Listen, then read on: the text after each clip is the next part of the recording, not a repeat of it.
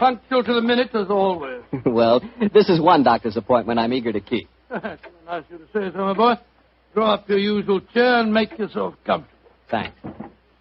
Well, Doctor, today's April the 1st. Did anyone try and play any jokes on you? Yes, you did, Mr. Bartell, but I'm happy to say that nobody caught me.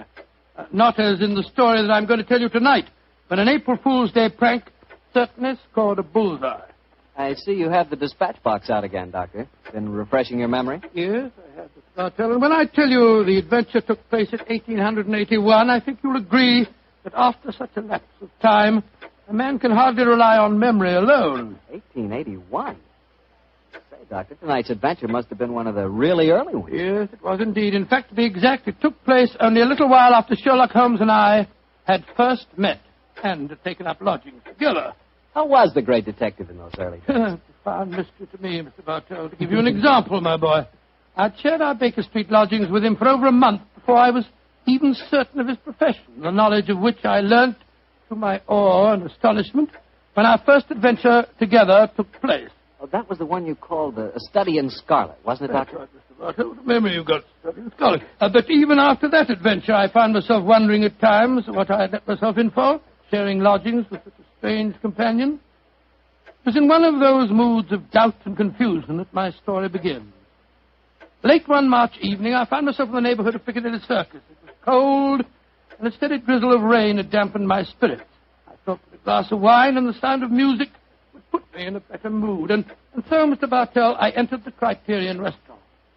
As I sat with a glass of rare vintage port at my elbow, the orchestra playing a dreamy Strauss waltz in the background, I couldn't help thinking of the last time that I'd been there.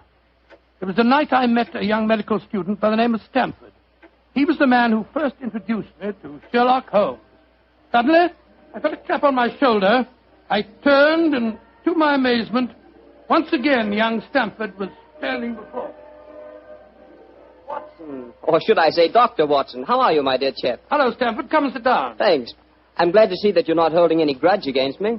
Why on earth should I do that? For introducing you to Sherlock Holmes. I've reproached myself ever since. I think he's as mad as a hatter. Not at all. He may be eccentric. In fact, I'll admit that he is eccentric, but he's an extraordinarily interesting fellow. He'll make a great name for himself as a private detective one of these days. You'll see if I'm not right, Stamford. I saw something about him in the paper the other day. Yes, I expect that was the Lauriston Gardens affair, wasn't it? Yes, it was. He's a brilliant man, Stamford. Quite brilliant. So I must admit he's difficult at times. He works like a fiend as a rule, but occasionally a reaction sets in for days at a time. He'll lie on our sofa, hardly uttering a word or moving a muscle from morning to night. It's depressing, I must say. I think he takes himself too seriously. Yes, perhaps you're right. How would you like to join in a little plot? Plot? Against Holmes? Yes. Just a rag, you know. We thought it'd be rather fun. We? Murphy and I, we were just talking about it. I'll call him over. Murphy? Oh, is that Murphy? I've seen him before somewhere, haven't I? I'm sure you must have done. He's been round at the hospital, and any time you go into the British Museum, you'll find him there. Nice fella, but dull. Definitely dull. Yes, Stamford. Oh, this is a friend of mine, John Watson. This is James Murphy. How do you do? I think I've seen you at the hospital. And I know I've seen you, Dr. Watson. Oh, sit down and come and join us, won't you? Oh, thank you very much. I was just telling Watson about our little plot. Oh, you mean about Sherlock Holmes? Now, look here. I'd like you fellows to realize that Holmes is a very good friend of mine. Oh, don't worry, Watson. This is all in good fun. Don't you realize what the date is tomorrow? 1st of April, isn't it? Yes, April Fool's Day. Oh, now I see. You're going to play an April Fool's Day joke on Holmes. Yes, that's our plan. Well, it's hardly our plan, Stamford. It's really Lady Anne Partington's idea. You see, Holmes was very rude to her when she visited the hospital recently, and she wants to, take him down a peg or two. Sounds innocent enough.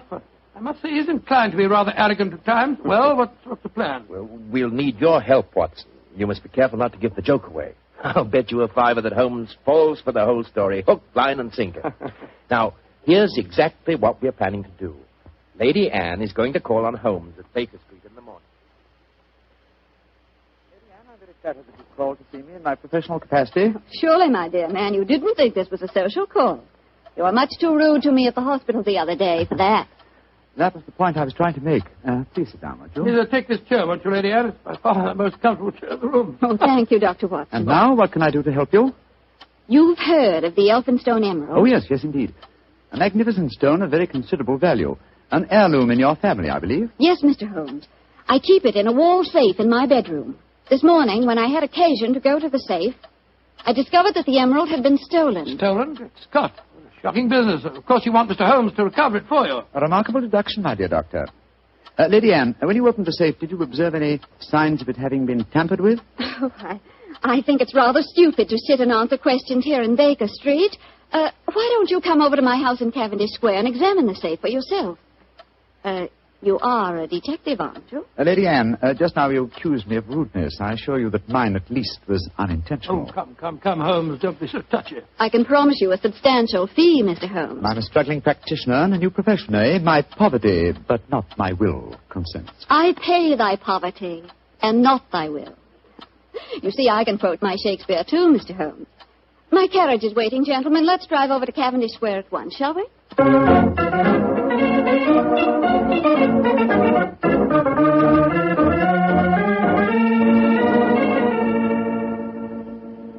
This is the wall safe, Mr. Holmes. Not too difficult a safe to crack for an expert. You placed the emerald in it last night, you say? Yes, when I went to bed. And this morning, it had gone. Well, surely, Holmes, this is a good occasion to use that magnifying glass that you're always fitting about with. Excellent occasion, my dear doctor. That's why I brought it with me. Uh-huh. That's very interesting. What is it? This safe was opened by an expert. There isn't a sign of its having been forced. Hello. What have you discovered? There's a peculiar tarnish on the steel knob. It was obviously handled by someone whose fingers are habitually stained with chemicals. Amazing, Holmes. Elementary, my dear doctor. Where does that door lead to? My boudoir. I should like to examine it, if I may. Oh, but of course. Thank you, Lady Anne. Dr. Watson, this is the most beautiful April Fool's Day fraud I've ever I played. must say, Murphy was right. He has fallen for it. Hook, line, and sinker. Just the same, I'm beginning to feel guilty. I can't help feeling a bit disloyal. Oh, nonsense. It's all in fun. Are Stamford and Mr. Murphy listening? Yes, they're next door in my drawing room. I'm sure their ears are positively glued to the keyhole. Well, I do hope Holmes won't be angry with me. Shh, here he comes. Nothing of any interest in there. The windows haven't been tampered with. We may presume, therefore, that the thief did not enter by an upstairs window. Lady Anne. Yes, Mr. Holmes. This room has not been touched since you discovered your loss? Oh, no. I told the servants to leave it exactly as it was while I came to fetch you. Splendid, splendid. Deep pile carpet, eh? Couldn't be better. The thief was a tall man with a long stride. Oh, come, Holmes. I know your methods, but there aren't any footprints on this carpet that you can identify, even with your magnifying glass. My dear doctor, I've studied many crimes, and I've never seen one yet that was committed by a flying creature. As long as a criminal remains upon his two legs, there must be some trifling displacement can be detected by a keen observer. I assure you that the marks on this carpet indicate that the thief was a tall man with a long stride. Traces of tobacco ash.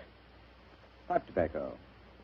Shag tobacco that sells at 4p an ounce. Oh, now, really, Mr. Holmes, how can you possibly identify an individual tobacco? Oh, it's a hobby of mine. In fact, I've even written a monograph on the subject. Now, one more look at the safe itself. Hello. What does powder dust here? What? It's rosin. Distinct trace of rosin. Lady Anne, I suggest that you get in touch with Scotland Yard at once. You mean that you've solved it, Holmes? I mean, my dear doctor, that I can give you a reasonably complete picture of the thief, and that picture is so individual that I'd be surprised if it would fit more than one man in London. Why, this is pure magic, Mr. Holmes. Please describe him to me. Well, he's a tall man. The width of his stride indicates that, and he's thin. Well, what enables you to tell that, Holmes? His footprints have made a remarkably light indentation on the nap of the carpet. Our thief dabbles extensively in chemicals, as indicated by the tarnishing of the knob on the safe, and the traces of rosin would suggest that he plays the violin also. He smokes shag tobacco, has a great practical knowledge of the ways of combination locks, and he's obviously in close contact with the criminal classes. How do you know that, Mr. Holmes? Well, he wouldn't steal a famous stone unless he knew how to dispose of it through some trustworthy fence. Yes, it's a very comprehensive picture, Holmes. I almost feel as if I knew the chap. Thank you, Doctor. I'm sure there's only one man in London, and it shouldn't be hard to trace him. I agree entirely, Mr. Holmes. Dr. Watson, I think the joke has gone far enough. Joke? What do you mean? You're quite right, Holmes, in saying there's only one such man in London. You've just given a perfect description of yourself. April Fool. Dr. Stamford, Mr. Murphy, you can come in now. April Fool, Holmes. April Fool. April Fool.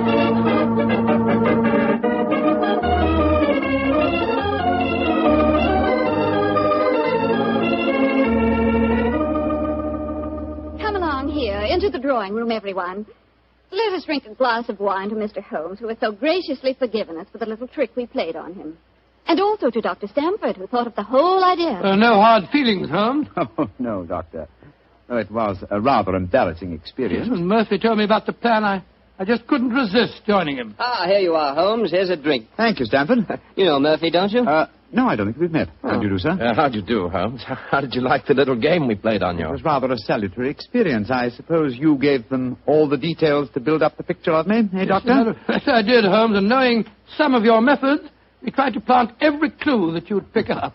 Very neat job, too, and incidentally, a perfect example of the dangers of deductions based on purely circumstantial evidence. I shall profit from this little lesson. I must say it was worth a fortune in emeralds to see your face, Holmes, when you realized what you'd done. Well, the joke's over now. By the way, where is Lady Anne? I believe she said she was going to fetch the Elphinstone emerald. She thought you might be interested in seeing it. She probably feels the sight of it will salve my wounded vanity. Oh, here she comes now. Mr. Holmes! Mr. Holmes! What's wrong? What's happened, Lady Anne? The emerald. It's not where I hid it. This time it's really stolen.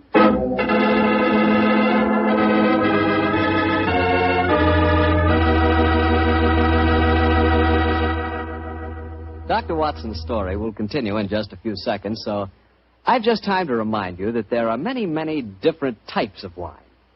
But if you want one wine that's fine for almost any occasion, then you want Petri California Sherry. Petri Sherry is fine before dinner, of course. But Petri Sherry is good after dinner, too. And it's the perfect wine for cocktail time or any time friends drop in. Everybody will love the real heart-of-the-grape flavor you get in every sip of Petri Sherry. And you can serve Petri Sherry proudly, because those letters P-E-T-R-I spell the proudest name in the history of American wine. Petri wine. Well, Dr. Watson, your April Fool Day plot kind of backfired on you, didn't it? Yes, Mr. Bartell, it was a perfect example of the biter bit. Well, what happened next? I suppose Sherlock Holmes went into action once again. That's fair, Mr. Bartell, and it gladdened my heart to see the change in the fella. I confess I'd felt rather ashamed of my part in the prank, for I could see that Holmes's pride had been hurt. But now, with a definite crime before him, the difference was amazing. He suddenly became a dynamo, galvanized into action as he stood there, firing questions at the other members. Lady Anne, who besides yourself knew of this fresh hiding place? Both Murphy and I did. Yes. After we'd left our deliberate clues on the safe, we went with Lady Anne and saw her secrete the emerald in the top drawer of her dressing table. We thought it would be all right there. After all, as soon as the joke was over, I was going to put it back in the safe. Now, I think our wisest plan before we question the servants would be for each one of you who were in this April Fool's Day prank to submit to being searched. Holmes, surely you don't suggest that any one of us took the emerald? No, Stamford, I don't. But if any one of you four are not guilty, this will be a splendid way of proving your innocence. I say, steady, Holmes. You're not suggesting that Lady Anne stole her own emeralds, are you? Are you, Mr. Holmes? I'm suggesting nothing, but I may point out that the recent vogue for the insurance companies has provided another interesting motive for these so-called thefts. I resent your insinuation. It's outrageous. Lady Anne, if I'm to recover your emerald, I must at least consider every possibility. A search is the most immediate practical action. Perhaps you'll retire into the next room while I persuade these gentlemen to submit to being searched. Very well, but I think you're in danger of making a fool of yourself once again. No, wait, don't go, Lady Anne. A search won't be necessary. What do you mean, Murphy? I must throw myself on your mercy, Lady Anne. I confess that I stole the emerald. Murphy! After you put it in the drawer, Lady Anne, I slipped back into the room and took it out. Murphy, that's a criminal action. I know it, but I'm poor. I need money desperately for my mathematical research. I knew the emerald was priceless, and I couldn't resist the temptation to take advantage of a joke. Here, Lady Anne, here's the stone, and please don't prosecute me. Please don't. It'd be my ruin. May I examine the emerald, Lady Anne? Thank you. Well, Mr. Murphy, I won't pretend that I'm not deeply shocked. I must ask you to leave my house. But you won't prosecute me, will you? It was a moment's temptation. No, I won't prosecute you. Holmes, what are you doing with the emerald? Well, knowing something of the deceptive ways of thieves, I came on this case fully prepared to test the emerald when I found it. Now, a drop of this acid from this vial, so... Mr. Holmes, what are you doing? You'll injure the stone. No, not if it's a true emerald. Uh-huh, look at that. Good Lord, the acid's eating to the stone as if it was sugar. Then that means... It means, Lady Anne, that Mr. Murphy has just imperiled his honor and his freedom to steal a singularly beautiful fake.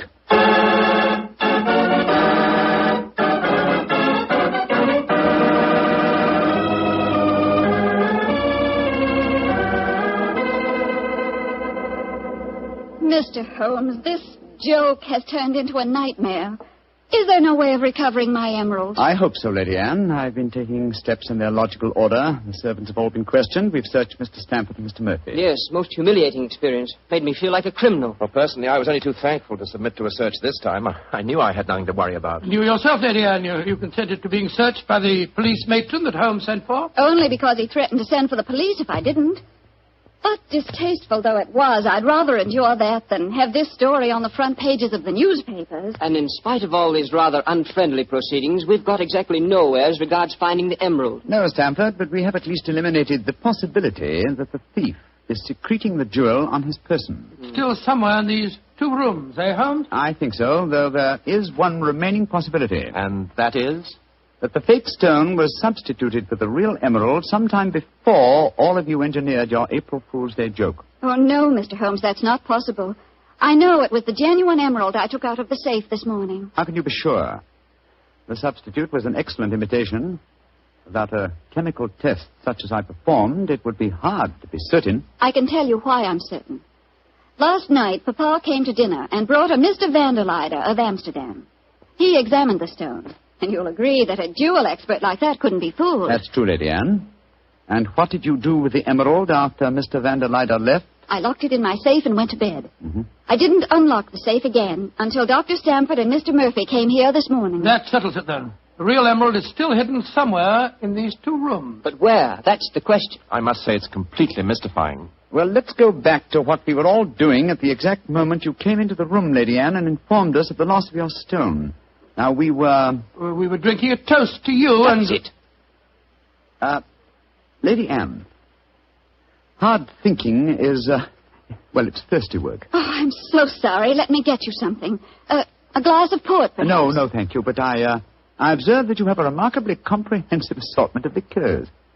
I wonder if I might have a glass of creme de menthe. Oh, of course. I'll get it for you. Creme de menthe in the middle of the day, Holmes? I knew you were eccentric, but this really Holmes, this bottle, it clinked as I picked it up. I thought it might, Lady Anne. There's something inside it. Allow me, madam. Thank you. I'm sure you won't mind if I waste this liqueur on the aspidestra. No, of course not. So. Lady Anne, allow me to restore to you the Elphinstone Emerald. Great Scott. Amazing. Fantastic. Ingenious. The one safe hiding place in the room. Where could a green gem be more effectively hidden than in a bottle of green liqueur? But who stole it? Who substituted the fake stone? Frankly, I don't care. The gem is restored. That's all that matters. I prefer not to go to court. Neither you nor I, Mr. Sherlock Holmes, would show up in the best of lights. And my father would disapprove of this whole affair, I'm afraid. Just as you wish, Lady Anne. In either case, I shall expect your check for my services in due course.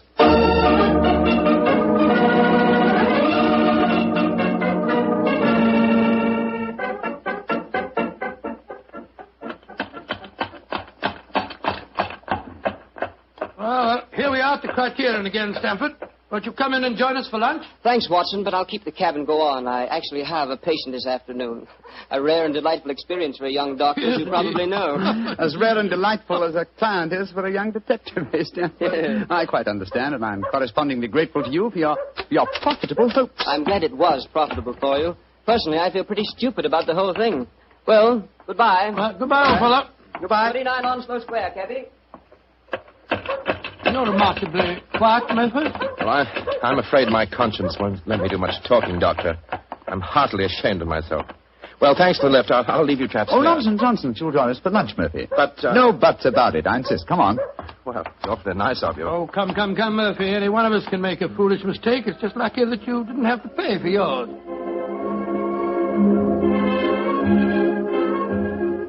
Monsieur wishes a table. Yes, for 3, please. This way, monsieur. Does this table please you? Excellent, thank you. George, I'm as hungry as a hunter. How about you, Murphy? No, I'm afraid I have very little appetite. This whole case has upset me dreadfully. You mustn't take it too much to heart, Murphy. By the way, Doctor, I'd like to have your opinion on the case. Who do you think staged the theft of the emerald today? Perfectly obvious to me. Lady Anne Partington did it herself to collect the insurance money. If she hadn't, she'd have insisted on your finding the thief. But you needn't worry, old chap. You'll get your fee all right, I'm sure of that. Oh, I'm not worrying about the fee. But I assure you, Lady Anne did not engineer that fraud today. You mean that it was Stamford? Tell him who was responsible, my dear Murphy. But how should I know? Oh, come now, Murphy. Let's not fence any longer. You did an excellent job, a superlative job. I was almost sorry to spoil it for you. I don't think I understand you, Holmes. Oh, yes, you do, Murphy. You're a splendid actor, too. I was so deeply touched when you had apparently stolen a fake jewel, and all the time you knew that the real one was safely hidden in the bottle of creme de menthe, to be abstracted at your leisure. You scoundrel. Holmes, do you mind telling me what's going on here? I'm completely and absolutely in the dark. Surely it's obvious, my dear Doctor. The imitation emerald was a brilliant copy. What makes you so sure of that, my dear Because Holmes? this April Fool's Day hoax was only conceived yesterday, or that is what you wish the others to believe. Such a superb paste gem could not have been made at such short notice. Therefore, it must have been prepared by someone who knew about the hoax before it was arranged. Now, my dear Doctor, when Stamford told you about the plan last night, whose idea did he say it was? He told me that it was Lady Anne Partington's plan. Precisely. And yet Lady Anne referred to it today as Stamford's idea. Obviously, you, my dear Murphy, presented the plan to each as the notion of the other, and so only you could have arranged the real theft behind the hoax. I repeat, a splendid job. Thank you, Mr. Holmes. May I also compliment you on your cleverness in frustrating my plot? Look here, what is all this? One of you is a criminal, the other's a detective. Yet you're throwing each other compliments as if you were in the same profession. The dividing line between the criminal and the criminal investigator is thinner than you might imagine, my dear Doctor. How very true, my dear Holmes. Would you consider coming over to my side of the line? Together we'd make an unbeatable team. Oh, you flatter me. Nevertheless, I must decline your offer, Mr. Murphy. Oh, a pity. On your side of the line, you'll never be a rich man. By the way, for your edification, my name is not Murphy, though Stamford insists on thinking it is. Then what is your name, you scoundrel? Your friend says the word scoundrel so much better than you, Doctor. My name is Murtry. Oh, indeed. Spelled M-U-R-T-R-Y? No. Dear me, I have so much trouble with my name. People will either misspell it or mispronounce it. I'm afraid I'll have to begin calling it the way it looks. M-O-R-I-A-R-T-Y. Moriarty. Moriarty. I shall remember that name. I have a feeling we shall meet again. I trust that we shall. You've won the first round, Sherlock Holmes, I admit that. But I believe that a return match is indicated. I shall look forward to it, Moriarty. And now, Doctor, I can't stand your baleful glare any longer. Let's order lunch, shall we?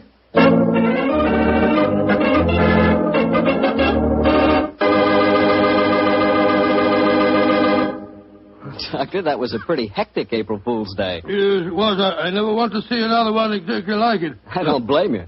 You know, I'd sure hate to have someone come to my house and pull a trick like that on me. Why, Mr. Bartell, do you have a precious emerald you fear may be stolen? Are you kidding? I wouldn't know the difference between a precious emerald and a piece of green glass. But when it comes to rubies, that's something else. Oh, you would know a ruby when you saw it? Sure, because a ruby has exactly the same color as a glass of Petri California port held up to the light. Mr. Bartell, you can find more excuses for talking about Petri wine than any man in the entire world. Believe me. Excuses, Doctor? I don't need an excuse to talk about Petri wine. And now let's look in on our old friend, Dr. Watson. I'm sure he's expecting us. Good evening, Doctor. Good evening, Mr. Bartell. Draw up your usual chair. I'll get on with tonight's new Sherlock Holmes adventure. Well, how did the story begin, Doctor? It was one day in the autumn of 1887, I remember. Holmes and I were seated on either side of the fire in our Baker Street lodgings. The great man, his eyes half closed, his long, thin fingers pressed together, lay back in his chair, filling the room with large blue clouds of tobacco smoke, and discoursing on one of his favorite subjects, Professor Moriarty. I can almost hear him now, Mr. Bartell, as he said... Napoleon of crime, Watson. He is the organizer of half that is evil and nearly all that is undetected in this great metropolis. Oh, surely that's an exaggeration, No, it Holmes. isn't, my dear fellow. is a brain of the first order, and his agents are numerous and splendidly organized. He himself sits motionless like a spider in the center of his web. But that web has 1,000 radiations, and he knows every quiver of each one of them. It's fortunate for me that there's only one Moriarty. If every criminal were equally astute, I'd be in bankruptcy within the year. I don't think you need to worry about bankruptcy, Holmes. As I came in just now, I picked these letters up from the whole table and slipped them into my pocket. Here you are. Oh, thanks, old chap. They didn't look like bills to me. I observed the crest of the Duke of Carlisle on the top envelope. Oh, dear me. 500 guineas. His Grace is extremely generous in his evaluation of my services. I don't agree. After all, you did save him from a shocking scandal. Oh, listen to this, Watson. I seen you yesterday when you come to the cricket match. You wasn't watching the cricket. If you value your life, keep your filthy long nose to yourself. And it's signed Joe the Butcher. Long nose. Who on earth, Joe the Butcher? Oh, minor criminal that I was instrumental in sending to prison for a short term. He flatters himself, though. I was watching the cricket. No idea that Joe was back in practice again. I must keep an eye on him. Hello. Letter on Carlton Hotel stationery. Now, I say, this is interesting. Very interesting. Oh, what's it say, Holmes? Dear Mr. Holmes, I've been informed that you are a man of ability and discretion. My life is in grave danger, and I need your help. Upon receipt of this letter, come to my hotel at once. I shall be expecting you. And it's signed, Francois Dulac. It's rather peremptory, isn't it? No, please, just come to my hotel at once. Who is this Dulac, anyway? What's no, fellow? Yeah? We were talking of Moriarty just now. I have a feeling that this letter may lead us to him. Well, what makes you say that? Francois Dulac, the writer of this letter, is recognized in France as the one indisputable authority on the paintings of Jean-Baptiste Greuze. Well, I still don't see the connection with Moriarty. If there is one thing Moriarty loves, more than the dazzling abstractions of mathematics and even more dazzling achievements of crime, it is the paintings of Greuze. The suggested combination of impending danger and a Greuze expert spells Moriarty to me. Get your hat and coat, old fellow. We're off to the Carlton Hotel to see Monsieur Dulac at once. This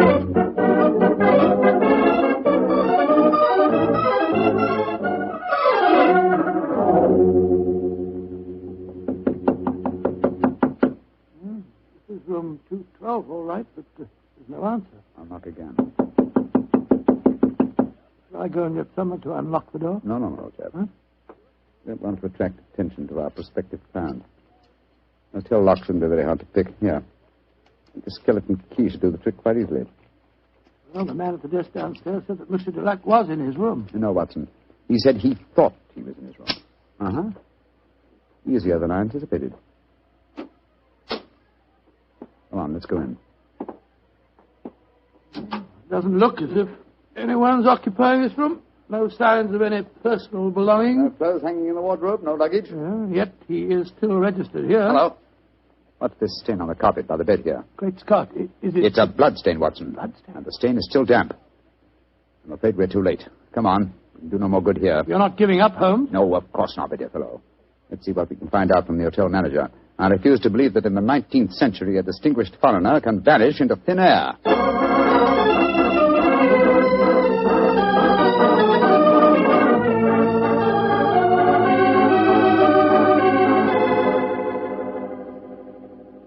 Yes, Monsieur Dulac did have a visitor early on today, Mr. Holmes. Do you remember his name? I think it was Perkins or Parsons, but I'm not sure. Can you describe his appearance? I think so, Mr. Holmes. He was a very tall gentleman, tall and thin, with deep-sunk eyes. Clean-shaven? Oh, yes, sir. He had a high forehead and a funny way of moving his head from side to side. Oh, yes. Right, Joe Holmes, that's almost an exact description of Moriarty. Exactly, Watson. Have you seen Monsieur Dulac since this Mr. Perkins or Parsons called on him? No, I haven't, sir. But his visitor came back only an hour ago. He had some men with him. They carried some large packages out of the hotel. Packages? But not luggage, eh? No, packages, Mr. Holmes. Has Monsieur Dulac received any other visitors since he arrived here? None that have been here to see him, sir. But I understand that Sir Henry Davenant has been most anxious to get in touch with him. Sir Henry Davenant? Thank you. I'm extremely obliged to you. Come on, Watson. Always proud to be of service to Mr. Sherlock Holmes. The plot begins to clear, Watson. Well, what makes you say that, huh? Sir Henry Davenant is a millionaire whose art collection is world famous.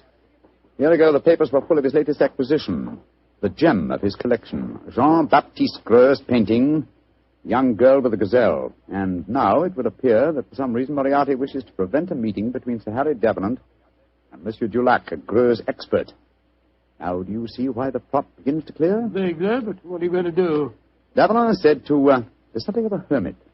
He won't have anything to do with officials, interviewers, and people like that.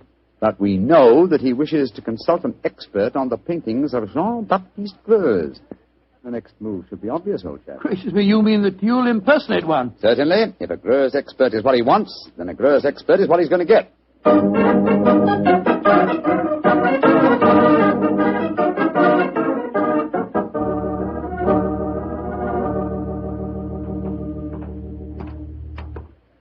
Holmes, I must say your disguise is amazingly effective. Monsieur, you do me the great honor. If I appear convincing to the astute Dr. Watson, how can I fail to convince Sir Henry Davenant? Oh, my dear fellow, it's marvelous. Appallingly good. Yeah. Here we are, sir. Sir Henry's house. Let's hope for the best, old fellow.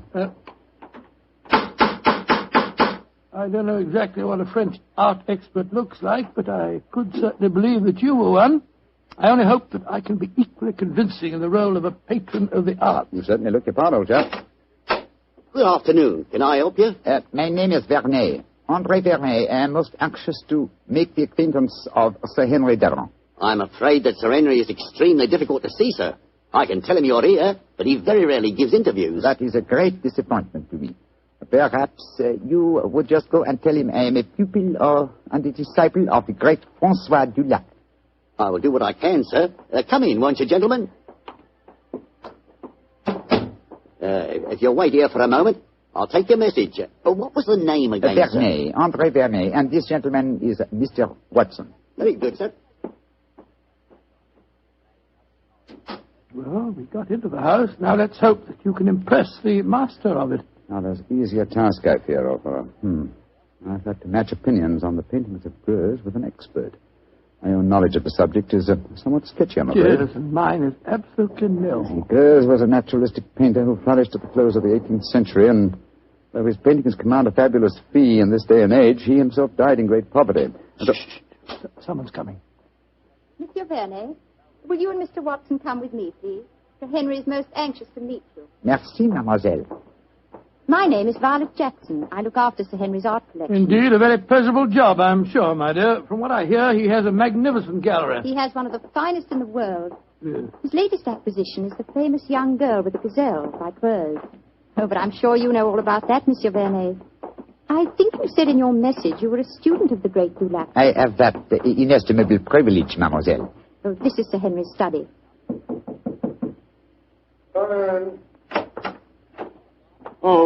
Thank you, Violet. You may go. Yes, Sir Henry. You're Blarney, I'm sure, and this is Mr. Watson? That's right, Sir Henry. Mr. Vernet is staying with me. I see. Well, sit down, won't you? Look, Blarney, you're a friend of Dulac's, aren't you? I think I may claim that honor, monsieur. Then why in thunder can't I get in touch with him? He's staying at the Carlton Hotel, isn't he? He was, or has been staying there, monsieur. Oui. I've left half a dozen messages for him asking him to come and see me, and he hasn't answered one of them. I can't understand it. It's most important that I see him. Monsieur is in some trouble, perhaps? Perhaps. Now, you fellows are familiar with the painting by Greuze, the young lady with the Gazelle, aren't you? Oh, yes, Sir Henry. Yes, indeed. Oh, you are, eh? What do you think of it? Well, one of the greatest works, in my humble opinion, monsieur. Of course, I have only seen a reproduction, but it seemed to me to have a freshness of vigor of the flesh tints, a great firmness and brilliance of line. You are indeed fortunate to own it, monsieur. Don't know about fortunate. It cost me £40,000. I still say you are most fortunate, monsieur. Would you grant me the honor of to examine the original? Well, I don't know whether I ought to. I've had to guard it very carefully ever since this...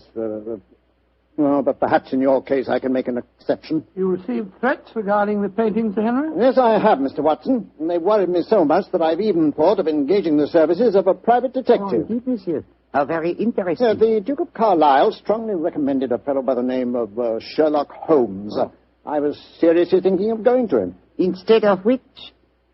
He has come to you, Sir Henry. In fact, it will save us all a lot of time, I'm sure. Well, what kind of horseplay is this, sir? Who the devil are you? My name is Sherlock Holmes. Then why do you come here masquerading as a French art expert? Because I'd heard of your aversion to giving interviews, and I wanted to see you urgently. I felt that in the character of a supposed Greuze expert, I was most likely to gain immediate admission. Well, then, your friend here? Dr. Watson, my colleague. Well, it's all turned out for the best, Sir Henry. You wanted to consult Mr. Holmes, and he was most anxious to see you. Yes. Well, I'm glad you fellows are here. You see, I'm devilish worried about that Greuze of mine. Oh, why, Sir Henry? Well, I bought it at an auction. There was another man bidding against me all the time, and when it was finally knocked down in my name, he became most insulting. He seemed unable to bear not owning the picture himself. He told me bluntly that I wouldn't enjoy it long. Well, I didn't think much about it at the time, but lately I've been receiving postcards repeating the threat. I don't like it, that's a fact. Well, you kept those postcards, I hope, Sir Henry? No, threw them in the fire where they belong. Oh, that's a pity, sir. Can you recall the name of this bidder at the auction who threatened you? No, didn't know his name. Can you describe his appearance? Well, let me see. He was tall, clean-shaven, and a curious habit of moving his head from side to side. Moriarty again. Yes, old chap, my supposition was correct. Now, tell me, Sir Henry, is the painting safely guarded? Well, I'd say that it was impregnable, Holmes. It's not in my regular galleries. I had a special strong room built for it when I started to receive these threats. It has a lock to which only I know the combination, and a special clockwork device that so controls the room that even I can only enter it during certain daytime hours. And yet, Sir Henry, with such thorough precautions, you appear to be frightened. Why? Well, I hardly dare trust my own shadow, Holmes. But as you possibly know, one of Greuze's pupils, a certain Madame Ledoux, imitated his paintings most successfully. Several of the experts were fooled. I confess that I've been frightened lately, since I received the threats, that a clever man might try and substitute a fake painting for the original, if indeed he hasn't already done so. That's why I was so anxious to get in touch with Dulac. He'd know a fraud at once. A substitution would be impossible if you're the only one that knows the combination to the lock of the strong room. Well, that's what my logic tells me too, Doctor. And yet I'm very uneasy, I must confess. It's still daylight, Sir Henry. Would it be possible for us to examine the painting now? Well, certainly. By the way, what happened to Francois Dulac? Did he leave the Cotton Hotel? He did, sir. So the circumstances of his departure made us distinctly uneasy. In what way? His room was empty. There were no signs of luggage, and yet... Come in. Yes, Violet, what is it? This note was just left for you, Sir Henry. I was asked to deliver it at once. Who left it, Violet? Well, he didn't give his name, Sir Henry. But he was a tall, thin man with deep, sunk eyes. Oh. What does the note say? Why, it's the same fellow again. Listen to this. I told you you wouldn't enjoy the painting for long. You didn't, did you? Great Scott, it's Moriarty. Holmes, I don't see anything funny about this. What makes you laugh? It's obvious that my painting has been stolen. I find nothing funny about it either, Sir Henry. But I must admit a certain pleasure. Once again, I'm crossing swords with an adversary who was more than worthy of my steel.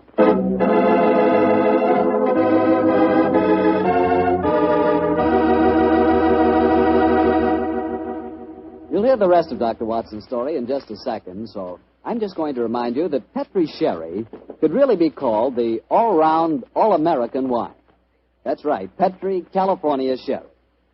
Now, the reason I say that is because Petri Sherry is not only a swell before dinner wine, but it's a perfect wine for almost any occasion. When company drops in, serve Petri Sherry. After dinner, when you're just sitting around chatting, Petri Sherry again is just right. Believe me, you couldn't ask for a better all-round wine than Sherry. You couldn't ask for a better tasting Sherry than Petri. Petri Sherry. Well, Dr. Watson, you've kept me on the edge of my chair so far with your story. What happened next? Did Sir Henry Davenant take you to see his famous painting? He did, Mr. Bartell. Together with Miss Violet Jackson, we descended countless flights of stairs. Doors opened where no one expected a door to exist. Finally, after walking down a narrow stone staircase that turned and twisted, we came up against a blank wall. It seemed that we could go no further. But a time clock, a combination of numbers, and a hidden door slid back. We stood in the interior of a small room. A room with no windows and hardly any light. An oil painting stood on an easel before us. It was the incomparable Greuze painting of the young girl with the Gazelle. We stood looking at it for a brief moment, and then the Henry Davenant said, Heaven, the painting is still safe. Yes, Sir Henry. If it still is the same painting. It looks the same, Mr. Holmes. Yes, it does to me. The fact remains that Only Francois Dulac could tell us if it is the same or a brilliant copy. Yes, and Monsieur Dulac has been silenced. So it would seem. Of course, we could ask the experts at the British Museum to pass judgment. Yeah, but how could it have been stolen? It'd be impossible to smuggle it out of here and replace it with a copy. There's only one way of being absolutely certain. With your permission, Sir Henry, I should like to make a test. You're going to take a sample of the paint, Mr. Holmes? Yes, that should give us certain proof. Well, very well. Yeah, you'd better do it, Violet. But be careful. Remember, the painting cost me £40,000. A minute fragment of paint will be sufficient for the test, won't it, Mr. Holmes? Yes, indeed. With my fingernails, Sir Henry, I'll scratch off a tiny sample. Yes, I think it's a dash fine bit of work, whoever painted it. There you are, Mr. Holmes. Is that enough paint Splendid, for Miss you? Jackson, splendid. Thank you. Please put it on this envelope for me, will you? That's it. And now, Sir Henry, I shall return to Baker Street and analyze this paint. Within an hour, I shall be able to tell you whether the painting is worth £40,000 or a plug farthing.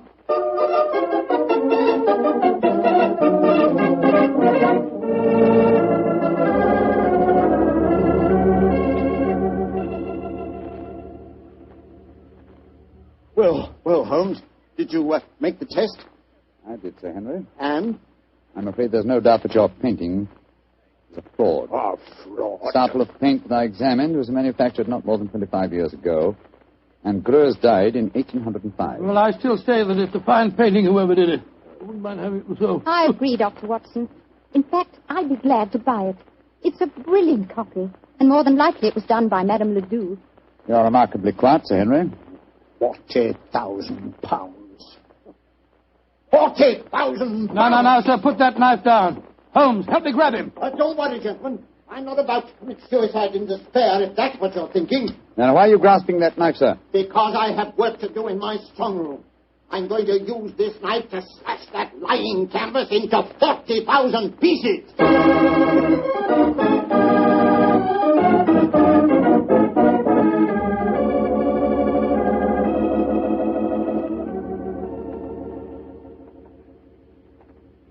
Yes, well, I suppose you're right, Violet.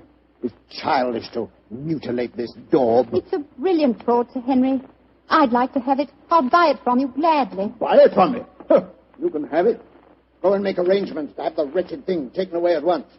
I don't want any frauds in my collection. Yes, Sir Henry, and thank you. Now, Mr. Sherlock Holmes, I'll pay you any fee you name if you can tell me how the original painting was stolen. Well, Sir Henry, the how must here precede the who. And the how, I must confess, seems impossible. Yes, I agree. This is a sealed metal room. The only entrance is through the door. That has a combination that only you know, Sir Henry. Perfectly true. It's impossible for anyone to enter this room without my being present. Or I would have sworn it was. Let's examine these walls, Watson. Might be a secret panel. Ventilator. No method of entrance here. Well, you'll find no flaws, I'm sure. This room is built like a giant safe. And the time lock on the door is equally solid. Is the time lock working now? Yes, it started 5 minutes ago when we opened the door. But don't worry, it's perfectly safe with the door open. But when the door's closed, it couldn't be reopened again, I take it, Sir Henry. Not until the morning, Doctor, no. I had the lock specially designed. Very ingenious. This presents as pretty a problem as ever I've tackled, Sir Henry. A large painting stolen and a fake one substituted in a sealed room to which only you have access. I must confess the how seems utterly impossible. Remember what you always say, Holmes. Throw out the impossible, and whatever remains, no matter how improbable, must be the possible. Let's consider the who for a moment. Is your butler absolutely reliable? Absolutely. How about Miss Jackson? Oh, completely trustworthy. Brought letters of recommendation from most of the leading art galleries in London. Intelligent, too. And serious-minded. She's made a deep study of mathematics as well as her knowledge of painting. Mathematics? How do you know that, Sir Henry? Well, she had a book with her the other day. I was surprised at the title. Could have been a novel, but no. It was called The Dynamics of an Asteroid, and it was inscribed to her by the author. Dynamics of an Asteroid, and inscribed to her by the author. Thank heavens for your memories, Henry. That book was written by Professor Moriarty. Violet Jackson must be an accomplice of his. Violet? The door! Someone slammed it shut. Yes, and it's not very hard to guess who that someone is. Oh, but I can't believe that Violet is a Look, criminal. there's a note being pushed under the door. Strike a match, will you, old fellow? Right, you are. What's it say, Holmes? Forgive my unladylike eavesdropping, but with Mr. Sherlock Holmes as near the truth as he is, I'm afraid it would be unwise for me to remain here any longer. On the other hand, you are in no danger of smothering in the strong room, but your imprisonment should delay my pursuit till morning. Violet Jackson. She's escaped us, Holmes. Don't worry, Watson. Miss Jackson's failure to procure the painting for Moriarty will land her in a far worse dilemma than anything we could subject her to. Moriarty has never tolerated failure on the part of his minions. A brilliant plot, old fellow, a brilliant plot. Moriarty is at the zenith of his powers. How fortunate that we were able to foil him. What do you mean, foil him? My painting's been stolen. Your painting, Sir Henry? Oh, no. It's here in this room. What on earth are you talking about, Holmes? You reminded me of my own dictum, Watson. I discarded the impossible. It was impossible that the picture had been stolen, therefore it had not been stolen. You mean that this painting is the original, Grose? Yes, of course, sir. Surely the whole plot is crystal clear now. Just about as clear as porridge to me. Well, then let me explain. The whole episode of Francois Dulac, the note to me, the empty hotel room, and the significant bloodstains and the apparent disappearance of Dulac were all part of Moriarty's plot. The real Dulac never left France. Moriarty created him in England to lure me into the case. Why in thunder should he want to do that, Holmes? Yes. I should think you're the last person he'd want on the scene. Oh, on the contrary, sir. He knew that I'd grab at his bait, the apparent murder of a Greuze expert who would make it seem likely that your painting had a substitute, Sir Henry. He wanted me to test the painting, which I did. I fell into his trap very neatly. The paint, Holmes. You said that it was no more than 20 years old. Yes, my dear fellow, the answer should be obvious. I see it. Violet was his accomplice, had prepared the painting beforehand, and carefully scraped off a piece of modern paint. Exactly, Sir Henry. And Moriarty had assumed, quite correctly as it turned out, that as soon as you thought your painting was a fraud, you'd want to get rid of it. And that girl was going to take it out of this house with your full approval. And, of course, turn it over to Moriarty. What a fantastic scheme. A devilishly clever one, old chap. If it hadn't been for your chance remark about the book on mathematics, Sir Henry, I'm very much afraid the young lady with the Gazelle might even now be on her way out of your house. Holmes, I can't tell you how grateful I am. And I'm going to express that gratitude in a very material manner, I assure you. Thank you, Sir Henry, but I wouldn't dream of accepting a fee for this case. I've been shockingly obtuse. I might easily have let them walk away with your treasure right under our noses. We locked in here for the night, Sir Henry? I'm very much afraid so, Dr. Watson. Oh, I shouldn't be surprised if the butler notices our disappearance and comes looking for us. But he won't be able to open the door. It'll need a professional locksmith to get us out of here. Oh, really? It looks as if we'll spend a very cheerful evening. Don't be gloomy, my dear fellow. Oh, gloomy. You're locked in with one of the loveliest girls in history, and she's genuine at that. Strike another match, old chap, shall we? What? Let's look at her once again.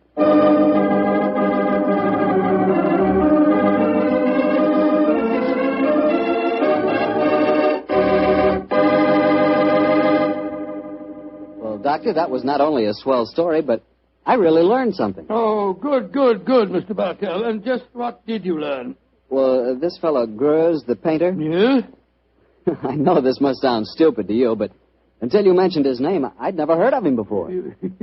Holmes mentioned his name to me. I've never heard him before either. But then...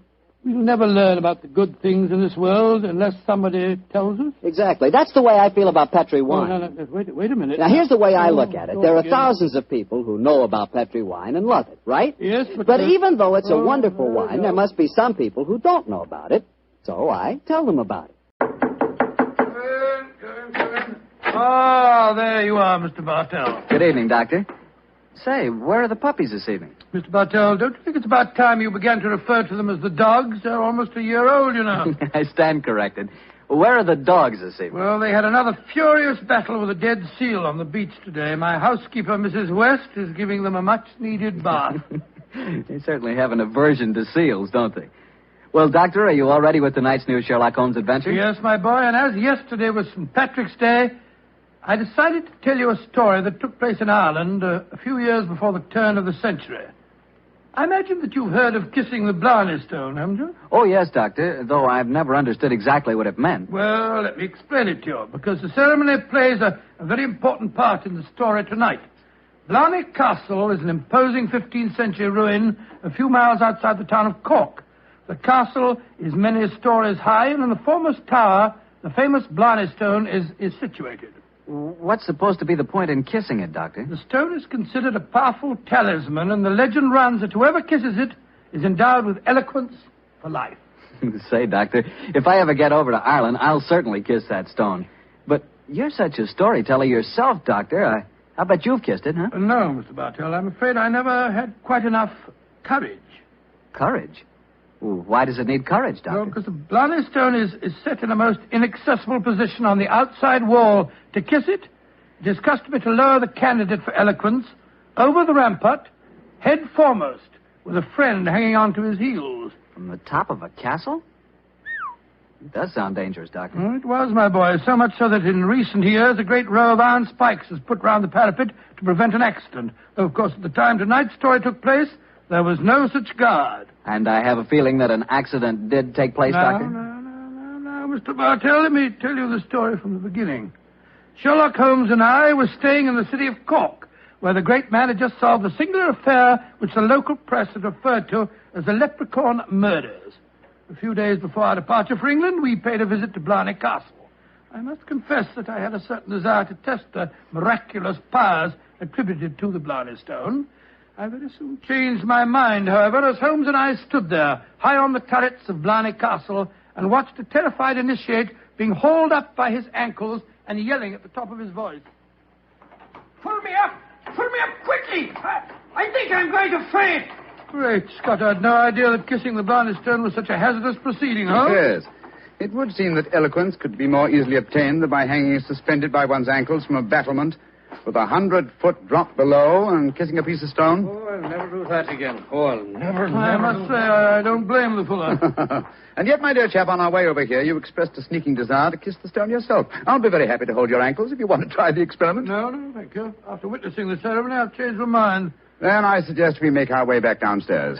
I don't think there's much more to be seen up here. Well, by the way, Holmes, do you know the origin of the superstition regarding the Blarney stone? Yes, I do, old chap. The stone was, the story of the stone dates back to the middle of the 15th century. A certain Cormac McCarthy, called the Strong, a descendant of the ancient kings of Munster and builder of this castle, chanced one day to save an old woman from drowning. In her gratitude, she offered Cormac a golden tongue, which would have the power to influence men and women, friends and foes, as he willed.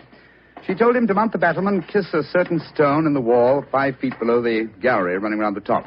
He followed her directions and obtained all the fluent persuasiveness she had promised. And I suppose the story spread and the Blarney stone has been a magnet to pilgrims ever since. Yeah, a pleasant legend. Holmes. Yes, old chap?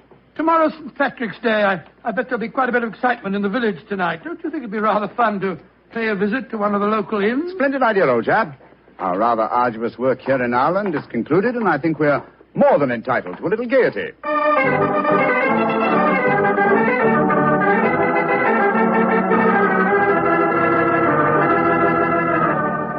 In Dublin's fair city, the girl was so pretty.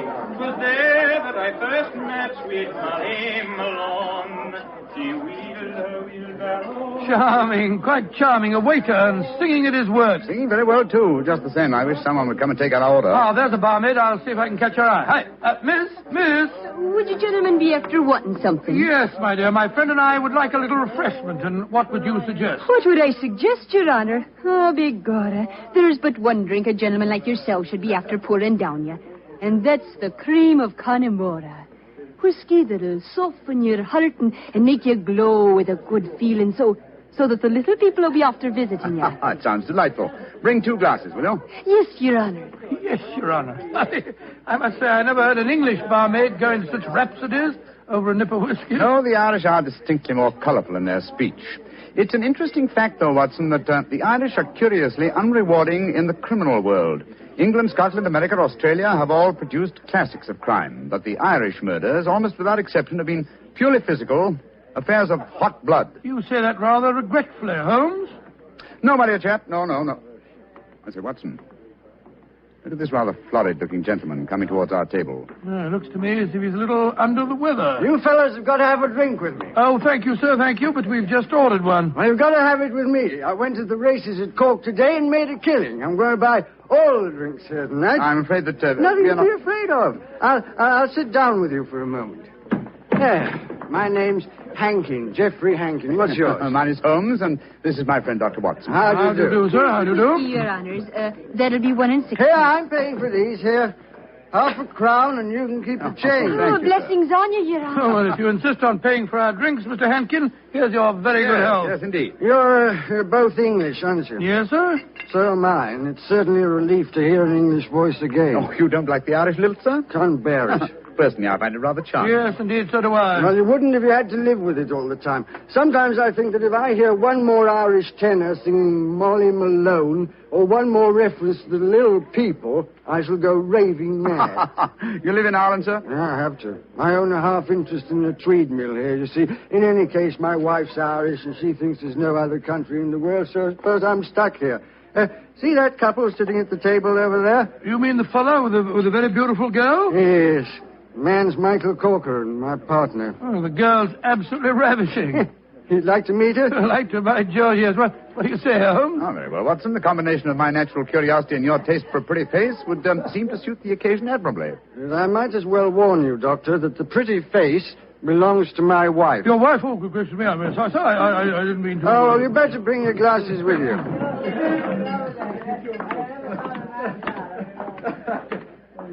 Molly, my dear, I want you to meet two English friends of mine, Mr. Holmes and Dr. Watson. How do you do? How do you do, Mr. Holmes, Dr. Watson? Won't you sit down and join us? And this is my partner, Michael Corcoran. How do you do, Mr. Corcoran? How do you do, sir? I'm glad to meet you. Please be seated, gentlemen. Are you visiting here in Cork, Mr. Yes, Holmes? Mrs. Hankin, but we're returning to England in a few days. You've been to Blarney Castle, I hope. Oh, yes, we were there this afternoon. And did either of you have the courage to kiss the Blarney Stone? No, we didn't. I'm afraid it's an athletic feat that's beyond me. It's a lot of rubbish, that's what it is. Kissing a slab of stone. Have you the courage to do it, Geoffrey? Well, of course I have, but I don't want to make a fool of myself. Where's the barmaid? Kathleen. I'll make a wager, Geoffrey, that you haven't the courage to kiss the stone. How much will you bet, Michael? I'll wager a 10-pound note on it. It's a bet, and you fellas witnessed it. I'll kiss the Blarney Stone at noon tomorrow, and you'll be 10 pounds the poorer, Michael. And I suggest that Mr. Holmes and Dr. Watson be present as well. They can act as referees. Geoffrey, dear, don't get so excited. Well, I don't like it when Michael suggests I don't have courage. You want some more drink, Mr. Henkin? Yes, all of us want some. No more for me, thank you, Mr. No more for and me, I thank think you. you've had enough, Geoffrey. Don't tell me when I've had enough, Molly. In Dublin's fair city, the girls Oh, no, are so not that pretty. filthy song. Yes, Firstly, Mr. Hankin, I find the traditional Irish melodies quite beautiful. And I find them revolting. Stop! Geoffrey, quiet. Would Your Honor be wanting me to sing another song? My honor would like you to shut up that filthy caterwaul. Really, sir, really, I call Geoffrey. that uncalled for. Sean, please go on with your singing. In Dublin's fair city... You heard me, you great bog-trotting gossoon. I said shut up, and I meant shut up! Geoffrey, I'm leaving here at once. Michael, please to take me home. It'll be my pleasure, Molly. You're an ugly man, Mr. Henkin. Knocking down poor Sean when he was singing just like a bird. Oh, the devil with him, and all of you. No Irishman will be after forgiving you for this night's work. No, not the little people of old Ireland either. You've made more enemies, Mr. Henkin, than you'll ever see. But you'll be knowing they're there. Fiddlesticks, you can't frighten me with your stupid Irish superstition. Well, bless my soul, that was a charming little party, I must say. Englishmen like Hankin are a disgrace to their country. Fortunately, they're not representative, though. Yes, I must say I'd hate to have a curse put on me like that barmaid laid on him. Watson. Yes? Did you see the glances which Mr. Hankin's partner and his wife exchanged as the brawl started? There was more menace to him in those glances than in all the threats of all the little people in Ireland. Yeah. I thought that there was something between them.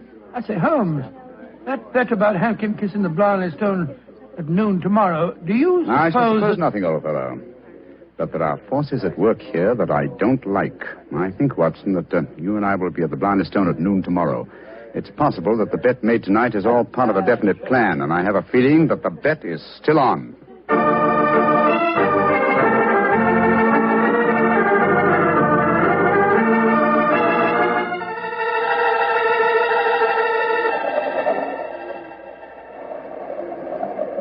quite windy up here today, old fellow, at the top of the tower, isn't it? Yes, it's just past noon. I wonder if that man Hankin is going to keep to the terms of his bet. We shall soon learn. In the meanwhile, are you sure that you wouldn't like to change your mind and kiss the Blarney stone yourself? I'm quite sure, thank you. Ah, here they come now. Yes. Hankin and his partner, Mr. Corcoran. The bet is on, Watson. Good day to you, gentlemen. Oh, hello. It's my friends from last night. Well, I see you're going through with the bet, son. Oh, yes. Geoffrey set his mind on the 10 pounds of mine. Your wife didn't accompany you, Mr. Hankin? No, she didn't. I'm afraid I'm rather in disgrace for my behavior last night. Molly made me go round and see that waiter fellow that I hit. I offered him money, but he wouldn't take it. Did you offer him an apology? Apologize? To a waiter? I should say not. Well, come on, let's get this stupid farce over with. Are you sure your nerves can stand it, Geoffrey? There's a drop of 100 feet or more below you. Oh, don't worry about me, Michael. Just hold on to my ankles tightly and don't let go. I'll climb onto the parapet. There we are. Now hold on to my feet, Michael, and lower me gently. I'm holding you, Geoffrey. Then lower away. Right you are, Geoffrey. Great Scott, I wouldn't do that for £100. Sliding head first down a vertical wall. That's enough, Michael. I can reach the stone. Oh, his boots! They're slipping through my fingers. I can't hold it. Let me help you. I'm slipping. Pull me. Hold on to him. Hold on to him. Oh, he's gone. I just couldn't hold him. Great heavens. No man could survive that drop. Mr. Corcoran, you deliberately let your partner slip to his death. This is murder. Yeah, but I don't understand. I'm a strong man, but he just vanished out of my hands like a greased pig. Let me see your hands, Mr. Corcoran. This is dreadful. Dreadful. There's grease on your hands. Grease. And with a faint trace of boot blacking. Good Lord, Holmes, that means that... Watson, that someone, knowing that Hankin was going to kiss the Blarney stone, smeared his boots with grease, so that he would slip out of the grasp of whoever was holding him. As clever a method of indirect long-distance murder as ever I've encountered.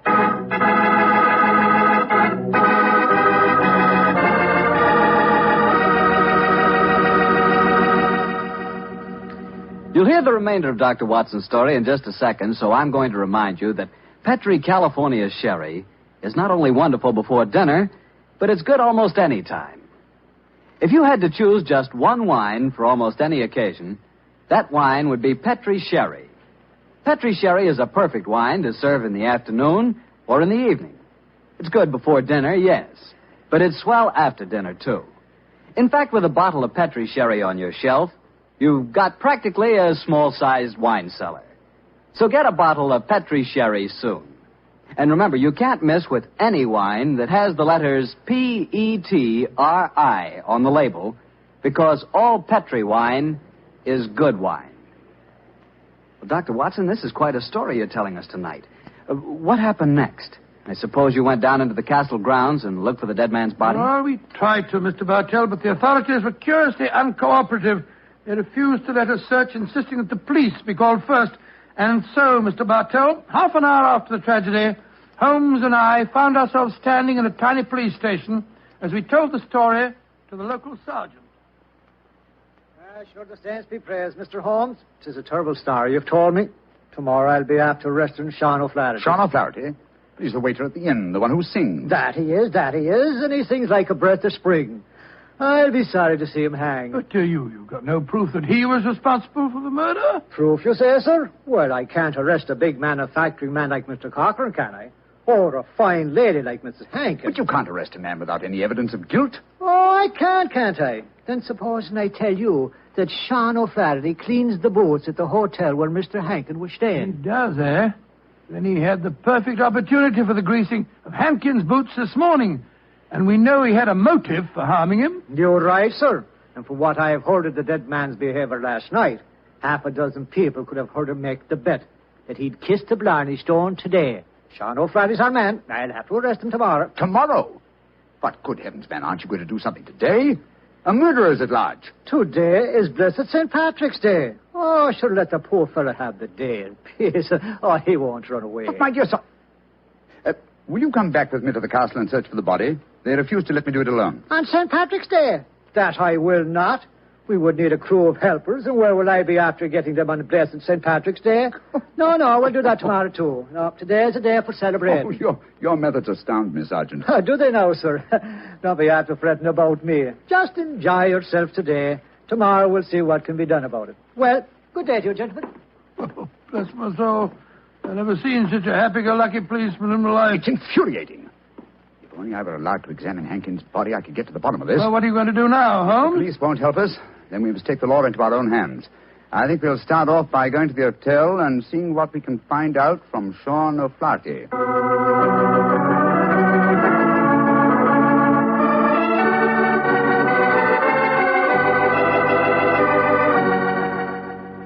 As I was going to Ballinure a day, I well remember for to view the lads and lasses on the 5th day of November with a murring do a day and a murring a do a daddy. Oh, your honors would be after speaking to me, Sean O'Flaherty, perhaps? Yes, Sean. Did you know that Mr. Hankin, the man who struck you last night, was dead? Dead? Well, if ever a man deserved to be beneath the sod, 'twas Geoffrey Hankin himself. A mean, ugly man. The saints be praised that he's gone. How did he die, sir? He was murdered.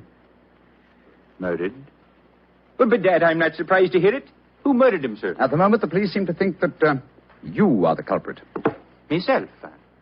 Well, how would I be after murdering the man, sir, when I don't even know how he died? He died when he fell from the top of Blarney Castle as he was trying to kiss the stone. He fell because Mr. Corcoran, his partner, couldn't hold on to his feet. His boots had been greased. And we know that you have been cleaning his boots, Sean. That I have, sir. I cleaned them this very morning. But I put no grease on them, if that's what you'd be after suggesting. I'm suggesting nothing. I'm trying to establish a few facts. Do you know Kathleen, the barmaid? Oh, and why shouldn't I know her, sir? She's to be me wife before the winter sets in. She pronounced a curse on the dead man last night, just after he had knocked you down. It's possible that she met... Here she comes now. Sean, my darling, what are the fine gentlemen doing here? Oh, Kathleen. They've come to ask me questions about the death of Mr. Hankin. He fell off Blarney Castle today and got himself murdered, they say. The saints be praised. But what has that to do with you, my darling? Well, the gentlemen tell me that the village police think that I might have greased his boots so that he slipped to his death. The village police is as stupid as my father's big sow. If Mr. Hankin fell to his death today because his boots were greased, I can tell you who did it. Indeed, who? The little people. I warned Mr. Hankin last night that the little people would be after him. He insulted the Irish. Oh, come, my dear. You don't seriously expect us to believe in the little people? And why not, Your Honor? We have them here. Oh, there be those that say the fairies all be dead, but I know different. I've seen them. When I was a slip of a girl, close to where I lived, there was a rat. That's a fort, you know. And the rat was a fairy's fort. We never dared touch it with a spade or cut down a tree growing on it or carry away a stone. We'd put our ear to the ground at night and we could hear the fairy music rising up from under the ground.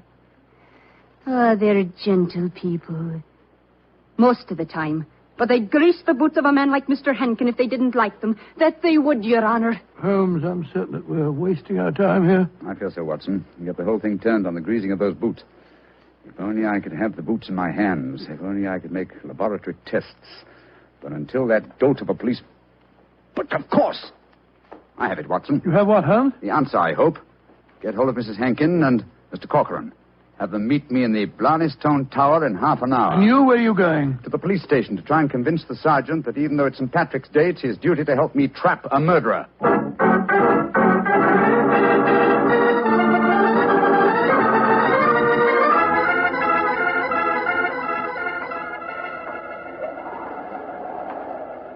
You know, Mr. Holmes, you're an obstinate man. It's blessed St. Patrick's Day, and yet you insist that we meet here on the top of Blarney Castle. What do you think you can prove? Who murdered Geoffrey Hankin? Yes, but why do Molly and I have to be here? Yes, Mr. Holmes.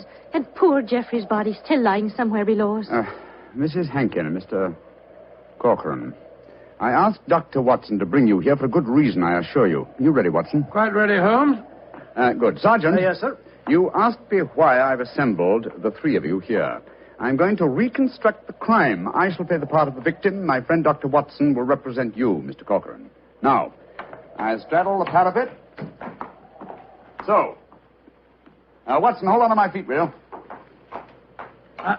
I've got him, Holmes. And lower me down the face of the wall. Right, sure. Holmes, hold tight to the wall. Try and push yourself back. The murderer's tried to get you. Your boots are covered in grease. Stand back. Come away. Grab my trouser legs, Watson. I've got him, Holmes. Come, up you come. There we go. Oh, Joe, that was a near thing. Devilish plot, Sergeant, and very cleverly carried out. My boots were ungreased when I entered the castle, and yet someone has been able to apply grease to them without my knowledge within the last few minutes. Sure, and how is that possible, sir? I don't know, Sergeant, I must confess. Holmes, you stumbled as you came up the darkened staircase. Do you remember that? That's true, old chap, I'd forgotten. And you, Mrs. Hankin, and you, Mr. Corcoran, were kind enough to assist me to my feet. An excellent opportunity to apply the grease. Now we know that one of you two is the murderer. I must have a jar of grease somewhere. Now, Sergeant, will you search the lady while I search Mr. Corcoran? But this is ridiculous. Of course it is. How could we be guilty? Well, if you're not guilty, you've got no objection to being searched, madam. Well, upon my word, here in your purse, Mrs. Hankin, is a jar of grease. What? Now, what have you to say of yourself? Now, can't you say, Sergeant? Except that she engineered her husband's murder and tried to engineer mine. Oh, no, I knew nothing about Geoffrey's murder. Oh, Michael, darling, I swear to you. Don't worry, my darling. I'll not let them hurt you. I'm telling you, you're wrong, Mr. Holmes. I was the murderer. Oh, no, Michael. You mustn't sacrifice yourself for me. I think this little play acting has gone far enough. Mr. Corcoran, you have just offered us what you think we will accept as a false confession. But I've established the one thing I wish to know, that you love your late partner's wife and she you. I'm proud to admit that, Mr. Holmes. And now that she's a widow, I can say it in the open. But what are you implying? That you murdered your partner. But the grease on your own boot, sir. I just found a jar of it in Mrs. Hankin's handbag. Oh, that, my dear Sergeant, was all part of my little plan. As to the grease on my boots, I confess I placed it there myself, just as I planted the jar of grease in your bag, Mrs. But why, Holmes? A fraud accomplished two ends. It forced you, Mr. Corcoran, into a betrayal of your love. But what was more important, it proved from what Dr. Watson's natural reactions were that a man holding the greased boots could not fail to realize that fact at once. You brazenly committed murder before our very eyes, Mr. Corcoran, hoping to appear as an innocent victim of another's plot. Your theory is an ingenious one, Mr. Holmes, but how can you prove it? I can claim that my hands are unusually insensitive, not the delicate fingers of a doctor like your friend. Yes, he's right, sir. How can you prove it? When, with your kind cooperation, Sergeant, we find the body of Mr. Hankin and examine it, I shall study his boots. If the grease was applied at the hotel, as it would have been if Sean O'Flaherty had done it, the boots will reveal dust from the walk here. If there is no dust, the grease must have been applied as you grasped your partner's boots with grease-smeared hands, Mr. Corcoran. You should know best what my tests will Grab reveal. him, Sergeant. Grab him. He's Come back, heading for that parapet. Oh, Michael, don't! Please don't! Goodbye, Molly, me darling. No! Great Scotty. He jumped off the parapet. Now, Mr. Holmes, you can see that I was right, sir. Wasn't I? What do you mean, Sergeant? In waiting until tomorrow to get the search party. Now we can be after finding both bodies at the one time.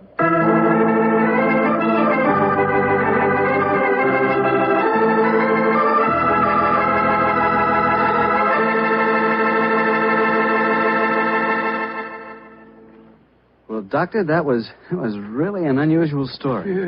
Even now I get a bit of a shudder when I think of that afternoon at the castle. I don't blame you. Doctor, you know something? Earlier this evening, I said that if I ever got to Ireland, I'd certainly want to kiss the Blarney stone, remember? Yeah? Well, I've changed my mind. I'd no more want to hang by my heels to kiss that stone than, well, just let's forget it. But, my boy, don't forget if you kiss that stone, you get the gift of eloquence. You'd be the most convincing fellow in the world. So? So, well, whenever you talked about Petri wine, you'd really do people a favor because they wouldn't be able to resist trying it. Oh, talking about Petri wine isn't important, Doctor. The best way to determine just how good Petri wine really is to taste it. Come in. Ah, there you are, Mr. Bartell. Good evening. Excuse me, Dr. Watson. I didn't know that you had company. Shut the door, my boy, and come in and join us. Let me introduce you, Mr. Bartell. This is my friend, Mrs. Campbell. How do you do, Mrs. Campbell? How do you do, Mr. Bartell? Mrs. Campbell is a very old friend of mine from England, and when she called on me today, I persuaded her to stay and have dinner, and then join us in this little session of storytelling. You see, Mr. Bartell, she's really what you might call the star of the Sherlock Holmes adventure that I'm going to tell you tonight. Oh, come now, Dr. Watson. I actually played a very small part in the story. In any case, I was much too young at the time to know what was really going on. Say, this is a great idea, Doctor. One of the characters out of your fabulous past here in California in 1946 and helps tell her own story. Oh, no, Mr. Bartell. I'm no storyteller. That's the doctor's department. I'll just listen. No, my dear. I'll set the scene, but you must ring up the curtain, as it were. In any case, my memory isn't too clear on some of the early points in connection with the case. You will have to help me out. Oh, but you're talking to millions of listeners on the radio. I'd be terrified to speak over the air. We're on the air now, Mrs. Campbell. Oh, we're not, are we? Oh, dear. No. Don't worry, Cynthia.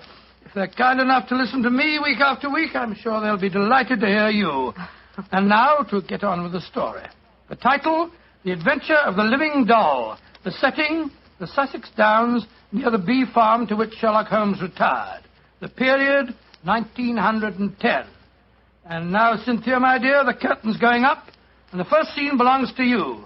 Supposing you set it for us. Well, I'll try. We were living on the Sussex Downs also, Mr. Bartell, at that time. My name was then Cynthia Browning.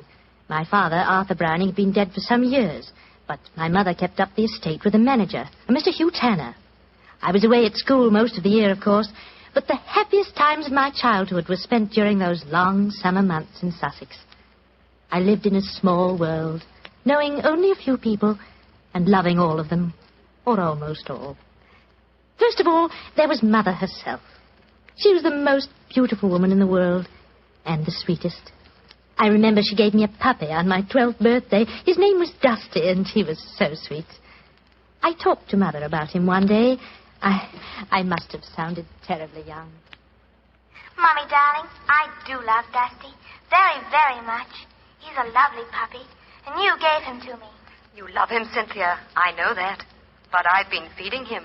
That's your job, darling. It's good for grown-up people to have responsibility. Oh, Mommy, I'll feed him. Of course I will.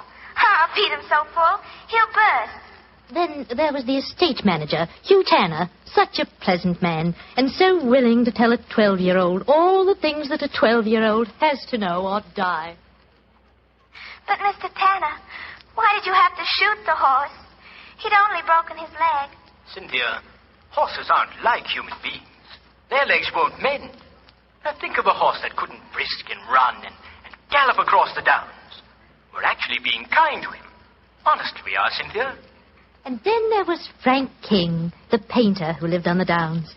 He taught me to open my eyes and really see things. No, Cynthia. That sunset isn't red. It's gold and rust. And the water, child, look at it. It's almost rose in this light. Rose flecked with cobwebs of eggshell blue. Cynthia, darling, a sunset's never just one color. Do try and remember that, won't you? And then there was Mr. Pound from the city. I gathered that he was terribly rich, and he wanted to marry Mother.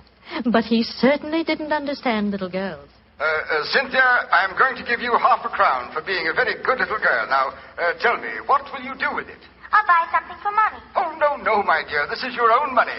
You put it in the savings account at the post office, and it'll make more money for you. Always remember, my dear, take care of the pennies, and the pounds will take care of themselves. Then there was the wonderful wise woman who knew all the things that aren't in books. Always remember, my bunny, that it's good luck to touch the hump of a hunchback. But the curse of Beelzebub himself will be upon ye if he look at a sliver of silver moon through the glass. And then, the strangest and most wonderful of them all was the lean, middle-aged man with a sharp face and the bee-net whom I met one day on the downs. Good afternoon, young lady. Good afternoon. I'm Cynthia Browning. My name is Holmes. Sherlock Holmes. Why are you carrying that net? You looking for butterflies? Oh, no, Cynthia. I'm a bee farmer. Bee farmer? Oh, that sounds funny. How do you farm bees? Well, come over to my place one day and I'll show you. I say, that's a beautiful doll you're carrying. Isn't a doll. It's my mascot. It was given to me by Frank King, the painter. He made it for me. He made it to look as much like me as possible. I call her Me.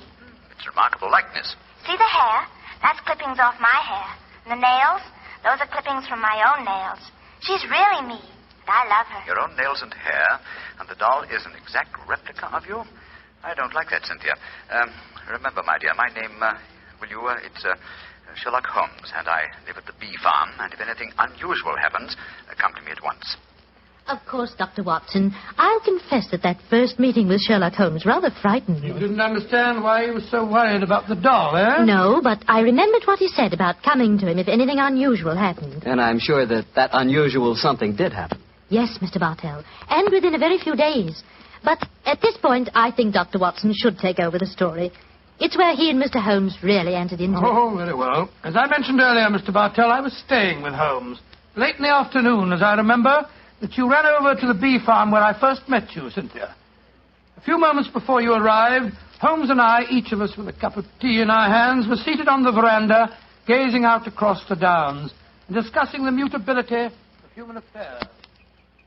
It's strange, Watson, that after a lifetime devoted to the more flamboyant aspects of everyday life, that now, in what is the fast approaching twilight of my days, I find such peace and companionship in the exact and predictable behavior of bees. I wonder what Moriarty would have thought. Oh, you talking as if you're an old dodder of 90. You say what you like, but I don't think that you'll ever really be happy in retirement. You miss the danger, the excitement of the chase, the public acclaim. What are you talking about? My work was never for the public. What did the public, the great unobservant public, who could hardly tell a weaver by his tooth or a typesetter by his left thumb, care about the finer shades of analysis or deduction? In any case, Watson, I chose a happy time to sink into oblivion. In comparatively recent years, the criminal seems to have lost all his originality and enterprise. My own little practice when I gave it up seemed to be in danger of developing into an agency for recovering lost lead pencils or giving advice to young ladies from boarding schools. Oh, talking of young ladies, who's this little girl running up your driveway? Oh, great Scott, it's little Cynthia Browning. Oh, and who's she? Oh, a charming young neighbor of mine. Hello, Cynthia. Hello, Mr. Holmes. You've come to see how I farm bees, haven't you? No, Mr. Holmes. You told me to come to you if something unusual happened. It has. Something that's frightened me. Well, now, sit down, my dear. This is my old friend, Dr. Watson. Oh, how do you do, Cynthia? How do you do? Now, Cynthia, dear, what has frightened you? It's my mascot. My me. Look, somebody stabbed her through the heart. Great Scott, a doll that's an exact replica of her, with a penknife thrust into it. Good gracious me. When did you find your mascot like this? Just after tea. Mommy had some gentlemen calling on her, and afterwards I went up to my room and found poor me on the bed. I remembered what you told me about anything unusual, and so I came over here as fast as I could. Yes, I'm glad that you did, Cynthia. But did you tell your mother where you'd gone with her? No, I didn't. She was still talking to the gentleman. Well, she'll worry about you when she discovers your disappearance. No, don't worry, Watson. I shall go over and talk to her at once. Cynthia, my dear. Yes, Mr. Holmes? Who were the gentlemen calling on your mother?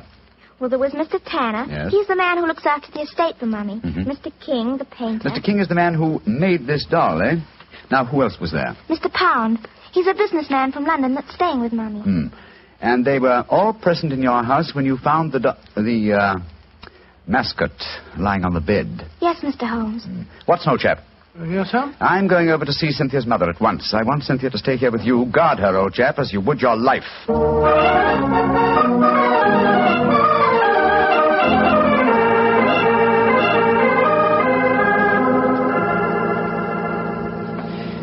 Mrs. Browning, I know I must seem like an intrusive neighbor, but possibly you've heard of me. My name is Holmes, Sherlock Holmes. Well, who hasn't heard of the famous Sherlock Holmes? Please sit down, won't you? Thank you. Your guests have left? Yes. But how did you know I had guests? I know you're a great detective. Your charming little daughter, Cynthia, came over to see me half an hour ago. She told me. So that's where she went. Did she come back with you? No, Mrs. Browning. I felt it safer that she remained at my place for a while. My friend, Dr. Watson, will look after her. I'm afraid she may be in danger. In danger? Mr. Holmes, what makes you say that? You know your daughter's doll, the one fashioned in her own likeness and with her own hair and nails? Of course. Frank King made it for her. While you were at tea this afternoon, your daughter found the doll lying on her bed with a penknife stuck through its heart. That's very peculiar. But I don't see that she should be in any danger because of it, Mr. Holmes. Mrs. Browning, certain practitioners of magic believe that if a doll-like effigy is made of a human being and the effigy is then mutilated, that a similar fate will befall the living original. But, Mr. Holmes, that's black magic. You can't possibly believe in it. Not in the results of stabbing a doll, Mrs. Browning, but I Well, it's possible that someone is trying to kill your daughter. To kill Cynthia? Oh, no. It may be more than a possibility, I'm afraid. And when these magical means fail, they will turn to more direct methods. But who could possibly want her death? You have not remarried, Mrs. Browning? No, I feel it my duty to devote my life to Arthur's child, Cynthia. Yes, then anyone wishing to marry you might feel that Cynthia stood in the way. But that's absurd. But logical, Mrs. Browning. Do you mind if I ask you a very personal question? With Cynthia's safety at stake, you may ask any question. Are any of the 3 men who were present at tea this afternoon desirous of marrying you? Well, Please be completely honest, Mrs. Browning. At different times, they've all asked me to marry them, yes. And you won't contemplate marriage because of your dead husband's child, Tell me, Mrs. Browning, have you seen this penknife before? It was the one found stuck through the doll's heart. I don't think I've ever seen it before. One final question. Would anyone among Cynthia's acquaintances have a knowledge of the practice of magic? Well, the old woman that Cynthia calls the wise woman might. Oh, who might she be? A strange creature that lives in some hovel on the downs near here. Mm-hmm. She brews weird concoctions with herbs, love philters, and all that sort of thing. I'd be a suitable companion for your daughter, Mrs. Browning. I know it, Mr. Holmes. I've told Cynthia over and over again that she mustn't stray off and see the old woman. But you know how disobedient children are at her age. I'm sure she's been over there recently. I'd like to talk to this woman. Where does she live? I don't know exactly, but Frank can take you there. He used her as a model. Frank King, the painter? Yes, he lives in the village. Then I shall call on him at once and persuade him to accompany me. We must find that wise woman and, I hope, save your child from magic. Magic and possible murder.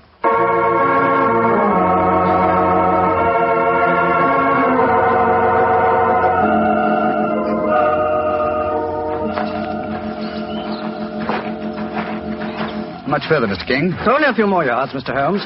A little cottage is just behind the trees there. It's a pretty broken-down place.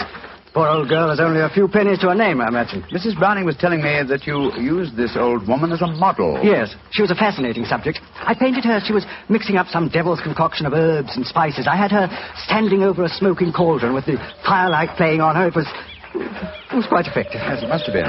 The subject of witchcraft appeals to you, Mr. King? Right. I don't know anything about it. It was just that she was such a wonderful subject for a painter. Here we are. I'll knock on the door.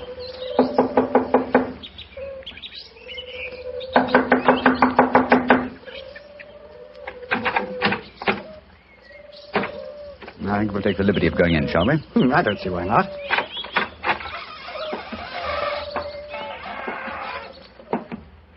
Shh.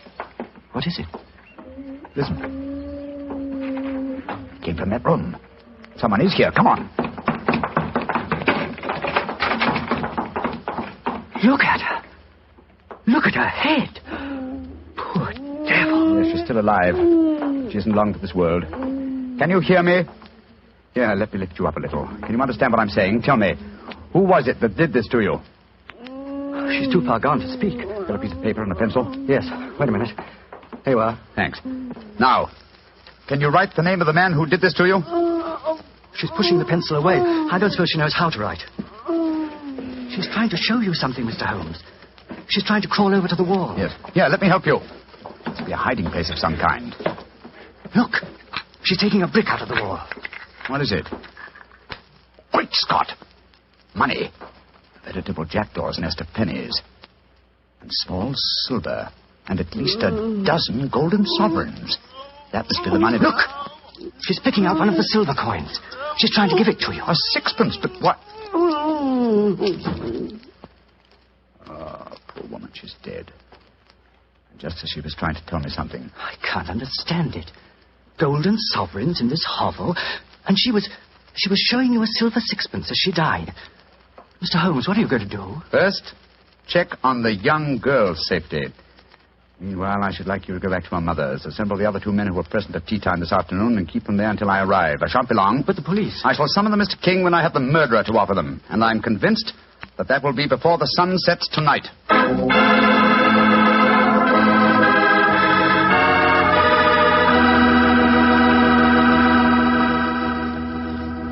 We'll hear the rest of Dr. Watson's story in just a second. Time enough for me to mention another wonderful Petri wine. Petri California Muscatel. If you like that subtle muscat flavor, who doesn't, you really like Petri Muscatel. Petri Muscatel is a clear golden wine that is just as much a hit with the ladies as Petri Port is with the men. But I don't mean by that only the ladies like Petri Muscatel. In fact, if you want to be sure to please everybody, get both Petri Port and Petri Muscatel. In other words, don't buy one, buy two. But do be sure you always buy Petri. Now back to Dr. Watson and his guest tonight, Mrs. Campbell, who played a most important part in the story herself. Oh, not nearly as important a part as that played by Mr. Holmes and Dr. Watson. Well, Dr. Watson, what happened when Sherlock Holmes rejoined you at the bee farm? Well, first of all, he made sure that the little girl was safe. Then he told me of finding the dead woman and of his theories as to the killing. I can almost hear him now, Mr. Bartell, as he said... Watson. Someone wanted the little girl out of the way because they knew the mother would never marry while the child was alive. And that someone persuaded the old woman to do the job for him, I suppose. Undoubtedly. And she, believing in the powers of black magic, mutilated the doll, firmly convinced that in so doing she was destroying the young girl it was fashioned after. And then, I suppose, when the potential murderer discovered the woman was merely indulging in stupid folklore, he killed her, realizing she was only a hindrance to him, and with her knowledge of the plan... a dangerous hindrance. Exactly, my dear fellow. But how do you suppose we account for the hoard of money? Golden sovereigns, don't forget, that we found in the hovel. Well, no doubt it was a sum that she was already being paid for the murder that she was going to commit. As she died, she tried to give me the clue to her murderer by selecting certain coin.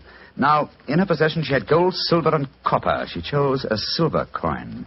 And yet I can't see its significance, I must confess. Well, at the moment, possibly not. And yet, before the evening's over... I bet you that... What did you say, Watson? I said before the evening's over, I bet you... Thank you, old fellow. That's the clue. You bet me. What on earth are you talking about, Holmes? I was just saying... You've just given me the answer to the whole problem, Watson. What? I'm much obliged to you. Stay here, will you, old chap?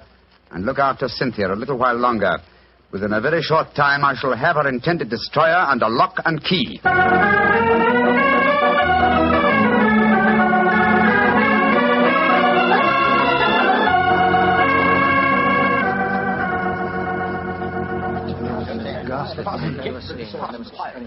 Mr. Holmes, I'm glad you've come. I've had the greatest difficulty in persuading these three gentlemen that their presence was necessary. Within a few minutes, Mrs. Browning, two of them will be entirely free to leave if they want to. Mr. Holmes, I think it'd be a good idea to tell everyone what happened. Yes, Mr. Pound, I think it'd be a good idea to tell everyone what happened. Yes, how do you do, Mr. Pound? How do you do, Mr. Holmes? Look here. If there's some scandal down here... Oh, there is, Mr. Pound. Then I want my name kept out of it. You hear? I have a seat on the London Stock Exchange. Oh, very comfortable for you. Yes. And the other gentleman, by the process of elimination, must be Mr. Hugh Tanner, the manager of your estate, Mrs. Browning. Yes, I'm Hugh Tanner. And now, Mr. Holmes, supposing you tell us what this is all about. I'm a straightforward man, and all this mystery is rather aggravating. Something has happened. Something that concerns us all. What is it? Murder. Murder? Murder? Good Lord, who's been murdered? An old woman who lived in the village. Your daughter, Mrs. Browning, referred to her as the wise woman. Mr. King and I found her tonight in her cottage on the downs, beaten to death. Murdered. Well, that's shocking, but what's it got to do with us? I'll explain, Mr. Pound. Each one of you, I believe, would like to marry Mrs. Browning. Her daughter, Cynthia, is an obstacle to such a marriage. One of you decided to remove that obstacle and engaged the wise woman to carry out the plan. Finding the woman clumsy and ineffective, you decided that she was a dangerous witness, and so you murdered her. Fortunately, the poor woman, as she was dying, gave me the clue to her murderer. But how did she do that, Mr. Holmes? I thought you said that she died without speaking. She did, Mrs. Browning, but she gave me the clue nonetheless, though I was shockingly slow in spotting it. Well, what was the clue? Yes, let's stop being mysterious and come out into the open. You were with me, Mr. King. As she died, I shall let you tell them. Well, she was dying, unable to speak when Mr. Holmes asked who had attacked her. She couldn't write, but she showed him a hoard of copper and silver coins and a dozen golden sovereigns. Sovereigns in a hovel like that? Oh, I see. She meant her murderer was the man who had paid her. And with all that ill-gotten wealth, she died clutching a silver sixpence. And you still don't see who the murderer is? Come along, gentlemen. You should know it as well as you know your own names. Now, Mr. King mentioned that there were a dozen sovereigns. Whose name does a sovereign suggest? Sovereign? King.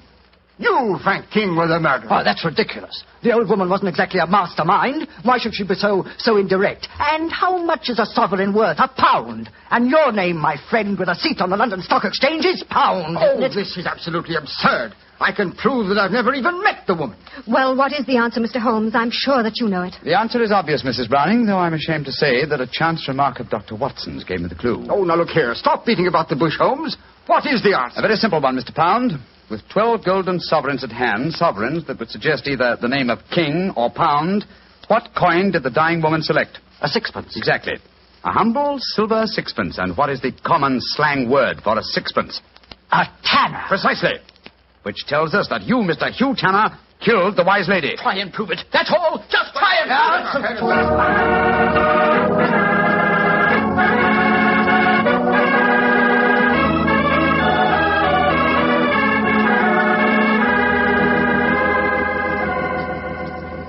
Holmes, what happened? I found the murderer, old chap, thanks to you. What do you mean, thanks to me? Well, I was thinking of a sixpence, the coin the dead woman clutched in her hand, as a sixpence.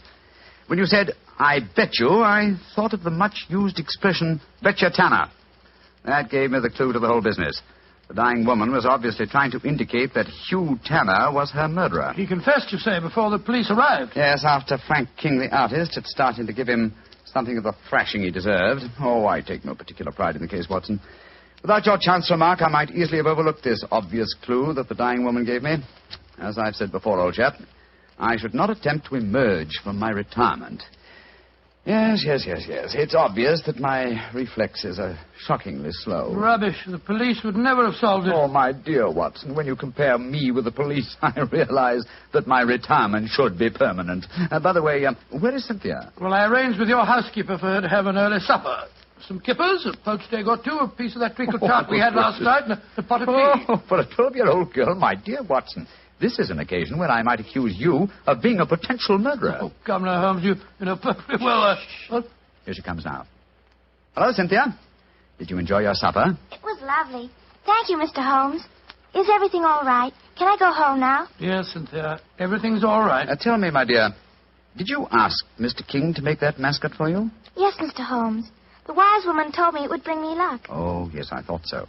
Mr. Holmes, will everything be just like before? No, not quite, Cynthia. Mr. Tanner and the wise woman have gone away. You won't see them again. Oh, dear. But you have new friends here, haven't you? Yes, and nice ones. Remember that, Cynthia. We'll always be your friends. I will, Dr. Watson. I like you both so much. Ah, I'm glad. And tell me, Cynthia, do you like Mr. King, the artist? Oh, yes. Almost as much as I used to like my daddy. Oh. He's like my daddy, a little. Oh, I'm glad to hear you say that, Cynthia. Tell your mother the same thing, will you? I think it might change a peculiarly foolish notion of hers.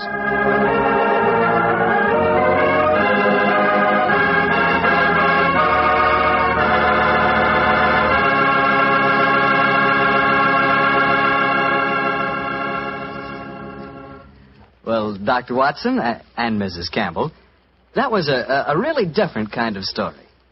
I'm sure glad you were here tonight, Mrs. Campbell. Tell me, has Dr. Watson changed much since you last saw him? Well, yes. I think he's grown handsomer. No. And what about Mrs. Campbell, Doctor? Has she changed? Well, she is more grown up than the last time I saw her, but she hasn't changed much in one respect.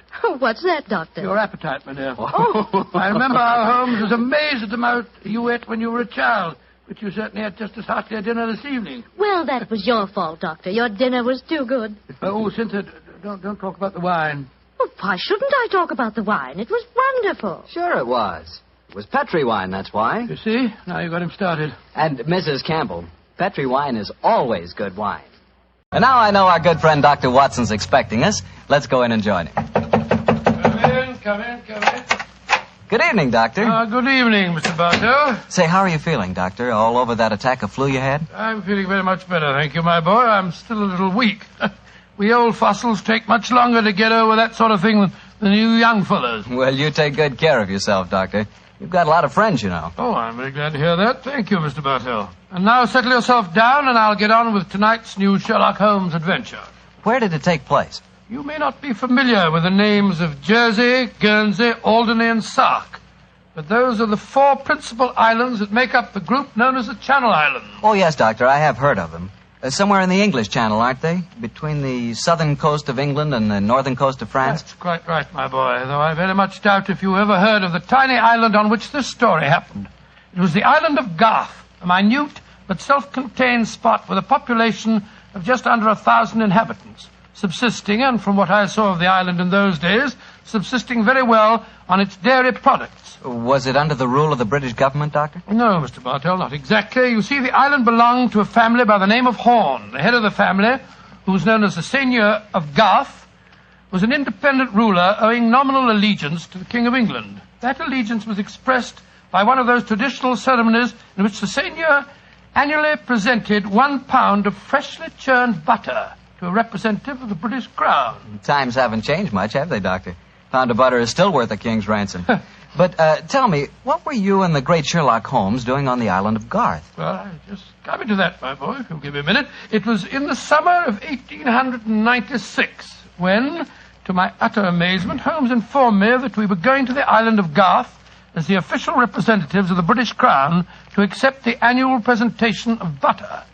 At the time, I must confess, I couldn't see why Holmes wanted to accept such a ridiculous mission. It was only as we approached the island in a small fishing boat that he told me a great deal more was at stake than a pound of butter.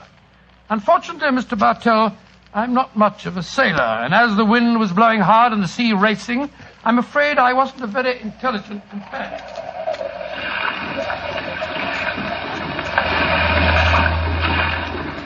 Cheer up, Watson. We'll soon be there. I hope so. I feel wretched, Holmes. I must say the whole trip seems utterly ridiculous to me. Plunging and bobbing about in a little boat in a raging torrent just because somebody wants to give somebody else a pound of butter. Dear old Watson, you don't really think our mission is so innocuous, do you? Then why are we going to the island of Garth? We're going to the island of Garth at the express wish of its present ruler, Martha Horn. Martha Horn? I never heard of her. She's an extremely spirited old lady. And the only woman who dared tell a certain resident of Windsor Castle that she looked devilishly dowdy for an empress. Great Scott, you mean that I mean, Watson, that Martha Horn's behests are not lightly disregarded. Obviously, she wishes to see me urgently. Also, my brother Mycroft put pressure on me. He reminded me that a visit to Garth might be closely allied to this emerald tie pin I wear. Of course, you recall the origin of this pin. Well, naturally. That lady at Windsor Castle gave it to you after our little trouble last year over those stolen plans for the Bruce Partington submarine. Exactly, my dear fellow. But remember that the spy Oberstein had put those plans up for auction in all the naval centers of Europe. Some hint of their nature must have leaked out. It's even possible that other powers may be able by now to duplicate the pride of our submarine fleet. And whoever controls the channel, Watson, controls England. Well, they're dropping anchor, and yet we're still a quarter of a mile out from the island. Well, why do you think they're doing that? Here comes the skipper. He'll tell us. Here is as close to the island as we may approach, monsieur. We have already sent signals. A smaller boat is putting out for you. It will be here in a little while. Thank you. A smaller boat? Good Lord. Holmes, you were hinting at the naval significance of the island of Garth. Yes, old chap, I was. Well, what good would it be as a port if even a small boat like this can only come within half a mile of it? For a surface vessel, no. But we were speaking of submarines. Garth, I learned from the encyclopedia, boasts a magnificent interior cavern accessible only through underwater channels. Great Scott, an ideal natural harbor and dry dock for a submarine fleet. Precisely. And on the control of the island of Garth, Watson, may well rest the fate of the British Isles. Now, old chap, perhaps you see why Mycroft was so anxious for us to collect a pound of butter.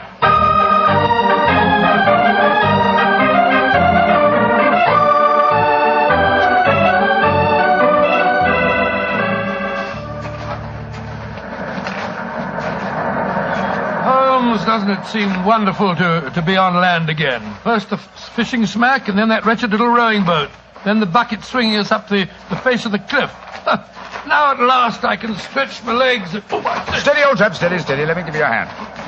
You'll soon get your land legs back again. Thank you. I'm a bit shaky, I must confess. Hello? Who's that couple walking towards us? Our welcoming committee, no doubt. How do you do? Mr. Sherlock Holmes and Dr. Watson. Permit me to present myself.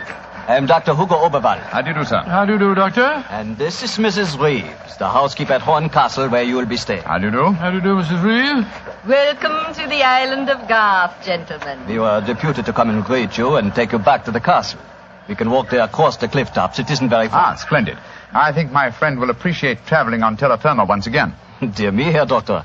You are not a good sailor, perhaps? No, perhaps about it, sir. I had a miserable crossing. I am sorry to hear it. I trust your short stay at the castle will be some recompense for the journey. The formal presentation of the butter will take place tonight. There will be no reason why you gentlemen cannot return to the mainland tomorrow. Oh, thank you, Mrs. Reeves, but it's more than likely that we shall stay on for a few days. Oh, it will be quite unnecessary. I'm afraid that is a matter for Mrs. Horn and ourselves to decide. I'm afraid that Mrs. Horn is incapable of making any further decisions. Oh, what do you mean, madam? Obviously, you have not heard, but the news is slow in reaching the mainland. Mrs. Horn died yesterday. Died? Good Lord. A natural death, I suppose. But, of course... I attended her myself. A simple case of heart failure. The poor lady died in her sleep. Shall we begin our walk to the castle? By Jove, Holmes, this changes things. You suppose it was a natural death? I suppose nothing, old fellow. But in almost 20 years of practice, I can recall precisely 3 clients, actual or potential, who died natural deaths. Come on, let's follow them.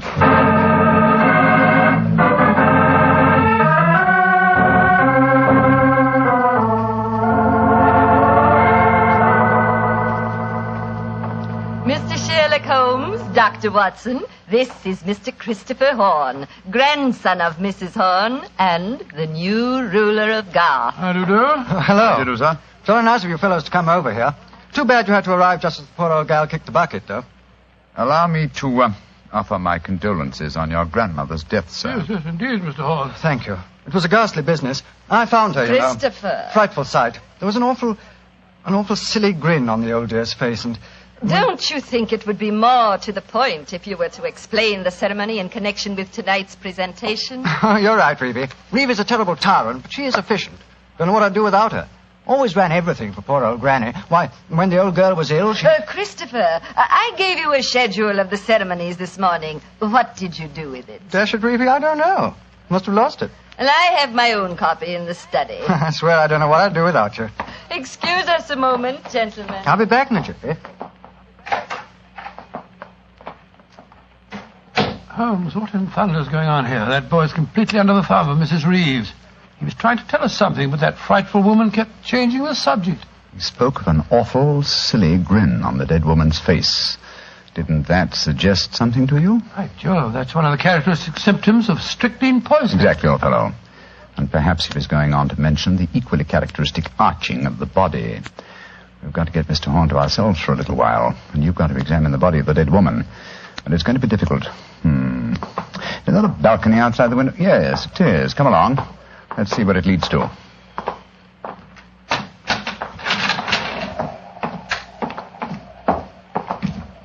The balcony seems to lead right round this particular wing of the castle. Must have served as a lookout in the olden days. I wish the balcony were a little wider. Must be a sheer drop of a couple of 100 feet down to the rocks below. Yeah. Hello. These must be the windows of the room adjoining the one we just came out of. Let's go a little closer, shall we? We may be able to find out something. Can you see anything? Yes. They're in there. Mrs. Reeves and the boy. She's leaving the room. Now's our opportunity. I'll tap on the window. He's seen us. He's coming to open it. What are you two doing out there? Admiring the view? Yes, my boy. It's quite beautiful. Mr. Horn. Yes, Mr. Holmes? I was a great admirer of your grandmother. And I was interested in what you were telling me of her death. She had a grin on her face, you said. Yes, it was awful. Her body was all hunched up like a croquet hoop. Really? Of course, Dr. Oberwald said it was perfectly all right, but I must say it seemed dashed odd to me. Yes, it was far from all right, I assure you. And you started to say something else. What was it? Let me see. You said, when she was ill... Oh, yes, that was a silly business. When she was ill, she thought she was in danger from poisoning, so she made Mrs. Reeves taste all her food and drink. Did she really? Where is your grandmother's body now? In the West Wing. The funeral's to be tomorrow morning. I see. Where did Mrs. Reeves go? I'm here on the balcony behind you, gentlemen, listening to your conversation with the greatest interest. Christopher, let me warn you. These men are the emissaries of the British government. They would stop at nothing to take the island over. These men are trying to influence you against me, against Reevy, who has looked after you ever since you were born, and who tries to protect you now that your grandmother has gone and you are alone. Yes, I know, Reevy, but after all... That is your pride as the head of the Horn family, the Seigneur of Garth.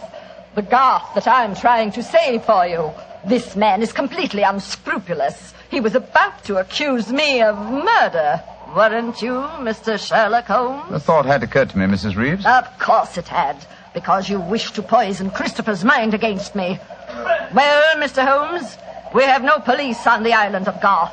Our only law is the word of the Seigneur, and Christopher now holds that title. Seigneur, what do you say?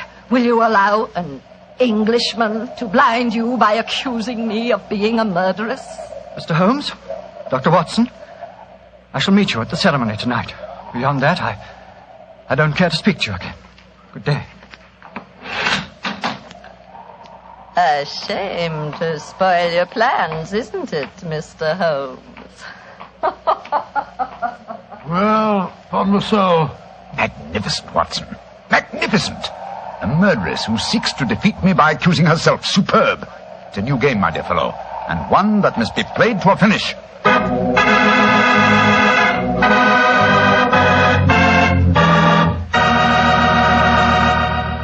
We'll hear the rest of Dr. Watson's story in just a second, so I'm just going to remind you that right now is one time you'd really enjoy a glass of Petri California Port. You couldn't ask for a more delicious wine. Petri Port, with its deep, rich red color and its heart-of-the-grape flavor, is one of America's all-time favorite wines. Petri Port is wonderful after dinner and perfect to serve when company comes. Try it.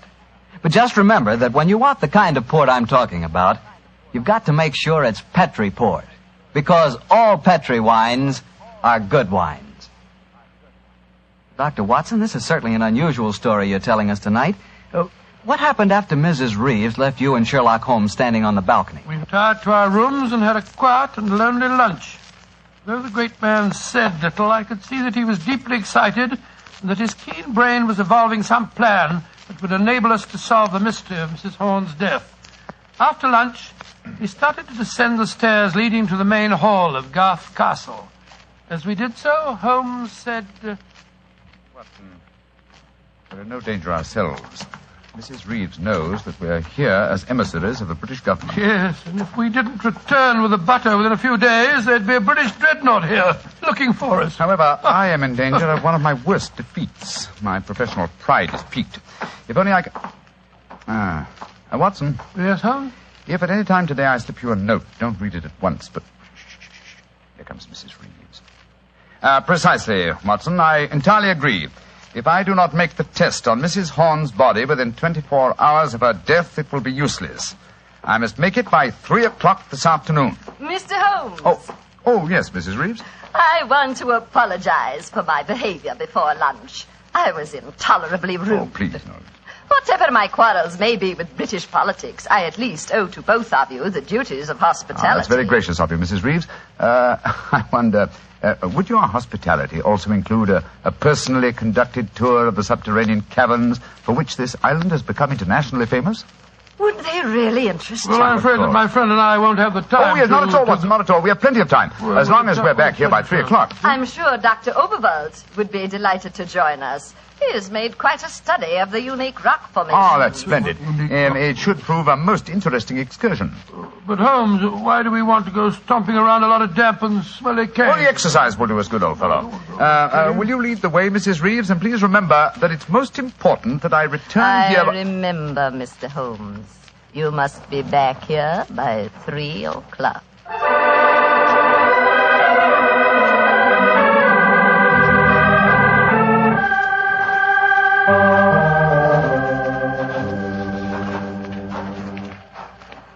A little further, Mr. Holmes, and we shall reach the giant cavern. Most interesting. Watson and Dr. Oberwald seem to have lagged behind us somewhat. They will be here in a moment. There. This is the giant cavern. Magnificent. Truly a miracle of nature. It's a natural submarine dry dock hewn out of the rocks. Yes, Mr. Holmes. And in the olden days, only the smugglers who inhabited this island knew the entrance that leads to this cave. The first seigneur of Garth found a cache of untold wealth hidden here. Really? Silks, jewels. There are still the remains of some of the finest Calvados brandy stored among these rocks. Indeed. An incomparable drink. Would you care for some? It is our custom whenever visitors honor us with their presence to offer them a glass. I should be delighted. There is a natural shelf here in the rocks. Perfect hiding place. Here you are, Mr. Holmes. And here is a glass. This is a rare privilege. I imagine that very few people have been offered it. Only our most distinguished visitors, I assure you. This cavern is completely inaccessible from the outer sea, I presume? Completely. Unless, of course, ships could swim under the sea. Which, as you know as well as I, they can, Mrs. Reeves, even outside the imaginings of Jules Verne. Indeed. Would you care to explore a little deeper? The others will be with us soon.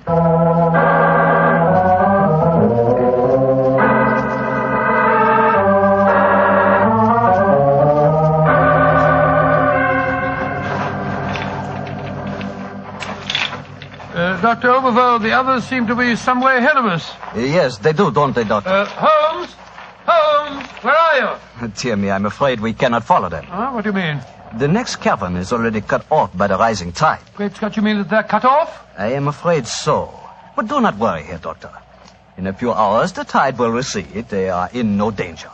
Just, shall I say, temporarily marooned.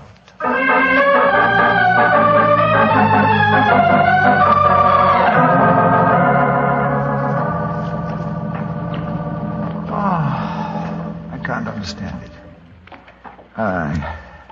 I'm getting confoundedly sleepy. I'm so sorry. I'm afraid that we stayed here longer than I intended. I fear that we are cut off by the tides. Cut off? By the tides? We're in no danger. In a few hours, we shall be able to return. But I'm afraid I cannot get you back at 3 o'clock, which was the time I promised. But it's vital. Absolutely vital that I get back. I'm so sleepy. But please keep talking. I must keep awake.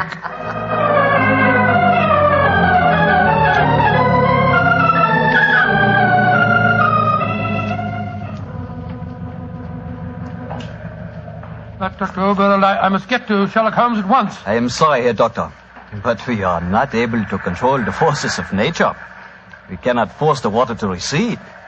Your friend is in no danger. No, but he's got a most important test that he must make by 3 o'clock. I am afraid that will be impossible. I've got to do something. I should have come to these blasted caves in the first place. I don't know what on earth I ought to do. By Jove, that note that Holmes gave me, he told me to open it if... where did I put it? Ah, here it is. A note from Mr. Sherlock Holmes, eh? Vital that you make medical test. Great Scott, Dr. Overall, it's absolutely necessary for me to return to the castle at once. Indeed. A note from Mr. Sherlock Holmes, and now it is most important that you return to the castle.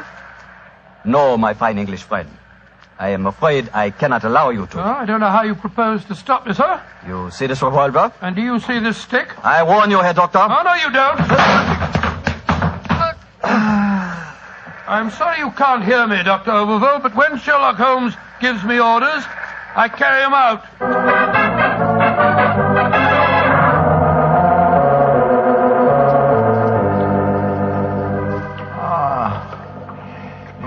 Mrs. Reeves, are we still trapped by the tide?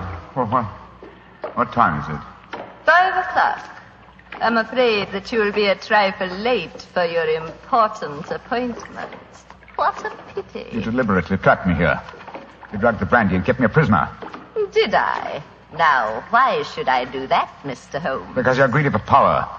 That's obvious in your domination of that pleasant, though weak young man who is now Seigneur of Garth. I'm sure your beliefs would find support in certain ideologies now arising in Germany. Your choice of a German doctor as an accomplice in your plans would support that theory. And what might my plans be? I should say that you're determined to give Garth as a submarine base to Germany. With this island in their power, they could control the channel. Very interesting. And I suppose, as well as being a spy, I'm responsible for Mrs. Horn's murder? You and Dr. Oberwald between you. She was too strong for you. You had to get her out of the way. You probably made subtle attempts on her life at first, the origin of which you did not realize, but which caused her eventually to send for me. My arrival forced your hand, and so you and Dr. Oberwald resorted to the quite unsubtle expedient of poisoning her. All pure supposition, Mr. Holmes. The only law on this island is Christopher Horn. Do you suppose he'll believe you? No, I suppose he won't. You've outwitted me, Mrs. Reeves. I walked into your trap just as you intended me to. Then in that case, you may collect your pound of butter tonight and return to the mainland tomorrow. Mrs. Reeves, how much longer do we have to wait for the tide before we can make our way back to the castle? We can leave now. We could have left at any time. There's another secret entrance that is above the tide level. I merely had to make you overstay the hour of your test. I could not risk Christopher's seeing definite proof. Come now. I shall lead you back. You fool.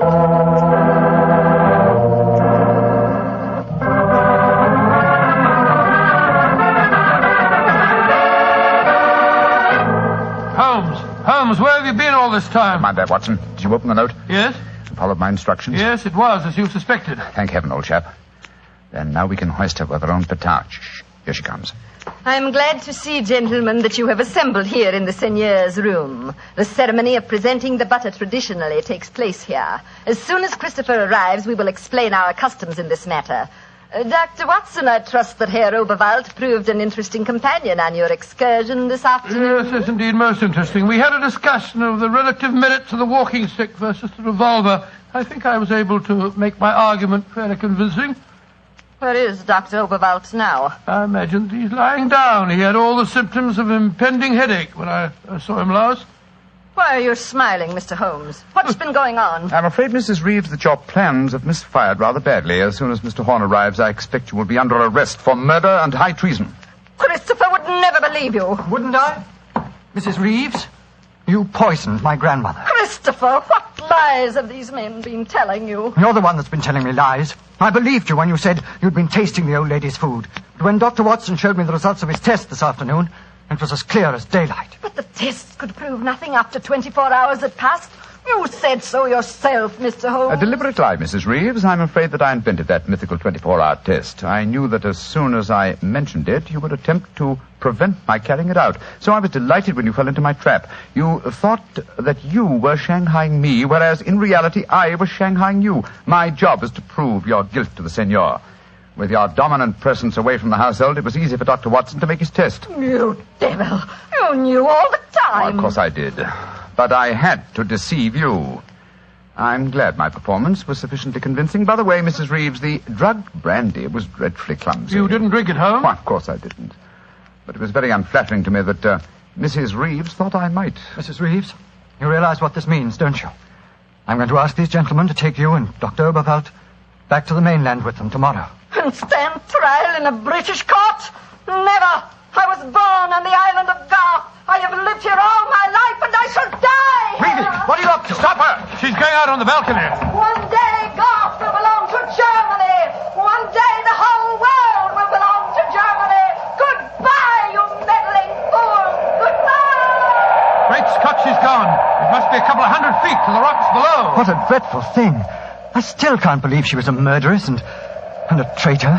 Now, it's shocking. A shabby finish to a shabby business. Mr. Horn, I suggest that we make sure Dr. Oberwald does not escape justice, and that we then perform the ritual presentation of the butter. Yes, Mr. Holmes.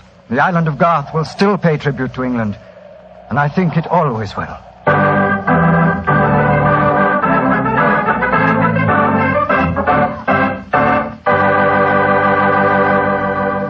Well, Doctor, that was some story. So Germany didn't get the island of Garth after all. No, Mr. Bartell. In fact, in after years, the island proved to be an invaluable submarine base for England. Say, what about the pound of butter? Did Holmes get it? Oh, yes. But why are you so interested in the butter? Are you kidding?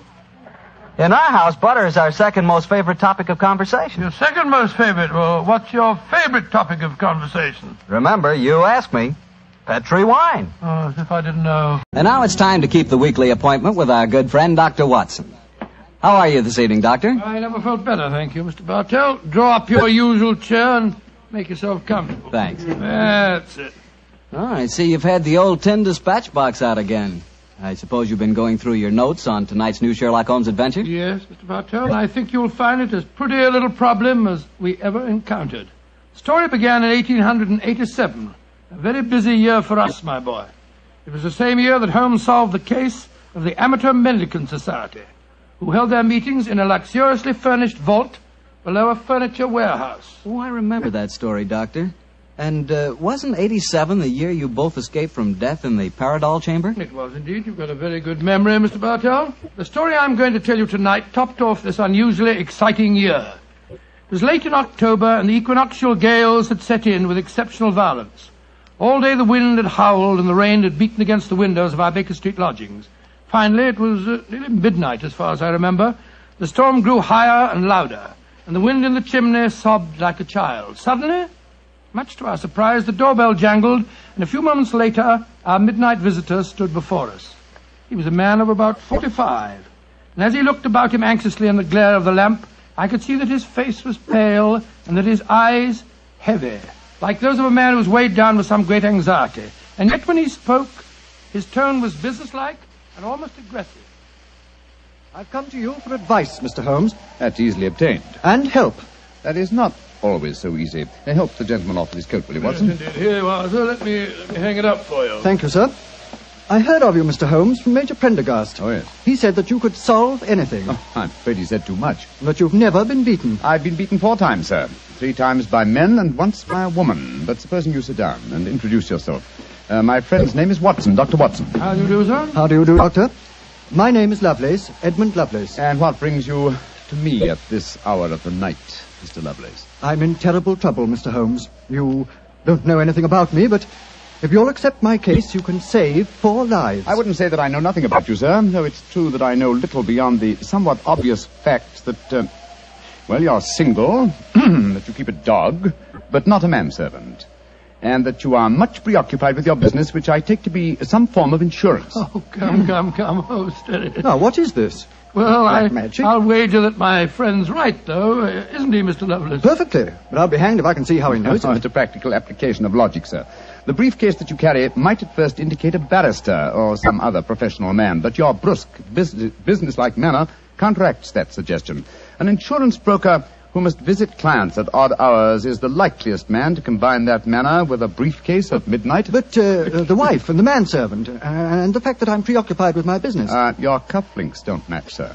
Each is from a different pair. That would suggest preoccupation, and it's a mistake that neither a wife nor a manservant would have allowed to pass. Yes, but how about the dog? Oh, surely that's obvious, Watson. Well, I can't see it. I shall let you ponder on that matter while Mr. Lovelace tells us his problem. Mr. Holmes, are you as interested in preventing a murder as in solving one? Well, naturally I am, Mr. Lovelace. Even more so. But please tell me your story. I live with 4 cousins of mine in an old house in Camberwell. My grandfather left the house and a sizable fortune to the 5 of us on condition that we lived together and maintained a family unity. It probably won't surprise you to know that we've grown to get pretty much on each other's nerves. Well, what happens if one of you dies, Mr. Lovelace? His share is divided among the others, Doctor. The wonder to me is, sir, that not that a murder may take place, but that it has not happened long ago. Who's responsible for the administration of the estate? My cousin Gerald. He's much older than the rest of us, and he's a thoroughly unpleasant, cantankerous man. Yeah. He gets an extra share in the estate as administrator, and in consequence he doesn't work. We feel, of course, that he lives off us, and we're continually quarrelling with him about it. Sounds like a jolly household, I must say. There's going to be trouble, Mr. Holmes, I know it. Gerald hates us, and he's jealous of our share in the estate. You spoke of preventing murder just now. Yet I can see that you've selected your cousin Gerald as the potential murderer. Am I right? Yes, you are. Mm-hmm. But don't think it's personal prejudice that makes me suspect him. I have good reason for doing so. Oh, what reason? This evening, just before dinner, I helped Gerald off with his topcoat and went to hang it up for him. As I did so, I heard a strange metallic clink in one of his pockets. I slipped my hand inside it and found a hypodermic syringe and a small phial of liquid. I opened the phial and smelled it. Gentlemen, it reeked of bitter almonds. Bitter cyanide, eh? And what did you do? I thought of destroying it, but I realized that would put him on his guard, so I replaced it in his pocket. Of course, I warned the others, and we decided that I'd come to you. I had to see a most important client tonight, or I'd have been here earlier. Yes, it seems odd that you didn't come directly to Mr. Holmes as soon as you'd made the discovery, Mr. Lovelace. After all, if a potential murderer is walking about with a pocket full of cyanide, I should have thought that itself was more important than business. Well, Yes, I suppose it might seem so to you, Doctor. Now, that's a most interesting stick you carry, sir. May I examine it? Of course. Here. Oh, thank you. Now I see how you deduced that Mr. Lovelace had a dog, Holmes. There are the marks of the dog's teeth on the stick. Yes, my dear Watson, but these marks under scrutiny give us even more specific information. He's a large dog. You've had him for some years, Mr. Lovelace, and he's now old and feeble. Well, you're perfectly right, but I'll be hanged if I can see how you can tell that from looking at a walking stick. This stick is covered with teeth marks, therefore it has been carried many times by the dog. Now, it's a heavy stick, so only a large dog could have carried it. And the teeth marks also indicate a large jaw. The older marks are deep sunk. Look here. The fresh ones, where the wood is not yet darkened, are shallow. Yes, it's obvious that the jaws are losing their strength. That's very clever of you, Mr. Holmes, but I don't see what it has to do with the case in hand. Oh, neither do I, Holmes, I must confess. No, surely it tells us that your story, Mr. Lovelace, may bear a less terrifying implication than you think. On the other hand, its implication may be even more terrifying. Though it's late at night, I feel that any further delay in this matter would be extremely dangerous. I suggest that we get a cab and come to your house in Camberwell at once.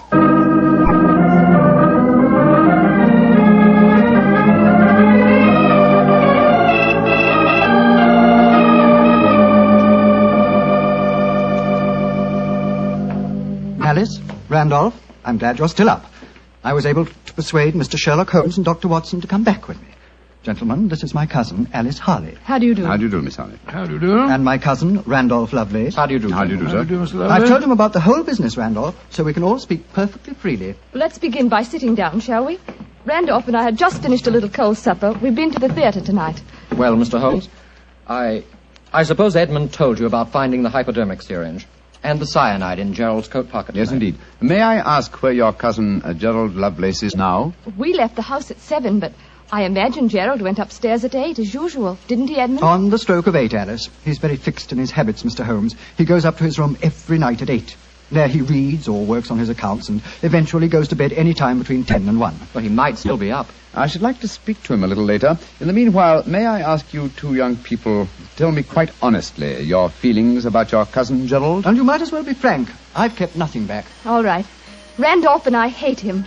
First of all, we're sure he's jealous of our shares in the estate, and then we... Alice and I want to get married, Mr. Holmes, and Gerald won't hear of it. But you're cousins, aren't you? Only second cousins, Dr. Watson.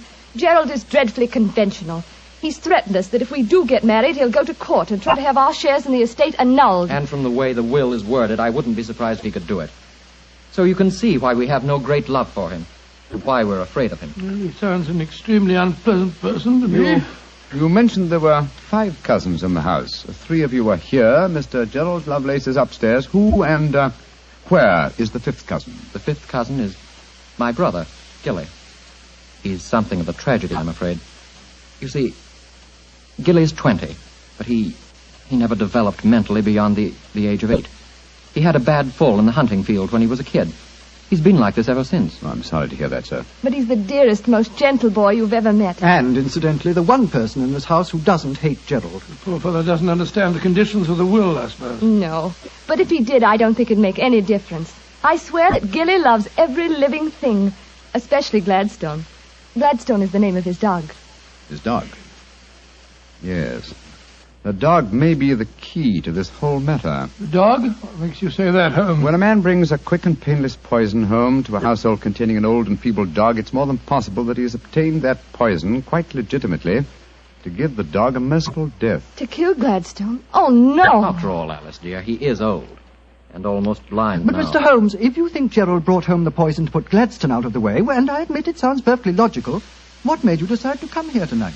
Because I dare not even guess what you may have done by intruding the thought of murder in this situation. Where is your brother Gilly? In his room upstairs, asleep. I wonder if we might go up to him. I should like to talk to him, if you don't mind. And after that, I want a few words with your cousin, Gerald Lovelace.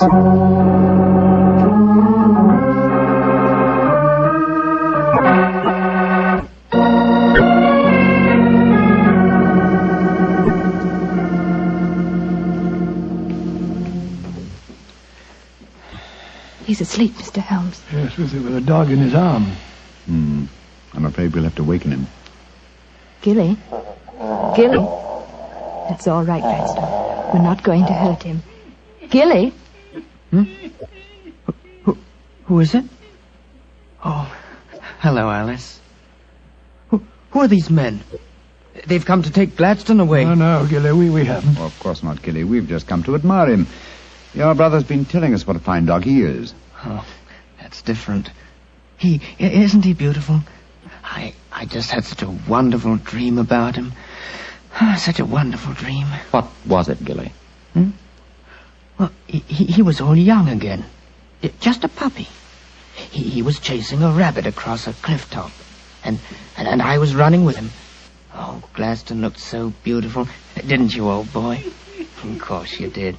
And you know, the rabbit went down a hole and Gladstone went down after him.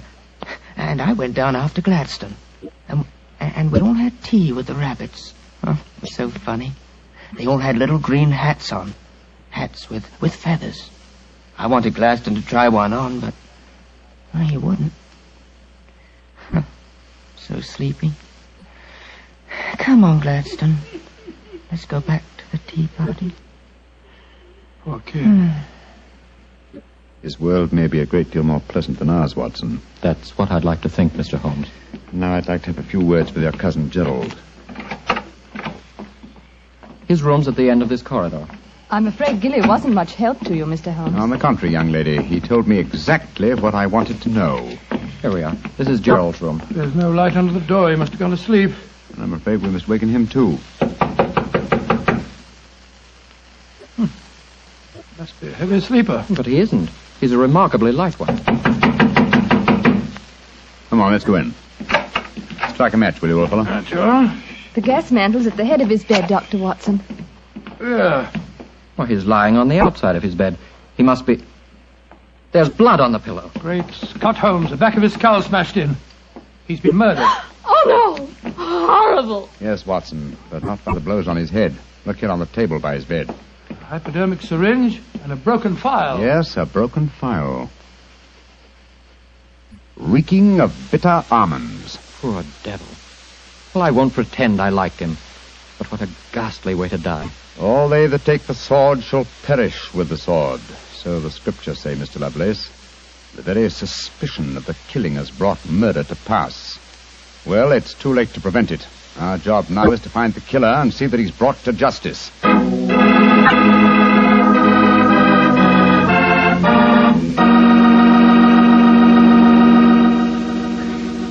Dr. Watson will tell you the rest of his story in just a few seconds. Just time enough for me to tell you that if there's one wine that's perfect for any occasion, it's Petri California Sherry. With a bottle of that rich, amber-colored Petri Sherry on hand, you can make that time before dinner a main event. And Petri Sherry is the perfect answer to the question of what to serve when company comes. Serve Petri Sherry alone and let its full, wonderful flavor speak for itself, or serve Petri Sherry with hors d'oeuvres or party sandwiches.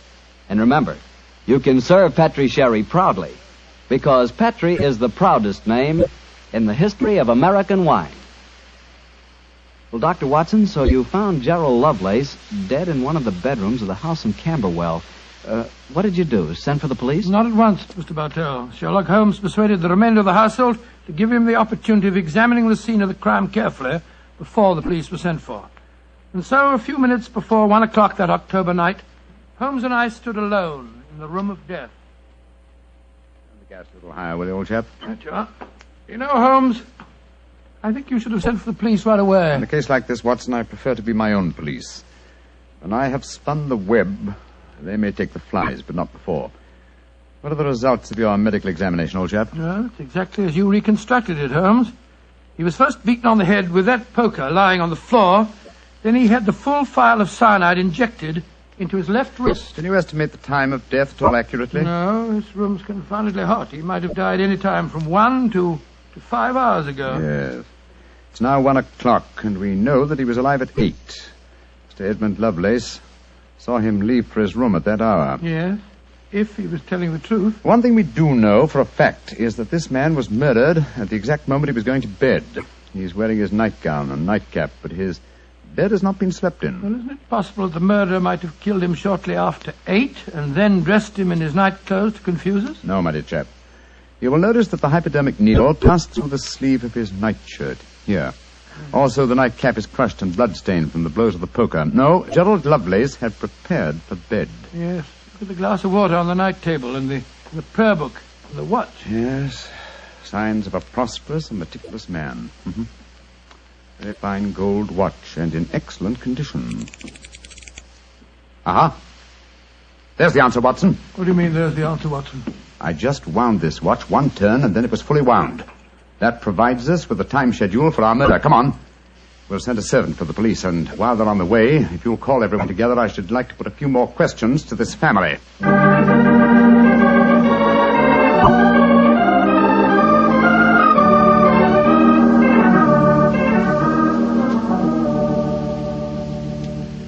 Before the police arrive, I should like to hear your statements again very carefully, if you don't mind. Mr. Edmund Lovelace, what were your exact movements tonight? I left here shortly before 10. From 10 o'clock until the time I came to Baker Street, I was with my client. His name and address, please. Derek Waterlow, 39 Onslow Square, South Kensington. Thank you. Make a note of these, will you, Watson? All right, you are home. You, Miss Harley, and you, Mr. Randolph Lovelace, went to the theatre together. Can any independent witness testify as to your movements? Well, yes, Mr. Holmes. We went with friends, the Grant Moresbys. They live at the Clarendon Hotel off Charing Cross. What time did you leave this house? Well, it was about 7:45, wasn't it, Alice? Yes. And after the play, we went to the Café Royal for a little refreshment with our friends and then came back here. I see. And what time did you arrive back at this house? Just a few minutes before midnight. I remember the grandfather clock in the hall striking just as we went into the drawing room. And your brother Gilly, sir. I hate to waken him again. Have you any idea of his movements tonight? Well, he never goes out after dark, Mr. Holmes. But I spoke to the cook as we came in tonight. She says that he played cards with her until just after 10 o'clock. He was fast asleep when I looked in on him shortly after midnight. Thank you. You've made a note of all these facts, Watson? Yes, Holmes, I got them all down. Good. Then let's be on our way to Baker Street. But the police, Mr. Holmes, they're on their way. I know. Please give them my regards, will you? Apologize for my informality and tell them that I shall have the answer to this matter probably in a little over 24 hours.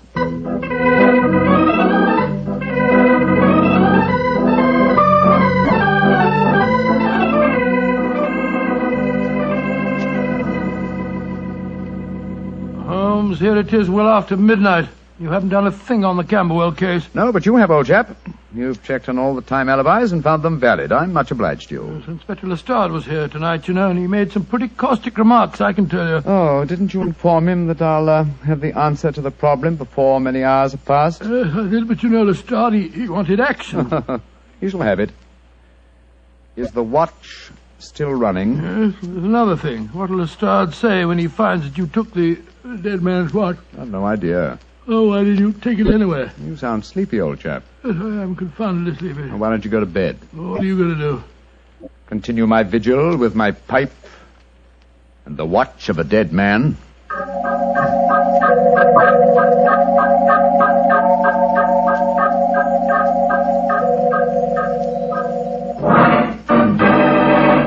Watson, wake up! What time is it? 5 o'clock in the morning. Good Lord, what are you doing up at this hour? The watch has just stopped. I'm about to rewind it. What are you rewinding it for, Holmes? You waited over 24 hours for it to unwind. When I know how many turns it takes to wind it fully, I shall have the answer to the whole business.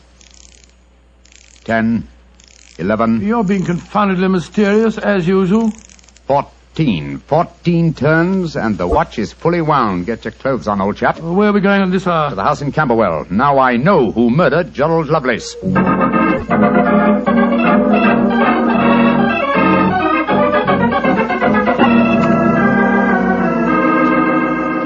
Mr. Edmund Lovelace, I'm glad you let us in. Please take us up to your young cousin's room at once. Really? What do you want with him? I'll explain in a moment. Please take us up to him. Oh, of course, but what brings you here at this hour of the morning? Mr. Holmes knows who murdered your cousin. Well, I'm glad to hear it. It's more than the police seem to know. They were here half the night cross-examining us. Here we are. I don't think we'll bother to knock.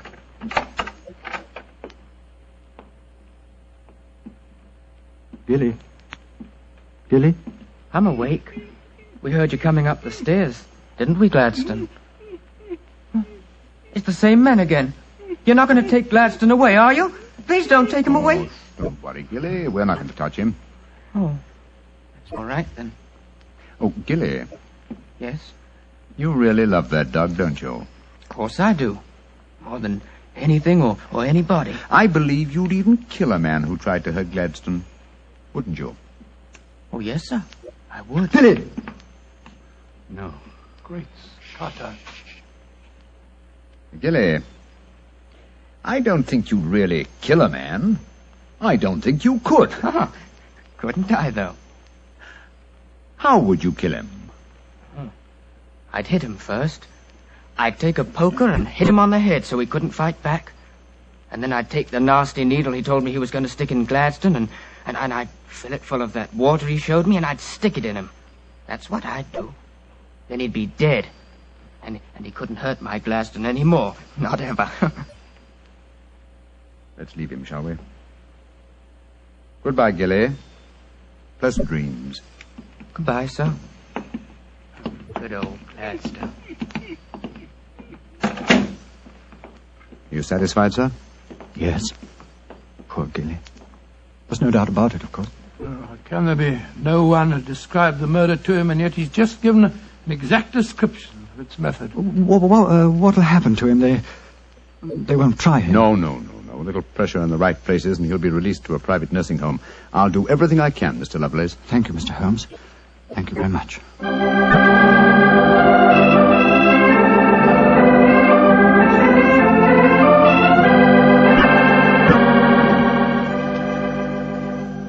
Well, Holmes, now that we're back in Baker Street and the whole depressing case is finished with, perhaps you'll tell me how you knew that Gilly had committed the murder. Well, consider the time schedules, old fellow. You checked the alibis of the other cousins and found them satisfactory. That meant that Alice Harley and Randolph Lovelace could have committed the crime only at midnight. Edmund only before 10. Gilly only around 11. You said that the time of death could have been at any of those hours. Yes, I did. So how did you pin it down to 11? The watch gave me the specific answer. When I picked it up, I unthinkingly wound it. Made one turn and was then fully wound. Now, when does a methodical, precise man like Gerald Lovelace wind his watch? Just as he's going to bed. Exactly, old fellow. So that it was obvious that he was killed precisely one watch stem turn before I wound his watch. Now I'm beginning to see daylight, Holmes. So you let the watch run down? That's what I did. It took 28 hours, from 1 o'clock the night before last until 5 this morning. Now, how many turns did it take to rewind it? 14, wasn't it? That's right. Therefore, one turn of the watch stem equaled 2 hours, proving that Gerald Lovelace had been murdered 2 hours before 1 o'clock at 11 p.m. When Gilly was the only one who could have done it. You know, Holmes, I still find it hard to believe that boy was capable of such a ghastly crime. He seemed so gentle. Oh, he is. Except when his beloved dog's life was at stake, probably out of some mistaken notion of kindness. Gerald Lovelace warned the boy of his intentions regarding the dog.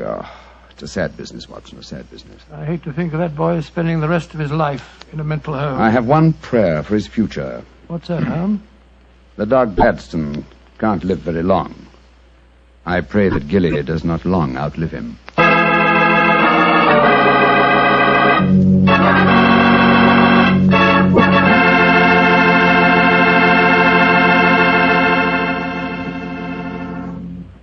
Doctor, that was a remarkable bit of deduction on the part of Mr. Holmes. Yes, extremely clever, wasn't it? Of course, if I may say so, I was of some small help myself. Small help? Why, Doctor, you practically solved the case by yourself. Oh, I wouldn't go as far as saying that. But, Doctor, you did check all the alibis, didn't you? Yes, I checked where each suspect was at various times. Yes, you checked time. And what's more important than time? Well, Why, Doctor, time is even vitally important when it comes to wine. I was wondering how you were going to bring that in. And one thing we do know, Petrie took time to bring you good wine. Good evening, Doctor. Good evening, Mr. Bartell. Come in and join me. As you see, the puppies have been keeping your chair warm for you. Here, shove them off. No, Doctor, I don't want to disturb them. They look much too comfortable. I'll sit over here, thanks. There's tobacco in the jar beside you, cigarettes in the box, and some excellent port on the sideboard, so make yourself at home. Thanks, Doctor. Are you all ready with tonight's new Sherlock Holmes adventure? Yes, Mr. Bartell, though I'm afraid after all these years it's going to be a little hard for me to recapture for you the spirit of the story. Last week you told us that a band of gypsies played a prominent part in the adventure. Yes, they did indeed. And it was amid that colorful atmosphere that my story begins.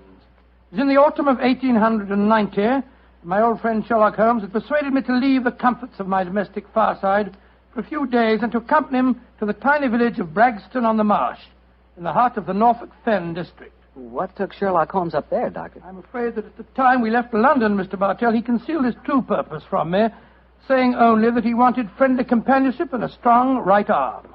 Not until later did I learn that he was then on the track of one of the last clues that led to the confining of the Moriarty gang. But to get on with my story. We arrived at Bragston-on-the-Marsh and settled ourselves in the village inn.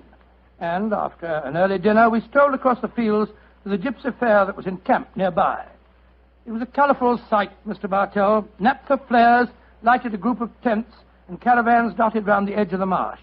And as gold-earring gypsy girls told fortunes and danced, swarthy gypsy men played on their violins the haunting melodies of their ancestors.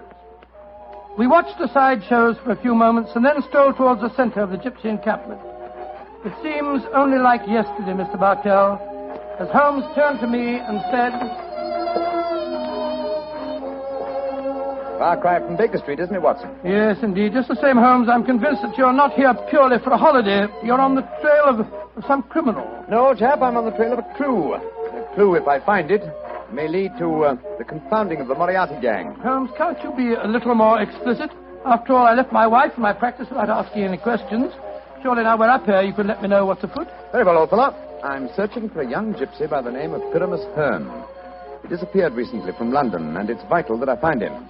I know that he can give me some essential information on our old enemy, Professor Moriarty. And you're expecting to find the gypsy here? I hope to get news of him, at least. His father, Jasper Hearn, is head of this particular encampment. Well, why don't you ask if you can see him? Just what I'm about to do, my dear fellow. Well, here comes the gypsy. Now, I'll ask him. All right. Oh, excuse me. You speak to me, Gorgio? Can you tell me where I might find Mr. Jasper Hearn? What you want with Jasper Hearn? I have a message for his son, Pyramus. That is different. Jasper Hearn stands in the booth yonder. He is the Timberlandro. Timberlandro? He's the gentleman engaged in an interesting exhibition of skill involving 3 thimbles and a pea. What our American cousins refer to, I understand, as the old shell game. Let's stroll over there, shall we, old fellow? If you would wish to talk to Jasper, it would be better to wait until he is finished. A Timberlandro needs all his wits about. Now, Joe, look at that stunning girl in the tent over there. Who's she? Her that is penning the rice dockery. That is Lydia Pentalangro. Excuse me, I shall tell Jasper to expect you later. I can't understand a word they say, Holmes. Penning the what? At last, my dear fellow, you can appreciate how I have felt at times. But at least their words are clear, even if the sense is not, to someone who is unfamiliar with the Romany language. I don't know why you keep hinting that I'm hard to understand. No one else ever complains of it. In any case, what does penning the thingamabob mean? Well, if I remember rightly, penning duckerin is telling fortunes. And from the sound of things, Lydia Pentalangro is not greatly pleased with the duckerin she pens. No more. Lydia can tell no more fortune. Come on, Watson. Let's see what the trouble is. What do you mean? You must finish it. But, Olive, my dear, if the young lady doesn't want to tell my fortune... Rubbish. You crossed her palm with silver. She's taking money under false pretenses. Here, I give you your silver back. Lydia has never taken money under false pretenses, nor has she told the future when she does not wish to. Goodbye to you. The insolence of these gypsies is intolerable. If I had my way, they'd be run out of the county. Now, my dear, don't get so excited. The poor girl's probably... Good evening. Major Treadgold, isn't it? Huh? I don't think I have the pleasure of your... Oh, dear me. It's Mr. Sherlock Holmes. Yes, sir. Well, bless my soul. Haven't seen you since that last meeting of the Geographical Society. Oh, I'd like you to meet my wife. How do you do, Mrs. Treadgold? How do you do? This is my friend, Dr. Watson. How do you do? And what brings you up to this part of England, Holmes? Are you hot on the trail of some desperate criminal? Oh, dear me, no. Dr. Watson and I are taking a little holiday, and you and your wife? We live here in the manor house. Well, you're very lucky. It's a beautiful part of the country, Mrs. Treadgold. I hate it. I was born and brought up in London. I'm never really happy outside a city. Yes, Oliver's not one for the peace of the countryside, I'm afraid. Well, perhaps we'll get back there. It's a little difficult these days, you know. We've got the boy to consider. Boy? Your son, sir? My dead brother's son, Doctor. We have no children. My little nephew's only 4 years old, you see, and I'm his guardian, as well as being executor of his estates up here. So you can understand it would be difficult for us to get back to London. It's only difficult because you put the child's happiness before mine, Arthur. Oh, now, Olive, you know I have to watch his interests up here. After all, when he comes of age, he'll be one of the richest young men in Norfolk. Yes, and with money that should have come to us. In any case, Arthur, if we do have to live up here, I'd find it more tolerable if you'd keep this gypsy scum off the estate. You seem to have taken a violent dislike to the gypsies, Mrs. Treadgold. May I ask why? Oh, they persecute us. They steal our sheep, they break our windows, and just the other day they wantonly led our prize pig into the Bragstone quagmire and let the beast perish. Why should they single you out for persecution like this, do you suppose? Oh, I can't imagine. I've always tried to be nice to them. Too nice, Arthur. That's your trouble. Well, I have a very good reason for humoring them, my dear. You see, Holmes, I've always been afraid they may carry this feud so far that they'll even hurt the baby. Olive, my dear, I wonder if you'd go ahead and wait for me in the carriage. It's getting rather chilly. I'll join you in a moment. Very well, Arthur, but don't keep me waiting long. Good evening. Good evening. Good night, Mr. Pilgrim. Let's stroll away from the camp, shall we? I've got something very important to tell you. Something I didn't like to say in front of Olive. The gypsies have threatened to kidnap our boy. Great Scott, how shocking. What form did their threat take, sir?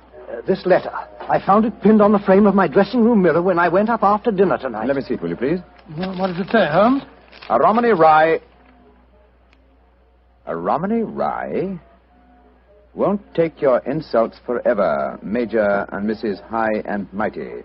Watch out for the Treadgold heir. The Bragstone quagmire would make a nice finishing school for him. Romany Rye? What's that mean? Well, it's their own term meaning gypsy.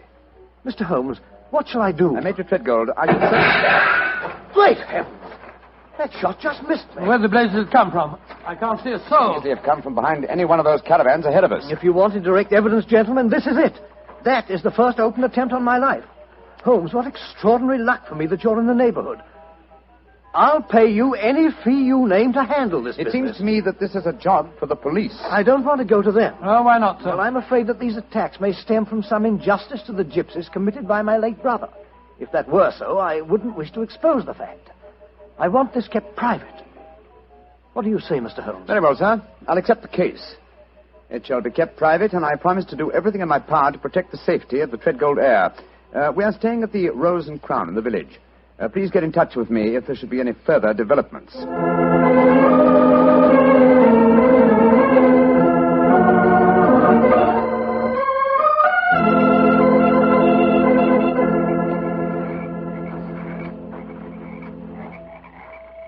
affair seems to be closed down for the night now, Holmes. They're turning out the Naphtha flares. Yes, let's stroll over to Jasper Hearn's caravan, shall we? He should be free now. Well, if he's head of this tribe, he ought to be able to tell you something about this Treadgold business. Yes. Though I shall first ask him about his son, Pyramus, the man I'm looking for. I think the fact that I know his son will inspire confidence. Here we are. This is the caravan. That girl, Lydia Petrolengo, sitting outside. The one that was telling fortunes. Yes. Good evening. Who are you? And what do you want? I wish to speak to Jasper Hearn. He is not here. He's gone to the marshes. When will he be back? I do not know. You bring trouble to Jasper? No, my dear. This is a personal visit. We're not after him for being a thimble engro. Or for penning duckerin. Oh, for a Gorgio, you speak a Romany well, brother. Oh, you are a true Lavengro, master of words. Where did you learn it? From Jasper's son, Pyramus. Oh, you know Pyramus then. A fine boy. Oh, sit down on the grass, my friend. You may wait here for Jasper. He will be back soon. Thank you. Is that your violin lying on the steps, young lady? No, that is Jasper's Bolshov. Jasper's Bolshov, what on earth, sir? That is the Romany word for violin. You play, sir? No, but my friend does. So? Oh, then take it, brother. The stars are bright. The night is warm. Music will be sweet. To a Romany chai, I'm afraid my violin playing will sound rather poor stuff.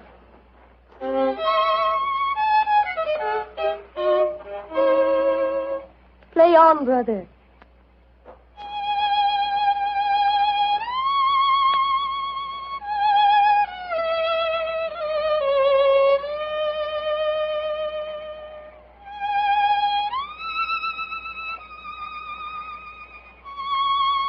Stop, brother. You play well, but Sarasate Zigeunerweisen is not the true gypsy music. I've heard it in London and in Budapest. They call it gypsy. But what can a Gorgio know of the true heart of Romany?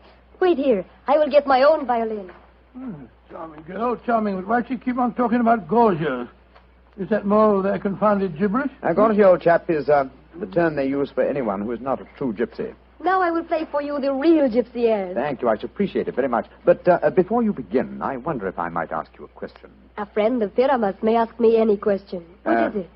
I observed you telling fortunes earlier on tonight. You refused to tell a certain gentleman's hand and gave the money back.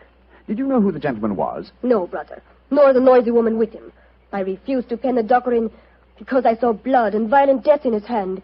Violent death it is soon to come. Violent death? Good Lord. Watson, old fellow, I want you to do me a favor. Yes, of course I will. What is it? I must remain here until Jasper Hearn comes back. I should like you to return to the inn. It's more than possible that we may have news from our client before the night is out. I'll be back later. Well, it's nice of you to give me the best job. Good night, Miss Petrolina. Good night. And now, please play for me a true Romany air. Very well, my friend. Listen.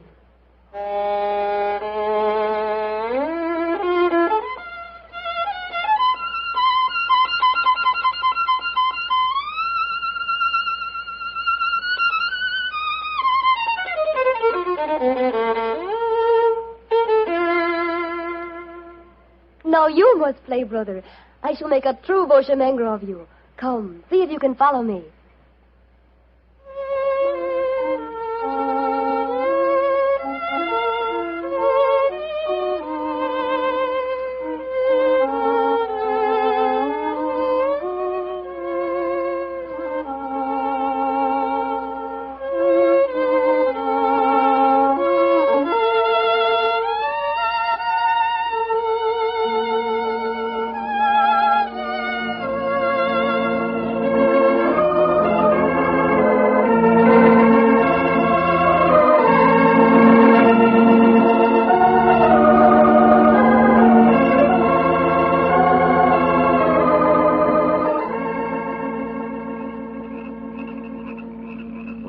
You have taught him well. You have made a true bushminger of him. He is an apt pupil, Jasper. Well, with such a teacher, it's hard to be otherwise, Mr. Hearn.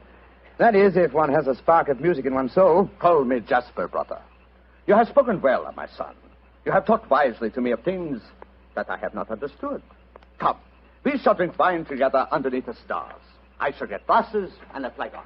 Jasper has taken a great fancy to you, brother. And I to him. He's a fine man. Sherlock Holmes. Yes, Lydia? May I read your hand, brother? Oh, yes, of course. A strange hand, and a beautiful one. A long lifeline, and yet I see sudden death and violence surrounding you. Now, at this moment. And in the future, I see a journey for you across the seas within a year. Beware of water that runs in the mountains. Near death will befall you there. More travels, more dangers. Oh, you must be careful, brother. Oh. What is it? Our paths are destined to cross but once. We shall not meet after this night. That makes me sad. Oh, but we shall meet again. I shall be here for some days yet. No, it says in your hand that we shall not meet again. And a hand cannot lie. Who is this that comes towards us through the moonlight? It's my friend, Dr. Watson, I think. Yes. Hello, Watson. What's wrong? Wrong. Everything's wrong. Mrs. Treadgold's waiting in the carriage. She wants you to come at once. Indeed? Why? The child has been kidnapped. Major Treadgold has gone for the police, and Mrs. Treadgold is threatening to rouse the local inhabitants and come out here and burn this camp to the ground if you don't find the You child. can tell Mrs. Treadgold to return home. She can do no good here. But Holmes... Tell her, old chap, that I have the case well in hand. But how can you have? You've been out here all the time playing your violin. Have faith in me, please, old fellow, will you? And deliver the message. Then come back here and join me, and I'll explain everything to you. Very well. I suppose you know what you're up to. Violence and trouble, brother. It is all there in your hand. Well, what must be shall be, and I wouldn't have it otherwise. But for the moment, the sky is starlit, the air is still, and the melody you played haunts me. Let's play it together again, shall we? I should like that.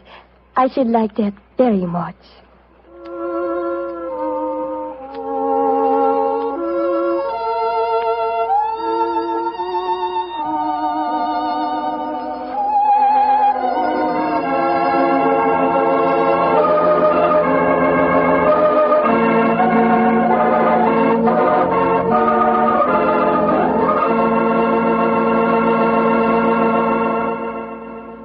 Dr. Watson will continue his story in just a few seconds, during which time I'd like to talk specifically to the ladies, if I may, and tell you about Petri California Muscatel.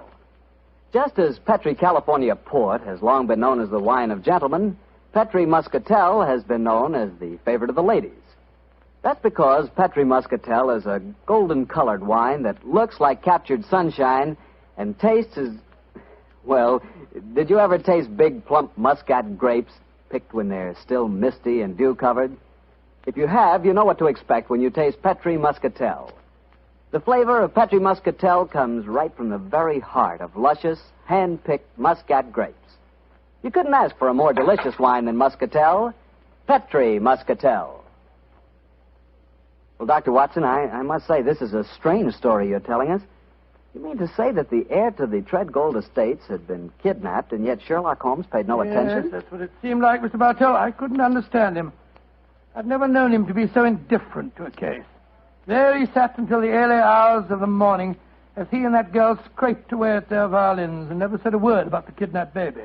Finally, as we walked home across the fields a few hours before dawn, his mind seemed to return to the matter at hand. He spoke quietly, and yet there was a note of suppressed excitement in his voice. Watson, my dear fellow, you're angry with me, aren't you? No, Holmes, I must say, but I'm confused. That girl seems to have bewitched you.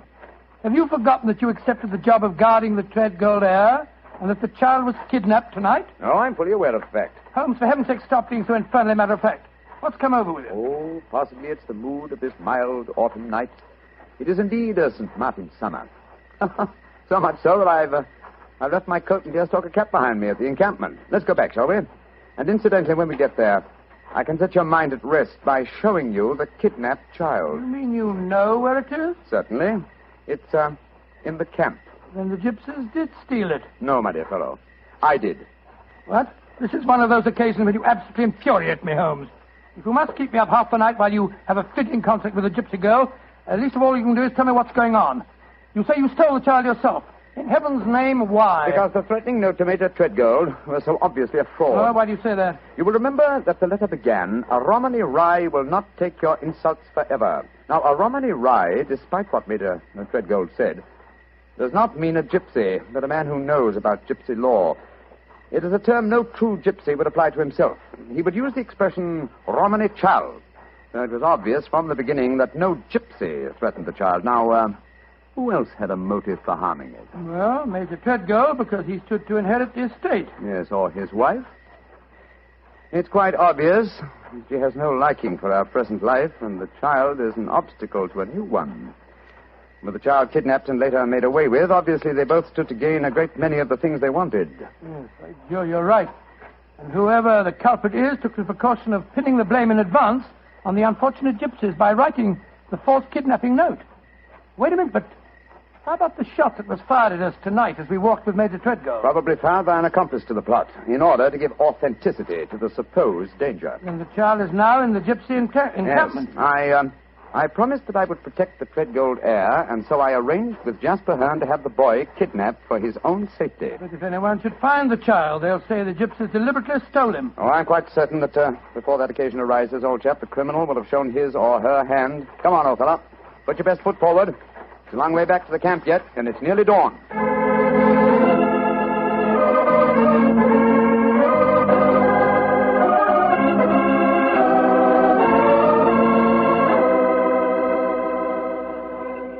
You have come back, brother.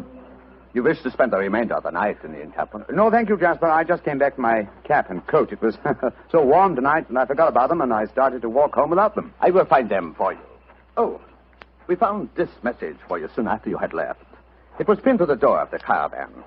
I do not know how it got there. I will search for your coat and cap. Another message? What does it say, Holmes? Never trust a Romany Rye. Uh-huh. The same mistake again, Watson.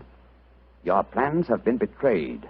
For proof, meet me at the Bragstone quagmire at dawn. It's a trap, Holmes. Obviously. We must spring it with caution. I cannot find your coat or your cap, brother. It has vanished. Vanished? May I speak to Lydia? That is a strange thing, too. Lydia has gone also. She's gone. Tell me, Jasper, did she read this note? Yes, she did. She could not help reading it. Then she, too, realized it was a trap. She went out in my coat and deerstalking hat to keep the appointment for me. Holmes, we must go after her. Jasper, call out the Romany Childs. There's a devil waiting to be caught in the Bragstone quagmire.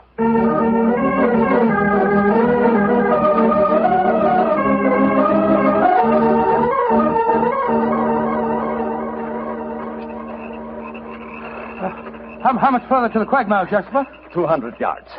No more. There's Lydia. There she is. And she's dressed in my deer-stalking hat and coat, walking into the trap that was set for me. Lydia! Lydia! They got her. Look. She stumbled. She's fallen. I'll go to her, Watson. Jasper, get that devil who staged this fiendish plot. I've a score to settle with him. Do not worry, brother. The score will be settled. Follow me, Doctor. Right you are. I'm right behind you.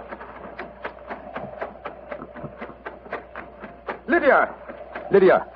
Sherlock Holmes, I was wrong. We do meet again. Your hand lied to me. Oh, Lydia. You're wounded. What can I do for you? There is nothing you can do, brother.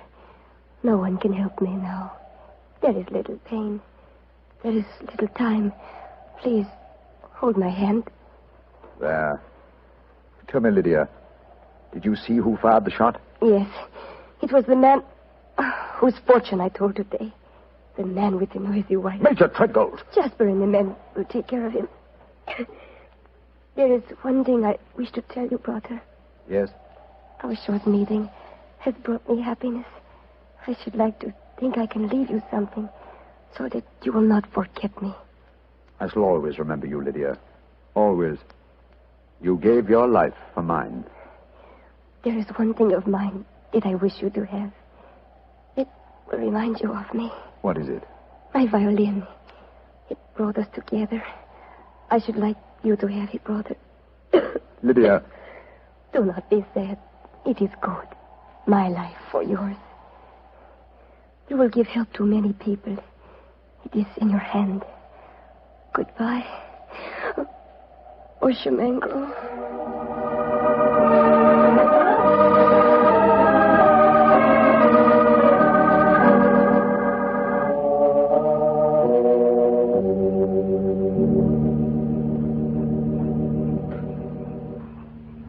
Holmes, it was dreadful. Dreadful. The gypsies surrounded Major Treadgold. They forced him back into the Braxton quagmire. I tried to pull him out, but I couldn't do it single-handed. I'm not sorry, Watson. Jasper, you know that Lydia is dead? Yes, I know it. The gypsies knew it, too. That is why you were single-handed, Doctor, in your attempts to save the murderer. No Romany child would raise a finger to help him. Yes, I can understand that, but great Scott, man, if you'd seen his face as the quaking mud sucked him under. Lydia's death was less dramatic, but equally moving, I assure you. Sherlock Holmes, I met you less than 5 hours ago. You have saved my tribe from a devilish plot that would have blackened their names. A plot that would have driven them from the countryside. What can I do in return? 2 things. First, tell me where I may reach your son, Pyramus. His address is in this sealed envelope, Doctor. Thank you. What else may I do for you? As Lydia died, she willed me one gift for remembrance. And what was that gift, brother? A violin. Of course. Here it is. Huh. She told me I might become a true Bohemia. Let's see if I can recapture the melody once more.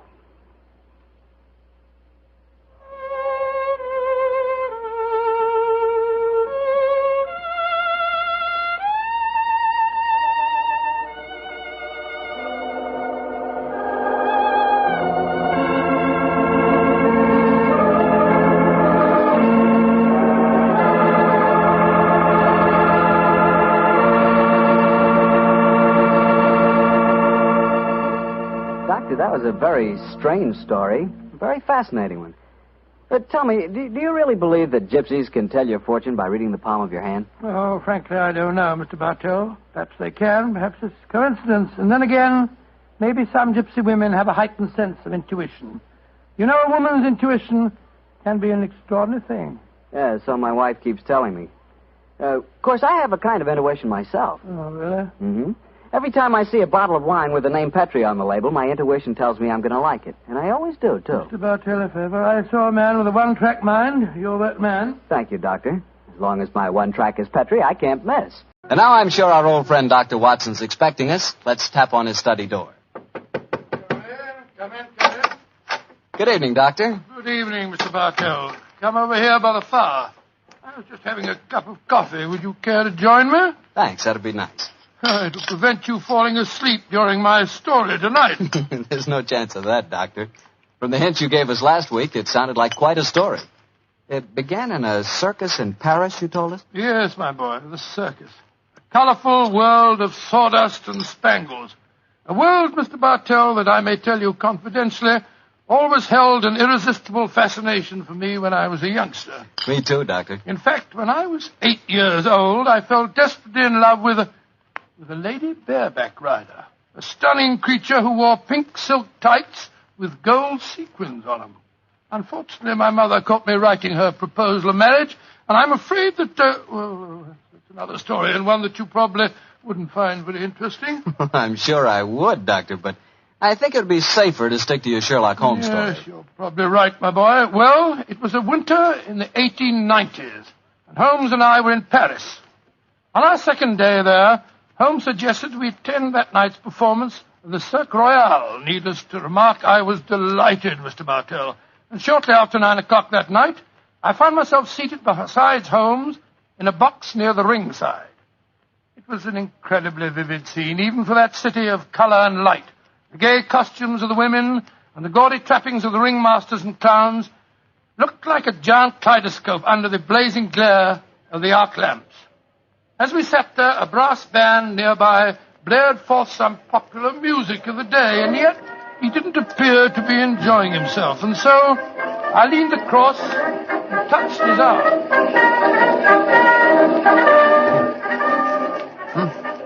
What is it, Watson? Well, you're very quiet, Holmes. Aren't you having a good time? A good time, I suppose, old chap. I was just wondering where Mr. Edwards is. Mr. Edwards? Who's he? An extremely distinguished client who was to meet us in this box at 9 o'clock. Client. Oh, this little excursion was on business after all. Yes, I might have known it. No worry, old fellow. In your case, I think you'll be able to combine quite a little pleasure with the business. Can't you be a little more explicit, Holmes? Shh. Here comes the ringmaster. Mesdames et messieurs, j'ai l'honneur de vous présenter ce soir la grande vedette du cirque, Mademoiselle Gisèle Girondet, équestrienne incomparable.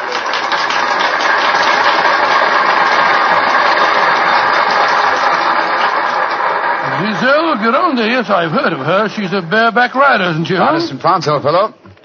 She also has quite a reputation as a femme fatale. 3 duels have been fought over her. A young English officer in the Grenadier Guards committed suicide last year because of her. And a famous French banker is at present languishing in prison because her extravagances drove him to appropriate funds that did not belong to him. Yes, Watson, she's an extremely colourful personality. You know, Holmes, it's a funny thing. When I was 8 years old, I fell violently in love with a lady bareback rider. She wore pink silk tights with golden sequins on them, but unfortunately... Yes, she is, old fellow. Yes, she is.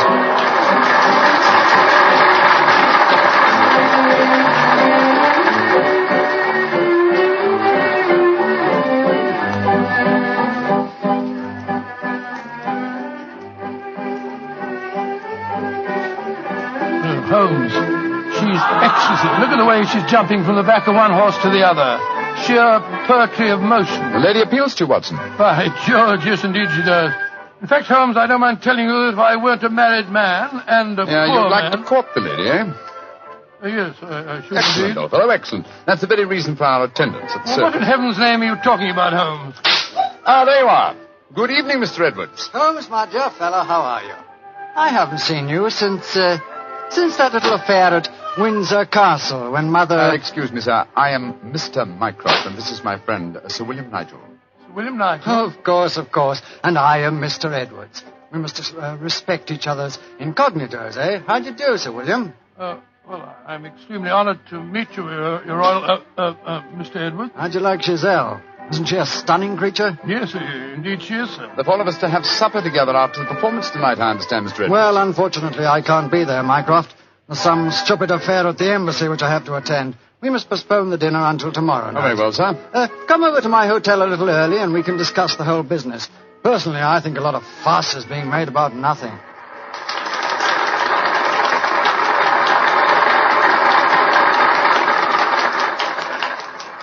Now, if you'll excuse me, gentlemen, I must go back and see Giselle for a moment and tell her that I can't keep our appointment for tonight. I'll see you tomorrow, Mycroft. Good night, Sir William. Good night. Good night, sir. Et maintenant, pour votre plaisir, les frères Salini, les jongleurs internationaux. Holmes, What's all this mystery? That wasn't Mr. Edwards. It was the Prince of... Shh, Watson, please. Discretion, old fellow. Mr. Edwards, as you know, is extremely democratic. Too much so, possibly, when one considers his position and responsibilities. He's become quite seriously involved with Mademoiselle Giselle, the lady bareback rider who has just left the ring. Oh, so that's it. The Foreign Office, quite naturally, I suppose, is deeply concerned over the matter, and I've been entrusted with the delicate mission of protecting Mr. Edwards. Oh, does Giselle Gironde know that his true identity, do you suppose? That's the first thing that we have to find out. It's possible that she is simply captivated by having a rich Englishman at her feet. If, on the other hand, she knows who Mr. Edwards is, then we may be in for a great deal of trouble. Yes, but how are you going to find that out? By tempting her with a richer Englishman.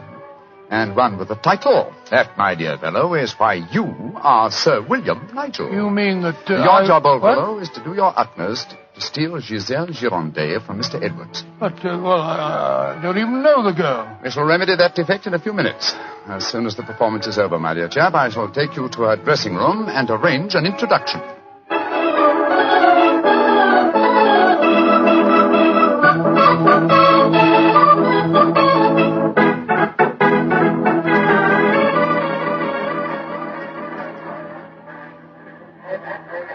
I must say, Holmes, the backstage life at a circus is even more colourful than in the ring. What makes you say that, old fellow? Well, I just saw a pinhead having tea with a bearded lady while a sword swallower was standing behind him practicing his act. Oh, hello. See that man standing talking to the girl in tights? Yeah, attractive, isn't she? The gentleman is Inspector Blarney of the French police, an old friend and a distant relative of mine. Blarney, how are you? Ah, Holmes, mon cher ami, comment ça va? No, Blarney, please. On this occasion, my name is Mycroft, if you don't mind, and this is my friend, Sir William Nigel. How do you do, Inspector? Enchanté, Sir William. Permit me to introduce Mademoiselle Yvette Marat. How you do? How do you do, Mademoiselle? How do you do? What brings you behind the scenes at the circus, may I ask, mon cher Mycroft? My friend Sir William is most anxious to make the acquaintance of Mademoiselle Gironde. But of course, every man wishes to meet Giselle Gironde. Why not ask Blarney? He will present you to her. Ha! He knows the way. Oh, now, Yvette, chérie, do not begin that all over again. You're in love with her. You've always been in love with her. I wish you were dead. Sometimes I think I could kill her myself. Upon my soul, Inspector, she's a fiery little thing, isn't she? Ah, ça c'est vrai, ça, Sir William. Many times I've told her that Giselle Gironde would never waste her time with a simple police inspector. She prefers a wealthy foreigner. But Yvette ne comprend pas. She does not understand and she does not believe. Mademoiselle Marat was dressed in tights, Blarney. And what does she do in the circus?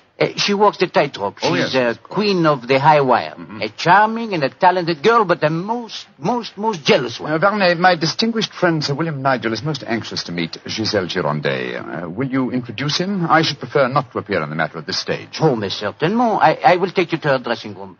Please come with me, Sir William. Yeah, right. I'll see you later, Holmes. I'll be waiting for you, old chap. Good luck. You're a lucky man, Sir William. Giselle has quite a penchant for the Englishmen. And when they are rich and have a title, I am sure she finds them irresistible. You really think so? Oh, but of course. Ah, quel dommage that I am only a poor policeman. Here we are. Entrez. Giselle, mon chou, permit me to present to you Sir William Nigel. He's a great admirer of yours. Yes, indeed, madam. Ah, Sir William Nigel. Come and sit here beside me, Sir William. I shall leave you. Au revoir. Sit closer. There. That is much more cozy, no? Oh, it's very nice of you to see me, Mademoiselle Gironde. Oh, don't be so formal, my Englishman. You may call me Giselle, and I shall call you... Let me see, I shall call you... Sir William... Willie! I shall call you Willie. You do not mind? Mine, very delightful. Quite delightful, my dear. I was hoping perhaps that you'd care to have a little supper with me tonight, Giselle. So what about some oysters, a cold pheasant, and a bottle or two of Pomeranian Green 072? You get to taste rather well, don't you think? Oh, Willie, I can see you are a perfect host. I don't know about One that. moment, I get my cloak. Well, you know, Giselle, it's a funny thing. What is the funny thing, Willie? When I was 8 years old, I fell violently in love with a lady bareback rider at a circus. History seems to be repeating itself. Here. Help your Pierre. Do you no longer knock when you come to my door? Who is this man? My name is Nigel, Sir William Nigel, my good man, and who may you be? I am Alfio Alfieri. I am Alfio Alfieri. And what is he? Ha! A trainer of wild animals. An imbecile. Rotten! You must not speak to Alfio in that way. You belong to me. Send this stupid Englishman away. Confounded impudence. Grossier. Belong to you. Giselle belong to no one. Do I have to take my whip to Put you? down that whip. Put it down, you scoundrel. Next time it will be your face, Can. You infernal blackguard. Raising your hand against a woman. Shocking. Bravo!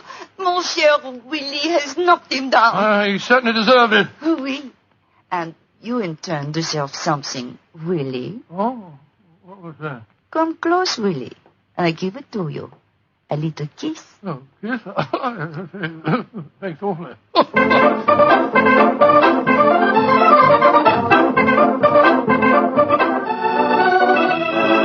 Oh, Willie, you are so strong, so resolute, so brave. Oh, it was nothing, my dear Giselle, nothing at all. Here, more champagne, Gus. More champagne. Oh, Willie!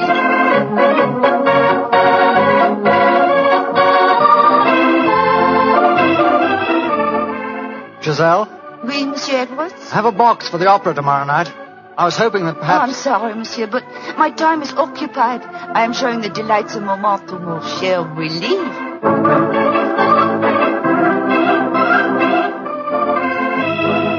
Mademoiselle est mieux le collier de perles à 5 rangs ou celui à 3 rangs? He says, which do I prefer, the 5-string color pearls or the 3-string color pearls? What does my Willie think? So that you can't hang too many pearls on a pretty neck like yours. I'll take the 5-string collar, my good fellow.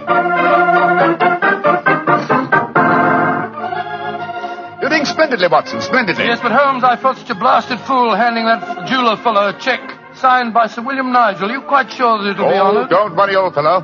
Remember who our client is. Money is the least important concern in this matter. On with the masquerade, old fellow. On with the masquerade.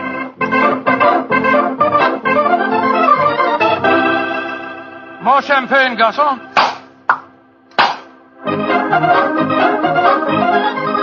Willie, you are such a headstrong boy. More champagne.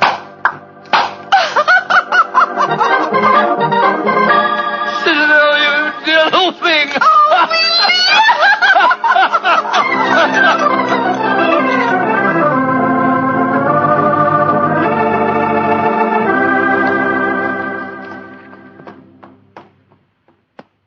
Good evening, Blarney. Has Mademoiselle Girondet come in for the evening performance yet? Yes, Monsieur Holmes. I escorted her to her dressing room half an hour ago. Monsieur Edwards is in there with her now. At last, it seems, she has use for a poor policeman. Last night she found a threatening letter on her makeup table. Since then, she has been most grateful for my company. A threatening letter, eh?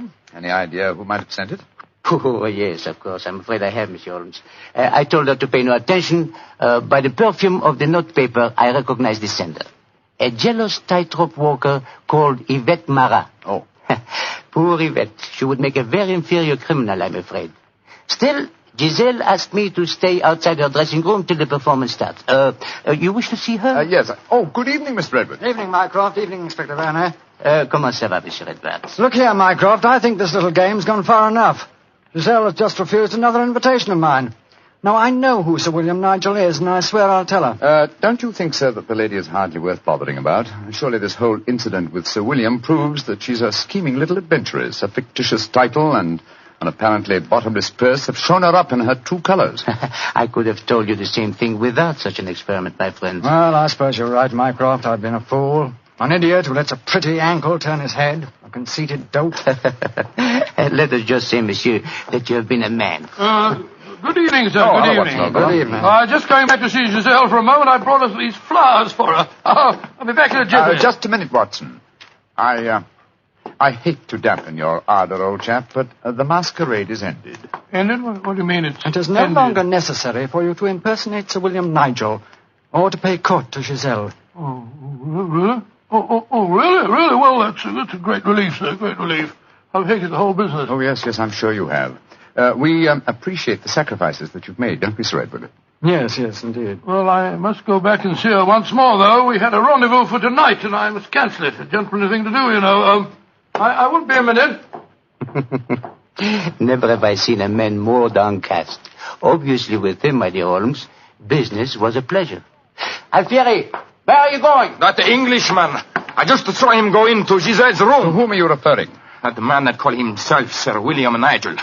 2 days ago he struck me. I have to settle with him. No man may strike Alfieri. Do not cause any more trouble, Alfieri. From what I've been told, you thoroughly deserved what happened to you. Here he come now. You, English, you. Alfieri challenge you to a duel. Holmes! What's old chap? What is it? You're as white as a ghost. It's Giselle. What's wrong with her? She's dead. She's lying there in her dressing room. Strangled. Strangled? And only half an hour ago I spoke with her myself. Since then, I've been standing in this corridor, guarding her door at her own request. Only 2 men have entered Giselle's dressing room since then. You, Monsieur Edwards, and you, Sir William Nigel. What are you suggesting, Basil? I am suggesting nothing. I am stating that these 2 gentlemen are under arrest for suspicion of murder.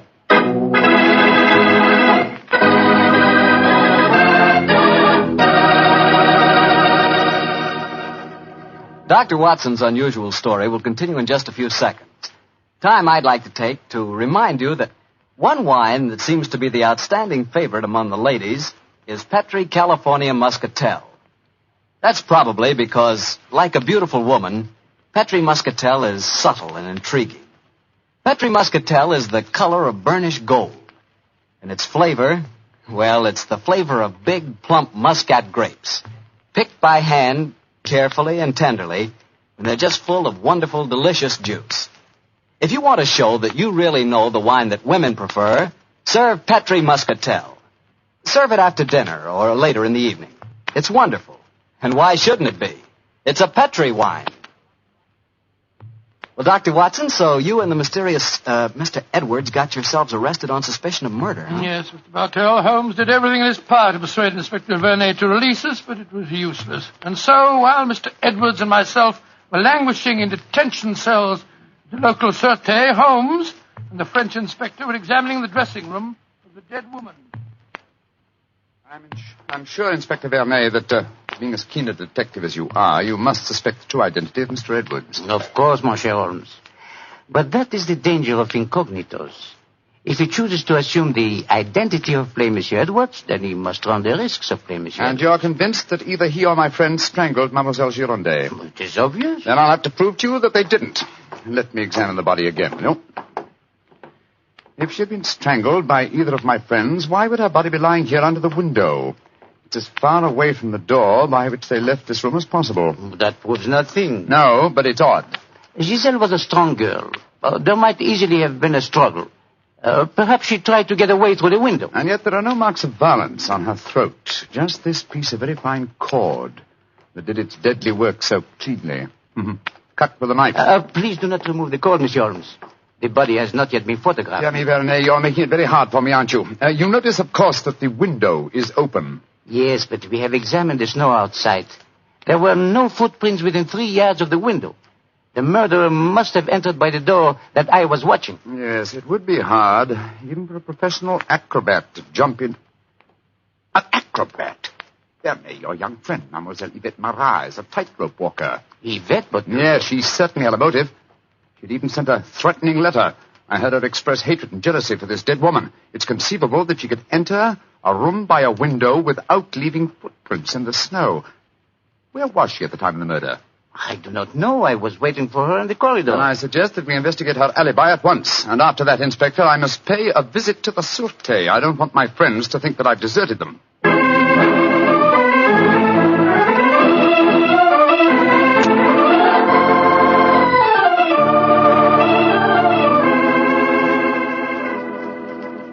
Excuse me, sir. Yes, Holmes. I'm afraid it looks rather black. As I was telling you, Yvette Marat, the tightrope walker, was able to establish a completely satisfactory alibi. Vernet still suspects you or Dr. Watson. Well, that's ridiculous. May I ask you a very straightforward question, sir? Of course. I can well understand that if you had gone into the dressing room and found the woman already murdered, you might easily be tempted to conceal the fact, to avoid a scandal involving your person, will you swear to me, sir, on your true identity, that Giselle was alive when you left her? She was, Holmes. I swear it. Thank you, sir. That's all I wanted to know.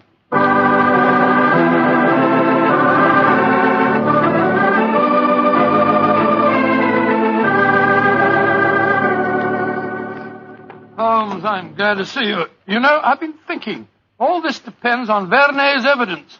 But supposing he was the murderer. He told us that Gazelle had turned him down, you know. I'd thought of that, but Mr. Edwards swears that Giselle was alive when he left the room. And yet that means that Mr. Edwards... Oh, no. It's unthinkable. Holmes, you're not suggesting. Holmes, if I thought that were possible, I'd confess to the murder myself. My life wouldn't matter if it had saved a scandal like that. Great Scott, it'd shatter the empire. Dear old Watson, you shall not sacrifice yourself. You're as valuable a British institution as the Lion himself. No, my dear fellow. We shall never sacrifice you, not while my mind is still capable of... My mind? That's it. Thank you, Watson. You've given me the answer. Holmes, what are you burbling Be about patient, now? old fellow. In half an hour, you'll be out of this cell, and the real murderer will be in it.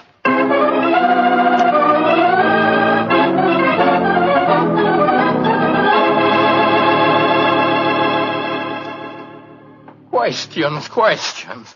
Why must Alfieri answer so many questions? Because he will not yet tell the truth. You murdered Giselle Girondet. How many times I have to tell you I did not kill her? Why should I want to harm her? Because you were jealous. Because she humiliated and tormented you. But I was not in her dressing room. I've already proved that fact. Am I a magician that I can kill somebody without entering a room? Alfieri, I know how you killed Giselle Girondet without its necessitating your entering this room. You're a smart man. Please to tell me. I don't need to tell you. With the aid of Vernet, I'll show you. Open the window, Alfieri. What game is this? Very well, then. I'll open the window myself. Put your head out. Come on. So. Who do you see? Inspector Vernet standing 3 yards away, where you stood, and he's got your long training whip. No! Don't move! Stand there. The inspector hasn't your skill with a whip, but he wants to try a little experiment. No, leave him alone! All right, Vernet. I'm holding him.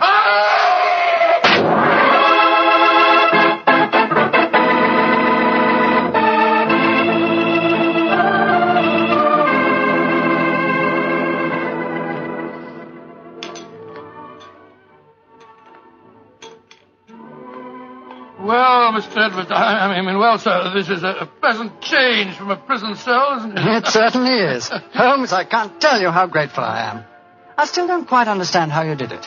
Watson, in rather a roundabout way, was responsible for giving me the clue. Oh, how was that, Holmes? Well, on more than one occasion, old chap, I've had cause to deplore your rather florid style of writing. Tonight, I was very thankful for it. When I began to speak of the capabilities of my mind... suddenly I remembered a phrase of yours in which you referred to its whip-like rapidity and accuracy. That, of course, made me think of Alfieri, the animal trainer. Exactly how did he kill the poor girl? Well, sir, he stood outside the window, far enough away to leave no incriminating footprints. Called to Giselle, probably persuaded her to lean out, then snapped the whip around her neck, pulling it tight and strangling her. And then I suppose he cut the cord and let the body fall back into the room. Precisely, old fellow. We found a whipstock among his tackle, a whipstock from which the lash had been cut. The stub of lash left matched the cord around the dead girl's throat. Amazing business. And I don't mind telling you, fellas, I'm very thankful to be through with it. Yes, so am I, sir. In fact, I wouldn't be at all surprised if this whole incident cures me of my love of circuses. Oh, I didn't know you had a predilection in that direction, Watson. Oh, yes, sir. Yes, if you don't mind my saying so. When he was 8 years old, he fell in love with a lady bareback rider. Didn't you, Watson? Indeed. What happened? Well, sir, I don't remember her name, but she wore pink silk tights with golden sequins on them. And I wrote her a rather hot-headed letter. Unfortunately, my mother...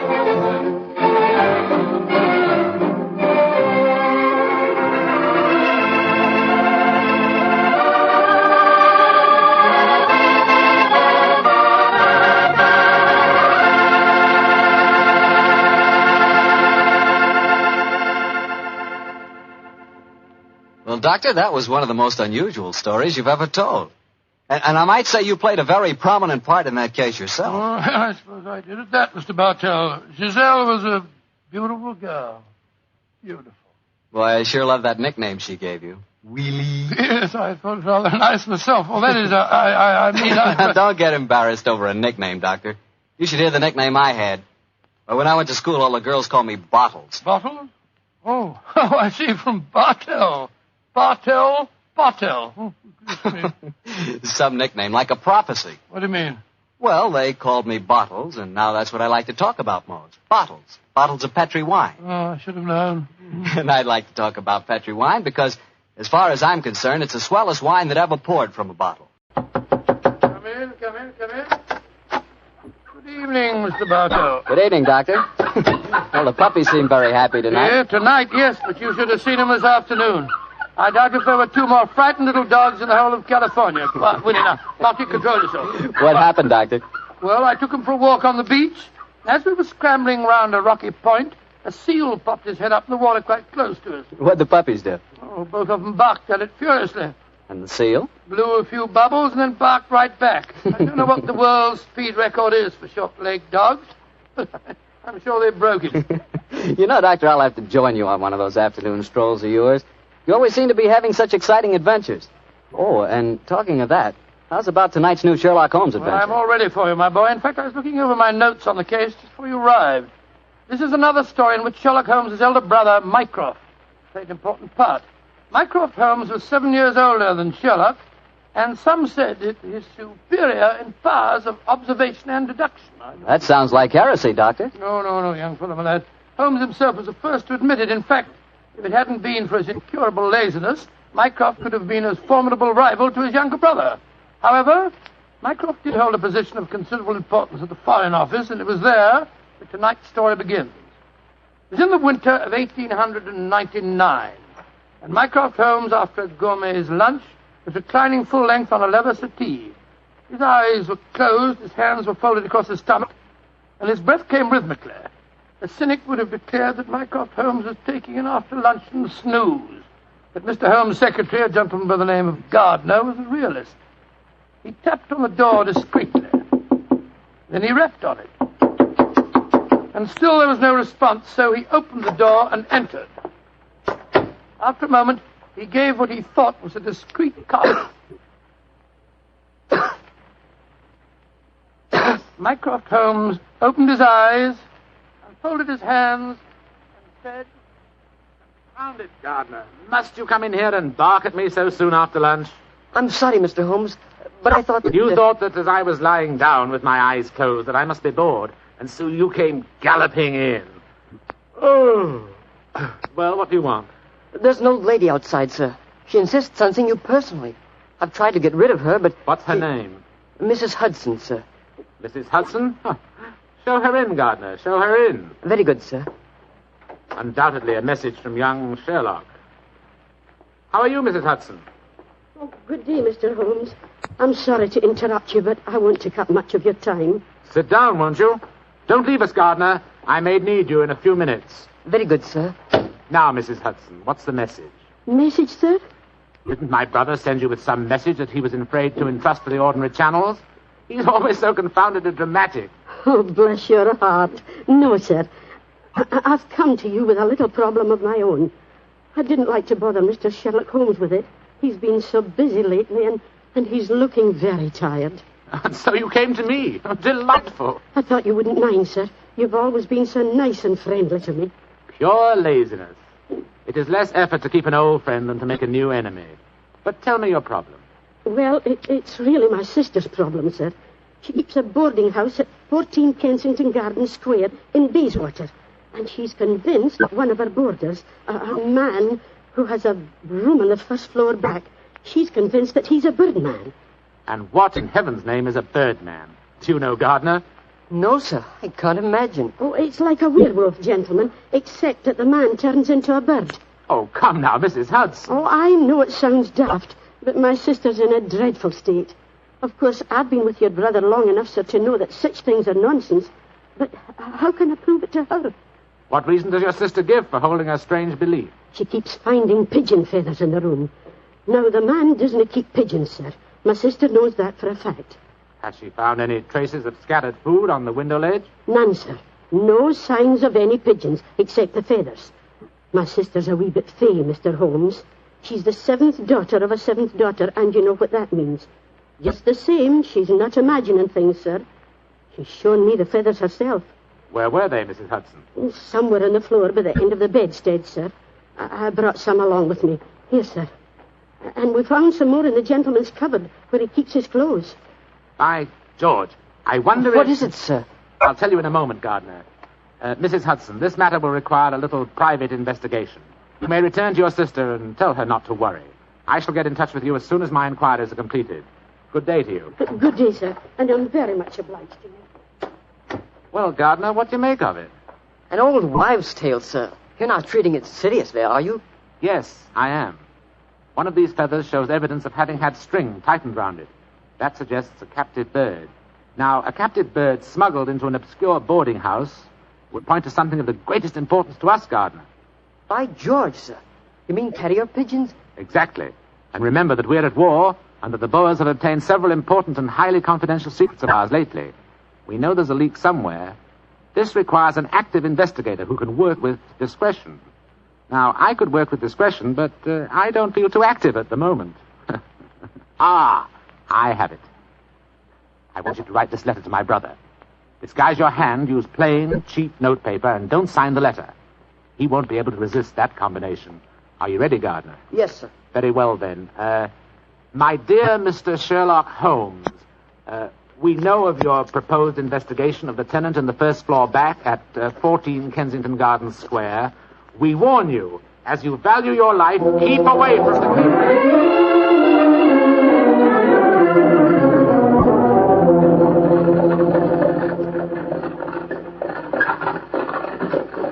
We warn you, as you value your life, to keep away from the case. And that, my dear Watson, is why we are driving towards 14 Kensington Gardens Square, disguised as building inspectors of the London County Council. Well, I must say it's a very challenging letter, Holmes. Unsigned, yes. I notice.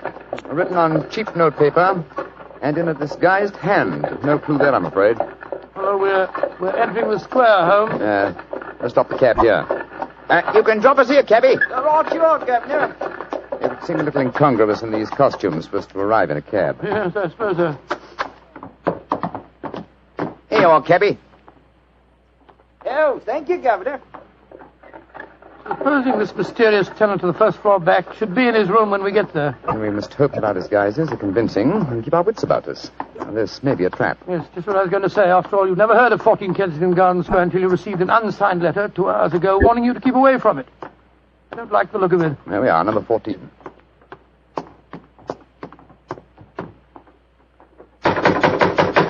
I suggest that you let me do most of the talking. Good Lord, yes. My Cockney accent doesn't compare with yours. Who do you want to see? We're from the London County Council, we are. We've had complaints about a leaky gas jet in the first floor back. Oh, that's Mr. Green's room. He ain't home. Oh, that don't matter, my dear. We'll go up and take a look. Come on, Bertie. Right, you are, Alfie. Want me to show you the way? The missus is out shopping. No, thanks, dearie. Me and Bertie can't get lost, can we, Bertie? No, of course we can't. Of course we can't. Oh, look at him laughing. Come on, Bertie. Oh, I do like to be beside the seaside. Oh, I do like to be beside the sea. Dilly-um-pa-pum-pa-pum, dilly-um-pa-pum-pa-pum. Nice house, Bertie, ain't it? Yes, Alf. Nice as can be, this house. Oh, I do like to be beside the seaside. I do like to be beside the... Here we are, first floor back. Better make sure the bloke ain't home. Oh, I do like to be beside... No, ain't home, Alfie. Huh? No, well, all right, let's go in.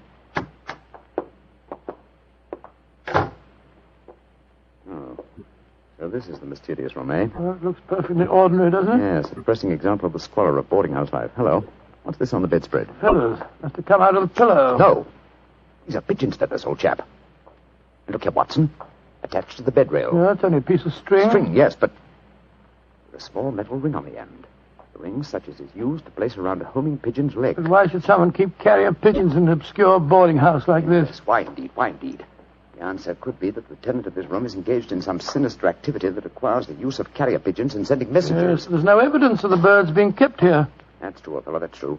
Possibly the owner of this room is given a pigeon by one of his superiors, brings it here, affixes his message, and releases the bird. But why couldn't he just take the message to where they keep the birds? Well, in that way, he would run the risk of being picked up with dangerous and incriminating messages on Well, him. what kind of skullduggery involves the use of carrier pigeons, you suppose? We're at war with the Boers in South Africa, Watson. What could be more logical than that a spy in their pay should be using this method to smuggle important information out of the country? By Jove, yes, Holmes. I wouldn't mind being... Somebody coming. Look out. Who are you? What the devil do you think you're doing in my room? Well, my name's Bertram, and I come here to look at your gas pipes. Don't lie to me. Who are you? It's like I say, Governor, my name's Bertram, and I come from the London County Council. Very well, then. If you won't tell me the truth, perhaps this revolver will make you change Now, your look mind. here, Governor, look here, Governor. Grab his revolver, Watson. Yes, right. Holmes, where were you? I slipped behind the doors. This gentleman opened it. Yeah, me, sir. Your overcoat seems extraordinarily well filled with chest, doesn't it? Why not slip it off? Yeah. It's a bit warm in here. Let me alone. Joe, you were right, Holmes. He had a pigeon under his coat. Yes. See if you can catch the bird, will you, old chap? All right, here. Come on, Pidgey. Pidgey, come on, little fella. Come along, Pidgey. There he comes. That's it. Look at the little fella. Snuggled up on my arm. Friendly little fellow, isn't he? Yes, Look out, Watson. The gentleman's revolver. He's Yes, going after and when it. I get it, I'll... A beautiful uppercut, Holmes. I'm afraid he'll be unable to talk to us for some time. How fortunate he told us where the message was hidden before we indulged in this little set, What do you mean? He didn't say anything about a message? No, not verbally, but I was watching his reflection in the mirror as he entered the room. His eyes first glanced at this top drawer on the dresser here to see if we'd touched it. It was obviously the most important spot in the room. Let's see. Here we are. A message already rolled up and in its container. Oh? What does it say, Holmes? It's in code, which is not surprising, but I don't think it will be very difficult to decipher. Yes, and when you've done that? Then, my dear fellow, I shall compose a code message of my own and persuade this pigeon to lead us to its master.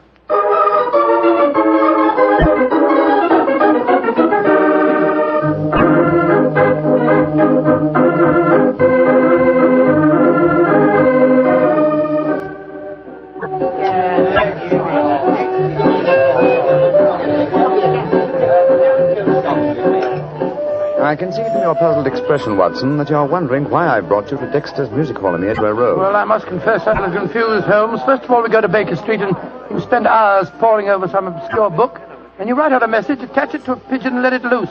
Now you bring me here. I hate to question you when you're working, but I should be glad if you'd give me some idea of what's going on. Of course, old chap. At times I must seem confoundedly mysterious, I'm sure. Here's the situation. The obscure book I was studying was a table of ciphers. I was trying to decode the message we found in the room on the first floor Well, back. obviously you succeeded, or we wouldn't be here. Yes, the key word was Louis Botha, the name of the Boer leader. The message was a report on the number of troops now in training at Aldershot. Then you were right. We're mixed up with a ring of enemy agents. Obviously, old chap. So I kept the original message and composed another using the same code and dispatched it by carrier pigeon. Well, what did you say in your message? Meet me tonight, 8 o'clock, table number 3 at Dexter's Music Hall. What made you choose this place as a rendezvous? Well, I happen to know that it's a common meeting place for underworld characters.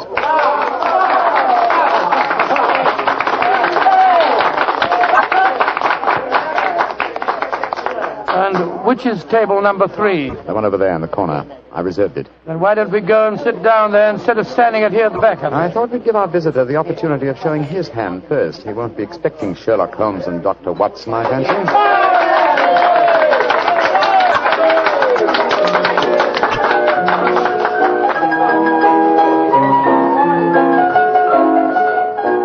Good Lord, look at this woman coming on to sing. You ever see so many feathers?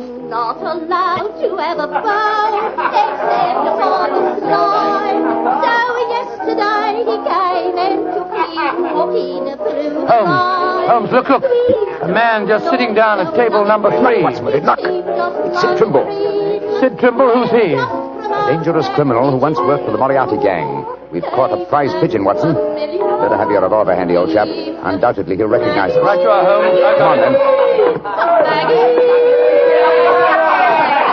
Out in the clover, they trembled since morning. Go and drive them, Maggie, to the old. I'm so glad you're able to keep your appointment, sir. Sherlock Holmes. This is a trap. Don't try any tricks. I've got a revolver here, Sid. How'd you like this table in your face? Watson! You didn't shoot him, did you? No, he knocked my hand. The revolver went off. The shot went wild. I swear it did. Yes, of course. Look at the wound. There are no powder burns. The shot was fired from some distance. Holmes, he's dead. Out of the way! Out of the way, please. Now then, what's going on here? Constable, this man has been killed. Yes, and it's easy to see who did it. Well, I didn't do it, Constable, if that's what you're thinking. No? Then why are you standing here with a smoking revolver in your hand? Come on, you're under arrest. But you can't arrest me. I'm Dr. Watson, and this is Mr. Sherlock Holmes. I don't care if you're the King of Siam and the Bishop of London himself. You're under arrest, and I'm taking you both to Scotland Yard.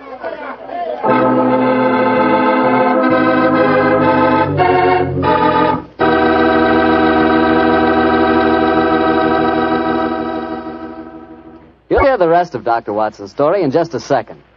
And if you don't mind, I'll take that second to say just one word to the ladies. And that word is muscatel. Petri California Muscatel.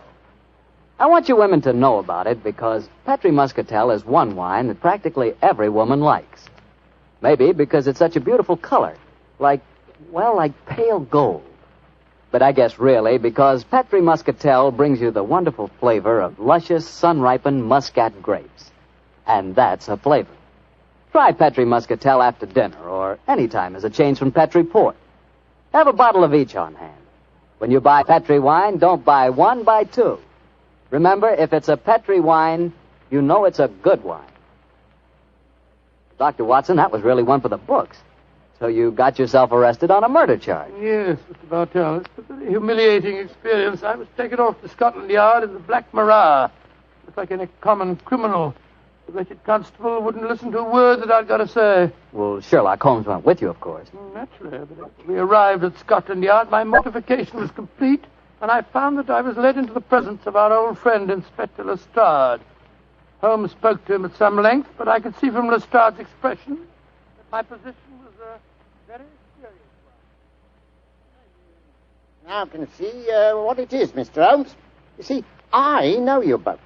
But I must say there are lots of them here at the Yard as don't like what they call your high-handed method. But, Lestrade, personal likes or dislikes have nothing to do with this. No, of course they haven't. It's purely a matter of evidence. Well, I know that, Dr. Watson. And the constable's evidence was as clear as the nose on your face.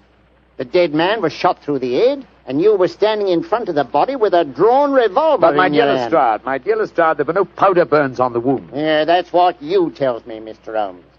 But I'll have to wait for the official report on that. The police surgeon's examining the body now. You understand, gentlemen, I'm not saying I'm sorry that Sid Trimble's dead. He's been a thorn in our side for a good many years. In fact, here's the police surgeon now. Dr. Hendricks, this is Mr. Sherlock Holmes and Dr. Watson. How do you do? How do you do, gentlemen?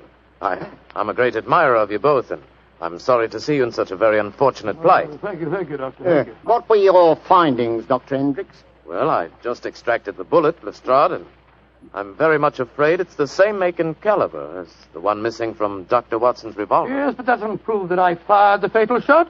A .45 Colt's a very common weapon, Doctor. It proves nothing. Dr. Hendricks, as I was just saying to Inspector Lestrade before you came in, the only fact that would show my friend guilty would be powder burns on the wound, thereby proving that the bullet had been fired from close range.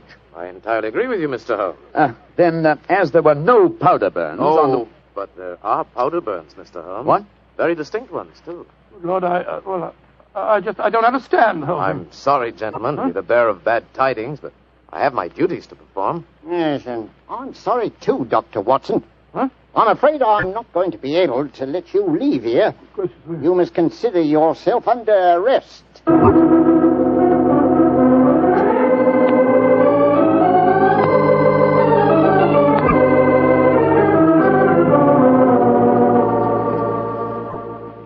Holmes, I never felt more despondent in my life. Oh, cheer up, old chap. Well, how can I? Locked up in a prisoner's cell. Looks as if I might end up at the gallows. Don't worry, Watson. You'll be out of here before the night is over, I promise you that. I wish I felt as confident as you do. How do you propose to do it? Oh, with the aid of a little hard thinking. Thinking? That won't unlock any cell doors, thinking. But it will, old fellow. It's obvious someone's deliberately trying to incriminate us. Try and reconstruct killing logically. Sid Trimble was a member of an espionage ring. I sent him a false message. After he'd left to keep the appointment, one of his colleagues trailed him to the music hall and killed him before he could betray anything to us. Yes. Yes, that's undoubtedly the way it happened. The powder burns, Holmes. How do you account for them? There were none just after the shot was fired. We know that. And yet Dr. Hendricks assures us that there are very distinct powder burns now. May we come in, gentlemen? Yes, of course you can, Dr. Hendricks. Oh, hello, Lestrade. Yes, I thought we'd come and chat with you, Doctor. Well, that's very nice of you, gentlemen. Yeah, not a bit of it, Doctor. You know, it hurts me to see you in here, and that's a fact. And I can't bear to see a fellow medico in such plight without coming in to see what I can do to help, Watson. Yeah. You're very quiet, Mr. Holmes. Am I, Lestrade? I was thinking. You see, What, old chap? I have it. You have what? The answer. You'll sleep in Baker Street tonight after all. Mr. Holmes, what are you talking about? The murder of Sid Trimble. The incriminating powder burns were obviously faked. Watson and I know that, whether you and Dr. Hendricks believe it or not. The question is, how were they faked? I think I have the answer. Dr. Hendricks. Yes, Mr. Holmes? If a blank cartridge were fired at the wound after death, it would produce powder burns, wouldn't it? Undoubtedly. Yeah, but who could have done that, Mr. Holmes? Ah, that's the point, Lestrade. Who had the opportunity? The constable who brought the body here. True, old chap. Huh? Also, you, Dr. Hendricks. That's perfectly true. Yeah. Well, I had the opportunity too, Mr. Holmes.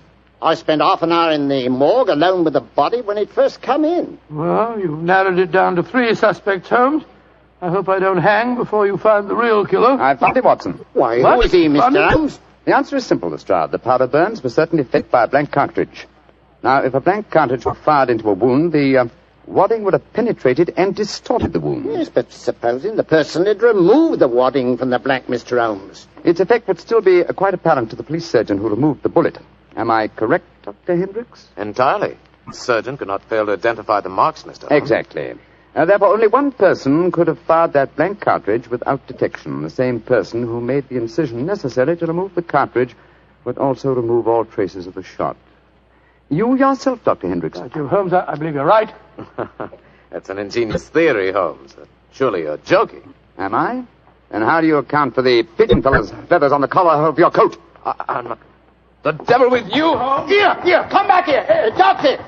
Constable! Don't let Dr. Hendricks get away! Great Scott. Scotland Yard itself harboring an enemy agent. Upon my soul, Holmes, you've done it again. I must say you've got sharp eyes. I didn't see those pigeon feathers on Hendricks' collar. Confidentially, my dear fellow, neither did I. But Hendricks' guilty conscience knew they might be there. It was a shot in the dark, and I had to take it. If you'd spent the night in a prison cell, I should never have heard the end of it, I'm sure. Never.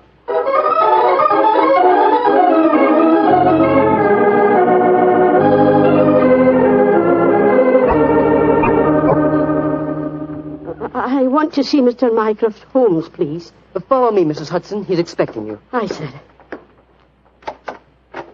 Ah, there you are, Mrs. Hudson. Come and sit down.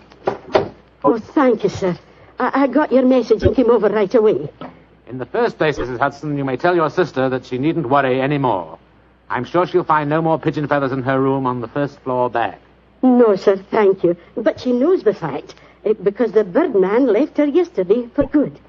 Some strange men came and took him away, and today she's let the room to a nice young traveller. I'm really sorry to have bothered you with her trouble, sir. I'm very glad you did, Mrs. Hudson. Thanks to your information, an enemy espionage ring has been broken, and the British government is deeply grateful to you. You're always one for a joke, aren't you, Mr. Holmes? Well, I'm glad you're not angry with me. I'll be going now, sir. Just one more favour I'll ask before I go, though. Anything, Mrs. Hudson. What is it?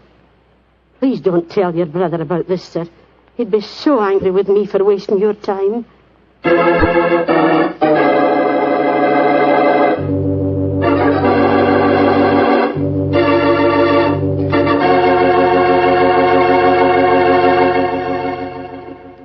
Well, Doctor, that was really a swell story tonight.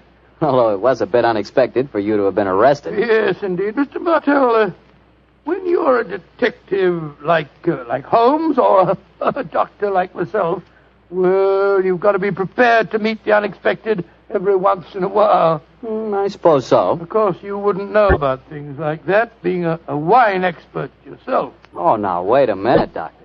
From the way you talk, you'd think I spent every waking moment in a Nice, cool wine cellar, tasting wine from morning till night. Well, don't you? Oh, now, Doctor, I'm no more a wine expert than you are. All I know about wine is that it either tastes good or it doesn't. And I know that Petri wine does taste good. Good evening, Doctor. Good evening, Mr. Bartell. Draw up your usual chair. Thank you. That's it. Well, did you enjoy the Christmas holidays? Well, I've had a whale of a time, thank you, but I don't think I can face a turkey or a mince pie for at least another year. How about you, Doctor? Oh, I had a very pleasant week, too, my boy. Parties, visitors, and a flattering number of Christmas messages to be answered. Oh, say, you got a new pipe. Is that a Christmas present? Yes, new pipe, new tobacco pouch, and a pound of my favorite tobacco. All of them sent to me from London by an old client and a friend of mine, Sir Ian Dunbar. An old client, huh? Well, do you mean he was one of your patients, or was he someone that you and the great Sherlock Holmes helped? The latter, Mr. Bartell. As a matter of fact, it was receiving this gift that reminded me of the story I've decided to tell you tonight. A story in which Sir Ian Dunbar played a prominent part. And how did it begin? The day before New Year's Eve in 1899.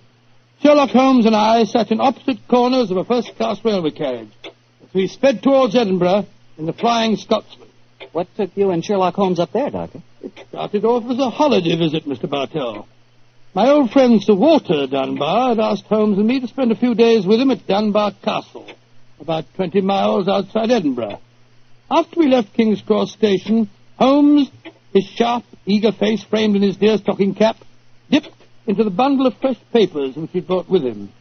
We'd left Bedford far behind us before he thrust the last one of them under the seat, leaned across, and offered me his cigar.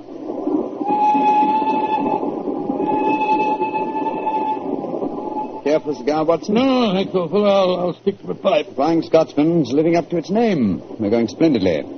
Our present rate is 53.5 miles an hour. Oh, I haven't noticed the quarter-mile post. Nor have I, but the telegraph posts on this line are 60 yards apart. With the aid of a watch, the calculation is a simple one. Watson, my dear fellow, we have several hours ahead of us. Tell me more about Sir Walter Dunbar. I have a feeling that he is in some kind of trouble, but you haven't wanted to talk about it. Well, it's not exactly trouble, Holmes, but there's a strange problem that confronts the Dunbars. A problem that'll be settled at midnight tomorrow. Oh, indeed. Night of New Year's Eve, eh? Yes, exactly, but to really appreciate the story, I have to begin by telling you of the death of old Sir Thomas Dunbar. The father of the present baronet, I suppose. Yes, he was severely wounded at Waterloo, though he managed to last out long enough to get back to Dunbar Castle. The story goes that as he lay there on his deathbed, he told his wife of his plans for their unborn child. Dinna grieve, lass. I'll fetch the baronet here home from Waterloo. What if I fetch the mortal wound as well? Oh, hush, lass. I'm not afraid to die. All that niggles me is that I shall never see the child you bear. Is Sir Walter Scott no coming yet? Jenny, he visit the deathbed of his old friend. Oh, who's there? Is that you, Sandy Murdoch? Aye, Thomas. It's me. I'm leaving an unborn son behind me when I die. Now, I don't trust women or children or banks for that matter. Put the best part of my wealth and gold in the big iron box you'll find under the bed. The money's there. Aye, and something else for a rainy day. You have to keep that box in trust for me, Sandy. You can turn it over to my boy on the New Year's Eve before his 21st birthday. And he'll be a man and wise enough to know how to use it. You understand, Sandy? Aye, Thomas. But supposing your bairn's a girl. A girl? I tell you, it'll be a boy. And we'll name him Walter after my good friend, Sir Walter Scott.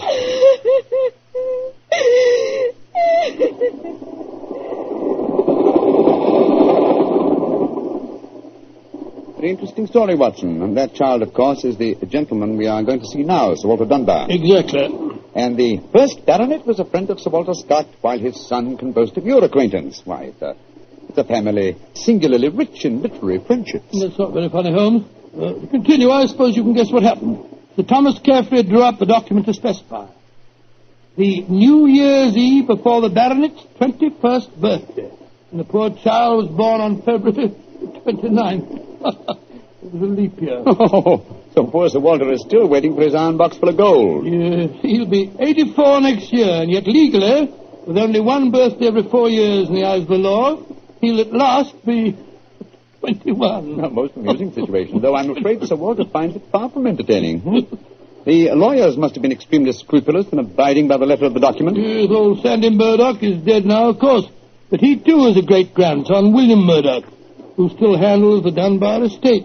He'll be at the castle tonight to formally hand over the iron box. I'm delighted you accepted the holiday invitation of Sir Walter. My dear fellow, I've needed a rest, but I've always loathed too strict a one. This situation may pose a nice little problem for me. Problem? Yes, I'm reasonably certain that the aged Sir Walter Dunbar will not get his iron box full of gold on this New Year's Eve either. But we shall see, old fellow. We shall see.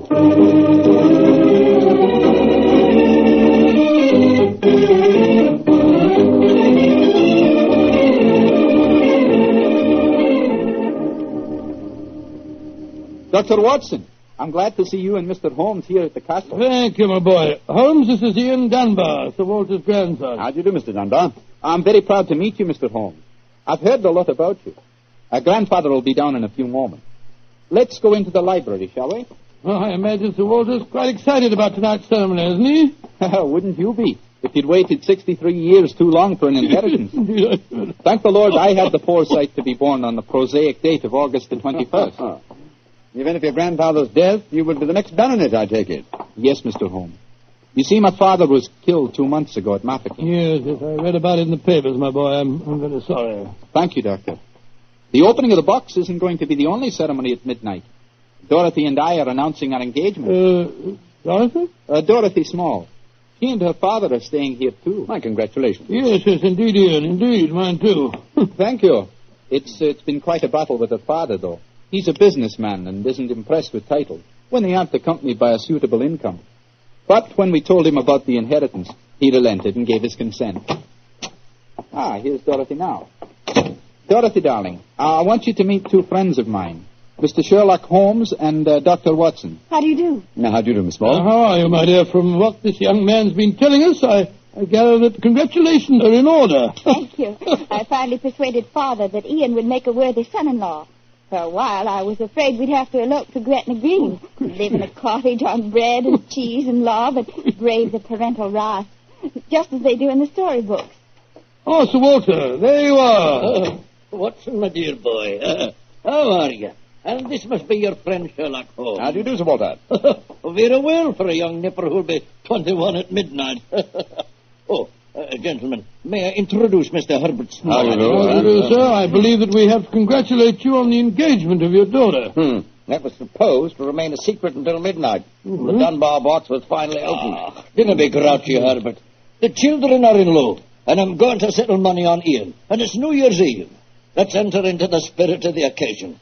Bring out the glasses, Ian. I've had some bottles of my special pride put out. It's the finest port in Scotland. The cream of Dunbar. My father laid the first bottle down the year before I was born.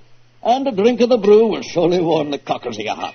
My mouth's watering already, Sir Walter. When is this lawyer fellow, young Murdoch, getting here? Oh, any moment, Herbert.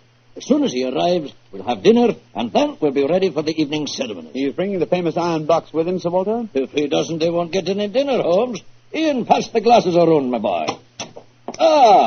There you are, Murdoch. Good evening, Sir Walter. Oh, you've got the box with you, I see.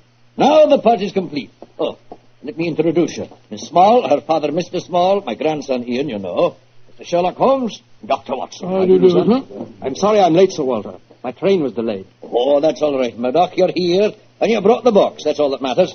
Ian, give our young lawyer a drink. Here, I'll help you pour it. I must say that this is rather exciting, Holmes. The famous iron box with its inheritance of gold. Yes, and from the size of the box, at a rough guess, I should estimate its cubic content in gold at around 5,000 pounds. Not a vast sum, perhaps, to a businessman like Mr. Small, but a windfall to an impecunious Scottish baronet. Yes, I suppose it is. A strong young man, Mr. Murdoch. How do you mean strong, Holmes? A box that size full of golden sovereigns would weigh a considerable amount, and yet the lawyer carried it single-handed. Now that we're all assembled, I'm going to propose a toast. Though it's still some hours off yet, let's drink to the new year. It means a lot to some of us. To 1900.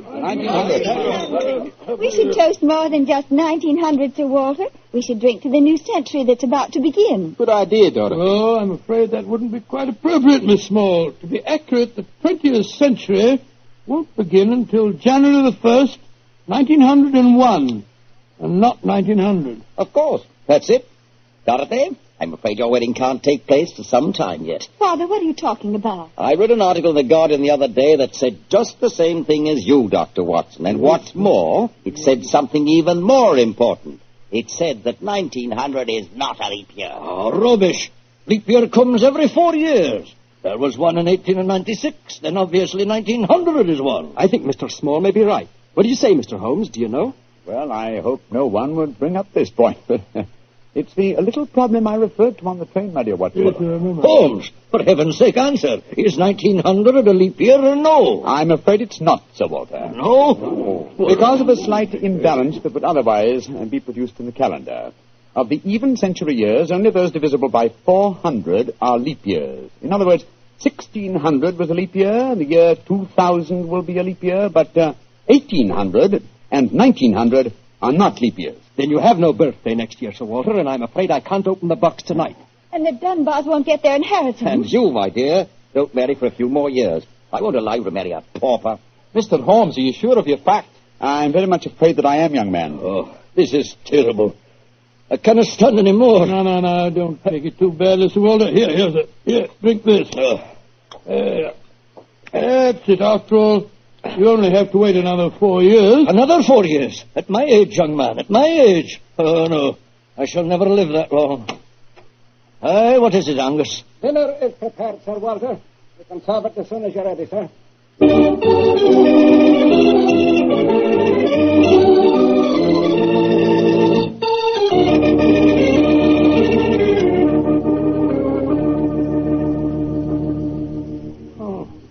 What a miserable meal, Holmes. Sir Walter's gone to his room, the young lovers are nearly in tears, and Small and the lawyer Murdoch seem to be positively gloating. Yes, a most depressing atmosphere in which to welcome the new year. But let us, at least, make the best of it. I think I'll go and have a talk with Sir Walter. And you, my dear chap, why not try and cheer up the young folks? Some of your experiences in India may make them their minds off the trouble. Yes, quite an idea. I'll join you in the library. Call me if you want me, Holmes. Ah, there you are, my dears. Hello, Dr. Watson. All alone in front of the fire, eh? I'm afraid we're not in very good spirits, sir. Oh, nevertheless, I'll sit down here and join you, if you don't mind. Misery loves company, you know. You're very kind, Doctor. I was just trying to persuade Ian to elope with me. But he's being most ungallant. He won't even consider it. How can I, darling? I've got under £200 a year in my own right. How could we live on that? I was counting on the money the grandfather was going to give us to get me started. Now, Miss Small, a little earlier you talked of wet the green and bread and cheese and love in a cottage. Yes, there's a lot to be said for it, you know. Well, to be said for it, yes, Doctor. But have you ever tried it? Not literally, my boy, but I may tell you that when Mary, my wife, and I were first married, I had very little money. In fact, my income was just about the sum that you mentioned. And we were very happy. Ah, but you have a profession, Doctor. Look at me. I've been trained for nothing except to be Laird of Dunbar Castle. I can't support a wife on tradition. But you're young, Ian. You can get some kind of position, I'm sure you can. Yes, of course. As a matter of fact, I think that... Holmes, what is it? What's wrong? There's devil's work afoot, Watson. Come with me, old fellow. And you, Mr. Dunbar. Mr. Holmes, what's happened? It's Sir Walter. I went to his room. It was in darkness, but in the moonlight I saw two figures struggling by the open casement. One of them was Sir Walter. As I entered, he disappeared from sight. His attacker had pushed him out of the window into the moat. How dreadful.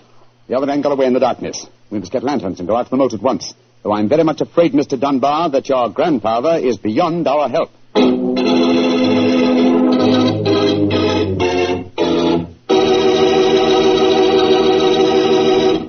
Dr. Watson will be back in just a second, so I'd just like to remind you that if you want to serve a wine over the holidays that you're sure the ladies will enjoy, serve Petri California Muscatel. Petri Muscatel is a golden wine with a wonderful flavor. The flavor of big, plump Muscat grapes. And you know what a flavor that is. I'm sure you'll find that Petri Muscatel is the favorite wine of all women, just as Petri Port is the favorite wine with men. And incidentally, if you're not sure which to get, Petri Muscatel or Petri Port, don't buy one, buy two. Get them both, and you'll be sure to please everyone. Now, to get back to our story. Someone had pushed poor old Sir Walter out of his bedroom window and into the moat below. Isn't that right, Dr. Watson? Yes, Mr. Bartell. Of course, we grabbed lanterns as fast as we could and rushed outside, but it was a hopeless task. The water was 8 or 10 feet deep, and it seemed obvious that the elderly Sir Walter wouldn't have a chance of saving himself. But we searched on, the thicker, bobbing lanterns and the scurrying figures in the frosty moonlight, forming a weird, fantastic... Arthur, bring a lantern over here. Aye, sir. Can you see anything, Holmes? Not a thing. I don't see why your friend doesn't call the police, Dr. Watson. He's accomplishing nothing. We thought there might be a chance of finding the old man alive, Mr. Small. He wants to avoid a scandal, if possible, for your sake, sir, as well as the Dunbars. Well, a scandal can't touch me or Dorothy over this. Her engagement was never announced. Thank heaven. That's a great pity, sir. I should think some new blood in your family would be a great improvement. You're being confoundedly impertinent, Doctor. And you'll be confoundedly heartless, sir. Well, Holmes, have you given up hope? I'm afraid we'll never find him without dragnets and grappling hooks. Have to call the police. What time is it? Sir Ian. You know the time? What did you call me, Mr. Holmes? Sir Ian. By Jove, yes. It does seem a bit premature, Holmes, but of course you're right. If your poor grandfather's dead, Mr. Dunbar, you're the baronet now. And the time, Sir Ian? It's 11:45, Mr. Holmes. A quarter of an hour to the new year. Sir Ian, doesn't that fact suggest something to you? Yes, it does. So I'm the new baronet, am I? Very well, then. There'll be no more talk of the police for 15 minutes. I want all of you to come back to the castle with me. As the last chime of midnight rings out, I shall have a statement to make. A statement that I want you all to hear.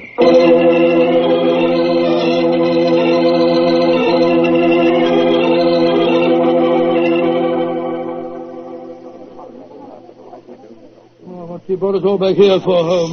There's something very funny going on. I tell you, I don't like the look of it. And I, Watson, like the look of it very much. I wish you wouldn't be so dashed mysterious. What are you up to? You haven't taken a step yet towards finding the murderer? Haven't I? And I wonder what causes the beads of perspiration on Mr. Small's brow. Small? You mean that Small... And I wonder what causes the singular look of apprehension on the face of Murdoch, the young lawyer.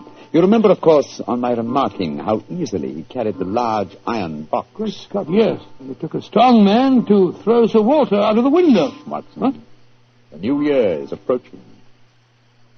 Ladies and gentlemen, in view of our recent tragedy, this is one New Year's Eve when none of us feels like song and jollity. But there still remains a ritual duty for me to perform. Mr. Murdoch, open the iron box, please. But I can't do that. It was only to be opened for your grandfather. No, Mr. Murdoch. The phrase was that it was to be opened on the New Year's Eve before the baronet's 21st birthday. I am now the baronet, and I shall be 21 next year on August 21st. Open the box, please, Mr. Murdoch. Ian, darling, how frightfully clever of you. Good lad. I hoped he'd think of it. Sir Ian. Murdoch, open that box. Very well, Sir Ian. But I'm afraid you're in for something of a shock. Great Scott, the box is empty. Except for a sheet of notepaper in the bottom. What's the meaning of this, Murdoch? Read that paper, Sir Ian, and you'll understand. I owe you 4,000 sovereigns. And it's signed Alexander Murdoch, on behalf of Murdoch and Murdoch, lawyers. You'd better explain this. It's the family skeleton, Sir Ian. That note is signed by my great-grandfather, the one that witnessed the original deed concerning the box. As soon as Sir Walter was born on that February the 29th, my great-grandfather realized the money wouldn't have to be produced for 84 years. And so he stole it. He borrowed it. He always intended to pay it back, but he was never able to. When he died, he told my father of his secret, and my father in turn told me. We've always planned to put back the money, Sir Ian, but we've never been able to. This is daylight robbery. You should prosecute them, Ian. The firm's still in business. You can ruin them. You can sue them for every penny they have. Mr. Small, you've already shown a marked aversion to my family. I suggest you allow me to handle their affairs. Bravo, Ian. How dare you, Dorothy? Go to your room. No one's going to their room. No one's leaving here until the police arrive. I'm convinced that one of you murdered my grandfather tonight. And if you ask me, it's obvious who that someone is. Who, Dr. Watson? You, Mr. Murdoch. You came here planning to kill poor old Sir Walter because you never intended to open that box. You thought that your secret would die with him. That's a lie. I was going to tell him everything and then ask for time to pay the money. I didn't kill him. Of course he didn't. There's your murderer. You yourself, Ian. Father, what are you saying? I'm saying that Ian's the murderer. He saw that the box wasn't going to be open for another 4 years. He realized out the money he couldn't marry Dorothy, so he killed his grandfather and then ordered the box opened. You're trying to cover yourself. You pushed Grandfather out of that window tonight. You thought that if he died, the box would never be opened. So Dorothy couldn't marry me. You young Gentlemen. Upon my soul, Holmes, you seem remarkably calm. Go on, my dear Watson. I must say I'm absolutely fascinated by listening to three people accusing each other of murder, and each of them producing perfectly sound motives. It's a remarkable example of the dangers of reasoning from motive alone. We should profit by experience, Watson. Mr. Holmes, how can you be so calm? There's a murderer in this I room. suppose this game of charades is getting a little out of hand, Miss Small. Let's conclude it. You'd better come out now. That tapestry, it's moving. A happy new year to you all. Grandfather. Sir Walter, oh, am I seeing a ghost? Oh, Sir Walter, you're all right. But what kind of a game have you been playing? It's a bunny game that Holmes and I invented. You might call it forcing the issue. I was determined to have the box open before the next 4 years were out, whilst I was still alive to look inside it. But the trickery of your family, Murdoch, has made me a very unhappy man. Sir Walter, I shall pay back the money in a few years. I swear I will. It'll be too late to do me any good, but I'll take care that Ian gets it. I've half a mind to prosecute you. Grandfather, the money isn't important now that you're all right. You were counting on it just the same, my boy, so that you could marry Dorothy. I know that. She'll never marry a pauper. I won't allow it. When I'm 21, you can't stop me, Father, and I am going to marry Ian. Be quiet. Sir Walter, it's a very unsavory business. I think that you owe us an explanation of your behavior tonight. You tell him, Holmes. I fancy a wee drop of cream of Dunbar. Watching you all search for my body in the moat has made me thirsty. The explanation is a very simple one, ladies and gentlemen. When you arrived here tonight, Mr. Murdoch, I knew from the way you handled the box that it could not contain the sum of gold it was supposed to. And so you suspected fraud and devised a plan to force the opening of the box? Yes, and Sir Walter was an eager conspirator. Of course I was. Ian is 21 next August. Supposing I had died after he came of age, and before my next birthday, 4 years hence, the box would never have been opened. And so we invented the fake murder story. By the way, Ian, I must congratulate you for grasping the possibilities of the situation so speedily. If you hadn't demanded the opening of the box, the Murdoch secret might still be a secret. Well, it was a clever plan, Holmes. It's too bad that it had to have such a miserable ending. I'm not sure that we have finished with the matter. Mr. Murdoch. Yes, Mr. Holmes? You say that your family took £4,000 from that box? Yes, Mr. Holmes. Curious. I would have sworn from its size that it would hold closer to 5,000. And in your account of the legend, Watson, you told me that Sir Thomas Dunbar stated on his deathbed that he had put something else in the box. Right. Something for a rainy day, is that it? Mm-hmm. Did the Murdochs find that extra something? No, Mr. Holmes. They found nothing but the gold. Oh, that's very odd. I think I'll take a closer look at that box if you don't mind. Since this seems to be a night of telling secrets, I think you might as well know, Father, that if you don't give your consent, I shall elope with him. Oh, bravo, my dear, bravo. No such thing. I admire your resolution, young lady, but I hardly think it will be necessary. What do you mean, Holmes? Permit me to show you all the treasure of the Dunbars. What have you found, Holmes? Something for a rainy day that old Sir Thomas spoke of. You see, since the cubic contents of the box obviously differed from my calculations, I deduced the existence of a false bottom. I was correct. And in that space, I found this. Oh, it's a manuscript. Quite so, the manuscript of a book. Look at the title page and see the author's name. History of the Dunbar Family. By Sir Walter Scott. I think, Sir Walter, that an original and unpublished manuscript by your distinguished namesake will prove worth several times the gold that is missing from that box. You've saved the day for us, Holmes, my boy. God bless you. Oh, this has been as strange a new year as ever I knew. But it's turned out to be a bonny one, thanks to you, Holmes. Well, fill up your glasses. We're going to drink a toast to the new year. By Joe, yes, Sir Walter. This is really a happy occasion. Then let's complete it by singing the traditional song of the season, Auld Lang Syne. And in this case, when we sing, Should Old Acquaintance Be Forgot, I feel that in our hearts we should be thinking of Sir Walter Scott. He died over 60 years ago. He's made us all very happy here tonight. Should old acquaintance be forgot and never brought to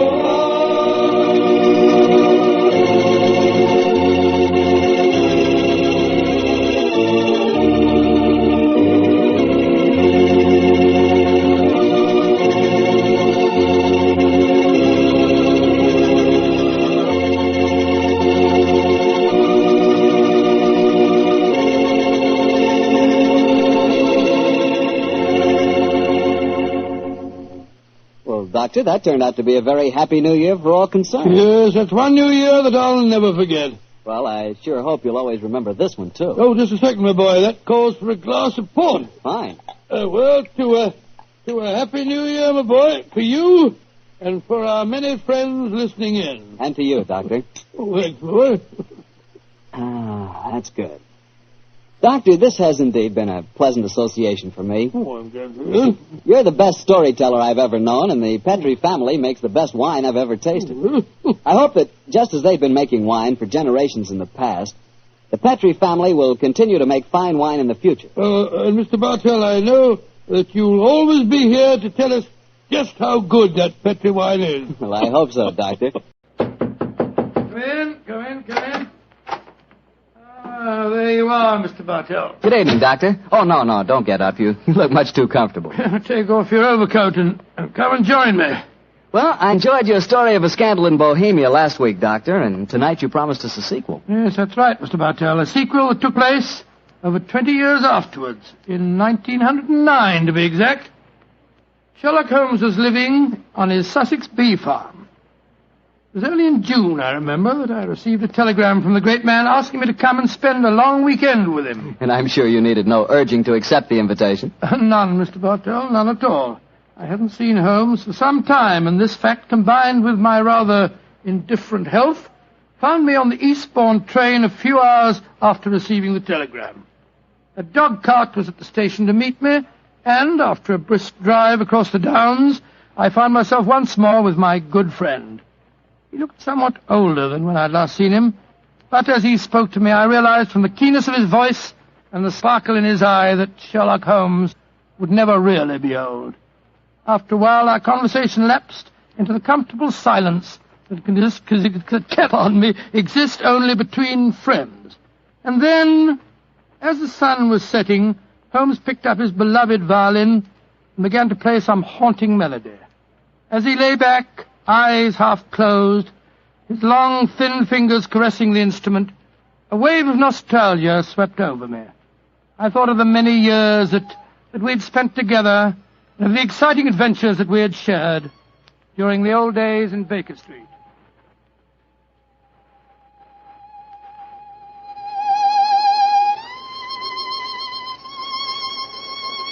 Beautiful. Quite beautiful. Thank you, Watson. You look uncommonly wistful, dear chap. You thinking of the old days? Yes, Holmes. I was. So was I. Oh, well. Those were exciting times, but it's comforting to think that now we will not be disturbed by a jangling doorbell, followed shortly by some poor devil in trouble. Nowadays, my greatest excitements are connected with the segregation of the queen bee and the nighttime proclivities of Charles Augustus, my tomcat. I still find it hard to think of you in retirement, Holmes. Do you ever consider returning to active practice? Oh, I consider it occasionally, and then reject the idea. And I should work only up to the peak of his ability. I'm past mine. Nonsense, Holmes. You're just alert as ever you were. Mentally, perhaps, but not physically. Would you consider handling a small problem in England? With a personal problem that affects you, my dear chap, you know I'll do anything I can. Well, it's not exactly my problem, Holmes, but there was a charming young girl on the train. We got into conversation and... You don't age it in a real chap. You're just as susceptible as ever. No, Holmes, let me finish. She said that you knew her mother quite well. Her mother? Come in. Oh, yes, Devers, what is it? I'm sorry to disturb you, Mr. Holmes. Your man said I might come in. My master, Mr. Leyton Stanley, instructed me to deliver this note. Oh, thank you. He also instructed me to wait for a reply. What confounded impudence.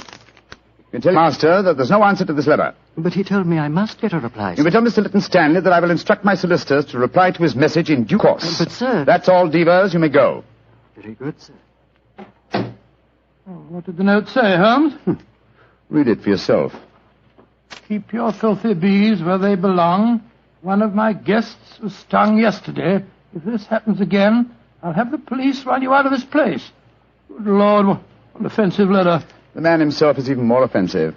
He's a retired manufacturer who thinks that his immense wealth entitles him to domineer over the local residents. Oh, but let's not spoil a nice sunny afternoon by discussing him. Please continue with the story of the young lady that you met on the train. Yes, I'd like to. Poor little thing seems in dreadful trouble. I I do wish you would help her. You say that she told you her mother knew me? Yes? What's her name? Norton. Irene Norton. Norton? I don't seem to recall. Oh, but of course! Where is the girl, Watson? She's staying at the Red Lion in the village. Then ring her on the telephone and ask her to come over here as fast as she can. Of course I'll help her. I'm delighted, Holmes, but what made you change your mind so suddenly? Your memory's so short that you can't remember Irene Adler. Surely you haven't forgotten that in the case you called a scandal in Bohemia, I was completely fooled by her? Why, Julius, yes, of course. You always refer to her as the woman. But how does Irene Norton fit into the picture? Irene Adler married a barrister named Geoffrey Norton. Tell Miss Norton to come at once, Watson. She is the daughter of the woman.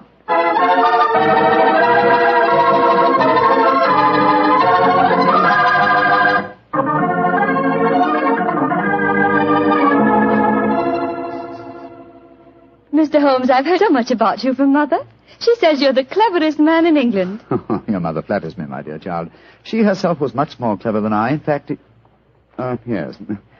Did she ever tell you about the circumstances under which we met? No, Mr. Holmes, though she did tell me that you were a witness when she and my father were married. Very true, my dear, very true. Though the occasion was a little, well, shall we say unusual? Look here.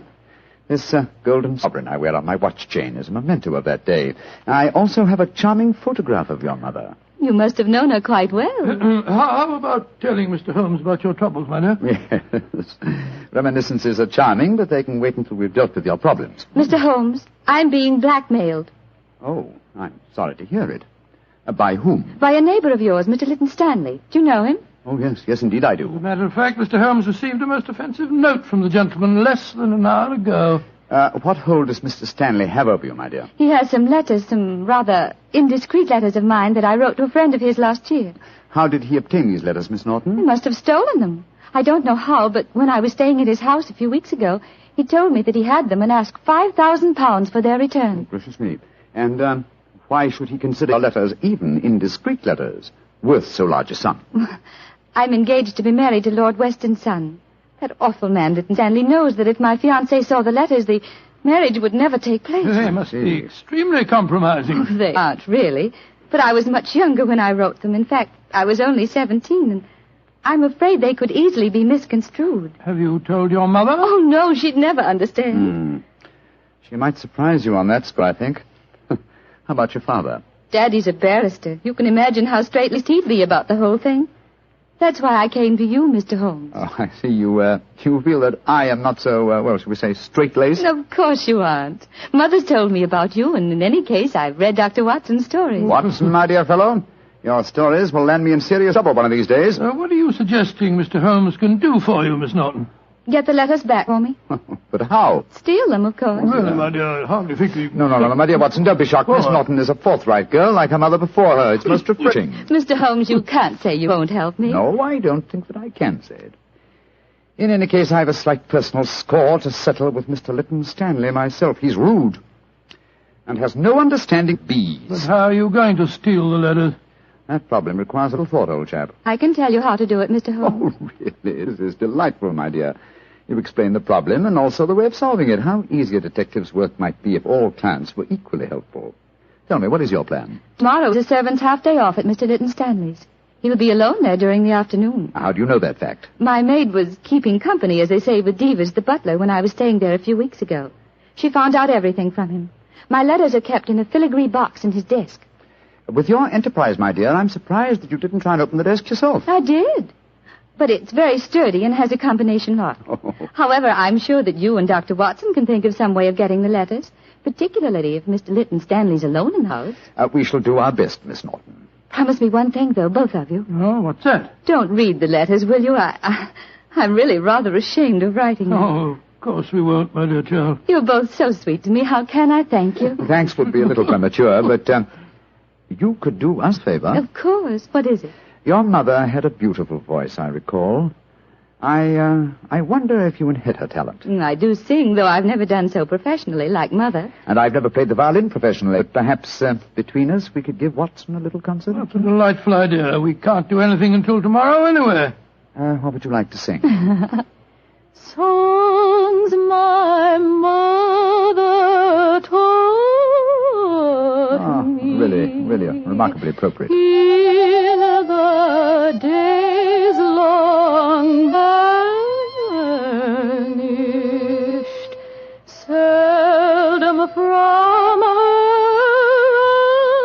charming. Tonight, music, and tomorrow, a touch of daylight robbery.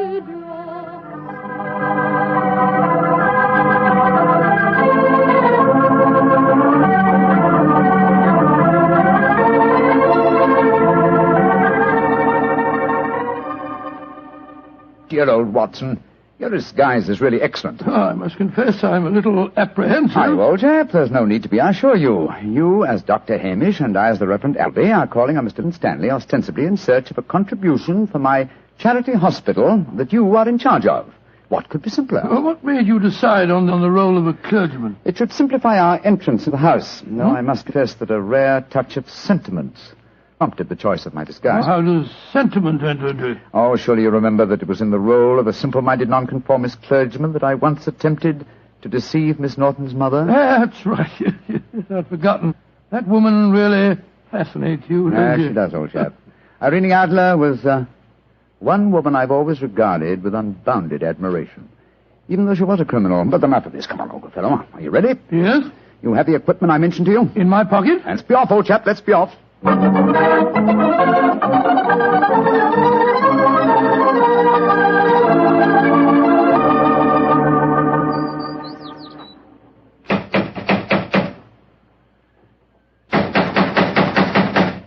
he's home, why the devil doesn't he answer the door? Come, my dear Reverend Appleby. For a parson, your language is hardly appropriate. I'm sorry, Dr. Hamish. Shh. There comes someone. Yes? Mr. Stanley? That's my name. Mine is Appleby, and this is my friend, Dr. Hamish. I'm proud to meet you, sir. I've heard a great deal about you. What can I do for you? If we could come in for a moment, I'll explain our mission. Very well. Come into the study. We're raising a subscription list for a charity hospital at Paddlewaite, just across the downs. You're a prominent resident here, and we thought that you'd like to donate a few guineas. I'm really not very interested. I've given as much to charity this year as I can afford. Well, it's a fine cause, sir. I'm giving my medical services 3 days a week, and the Reverend Appleby is donating his services too. Who else has contributed to this fund? All your neighbours, sir. We just came from the bee farm over the downs. The owner, Mr. Holmes, gave us a cheque for 5 guineas. Holmes gave you 5 guineas, did he? Aye, a very nice gentleman, Mr. Holmes. We're proposing to name a ward in the hospital after him. Is this list of subscribers going to be published in the paper? Oh, yes, Mr. Lytton Stanley. I'll give you 10 guineas. 10 guineas? Thank you, sir. Very kind of you, sir, I'm sure. I'll get my checkbook. It's in this desk. Watson, the platform. Right. Now, who do I make this check payable to? Go on there. Hold him still, Holmes. Hold him still.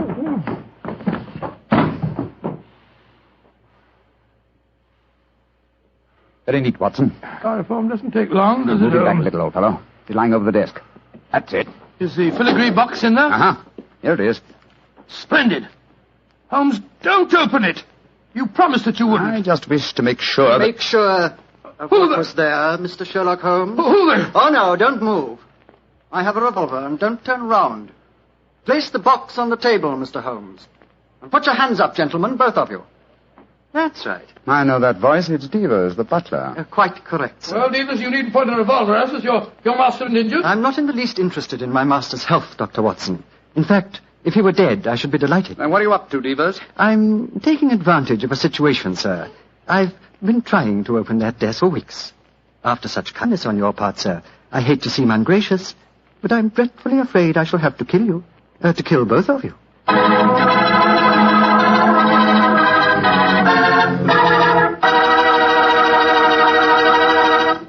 Dr. Watson's story will continue in just a second, so I'm just going to remind you that good food always tastes better when served with good wine.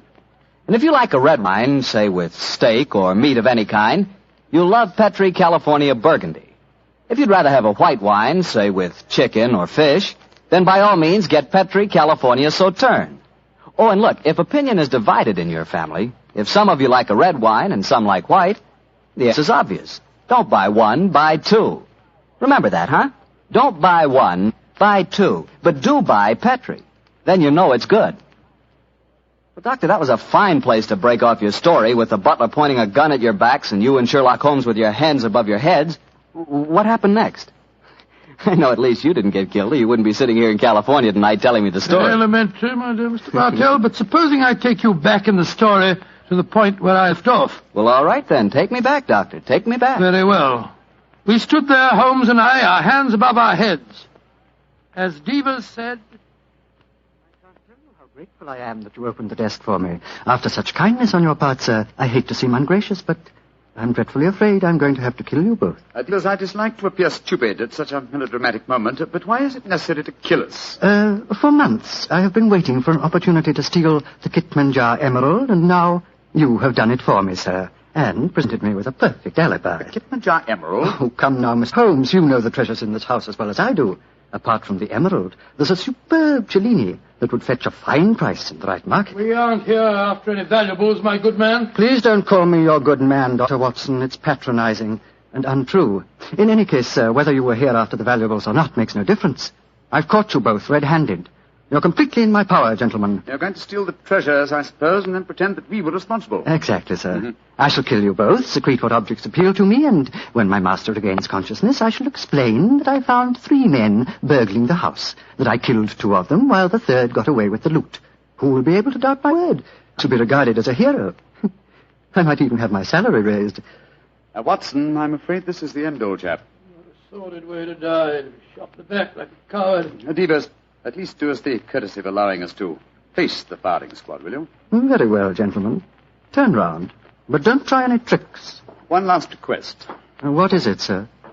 I'm beaten, and I admit it. I'm getting old, but in my heyday I've crossed swords with some of the greatest criminals in Europe. My life has been attempted many times, but I've always escaped. If this is to be my swan song, at least give me the privilege of shaking the hand of a man who has at last bested me. Well, sir, I feel that I'm stepping a little out of my station, but I suppose the situation is unusual. I hope you don't object to the left hand, sir. I'll keep the revolver in my right. Very well, Devers. There you are. Goodbye, Mr. Sherlock Holmes. Goodbye, Devers, and my congratulations for... My congratulations for being a fool. Well done, Holmes. Maybe getting old, Watson, but I've not lost my skill at that, too. He went over your shoulder in a flash. Fortunately, the bullet went wide. How is he, Watson? Struck the desk as he fell. Yes, he gashed his head. It's not serious. He'll be unconscious for a while. Good, but I think we'll take the precaution of closing this desk drawer. I don't want him to be exposed to further temptation when he comes to. There we are. Well, shouldn't we get into touch with the police, Holmes? Police? Great Scott, no, old fellow. After all, we're burglars and we're in disguise. 2 facts that would be hard to explain satisfactorily. No, we must back to the bee farm as soon as possible. Yes, I suppose you're right. Miss Norton will be waiting for us there, and we'll tell her what happened. Poor girl, I'm afraid she's in for something of a shock.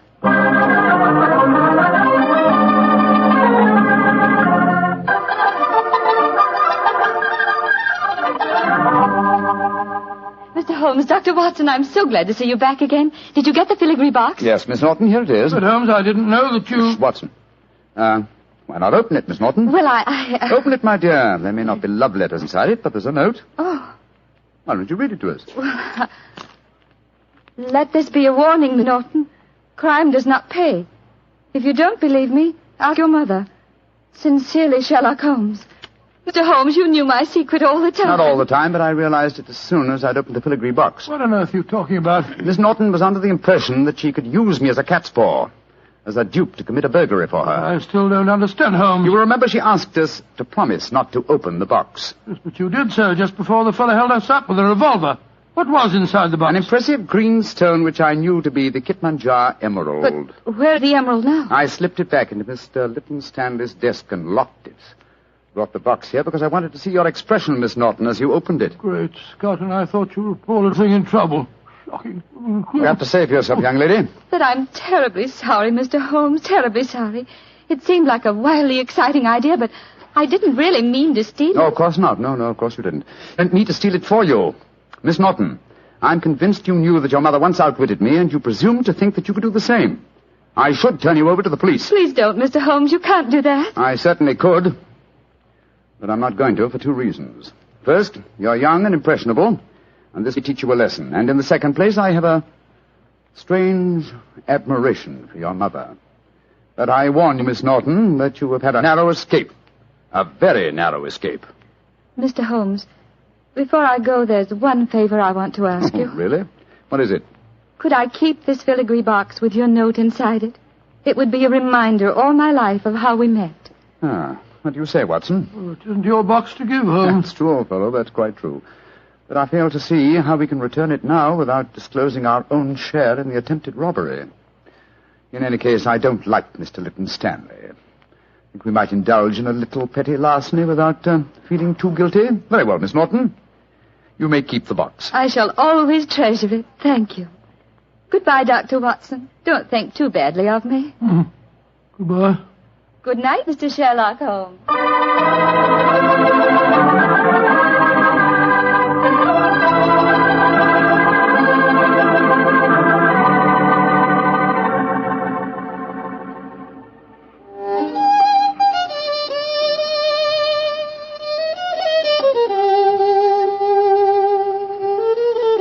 You know, Holmes, I must say you were surprisingly lenient with that girl. Do you suppose her mother put her up to the whole thing? That possibility had occurred to me, old fellow. And yet I have a feeling that... Come in. Door's open. Were you expecting anyone? No. Good Scott, it's Lytton Stanley. Good evening, sir. This is an unexpected honor. Sherlock Holmes, we haven't been the best of friends, I know. But you've got to help me now. I'm in serious trouble. Oh, indeed, sir. Won't you sit down? This is my friend, Doc Watson. How do you do? And now, sir, what is your trouble? I've been robbed, Holmes. Robbed? What was stolen? Well, my greatest treasure, the Kipman jar emerald, removed from his case, and then mysteriously returned loose in my desk afterwards. But there's a priceless Cellini missing. Have you any idea who the burglars might be? Oh, it was a gang, I'm sure of that. A couple disguised as a clergyman and a doctor came into the house on the pretext of raising money for some hospital. And they overpowered me with chloroform. Oh, dear me, how very unpleasant for you. Yes, well, when I came to, I found my butler was lying beside me in a pool of blood. The brave fellow had wrestled with the thieves, but they got away. And he's in the hospital now. Holmes, you've got to help me. The Kipman jar emerald was returned, you say, but a Cellini is missing. Yes. It's an exquisite filigree box in which I'd kept the emerald. A filigree box? Yes, it's a genuine Cellini. It's worth several £1,000s. Holmes, you must help me solve this business. I'm sorry, Mr. Lytton Stanley, but I'm afraid I can't help you. I've retired. Yes, and I intend to remain in retirement. Good night, sir. Oh, but I'll pay you any fee within reason. My decision is final, sir. Good night. Oh, I might have known I wouldn't get any help from you. Holmes, she fooled you again. Yes, the little devil. She knew that box was a Cellini all the time. You don't seem very angry with her, old fellow. I should be, but I'm not. What splendid audacity. What a superb nerve the child has. But you must get the box back from her. I shall, Watson. I shall. Or rather, I shall persuade Devers to do it for me. As the price of our silence. But how can he get it back? Remember that he walks out with Miss Norton's maid. I'm certain that when he explains his predicament, he can prevail upon her to steal the box from her mistress so that it may be returned to its rightful owner. That's a good idea. By George, Holmes, Miss Norton's a chip off old block, all right. Yes, Watson, she is, and it makes me wonder. What about? I wonder, my dear chap, how long I can remain in retirement. Such a worthy antagonist at large, it's a challenge. It's an irresistible challenge.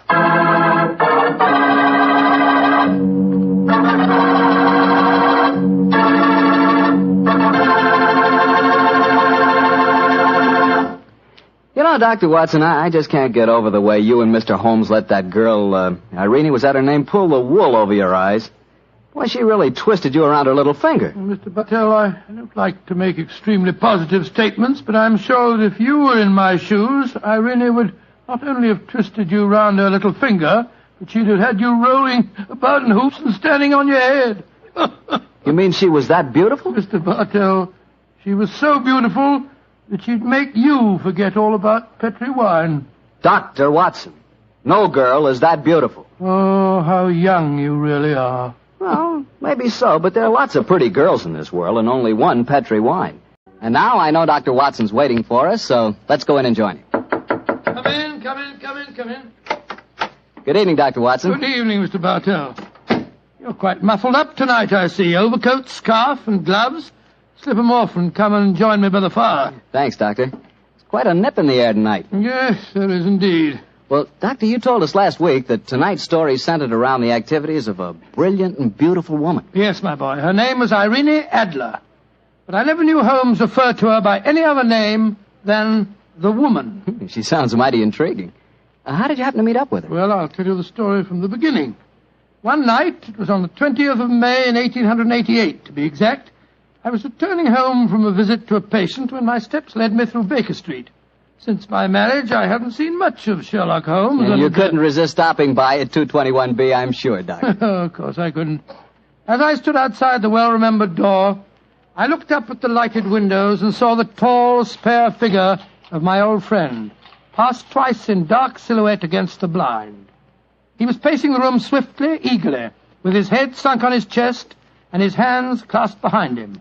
To me, who knew every mood of his and habit of his attitude and manner told their own story.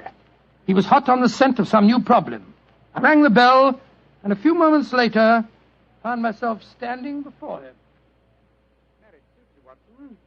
You look in splendid shape. Yes, Holmes, I'm feeling very well, thanks. And in practice again, I see. You didn't tell me that you'd gone back into harness. Oh, and how did you know? Elementary, my dear chap. If a gentleman walks into my rooms smelling of iodoform with a black mark of nitrate of silver on his right forefinger and a bulge on the left side of his hat to show where he's secreted his stethoscope, I should be dull indeed if I didn't pronounce him to be an active member of the medical profession. Just the same as ever, Holmes. By the way, I'm not interrupting you. Well, you are, old fellow, but it's a most welcome interruption. You're working on a new case? It looks like it. This letter arrived by the last post today. It's undated and has neither signature nor address. Read it. Let's have a look. There will call upon you tonight at 7:45 a gentleman who desires to consult you upon a matter of the very deepest moment. Your recent services to one of the royal houses of Europe have shown that you are one who may safely be trusted. This account of you we have from all quarters received. Be in your chamber, then, at that hour, and do not take it amiss if your visitor wears a mask. Great Scott, it's all very mysterious. What do you imagine it means? Look carefully at the note, old fellow. What do you deduce from it? Well, now, let me think. The man who wrote it was presumably well-to-do. Such paper couldn't be bought under half a crown a packet. And it's peculiarly strong and stiff. Peculiar. That's the very word. It's not an English paper at all. Hold it up to the light. Don't you notice anything? Yes. There's a large E with a small G and a large G with a small T. That's right. Woven into the texture of the paper. What does that suggest you? The name of the maker, no doubt, or perhaps his monogram. Not at all, my dear fellow. The G with the small T stands for Gesellschaft, which is the German for company. And the EG? That stands for Igria. It's a German-speaking country in Bohemia, not far from Carlsbad. Oh, so the paper was made in Bohemia? Undoubtedly, my dear fellow. And the man who wrote the note is a German. How do you know that? Observe the curious construction of the sentence. This account of you we have from all quarters received. A Frenchman or a Russian could not have written that. Hmm? It's the German who is so discourteous to his words. Oh, there's your count now. I better go home. No, unless you have to. Well, I could stay. I thought that Then stay, old chap. I'm lost without my Boswell, and this promises to be interesting. I told Mrs. Hudson to let the masked visitor come upstairs unannounced. Come in. Good evening, sir. You received my note? Yes, indeed, sir. Come in, won't you? Sit down. This is my friend and colleague, Dr. Watson. You may say anything before him that you can say to me. Whom have I the honor to address? You may address me as Count von Kram. How do you do, sir? You must excuse this mask that I wear. The august person who employs me wishes his agent to be unknown to you, and I may confess at once that the title by which I have just called myself is not exactly my own. I'm well aware of that fact, sir. You see, Mr. Holmes, the matter I am about to discuss implicates the great house of Ormstein, hereditary kings of Bohemia. That has not escaped me either, sir. In fact, if you will state your case, I shall be the better able to advise you. Your Majesty. How did you... Yes. Yes, I am the king. Why should I attempt to conceal it? Why, indeed? I shall remove the mask. There. Mr. Holmes, I have traveled incognito from Prague for the express purpose of consulting you. Then pray consult. Briefly, the facts are these. Some 5 years ago, during a visit to Warsaw, I made the acquaintance of the well-known adventuress Irene Adler. Irene Adler. We know of her, Your Majesty. Look her up in the index for me, will you, Watson? It's right beside you on the desk there. I imagined that the name would not be unfamiliar to you. Here we are. Abrahams, Acton Green, Hatchet Murders. Adler. Splendid, old fellow. Hand me the file, will you? Thank you. Mm-hmm. Irene Adler, born in New Jersey in the United States in 1858. Contralto. Mm-hmm. Prima donna Imperial Opera of Warsaw. Mm-hmm. Retired from the operatic stage. Living in London. Quite so. And here's a recent notation. Your Majesty, as I understand, became entangled with this young person, wrote her some compromising letters, and is now desirous of getting those letters back. Precisely so, but how did... Was there a secret marriage? None. No legal papers or certificates? No. Then I fail to follow, Your Majesty. If this young lady should produce her letters for blackmailing purposes, how is she to prove their authenticity? There is the handwriting. Well, that could be a forgery, Your Majesty. But it was private note paper. Stolen. My own seal. Imitated. My photograph. Bought. What? We were both in the photograph. Oh, dear. That's very bad. Your Majesty has indeed committed an indiscretion. Did you inscribe the photograph, Your Majesty? Yes, Dr. Watson, I'm afraid I did. Precious me. Mr. Holmes, it must be recovered. Perhaps if you were to pay enough, the photograph might be bought. She refuses to sell. Oh, stolen, then? 5 attempts have been made. Twice burglars in my pay ransacked her house. Once we diverted her luggage when she traveled. Twice she has been waylaid. There has been no result. Oh, dear. It's quite a pretty little problem. It is a deadly serious one to me. Your Majesty, what does Miss Adler intend to do with the photograph? To ruin me. Oh, how? Well, I'm about to be married to the second daughter of the King of Scandinavia. She is the soul of delicacy. A shadow of a doubt as to my conduct would bring the matter to an end. And Irene Adler threatens to send the photograph to your fiancée, I suppose. Yes, and she will do it. Rather than let me marry another woman, there are no lengths to which she would not go. Are you sure that she's not already sent it, Your Majesty? I am sure. Now, why, Your Majesty? She said that she would send it on the day my betrothal is publicly announced. That day will be next Monday. Splendid. Then we have still 3 days yet. Your Majesty will, of course, stay in London for the present. Certainly. You will find me at the Langham Hotel, registered as Count von Kram. Just 2 questions before you leave, sir. What are they? Is the photograph large or small? Quite large. And it was in a heavy frame. I see. And what is Miss Irene Adler's London address? Briony Lodge, Serpentine Avenue, St. John's Wood. Thank you, Your Majesty. Good night, and I trust we shall soon have some good news for you. I am placing all my hopes in you, Mr. Holmes. Good night. Good night, Dr. Watson. Good night, Your Majesty. Fascinating problem, Holmes. I wish I could help you with it. You can, my dear chap. What? I shall be glad of your company. Oh, splendid. What's our first move, Holmes? Well, a good night's rest, I think. We'll meet here at 10 o'clock tomorrow morning. And then? Then, my dear fellow, we will see what we can find out about Miss Irene Adler, late of the Warsaw Imperial Opera Company and at present residing at Briony Lodge, Serpentine Avenue, St. John's Wood.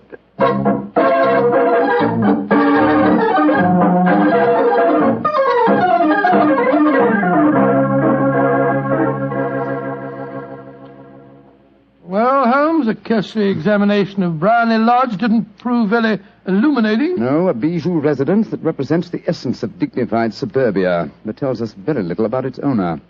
I think a visit to the local public house might prove more instructive. Come on, old chap. I see the door to the Coach and Horses inviting us from across the road. Well, our disguises shouldn't cause any suspicion, Holmes. That's why I suggested them. In the character of a couple of stable hands, I felt that we might inspire confidence. This is a horsey neighborhood. There's a wonderful sympathy and Freemasonry among the fraternity. There we are. Better let me do most of the talking. Yes, I will indeed. I'm sure that your accent will be more convincing than mine. Let's go in, shall we?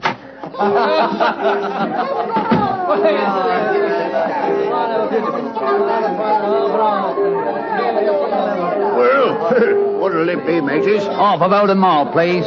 How about you, Charlie? All episode? Yeah. 2 halves of old and mild.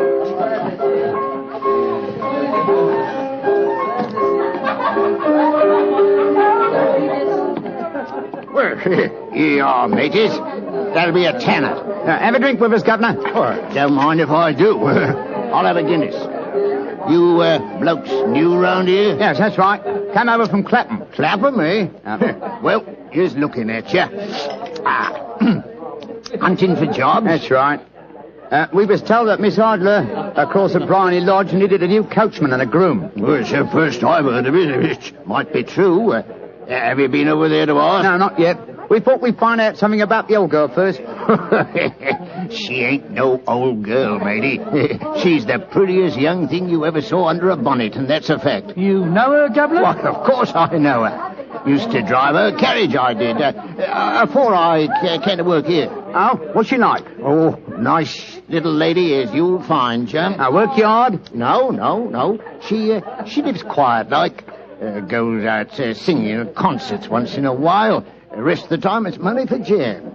She goes out for a drive in the park every day at 5 and comes back to dinner at 6:30. The rest of the time's your own. She ain't married, you say? No. But she's got a bloke what comes to see her all the time. He's a barrister. Nice gentleman. Mr. Geoffrey Norton is his name. Good-looking fella. Wouldn't be surprised to see him get spliced. Sounds like a cushy job to me. Come on, Charlie. Let's get over to the house and see what's what. Much obliged to you, chum. Well, good luck, mateys, and thanks for the dinners.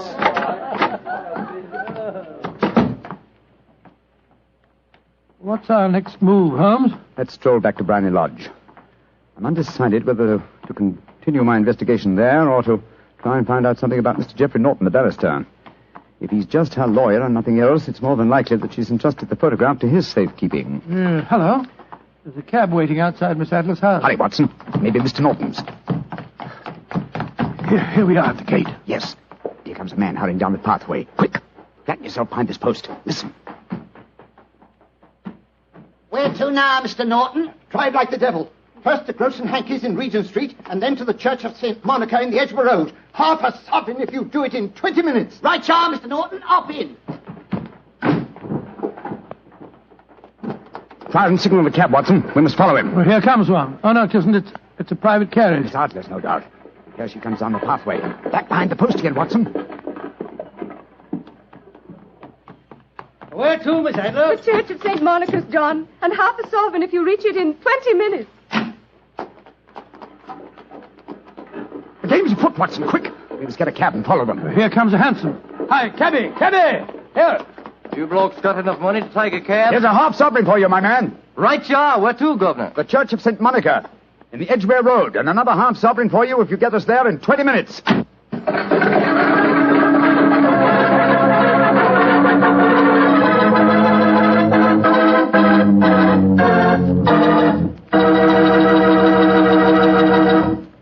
We'll hear the rest of Dr. Watson's story in just a second, but let me tell you something. If you're going to have chicken for dinner tomorrow night, or any night, don't forget to serve that chicken with Petri California Sauterne. Believe me, Petri Sauterne is just about the last word in white wines. It's beautifully golden in color, it's delicate and intriguing in flavor, and it's just, well, you taste it and see for yourself. If you want a delicious white wine, you certainly want a Petri Sauterne. Well, Doctor, once again, you broke off your story at the most exciting point. Did you and Sherlock Holmes reach that church inside the 20 minutes? Yes, Mr. Bartell, we did, but the other carriages were there before us. Holmes went into the church after telling me to guard the outside. I must have waited for 10 minutes or more before Mr. Geoffrey Norton and Miss Adler came out, spoke a few words to each other, and then left in their separate conveyances. A moment later, Holmes, still dressed as a stable hand, came striding out of the church and down the steps towards me. He was obviously very excited. What? Have they left? Yes, in separate cabs. I overheard him say that he was going back to his office. And she said, I shall drive out in the park at 5 this evening. Splendid, old fellow. Then come on. We can return to Baker Street. What happened inside the church, Holmes? They were married. Married? Of course. The ceremony would have been illegal if it had been performed after noon. That accounted for their wild dash to the church. Jump into the cab. Where to now, Governor? 221B Baker Street. Oh, so they got married, eh? Yes, and it may amuse you to know that I acted as witness at the ceremony. Oh, you did? But how did that happen? Their own witness had failed to appear, and I was dragged into the breach. The bride gave me this sovereign as a memento. I think I'll wear it on my watch chain in memory of the occasion. What an amazing situation. Things begin to look better for the king, don't they? Yes. Now that she's Mrs. Norton, the chances are that she won't want to expose His Majesty after all. I hope so, Watson, I hope so. But we can't afford to take any chances. I think the time is ripe for us to come to closer grips with the lady.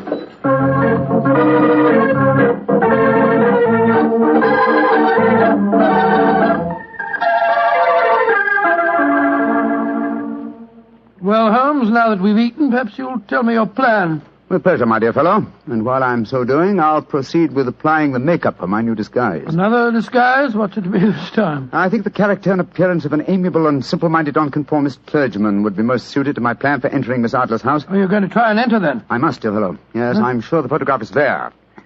Miss Adler, or rather Mrs. Norton, will return from her drive in the park at 6:30. We must be at Blarney Lodge to meet her. And what then? You must leave that to me. I've already made my arrangements. There is only one point on which I must insist. You must not interfere, come what may. You understand? I'm to remain neutral. Yes, there will be some small unpleasantness. Don't join in it. It will end in my being conveyed into the house. As soon as I'm able to, I shall open one of the windows. You're to watch from the outside. When I raise my hand, you will throw an object which I shall give you through the window and at the same time cry, fire. Follow me? Entirely, but what am I to throw? Oh, it's nothing very formidable. Here it is. Looks like a great big cigar. What is it? Just an ordinary plumber's smoke rocket, fitted with a cap at each end to make it self-lighting. Your task is confined to throwing it through the window. When you raise the cry, fire, it will be taken up by quite a number of people. You will then walk to the end of the street, and I'll rejoin you in 10 minutes. I hope I've made myself clear. Perfectly. Good.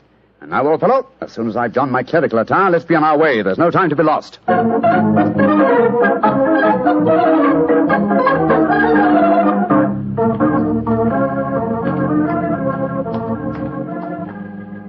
It's nearly 6:30, Holmes.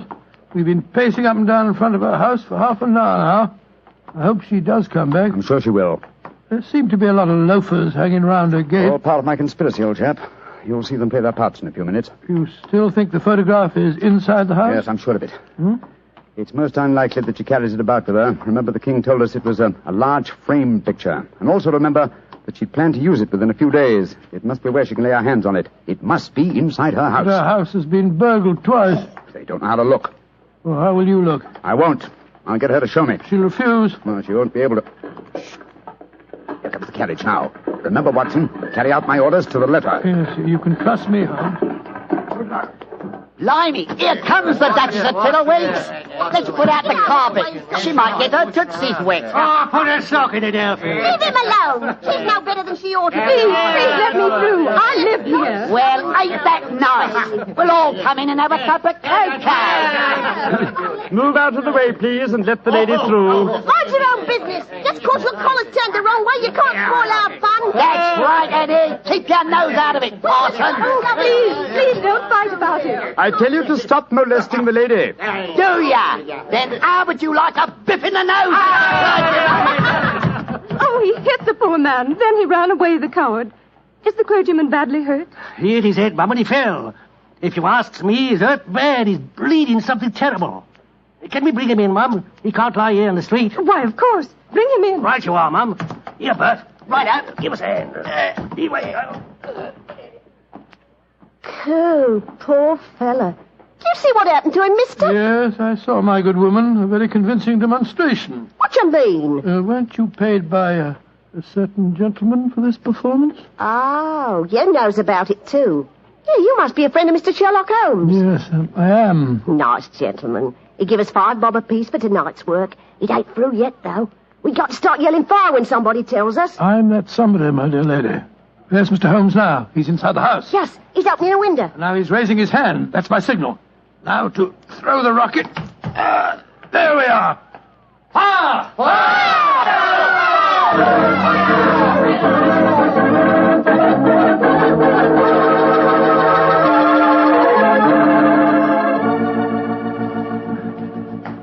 Holmes, there you are.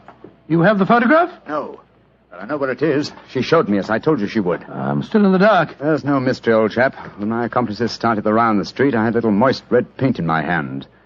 As my good friend Alfie pretended to strike me, I clapped my hand to my head and fell down. It's an old trick. Yes, I understand that, but how did my throwing the rocket help you? It was all important, my dear fellow. When a woman thinks her home is on fire, her instinct is at once to rush to the thing she values most. A married woman grabs her baby. An unmarried reaches for her jewel box. In this case, of course, it was the photograph. Well, where was it? In a recess in the living room, just above the right-hand bell pull. I caught a glimpse of it as she half drew it out. When I made it known that the fire was a false alarm, she replaced the photograph.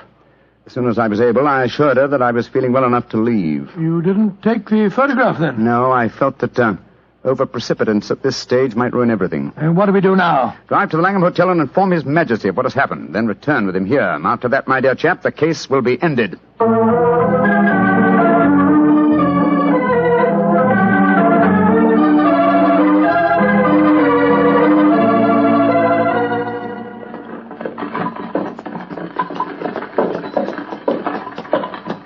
This is Blarney Lodge now, Your Majesty. I'm all impatience. You're certain this photograph will still be there, Mr. Holmes? I have every reason to believe so, Your Majesty. I must confess, this is going to be something of an ordeal. And I suggest that you let me do the talking, Your Majesty. I think I know how to handle the lady.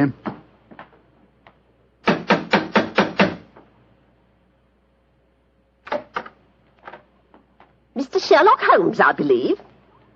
Yes. I am Mr. Holmes. How did you know? My mistress told me that you would be likely to call. She has left for the continent with her husband. You mean she's left England? Never to return. Then the papers and the photograph. All is lost, Mr. Holmes. We'll soon see. Follow me. She said you've been looking for something. I hope you find it. This was the bell pull. There's a sliding panel behind it somewhere. Ah, here it is.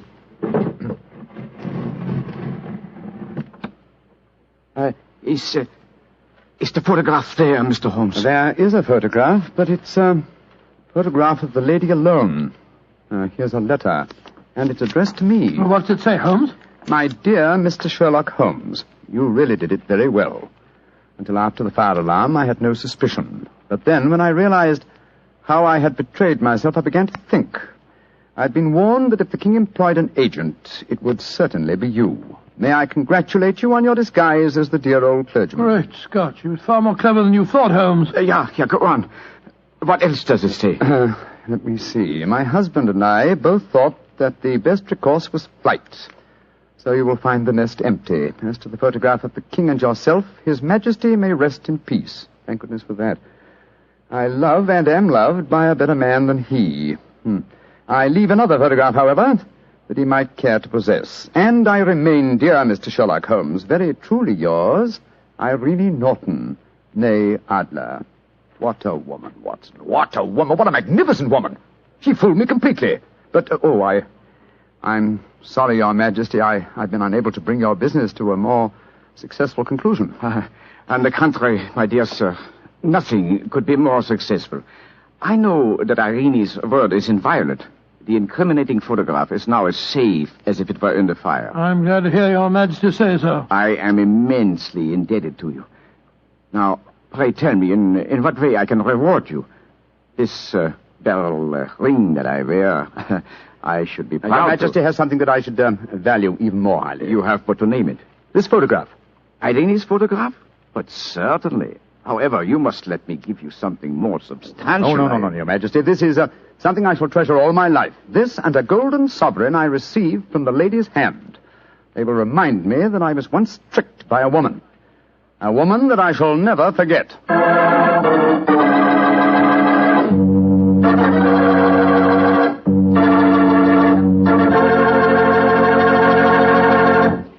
What a woman, that Mrs. Adler. Or should I say, Mrs. Norton. That's the kind of woman I could really go for, Doctor. Yes, you could. Just between ourselves, you know, I sort of could go for her myself.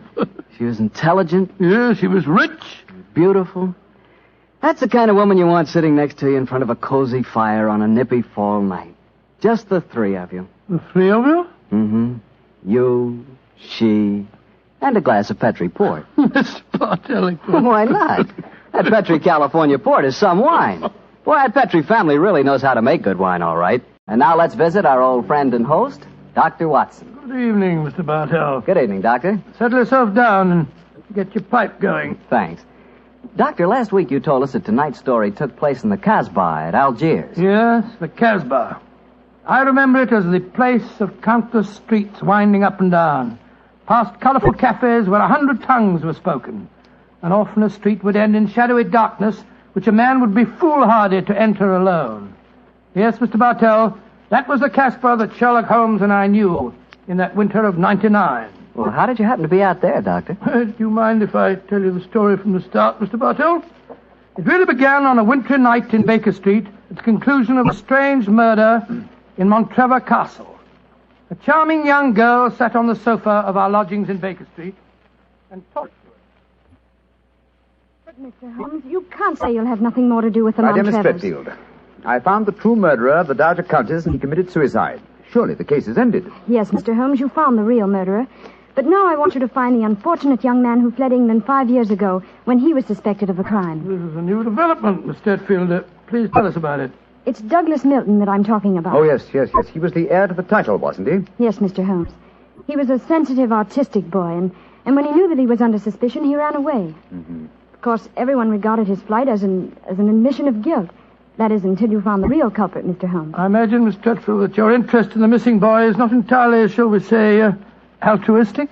I'm in love with him, Dr. Watson. We were engaged to be married when he ran away.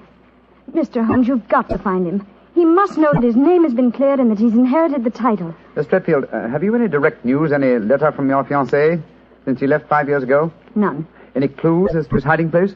Only this. It's a painting I received anonymously a year after he had left. Oh. It was sent from a forwarding address in London. Here it is, Mr. Holmes. Thank you. Small oil painting. Very good one, too, I say. Yes.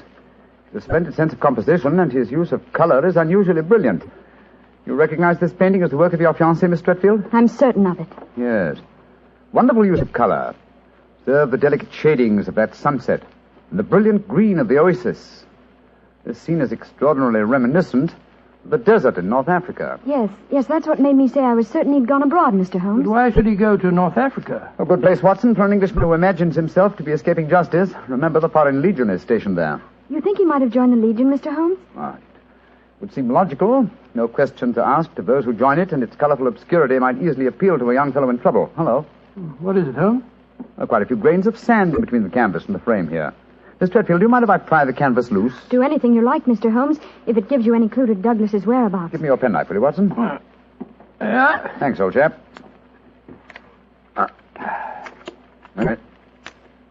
Here we are. Can you see anything? Uh-huh. Look. The word sheriff. And Ella Froon are stamped here. Sheriff is probably the framer's name, and Ella Froon is a town some 50 miles from Algiers. That settles it. Miss Stretfield, I accept your case. Watson and I will go to Africa and try to find your fiancé, Douglas Milton.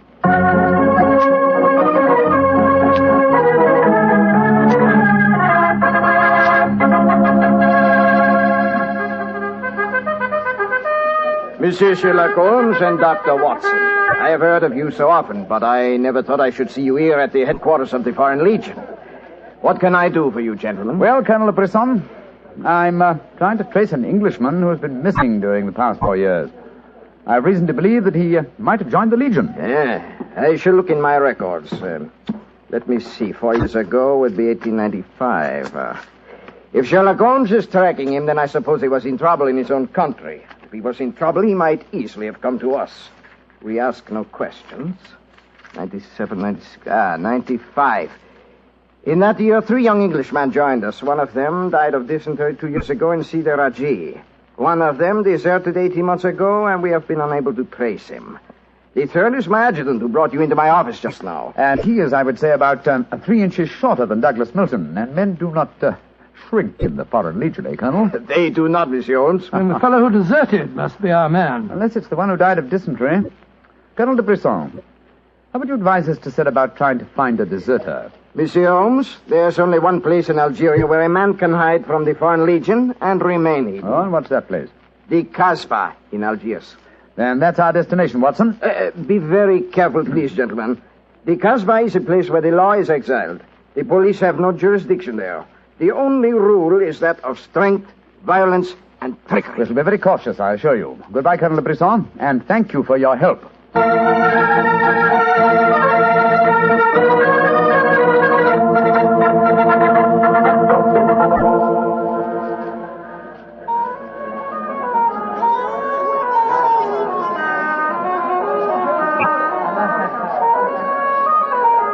Well, I must say that I think Colonel de Brisson rather exaggerated the dangers of the Casbah. I suppose you're going to tell me this cafe is the headquarters for a dope smuggling ring or white slaving or something. Its ramifications are even more extensive than those you've mentioned. You're joking, Holmes. I assure you I'm not, old fellow. What? My old friend Duhamel is chief of police in Algiers. When I told him our mission, he advised me to come here. A 500-franc note, and the proprietor can obtain any and all information regarding the underworld. For as little as 200 francs, he can arrange a murder. So that gives you some idea of the relative values of the Casbah. Good Lord, then you've already spoken to the proprietor? Oh, yes, a charming, scoundrelly fellow by the name of Rafi. I gave him 500 francs and asked him to set his underworld grapevine in motion to see whether an Englishman living in hiding here in the Casbah could be found. And I thought we'd come here for a quiet meal. Here comes Rafi now. Let's hope he has news for us. Here we are, Rafi. Come and sit down, won't you? Rafi works fast, does he not, Mr. Holmes? Your friend is... My friend knows that you're working with me. We'll be found out. A drink first. The tongue of Rafi is parched. Would you have me die of thirst before I give you my news? Vermouth cassis. You have news for me, then? But yes. Good, what is it? First, you will pay me more money, no? But I gave you 500 francs. You said that you'd do the job for that. Can I help it if some tongues are more costly to make wag than others? It took the 500 to get the wag. Am I to have nothing for my own trouble? Votre vermouth cassis, Monsieur Rafi. Ah, good. The gentleman will pay for it. There you are. Merci, Missy. I will drink to your health, gentlemen, both of you.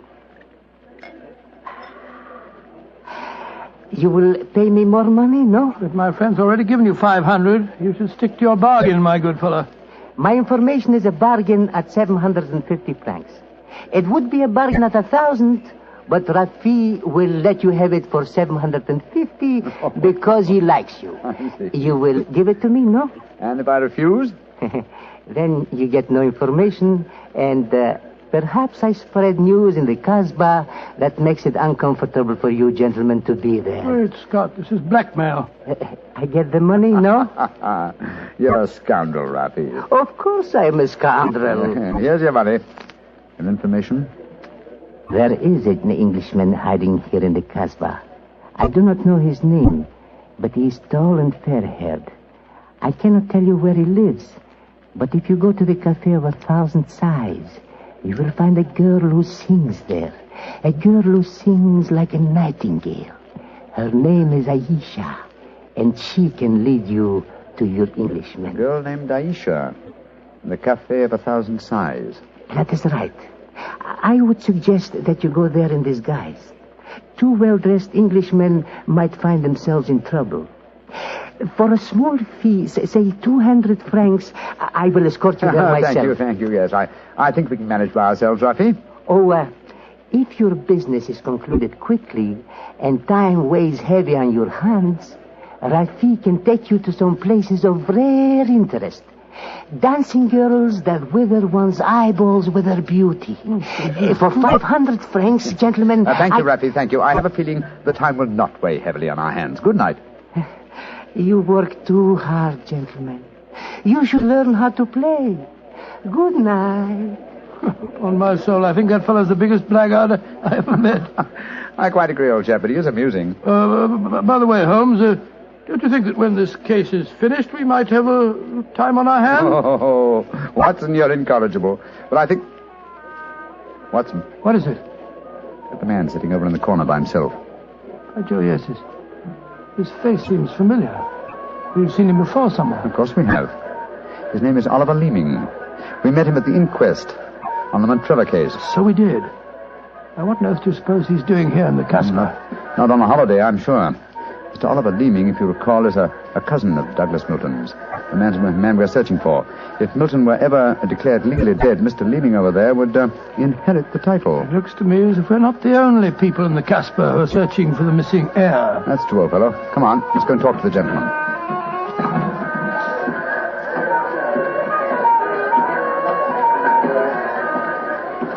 Mr. Oliver Leeming, how very odd to meet you here. Well, Sherlock Holmes and Dr. Watson, won't you sit down? Thank you. Well, it's a small place, isn't it? Or has somebody said that before? I wondered if you'd spot me over here in the corner. Oh, you saw us then? Of course. But you seem to be in such deep conversation with that scoundrel Rafi. I didn't like to disturb you. Very considerate of you, I'm sure. Why are you here, Mr. Leeming? Oh, I'm making a business trip.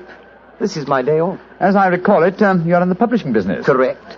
What a memory you have. It seems peculiar that you should be on a business trip here. Are you planning on opening a publishing house in Algiers, or are you searching the Casbah for new authors? Why not? I'm a great believer in encouraging new talent. Mr. Leeming, why don't you admit that you're here for the express purpose of trying to find your cousin, Douglas Milton? Mr. Holmes, you've discovered my secret. The great Sherlock Holmes and his watchdog have their eager eyes on me. They know that I succeed to the title if Douglas Milton dies. Yes, Mr. Leeming, we know that fact. And you have fathomed my plan to find Douglas before me and kill him so that I may inherit the title. How lucky I am to meet you in the Casbah, where you cannot arrest me. Well, it's a race against time, gentlemen, but I have a head start, as you will soon find out. Goodbye, and the best of luck to you. Extraordinary fellow. He's joking, of course. I believe not, Watson. I think he labors under the whimsical belief that the best method of discounting the truth is to state it as baldly, so that it will not be believed. Great Scott, then we must work fast. Yes, old chap, we must. I'm sure that we're entrants in a race against death. We must get back to the hotel and into our disguises as quickly as possible. After that, we shall visit a young lady named Aisha in the Cafe of 1,000 Sighs. And I'm certain, Watson, that it will be the first time two men have ever entered the Casbah for the express purpose of preventing a murder.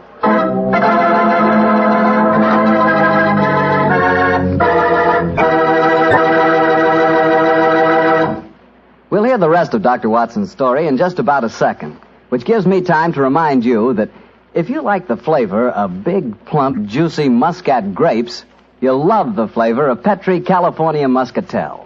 What a wine. Petri Muscatel is the perfect after-dinner wine. It looks good, smells better than it looks, and when it comes to the taste department, well, you never tasted anything like it. For a really good wine, remember first Petri, then Muscatel. Petri Muscatel. Well, Doctor, I can hardly wait to hear what happened next. You and Sherlock Holmes went back to the hotel, I suppose. Yes, Mr. Bartell. Holmes quickly adopted the disguise of an Arab guide, while I assumed the role of a tourist. And we started off on our search. Outside the Cafe of 1,000 Sighs, we met with a rude shock. Good Lord. It's the fellow we met in the cafe. Yes, Oliver Leeming, with a knife between his shoulders. He's dead, Holmes. Shouldn't we get into touch with the police? What can they do? Remember, there is no law on the Casbah. In any case, this man is beyond our help. Our job is to protect the living. Come on, old fellow.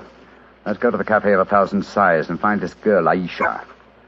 The girl, Rafi says, sings like a nightingale. Comme un oiseau qui chantait, je l'appelle ma petite bourgeoise, ma ton kiki, ma ton kiki, ma ton quinoise. Il y en a d'autres qui me font le doux yeux, mais c'est elle que j'aime le mieux.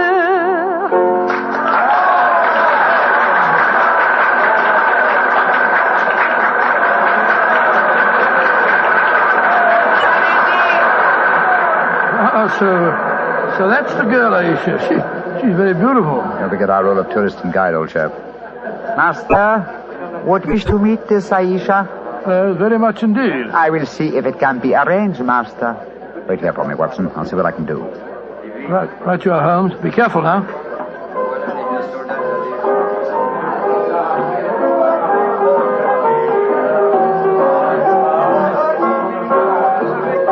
Mademoiselle Aisha? What do you want, greasy one? There is an Englishman at the table over there. He wishes to talk to Aisha. Which one is he? The man who sits at the table in the corner. He is very rich, Aisha, and he admires you a great deal. He told me to give you this 500-franc note. So? Very well. You may bring him to my rooms. The door is at top of stairway, to the right. Good, Aisha. I fetch him. I shall be waiting.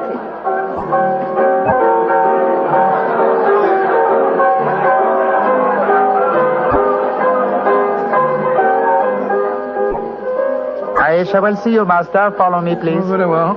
I hope you know that you're going to handle this, Holmes. Don't worry, Watson. In this case, I think honesty will be the best policy.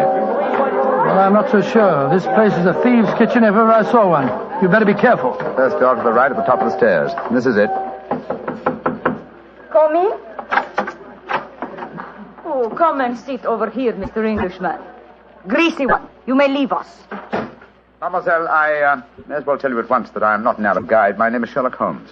What do you want with me? Why you trick your way in here? Don't be frightened, mademoiselle. I can explain our mission in a very few words. My friend and I have come in search of an Englishman by the name of Douglas Milton. We have good news for him.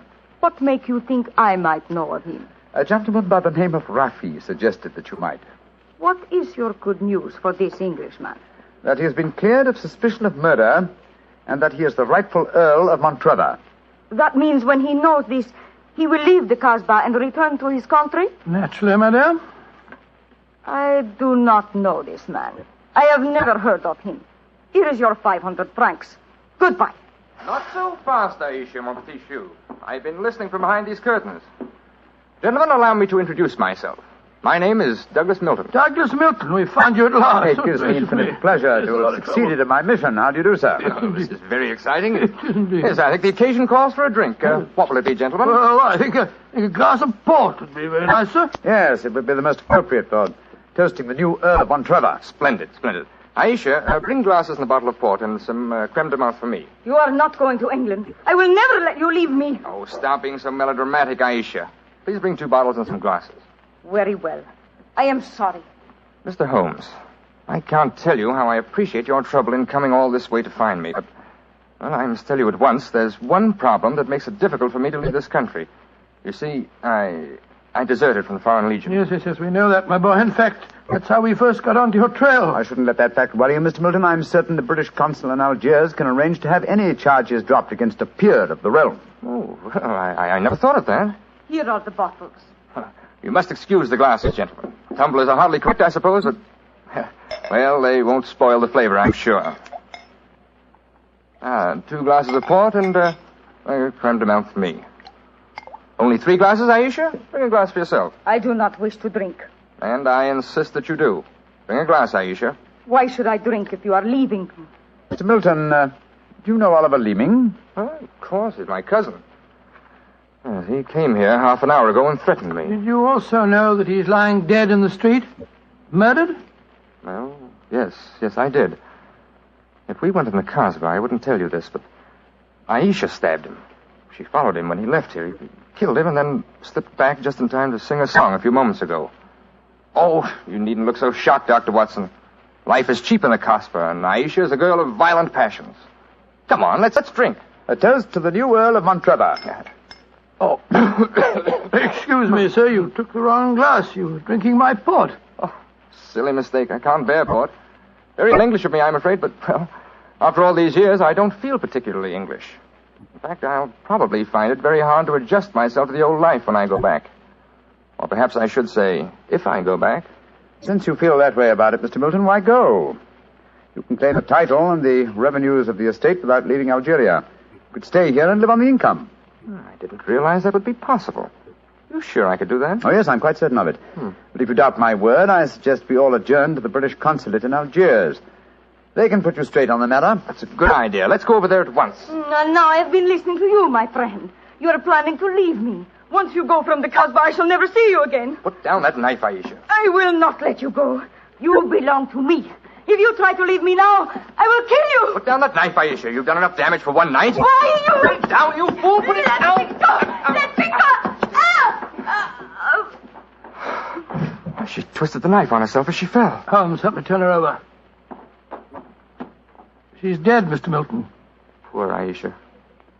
The bloody path that leads to the Montrevor title, sir. I suggest that we see that this poor girl's body is taken care of.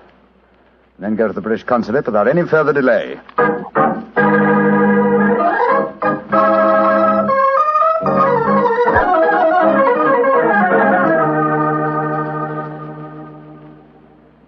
Now that we're at the consulate, Mr. Milton, I suggest that you swear on oath that you are Douglas Milton, heir to the Montrevor estate. This gentleman is a commissioner of oaths.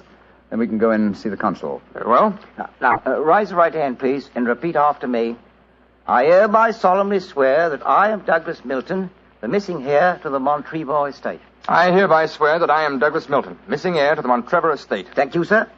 And now, if you'll sign the statement here, these gentlemen can witness it. There you are. Thank you, sir. And now, if you gentlemen will sign. Yes, certainly. Thank you, gentlemen. The document is now legal. Splendid. Now, let's go over and see the consul. Not yet, my friend. Watson, this man is not Douglas Milton. What the devil are you talking about? There is no law in the Casbah, sir, so you cannot be punished for the 2 murders you committed there. But now that your avarice has tempted you here to Algiers, where you've been foolish enough to sign a false statement, I think we can at least settle you very nicely for desertion, false impersonation, forgery, and perjury. Holmes, what do you mean? The story should be obvious, old fellow. Oliver Leeming did track down the deserter.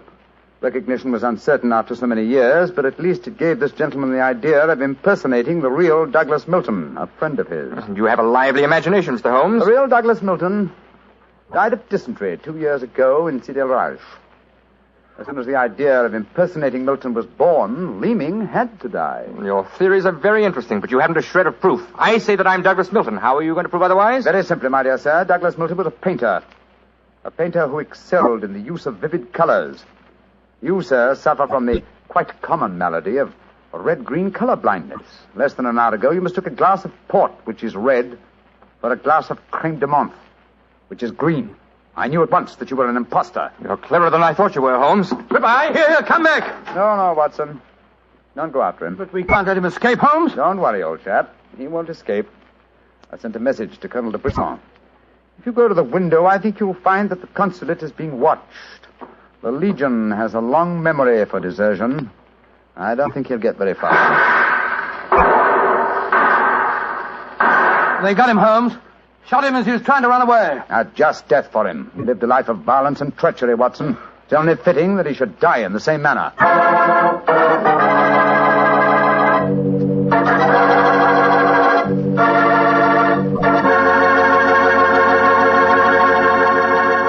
Doctor, that was a swell story, but you know something? I wish you hadn't disillusioned me about the Casbah. Disillusioned you? What do you mean? Well, before I heard your story, whenever somebody mentioned the Casbah, I'd always visualize a very glamorous, romantic sort of place full of beautiful women.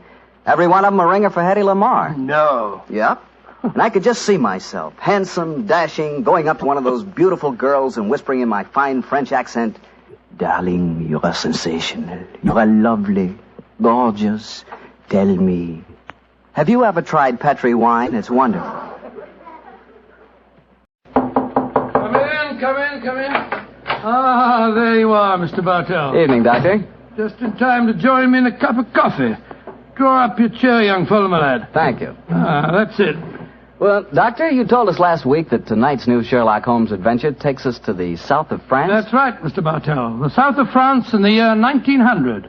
A beautiful playground bordered by the bluest of blue seas and populated with an extraordinary cross-section of cosmopolitan Europe. Rich man, poor man, beggar man, thief. All of them attracted by that Riviera paradise. All of them drawn by the magical spell of a small white ball spinning round the rim of a roulette wheel. Now, don't tell me that you and the great Sherlock Holmes were there on a gambling spree. We were not, Mr. Bartell. At the time my story begins, we just concluded an extremely delicate mission. A mission, I may say, that concerned the safety and good name of a very prominent member of the royal family.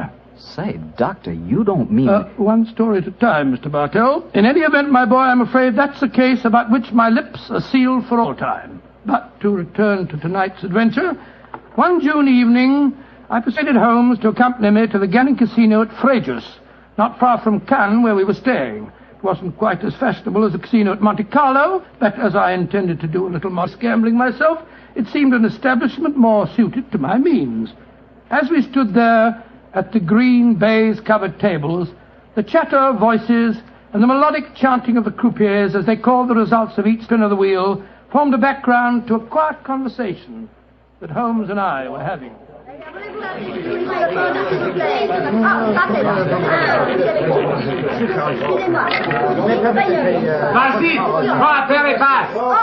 Lost again, Watson? Oh, confounded. That number 10 must come up soon. Oh, why not cut your losses, old fellow, and come for a stroll with me on the waterfront? Well, just a big wait. A couple more bets, Holmes. I have a feeling that 10 is bound to come up in a minute. Watson, I believe the blood of a gambler courses through your veins. Oh, there's no harm in taking a little flutter once in a while.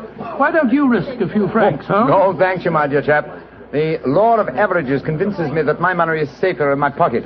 In any case, I'm a little dubious as to the integrity of this particular casino. Huh? What makes you say that? Well, you will observe that this roulette wheel has a 00. Most continental wheels have only a single one. It would indicate that this house is extremely concerned with its percentage. Mesdames et messieurs, faites vos jeux. Oh, just 2 more turns of the wheel, Holmes. I'll take that walk with you. Why you Mrs. Here spielen? Why do you not from the other side of the table? Why must you always stand next to me? Hello. What's the trouble up there? I've placed my bet, so let's go and see. I ask you, so why do you play here beside me? I'm afraid I don't see any reason why I can't play wherever I wish. You've broken my luck. Ever since you come to the table, I've done nothing but lose. Please to move away. Well, move away yourself if you don't like my company. Heinrich, why do you not stop now? You've already lost more than we can afford. One more throw, Elsa. I can win it all back if only this young man will move away. Why should my husband move? He's had a bad run of luck, too. Rien ne va plus. Neuf. Rouge, impérément. Ah, you've lost again, Watson. Heinrich, you must stop now. I must stop, Elsa, because I've lost everything. I hope you're satisfied, Mr. American. You've broken my luck and ruined me. I hope that you and your friend will be ruined too. Heinrich, wait for me. I never heard such rubbish in my life. Were you listening to him, sir?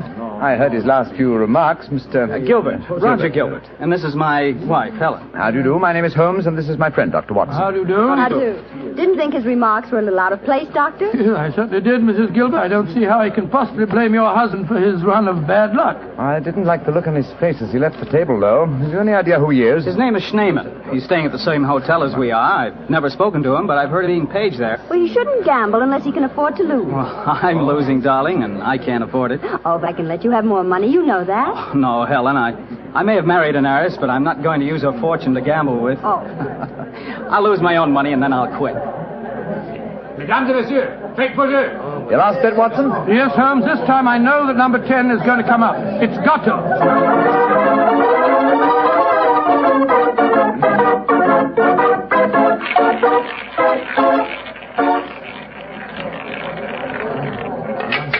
Numéro 10. I've lost again, darn it.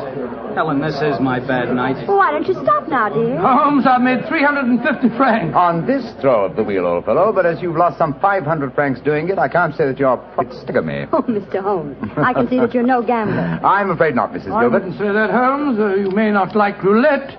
You've taken a good many chances in your life with long odds against you, too. Well, nevertheless, old chap, in the sense Mrs. Gilbert means it, I'm not a gambler. Hey, what's the commotion over there? Oh, that German woman with a crowd roaming around her. Yes, the wife of that man that said I ruined him. Attention! Attention, est-ce qu'il y a un docteur dans la salle? There must be trouble. He's asking for a doctor. Doctor, come along, then. Will you excuse me, please? Thank you. Excuse me, madame. Mon ami est docteur. Monsieur, cette dame a besoin d'un docteur. What happened, madame? It is my husband. Is he ill? I just found him lying out in the garden. Please come with me at once, gentlemen. Of course we will, madam. What seems to be the matter with him? Herr Doctor, I think he is dead.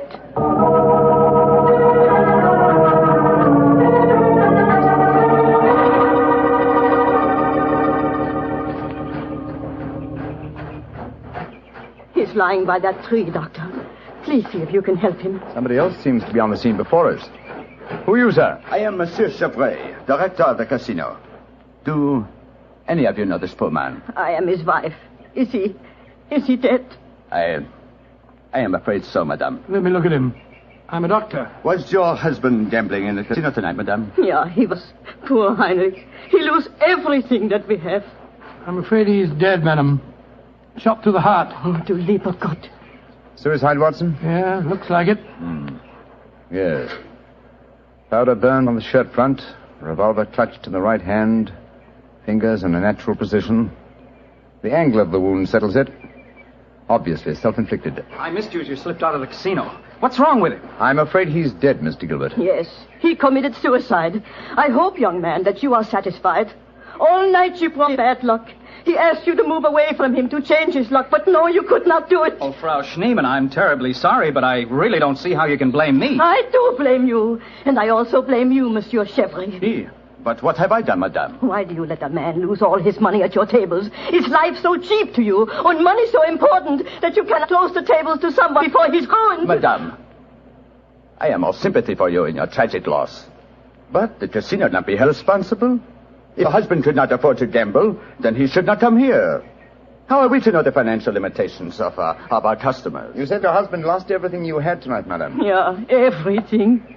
Then how do you account for this sheaf of banknotes in his breast pocket? Good Lord, must be several thousand francs, sir. Then he wasn't ruined. And his suicide, therefore, cannot be blamed on his losses at my casino, madame.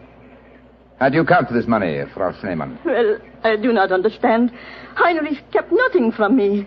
I know that he had not so much money on him when he started tonight. Well, why do you all look at me like that? Is it that you think? You think... Quick, Watson, she's fainted. I've got her. Let's get her to her room. You can take her to my suite in the casino. No, let's take her to the hotel. My wife will look after her.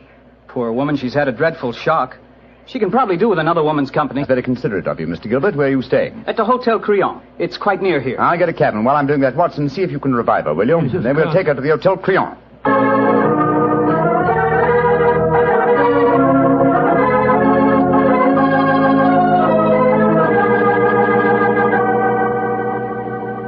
Very kind of you, Mrs. Gilbert, to let us bring the poor lady into your suite. Well, it's the least I can do, in spite of what she said about Roger bringing her husband bad luck. I'm sure she'll need your help when she wakes up, Helen. Yes, I think you'll find that she'll sleep for some hours. I gave her a strong sedative. Well, we were just about to have a drink, gentlemen. Do you care to join us?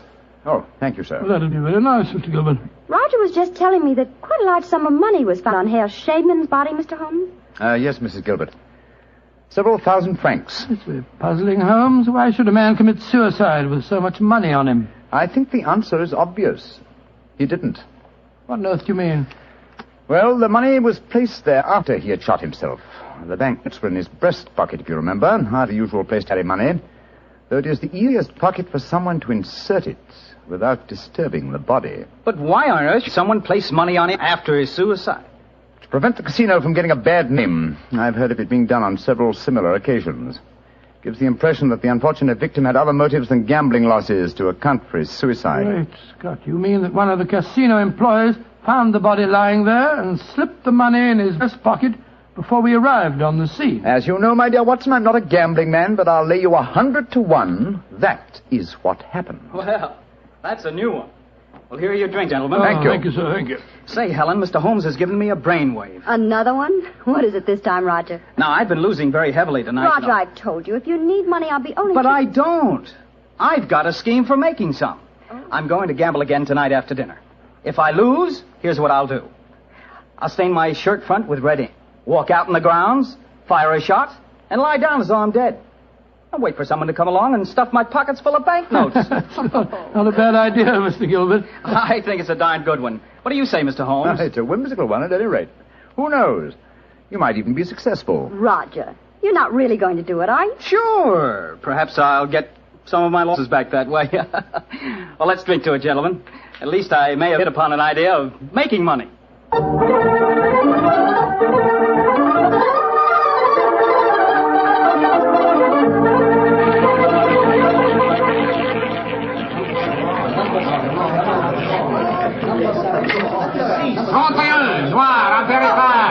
My dear Watson, you'll have to work hard at your practice when you get back to England.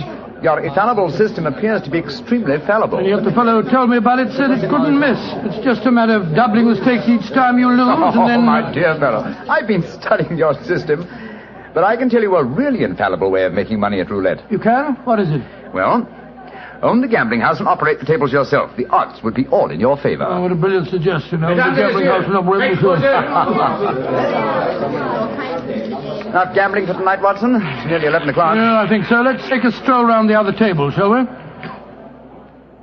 By the way, old fellow, the young American, Mr. Gilbert, was losing heavily again tonight. He was? I wonder if he'll try that trick that he threatened. The one with the red ink and the shot in the night. I shouldn't be at all surprised. As a matter of interest, I saw him leave the tables about half an hour ago. Here comes his wife, on the arm of Monsieur Chevrier, the director of the casino. Good evening, Mrs. Gilbert. Monsieur? Bonsoir, monsieur. Hello, Mr. Holmes, Dr. Watson. Monsieur Chevrier is giving me a personally conducted tour of the casino. It's quite fascinating. And it is quite fascinating for me to have so beautiful a woman on my arm, mademoiselle. I know that I am the envy of all the men in the room. Oh, stop flattering me so much. I'm not used to it. Mrs. Gilbert, how is, Frau Schneemann? She seems much better. She wakened an hour ago and insisted on going back to her own room. I wanted her to spend the night with us in our suite, but she wouldn't hear of I it. think I should drop in and see her before I go to bed. Oh, you have finished the gambling for tonight, perhaps, Doctor? No, perhaps about it, Monsieur Chevrolet. I've had a bad run at the tables. Oh, I am so sorry. Has anyone seen Roger? He left the tables about half an hour ago, Mrs. Gilbert. After doing as I did and losing quite heavily. So he lost again, did he? I wonder if he'll try that new system he was talking about. We were just discussing that possibility ourselves, Mrs. Gilbert. Mrs. Gilbert! Mrs. Gilbert! Schneemann, you shouldn't have left your hotel, you know. It is too late to worry for me, Herr Doctor. It is for Mrs. Gilbert now that you should worry. What do you mean, madam? Well, I went back just now to where poor Heinrich died. And there, lying in the grass, I saw another body. I was too shocked to go too close. But I am quite sure that I recognized your husband, Mrs. Gilbert. Oh, Dr. Watson, she's ruined Roger's trick. And he'll have taken fright and bolted by the time we get there. Possibly. Let's go at once and find out, shall we?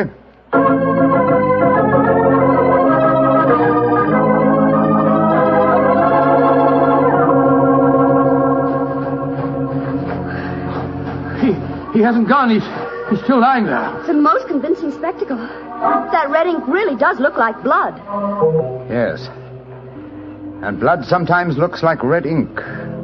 Mr. Gilbert. Roger, get up. The joke's spoiled. Roger! Get up! I'm afraid that's impossible, Mrs. Gilbert. He's dead.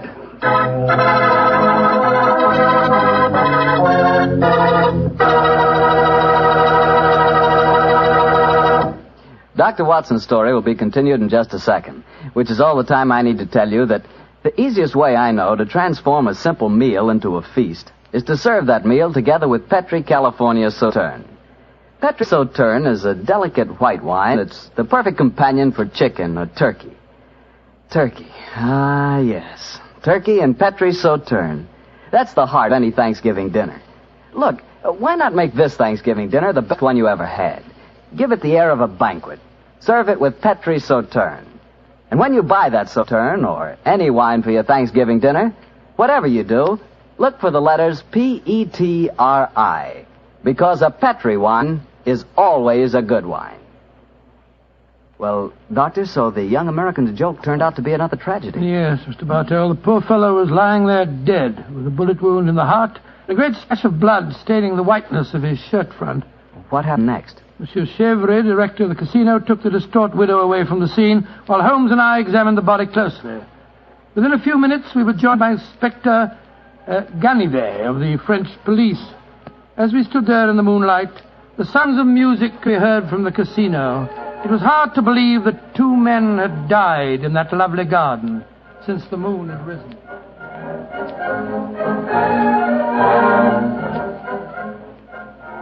Monsieur Holmes, you and Dr. Watson have concluded your examination? Yes, Inspector Ganivet. You favor me with your observations. You say that you are certain that this is not another suicide? I'm sure of it, Inspector. Look at the wound. The bullet entered the body at a direct right angle, whereas a self-inflicted shot is always fired obliquely. Yes, that is so. Then you suggest that this man was shot from above as he lay on the ground pretending to be dead? I'm convinced of it. Why, Monsieur Holmes? Well, for two reasons. Though it's impossible to be sure without a laboratory test, I'm certain that beneath those bloodstains are stains of red ink. Look for yourself, Inspector. Mm-hmm. Yes, indeed it does look like it.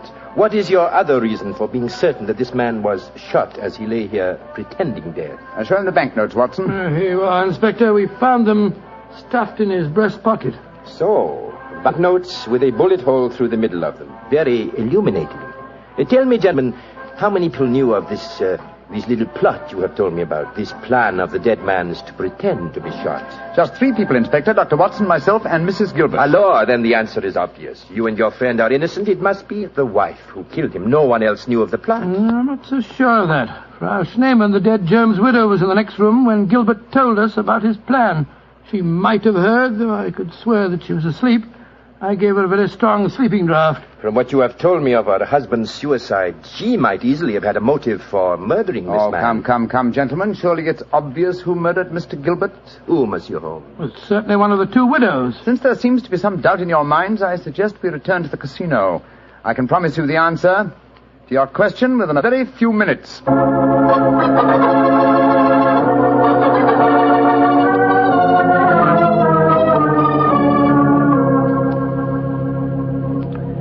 Well, Monsieur Chevrolet, now that we're all assembled in your office, I shall sit down quietly and let Inspector Ganivet conduct his examination. No, Monsieur Holmes. No, you have handled the case so far. Please to continue it to the end. Yes, Mr. Holmes. I should appreciate it. On behalf of the casino. Very well, gentlemen. It won't take me long. Frau Schneemann, Ja, Herr Holmes. what time did you leave your hotel tonight? Well, I do not know what time it was. Well, what made you leave it? I could not sleep. I knew that they had taken poor Heinrich's body away, but I felt that I must walk back there. It was the last place I saw him alive. How close did you come to Mr. Gilbert's body when you saw it lying there? Oh, close enough to see who it was. Then I ran into the casino to tell his wife. I knew what had happened. How did you know?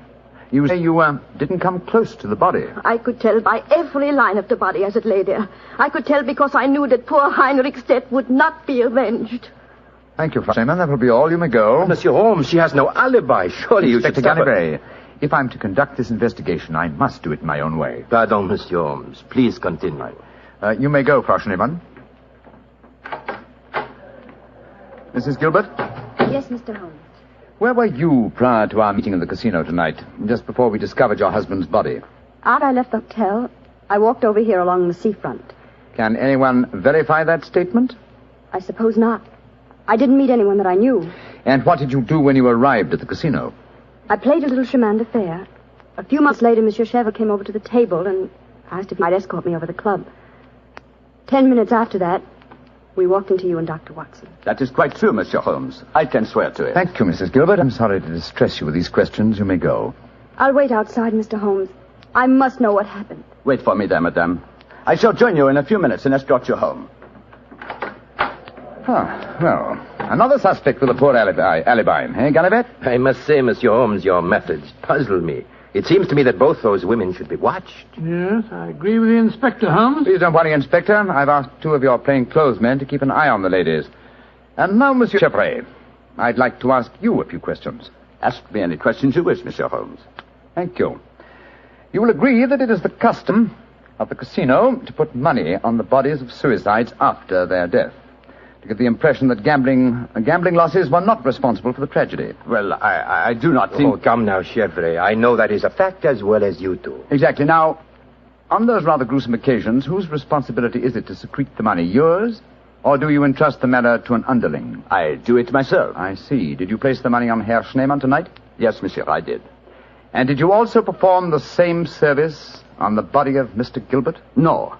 I knew nothing of that death until the German lady Frau Schneemann running into the casino. Excuse me interrupting, Monsieur Holmes. Of course, Inspector. What is it? I think that you are wasting time. It is obvious that Madame Gilbert committed the crime. She knew of her husband's plot, she had no alibi, and she had the motive. For is not marriage itself the greatest of all motives for murder? Oh, my dear Inspector. How very cynical. Madame Gilbert did not kill her husband. I know it. And what is your opinion, Watson? Well, it's that German woman. She had no alibi either. And remember, she was half mad with grief. Monsieur Chevre, you say that you know Mrs. Gilbert is not guilty. How do you know? I was with her myself at the time the murder was committed. Oh, indeed. How very interesting. And what time was the murder committed? Well, it was... Our investigations have never established what time the murder was committed, Monsieur Chevre. I'm afraid you've walked into my trap. You've given yourself away. Great Scott, Chevre, it was you. Chevre, I've known you a good many years, and this is going to be a hard thing to do. I am going to arrest you. Oh, no, you're not, Canary. Put down that revolver, sir. Do not be frightened, Doctor. I am not going to shoot you. Chevre, why did you murder Roger Gilbert tonight? Surely you know that too, Monsieur Holmes. Because I am in love with his wife. She's young, beautiful, and rich. It did not occur to me until I saw the young fool lying there tonight pretending to be dead. In my profession, it is natural that I should carry a revolver. What was simpler? Mr. Gilbert gave me the perfect opportunity. I could not resist it. Put down that revolver, Chevre. Why are you all so frightened? Surely you know how I am going to use it this time. I think so, monsieur. But it's a coward's way out. What an unperceptive remark for such a perceptive man. No. No, all my life I have been a gambler. I gambled tonight for the highest stakes of all, and I lost. No, I am not afraid to pay for my losses. Au revoir, monsieur.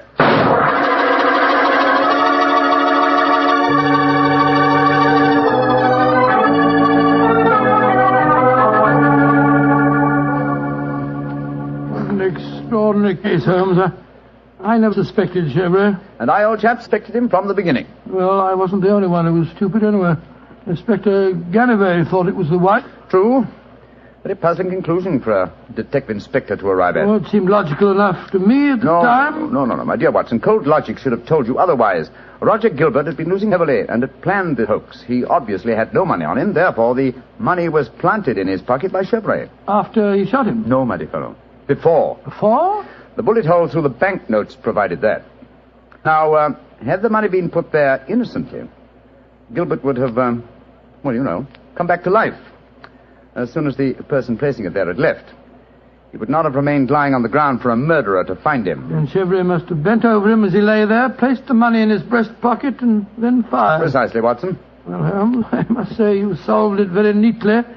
You've told Inspector Canary that you wanted no credit in the case. Naturally, publicity would be unfavorable. If you remember, no one is supposed to know that we're in the south of France. I'm certain that the inspector learned a few tips about detection tonight. Possibly, old fellow, and I hope that you have learned a few things about gambling.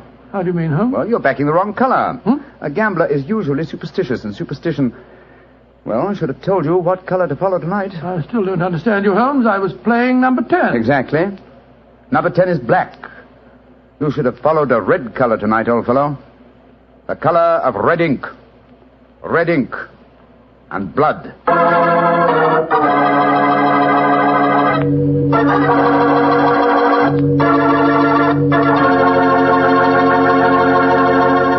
Say, Doctor, that was a swell story. I didn't know you liked to play roulette. Well, I figured out a system for roulette. It's like yours. Every time you lose, you double your money and keep doubling until you win. Oh, it's a great system, Mr. Bartell. There's only one thing wrong with it. What's that? You lose, you go broke before you win. Look, take my advice. Don't gamble. You can't beat the laws of chance. But suppose I bet on a sure thing. Like what, for instance? Oh, like the fact that Petri wine is always good wine. It is, you know. Because the Petri family has been making wine for generations. Good evening, Doctor. Good evening, Mr. Bartell. Punctual to the minute, as usual. Never keep a doctor waiting, I always say. Particularly Dr. Watson. Draw up a chair, my boy. Thank you. That's it. All ready to tell us the Sherlock Holmes adventure of the Speckled Band, Doctor? Yes, I'm all ready, Mr. Bartell. Say, Doctor, just what does a Speckled Band mean? You wait until I've told you the story, young fellow, my lad. You'll find out for yourself. Sorry. The floor is all yours, Doctor. The adventure of the Speckled Band began on a rainy April morning in 1883. An urgent call from one of my patients had kept me up most of the night before, and in consequence I came down to my breakfast rather later than usual to find that Holmes had already left our house some hours earlier. As I sat there reading the morning paper and consuming my 2 lightly boiled eggs, there was a knock at the door. It opened to disclose a typical example of the British working man, a bag of tools in one hand and a grimy cap in the other, as he spoke to me from the doorway. You sent for me, Mr. Holmes? I'm not Mr. Holmes. Oh, beg your pardon, Governor. But I've come to mend the gas bracket over the mantelpiece. Oh? What's wrong with it? I've got a leak in it. Oh, leak? Well, what's wrong with your work? Yes, sir. Hope I won't be disturbing you, sir. No, that's all right, my man. Don't mind me. Oh, dear. Very untidy man, Mr. Holmes, sir. What do you mean by that? Well, you can't help noticing the mess this room's in. I've heard say he was as tidy as any when he started, but he learned bad habits from a bloke what lived with him. Dr. Watson, I think his name is. You impertinent fellow. How dare you talk to me like that? I've got a good... Oh, where does he go to? Here, you come out of there. That's Mr. Holmes's room. Don't be angry with me, Watson. What? Just slipping out of these grimy rags into a dressing gown. Good gracious me. So was you, Holmes. Well, upon my soul, I'd never recognized you, but why the disguise? A case, my dear Watson, a case. One of those small problems which a trusting public occasionally confides to my investigation. To the British workman, old chap, all doors are open. His costume is unostentatious and his habits are sociable. Tool bag is an excellent passport, and a tawny moustache will secure the cooperation of maids. But what's the case, Holmes? A modest little drama of life in the kitchen, one of those seemingly inconsequential affairs, and yet, Watson, the honour of a duchess is at stake. Duchess? Mad world, my master, the mad world. Now I feel a little more comfortable. Let's return to the sitting room, shall we? strong cup of tea would be most acceptable. Oh, I wish you'd tell me about the Duchess and life in the kitchen, Holmes. Some other time, old fellow, some other time. At the moment, suppose you tell me what you know about Miss Helen Stoner. I received a letter from her this morning in which she informed me that she would be calling here at 11, and also that she was a friend of yours. Helen Stoner? Oh, yes, yes. A charming girl indeed. Pour me a cup of tea, Watson, and tell me about her. Well, I befriended her at the time of the tragic death of her sister 2 years ago. I told you about the case, don't you remember? The sudden death of Violet Stoner at an old house in Stoke Moran. Oh, yes. It all comes back to me now. There was an inquest, wasn't there, with a string of stupid, ineffective witnesses? No, I was one of them. Oh, I'm sorry, old fellow. Then you were the exception, of course. Wait a minute. Let me see. I docketed the evidence on the case. Where is it?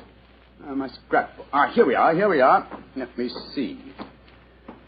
Yes, S. Salisbury, Hatchet, Murder, Lordson, Simon. Here we are. Stoke Moran. Yes, I remember the affair well now. The villain of the piece was Dr. Grimsby Roylott, wasn't he? Yes, a dreadful fellow. He's the stepfather of the two girls. Violet, the one that died so mysteriously. Helen, the one who's coming here to see you. Dr. Roylott has a pretty record. 55 years of age, killed his kit McGar in India, once in an insane asylum, married money, wife died, distinguished surgeon. Well, Watson, I wonder what the distinguished surgeon has been up to now. Some deviltry affair. Why do you say that? You remember that Miss Violet Stoner's death followed close upon the announcement of her engagement? Yes. Well, I met Miss Helen Stoner on the streets a few weeks ago.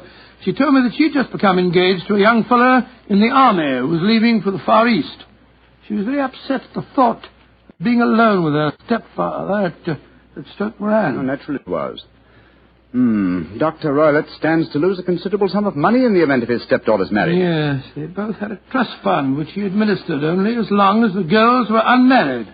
That fact was brought out at the coroner's inquest 2 years ago. But if Roylott did poison the other stepdaughter, and I'm pretty convinced that he did, it seems unlikely that he'd try it again. 2 sudden deaths in the same household could hardly pass the coroner. Oh, no, my dear Watson. You're making the mistake of putting your normal brain into Roylott's abnormal being. Oh, that must be Miss Stoner now. Yes, let me see. It's precisely 11 o'clock. Well, let's see what we can do for her. Well, I hope you can help her, Holmes. She's an extremely nice girl. Come in. Yes, Mrs. Hudson? There's a Miss Helen Stoner to see you, sir. She says she has an appointment. Show her in, please, Mrs. Hudson. Aye, sir. Come in, my dear. Thank you. Miss Stoner, I'm so glad to see you again. How do you do, Dr. Watson? And this must be your friend. Yes, Miss Stoner, I'm Sherlock Holmes. Sit down by the fire, won't you? Yes, please do, my dear. Hello, you're trembling with cold. It's not cold that makes me shiver. Tell me, Mr. Holmes, has my stepfather, Dr. Grimsby Roylott, been here? No, he hasn't. He saw me in the street. I dashed by him in a hansom cab, but he saw me. Our eyes met and he waved me to stop, but I came here as fast as I could. Very sensible move. Dr. Watson has already given me several hints as to your present problem, as well as having refreshed my memory as to the circumstances of your sister's death. My problem is a simple enough one, Mr. Holmes. I'm waiting to be murdered. No, my dear please girl. be a trifle more explicit, Miss Stoner. Very well, Mr. Holmes. My fiancé is leaving for the Far East today. When he leaves, I shall be alone with my stepfather at Stoke Moran. He plans to murder me just as he murdered my sister. What makes you say that, Miss Stoner? Many strange things have happened recently. For instance, he's just moved me into the bedroom in which my sister died. Well, what reason did he give for changing your room? That my old one needed repainting. It didn't need it, but Dr. Roylott did need to move me into that horrible room. And other things have happened. I've heard the music again. Music? What music? My sister first heard it a few days before she died. I heard it myself on that dreadful night she breathed her last. Oh, Mr. Holmes, I'm terrified. Don't worry, my dear. Please don't worry anymore. You have friends to help you now. Do you mind if I ask you a few questions? No, of course not. Now, it's music. Does it seem to come from inside the house or outside? Well, it's hard to say. It sounds so faint. What's it like? A sort of soft droning sound. Like a flute or a pipe? Yes, it reminds me of native music I heard during my childhood in India. India, eh? There's one other thing that puzzles me, Mr. Holmes. What's that? My sister's dying words. As she lay in my arms, she gasped out 2 words. What were they? Banned and speckled. You remember that evidence from the inquest, don't you, Dr. Watson? Yes, I do. I couldn't make head or tail of it. So? Banned, speckled, Indian music. Miss Stoner, do you sleep with your door and windows fastened? Yes, Mr. Holmes, but so did poor Violet. It didn't save her, though. What did you gather from your sister's dying allusion to the band, the Speckled band? Well, sometimes I thought it was merely the wild talk of delirium, and sometimes that it referred to a band of people. Oh, yes. I remember that there were some gypsies encamped quite near us at the time of Violet's death. Gypsies, eh? Yes, and it occurred to me that the spotted, gaily-coloured kerchiefs, which so many of them wear over their heads, might have suggested the unusual adjective which my sister used. Miss Turner, how long is it since you heard this strange music that you've told us about? I heard it last night. Your fiancé leaves today, you say? Yes, Mr. Holmes. Well, Miss Turner, I shall do everything I can to help you. If we were to come to Stoke Moran today, would it be possible to see over your rooms without the knowledge of your stepfather? I think so. He told me this morning that he intended to take a late train home tonight. Ah, that's splendid. Watson, out with the timetable, old fellow, and look up the trains to Stoke Moran. Right, you are, Holmes. That's my stepfather. I know it is. Oh, yes. Yes, there he is on the doorstep. Oh, Mr. Holmes, he's followed me. Oh, what shall I do if he finds me here? Don't worry, Miss Turner. Please don't worry. There's a private exit through that room there. Watson, show her the way, will you? Come along with me, my dear young lady. And you will come down today, Mr. Holmes? Certainly, my dear Miss Turner. I'll telegraph you the time of our arrival. Goodbye and courage, my dear. Goodbye, Mr. Holmes, and thank you. Come along, Miss Turner, quickly. Come in. Yes, Mrs. Hudson? It's a gentleman, sir. I told him you wouldn't see anyone without an appointment, but he... Out of the way, woman! Don't push me like that. I'm sorry, Mr. Holmes. That's all right, Mrs. Hudson. You can leave us. What kind of gentleman does he call himself, pushing an old lady? So you're Sherlock Holmes. You have the advantage of me, sir. Your name is, My name, sir, is Roylott. Dr. Grimsby Roylott of Stoke Moran. Oh, yes, of course. A charming place, I hear, and obviously good for the lungs. You won't trifle with me if you know what's good for you. Watson, there you are. And how was the experiment? Very successful, Holmes. Good day to you, Dr. Roylott. I haven't seen you since I gave evidence at your stepdaughter's inquest. Yes, I remember you, Dr. Watson. Now listen to me, you two. My stepdaughter's been here. I've traced her. What's she been saying to you? A little cold for this time of the year, isn't it? You answer me! I hear that the crocuses promise well. You dare to try and put me off, do you? I know you, you scoundrel. You're Holmes the meddler. Am I? Holmes the busybody. I believe that a man should occupy his time. Holmes the Scotland Yard Jack in office. When you go out, close the door, won't you? There's a draft. I'll go when I've had my say. Keep your nose out of my affairs, do you hear? Oh, yes. My hearing is excellent, thank you, and your diction and delivery most forceful. But time flies, my dear doctor. Time flies, and life has its duties as well as its pleasures. Goodbye. Insolent rascal. Here. See this poker? Oh, the fire doesn't need poking, thank you, Doctor. But I should be obliged if you'd put some more coal on for me. You laugh at me. You don't know my strength. Look. There. Your poker's bent double. And that's what I'll do to both of you. If you don't keep out of my affairs. I had a presentiment that he'd slam the door. Phew. He's an ugly customer, eh, Holmes? Literally as well as figuratively. Watson, I'd be much obliged if you get your revolver. It may prove to be an excellent argument with a gentleman who twists iron pokers into knots. The fellow's amazingly strong. Just look at it. I don't want to appear flamboyant, but, there we are. Great Scott, Holmes. You straightened the poker out again. Yes, it was utterly useless in its former shape. And now, Watson, the timetable will catch the next fast train to Stoke Moran.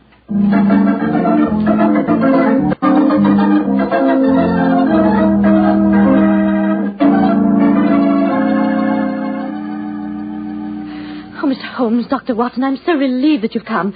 But don't you think my stepfather might have followed you down here? To take that chance, Miss Stoner, a few hours' delay might mean the difference between our life and death. It was imperative that we examine this bedroom of yours before Dr. Roylott returns. Anyway, my dear, you mustn't worry any more. We're here in your house, and we're going to take good care of you, no matter what harm befalls you. Oh, thank you, Dr. Watson. So this is the room in which your sister died, is it? It's much as I pictured it.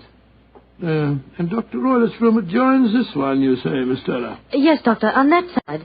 The room which adjoins it on the other side is my regular bedroom. The one that's being so conveniently painted, eh? Yes. Well, let's examine this room. No trapdoors or sliding panels, I suppose. It sounds solid enough, Holmes. Yes, I think it is. Hello, what's this? Are you aware that this bed is clamped to the floor, Miss Stoner? Why, no, Mr. Holmes, I didn't know that. What an extraordinary thing. Was the bed in your other room anchored also? No, I don't think it was. Very illuminating. And this bell pull hanging against the wall above your bed. Oh, that, it doesn't work. Doesn't work, but if you want to ring. There's another one on the other wall over there. Now, why this one? Well, I don't know. My stepfather made a number of changes after we came here. Yes, quite a burst of activity, apparently. And it took some strange shapes. Why are you standing on the bed, Holmes? I'm curious, my dear fellow. It may interest you to know that this bell rope is fastened to a brass hook. There's no wire attachment. It's a dummy. A dummy? But why? There's a small screen above it. It's a ventilator, I suppose. Yes, Mr. Holmes. Yes. A ventilator leading into your stepfather's room. Curious. I notice there's no means of opening the ventilator on this side. It can only be operated from your stepfather's room next door. I wonder if you'd mind taking us in there. Of course, Mr. Holmes. Follow me. What do you make of it, Holmes?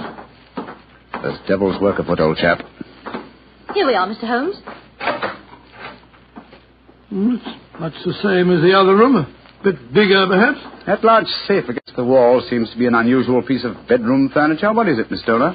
My stepfather's business papers. Oh, yes. You've seen inside it, then? Only once, some years ago.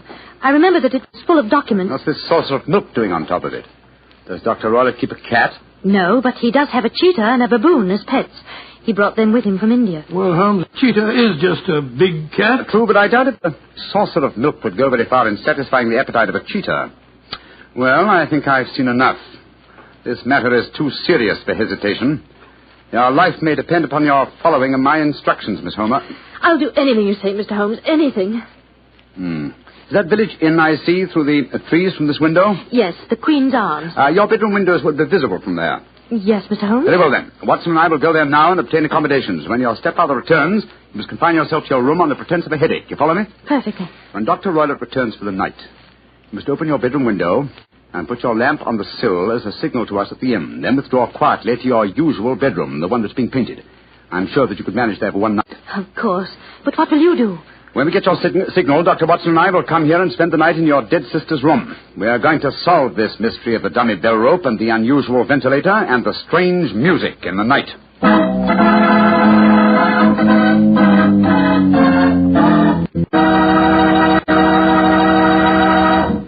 You'll hear the remainder of Dr. Watson's story in just a second, so I'm just going to point out that at any really important dinner, you know, like when diplomats get together, you'll find wine on the table.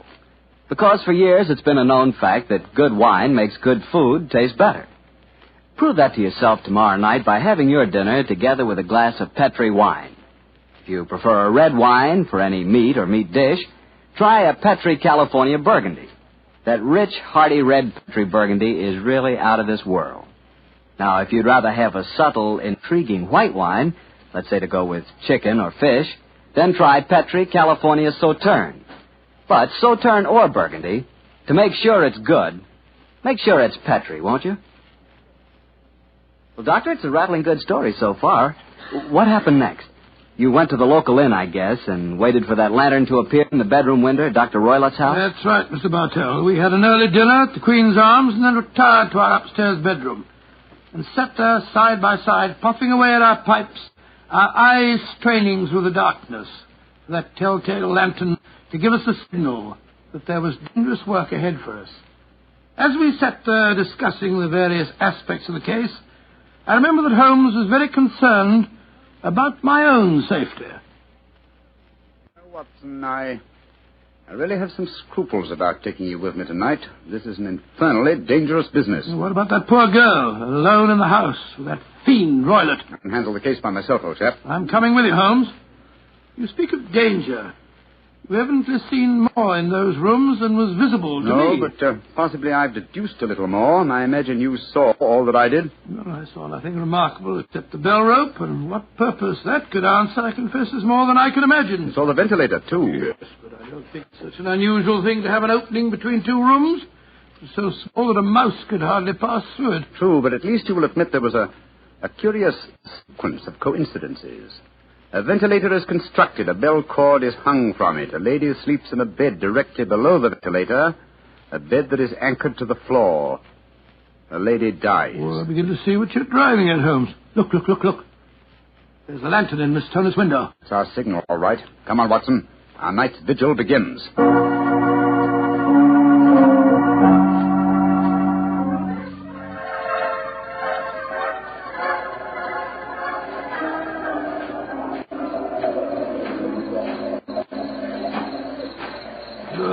What a foul night. Foul night for foul business, Watson. Come on, through these laurel bushes. It's only another 50 yards to the house. The lantern's still burning away in the bedroom window. Yes, all the other lights are out. Including the one in Dr. Roylett's room. He must have gone to sleep. To bed, possibly, Watson, but not, I think, to sleep. Great heavens, Holmes. Look at that frightful creature leaping about in the moonlight. It looks like some hideous child. That's Dr. Roylett's pet baboon. But it looks positively human. Yes, probably a great deal more so than its master. They're directly below the window now. This ivy provides a most convenient ladder. I'll go up first. Careful, Holmes, careful. Wait a minute.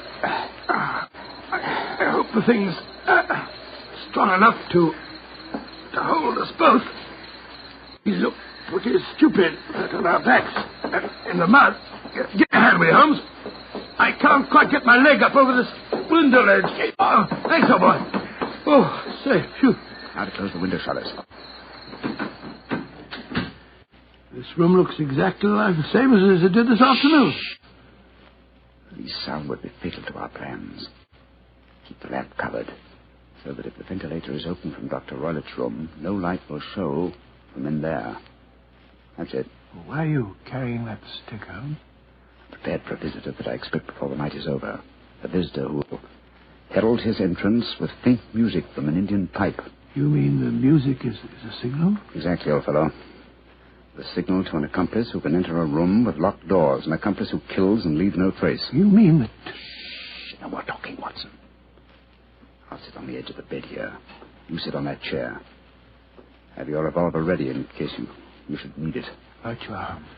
Have the lantern ready, too. When I shout now, turn the light full on the top of the bell rope. You understand? Yes, perfectly. Good. Now we must wait. Perhaps for some time. But don't go to sleep, Watson. Don't go to sleep. Your very life may depend on it.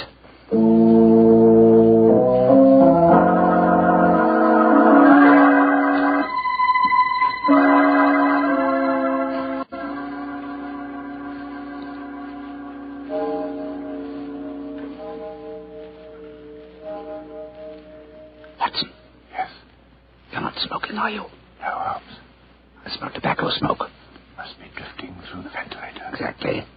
Dr. Roylett is up. Look. There's a tiny shaft of light showing up in the ventilator. Shh. Listen. There's the music. Yes. Heralding the messenger of death. Have your lantern ready, Watson.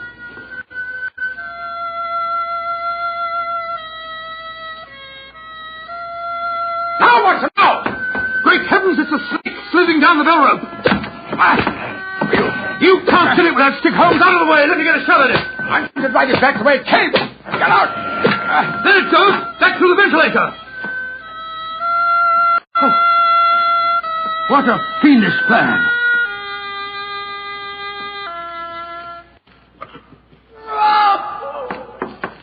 Scott, what's that? I think the devil has turned on its master. Come on, Watson, into Dr. Roylett's room. Dr. Roylett! Dr. Roylett! Dr. Good Lord, Holmes. Look at him sprawled on the bed. Look at his eyes. Yes. And see what is coiled around his forehead. It's the snake. Yes, the band. The speckled band. He's dead, Holmes. Yes. He's been bitten by the deadliest snake in the world. The Indian swamp adder. Deadly fangs produce death within 10 seconds. Well, Watson, violence does in truth recoil upon the violent. And the schemer falls into the pit which he digs for another. What should we do now, Holmes? We must remove the macabre headgear from the dead doctor and return the snake to its den. And I suggest that we tell Miss Stoner that there's no more danger under this roof. After that, we can turn the matter over to the local police. Our work is done.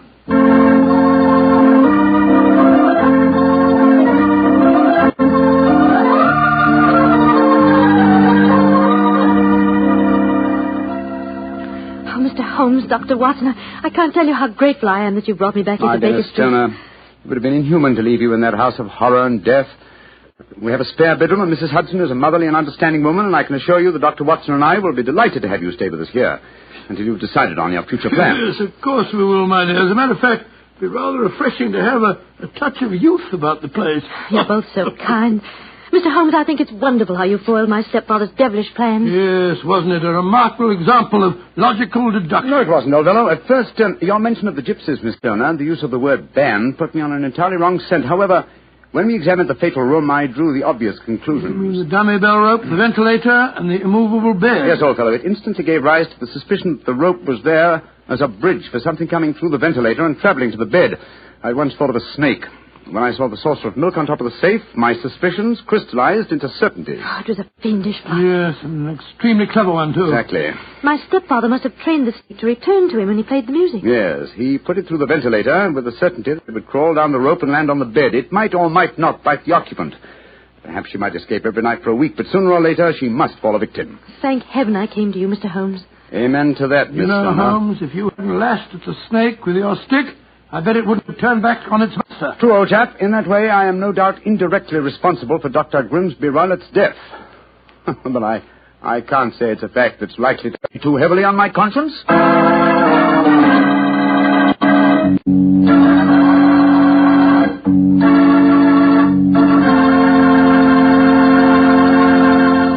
Doctor, that was quite a fascinating story.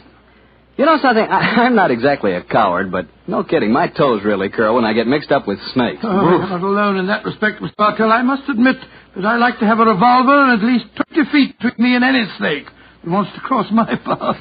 Well, if you want a revolver in 20 feet, I'll take a cannon in 20 miles. It's fortunate that you're a wine expert, Mr. Bartell, not a detective. I'm afraid you wouldn't, shall we say, find detecting to your liking? We certainly shall say it.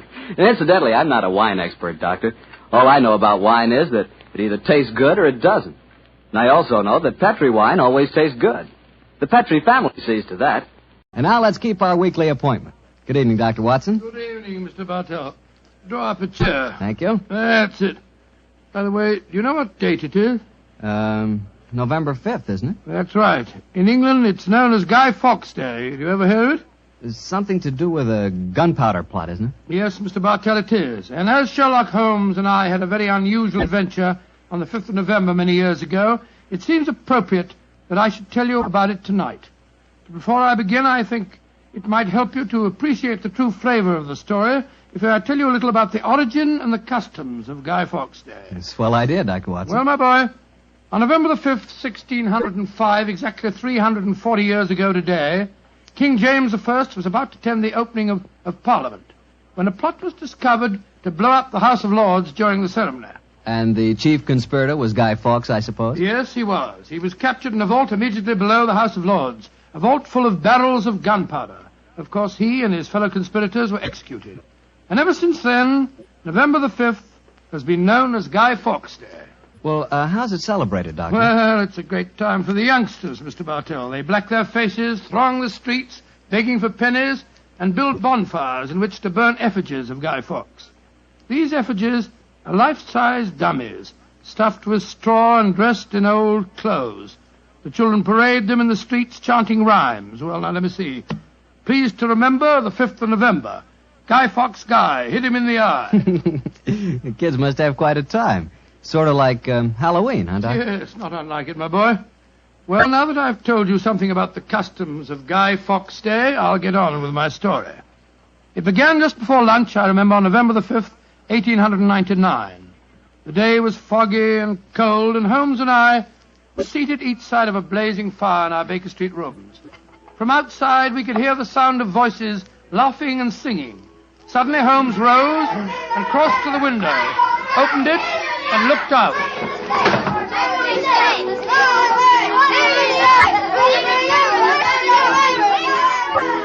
Then he turned to me and spoke.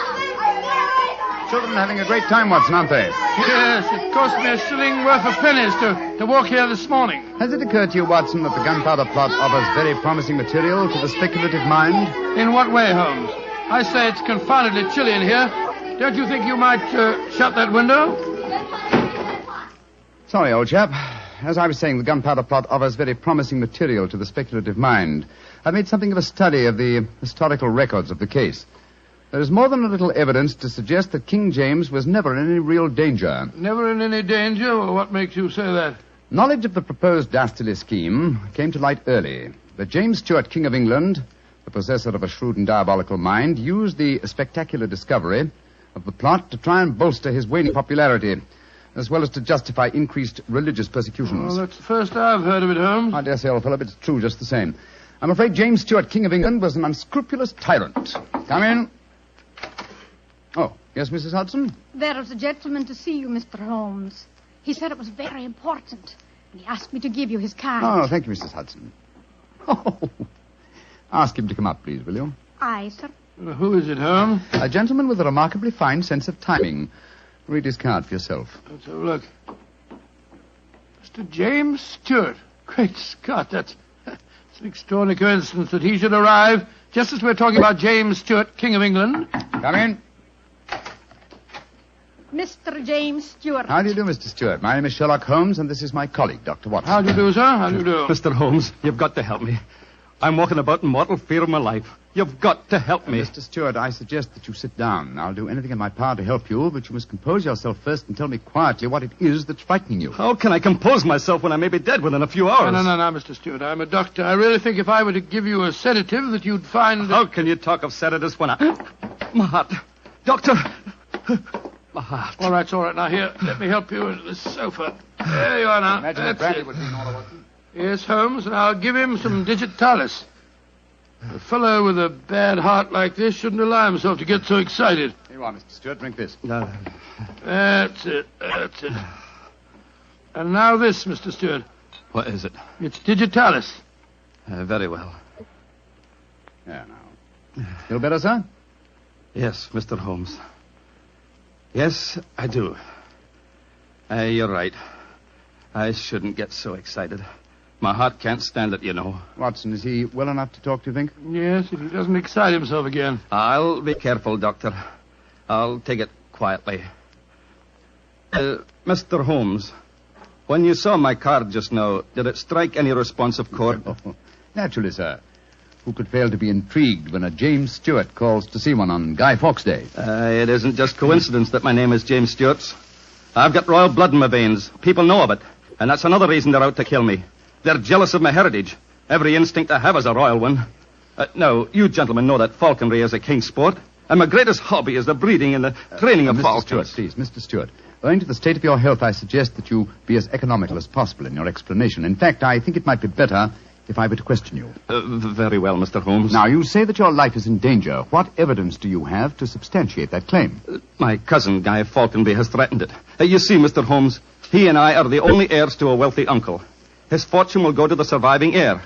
If I were dead, Guy would inherit everything. Seems to me, Mr. Stuart, that you should have applied to Scotland Yard for protection. I did, Dr. Watson. Only a few days ago I saw a certain Inspector Lestrade, I think his name was, and he laughed at my fears. Oh, Lestrade. And he laughed, did he? Well, then in that case, there may be something in your story, sir. You say that your cousin has threatened to kill you. Has he indicated the method he intends to employ? He has. And it's a devilish plot.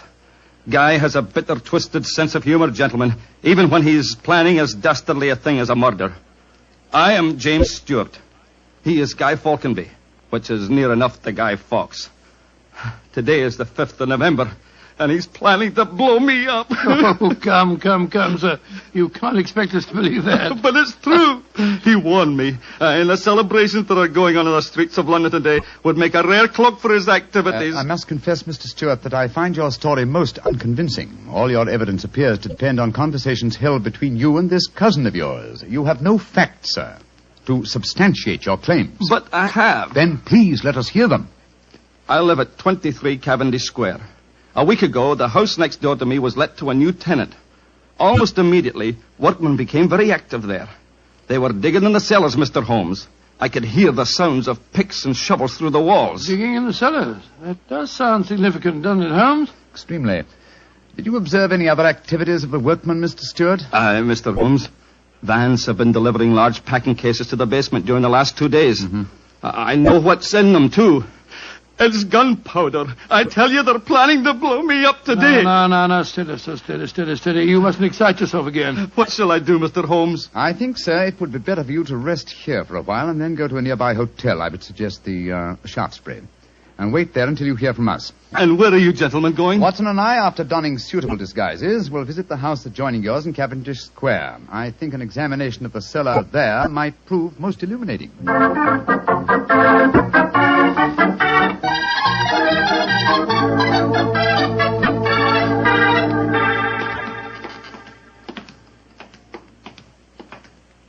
This must be the house, all right, Holmes. The empty packing cases are still by the foot of the basement steps. Come on, Watson. Let's go down and explore. Pardon my soul, I feel a little self-conscious in these clothes. No need to, my dear chap. You look a most authentic inspector of plumbing. Well, if anyone challenges us, you'd better let me do the talking, though. I think my accent might be a little more convincing. Shh. Listen. I can't hear anything. Exactly. Then we may reasonably assume that either the workmen are observing the Guy Fawkes holiday or that their work is done. Come on, let's try this door. It's unlocked. Yes. Oh, this is too easy, Watson. We must be prepared for a trap. Come on. I've got my revolver handy if there's any trouble. I don't use it until I tell you to. Remember, we're supposed to be plumbing inspectors. It's pitch black in here. I can't see a thing. Strike a match. See if you can find a gas jet. Strike a match when the cellar may be full of gunpowder? Can't take the risk, old chap. Oh, here's a gas jet. I'll light it. That's better.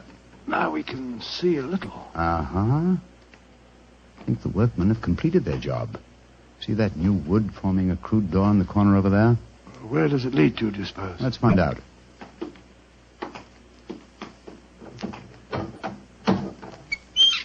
Oh, also unlocked. And here's a miner's lantern, waiting conveniently for us on this ledge. Oh, this is ridiculously easy. Now I'm sure it's a trap. I like the lantern. Great Scott, it's a tunnel. Yes, it's a tunnel leading into Mr. Stewart's house next door. Let's explore it.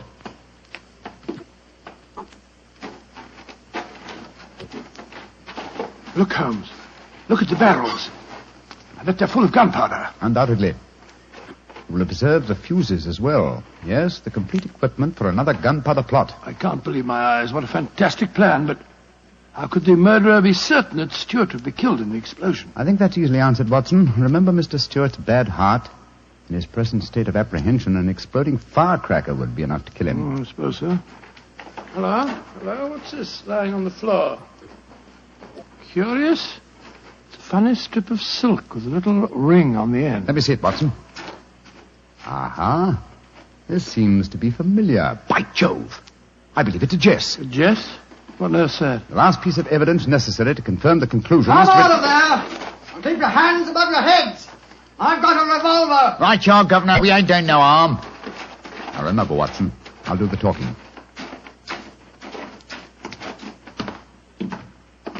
Come on! Out you come! Well, you're a comical-looking pair. What are you doing in there? Me and my mate got a message to come over here and see to the plumbing, mister. Plumbers, eh? Do you have any identification? Yes, sir. Here's my badge. We're inspectors for the London County Council. Oh, that's all right, my man. I saw the basement door open and I thought burglars might be here. You're the owner of this house, sir? Yes, but my agent let it recently to some tenants who've been behaving rather queerly, I'm told. So I came round here to see what was happening. If you're the owner, sir, perhaps you can give me some facts for me records. Not to fill me records, you know. What do you want to know? Well, your name, please, sir. Falconby. Guy Falconby. Look here. Alfie, hold your nose. What did he say? Nothing, sir, nothing. He's got bad hiccups. Had him for months now. Can't stop him. Alfie, here, give me a pencil, will you? Thank you, Alf. Now, sir, your name is Guy Falconby. What's the name of the tenant this house is let to? There are 3 of them. Oh, do you know their names, sir? Got to have them for me records, you see. Yes, the names are Winter, Rokewood, and Keynes. Oh, yes. Winter, Rokewood, and Keynes. That's right, sir.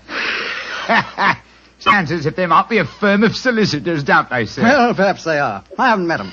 Just one more question, sir, and then I needn't bother you no more. Well, what is it? My religion or my grandmother's maiden name?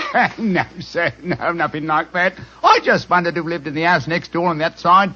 We've had a complaint from there, too. Their pipes is bunged up. My cousin lives there. His name's James Stewart. Mr. James Stewart, eh? Not much obliged, sir. Me and my mate will be going next door, then. Come on, Alfie. I'm not surprised his pipes are bunged up, as you so graphically put it. He's a great one for practical jokes about the house. As a matter of fact, he's planning one of them tonight. Well, that's no concern of yours. By the way, my man, what's your name? Nivitt, sir. Tom Nivitt. Come on, Alfie. We got work to do.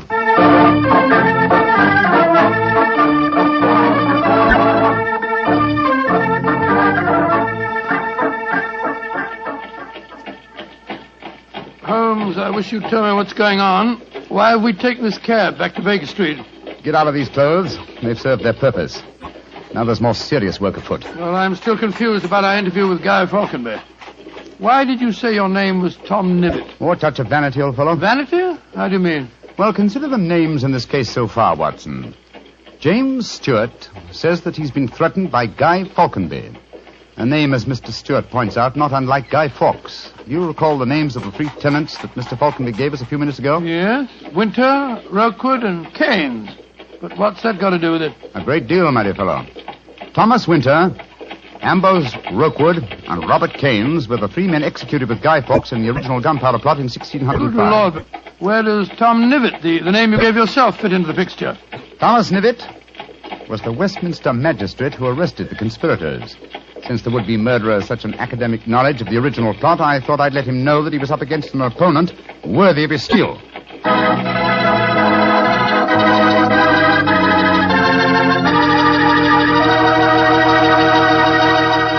We'll hear the rest of Dr. Watson's story in just a few seconds. Just about time for me to remind you that if you want a wine that's sure to please the ladies, you can't miss with Petri California Muscatel.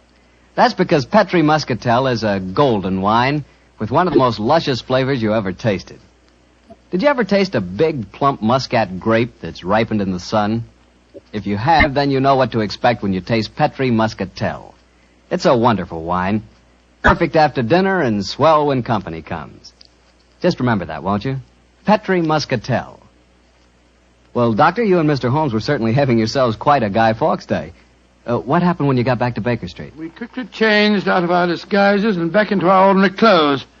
I was still pretty much in the dark, as usual. And I kept questioning Holmes as to our next move. He was in a state of suppressed excitement. And it was obvious as he spoke to me that he was anxious to be off. What's the dawdle? There's so much work ahead of us. What do you mean, dawdle? I'm not dawdling. I'm dressing as fast as I can. What's our next move, anyway? Well, we must split our forces. Let's get hold of my band of street urchins, the Baker Street Irregulars. I'm going to surround Mr. Stewart's house in Cavendish Square, and they'll be invaluable for that purpose. Well, what do you want me to do? Go to the Shaftesbury Hotel and collect Mr. Stewart, then return with him to his house and wait me there. I shall join you as soon as I've rounded up the irregulars, but I must warn you. Don't leave Mr. Stewart for a moment. Don't let him out of your sight until you see me again. Of course I won't, Holmes, but, I must say, the idea of all that gunpowder in the cellar doesn't make me feel any too happy. Have faith in me, old chap. Have faith in me. You know I wouldn't expose you to any danger if I could avoid it. And I assure you that I shall join you and Mr. Stewart very shortly. You have your revolver? Yes, of course. Good. And, give Mr. Stewart this revolver, will you? Tell him that I insist that he carries it. I fear that his own has probably been tampered with. Right you are, Holmes. I'll see that he has it. This is a strange business, I must say. That Guy Falconby seemed such a decent sort of fellow. Yes, he appeared to be a most amiable fellow, didn't he? This is indeed an unusual case, Watson. We're up against one of the most sinister and twisted antagonists that we've ever met. Well, old chap, I'm leaving now. I'll join you soon. And don't forget, stay close to Mr. Stewart. Stay very close to him.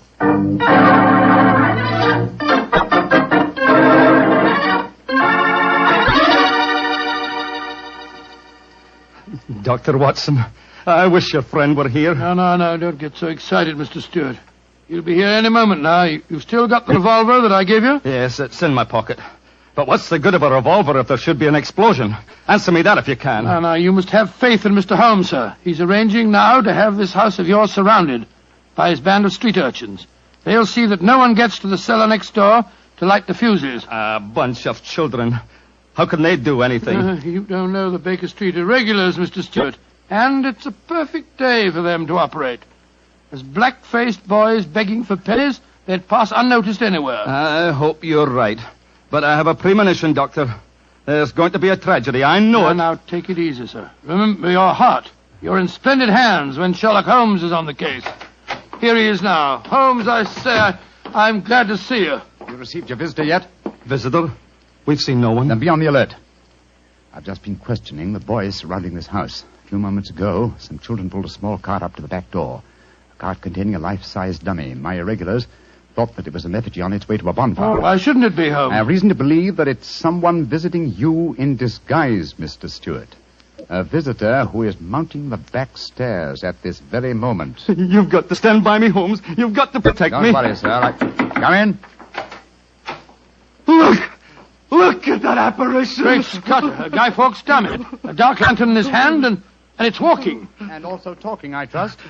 Keep away from me. I got a revolver. For sake, for Victoria's sake. If you won't give me one, I'll take two. The better for me and the worse for you. It's Guy Falkenberg. Keep away from me, do you hear? The better for me and the worse for you. All right, then. I'm going to fire. Dear me, Mr. Stewart, the revolver I've provided for you seems to be unloaded. How very odd. Well, what in thunder is all this about? You've just witnessed an attempted murder, Watson. Murder? What are you talking about? This is a game. James and I had it arranged, the whole thing. You may have thought it was a game, Mr. Falkenberg, but I assure you that your... Grab Mr. Stewart, Watson. He seems to be leaving us. Leave me alone. Take your hands off me. My heart. Help me put him on the sofa.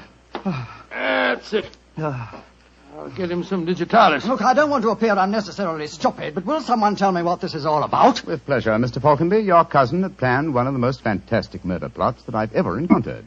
He came to us with the story that you had threatened his life. But that's ridiculous. I'm very fond of him. Of course it's ridiculous. The whole plot was ridiculous. He leased the house next door, had a tunnel dug, and gunpowder and fuses planted there.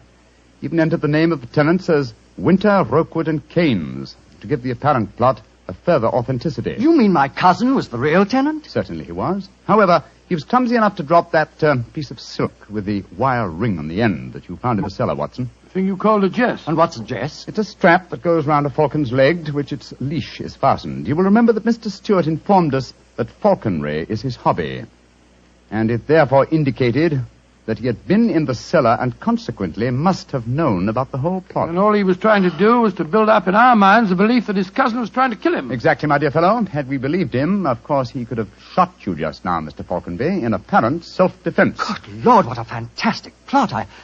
I still can't quite believe it. Mr. Falkenby, why are you dressed as a Guy Fawkes dummy? Well, it was James's idea. He said that he was going to dress up too, and that we were to go round the bonfires tonight and frighten people by appearing as live dummies. But the last message he sent told me to come up here, that we'd play a practical joke on a couple of friends of his. And did he provide you with the costume that you're wearing? Yes, as a matter of fact, he did.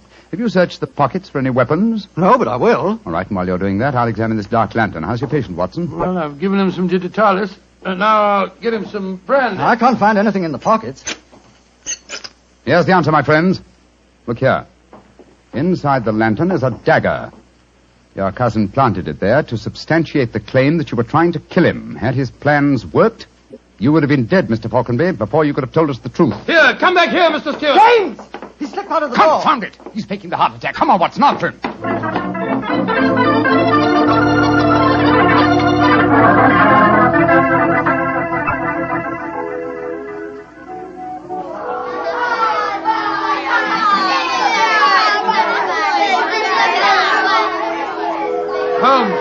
Holmes, where are you?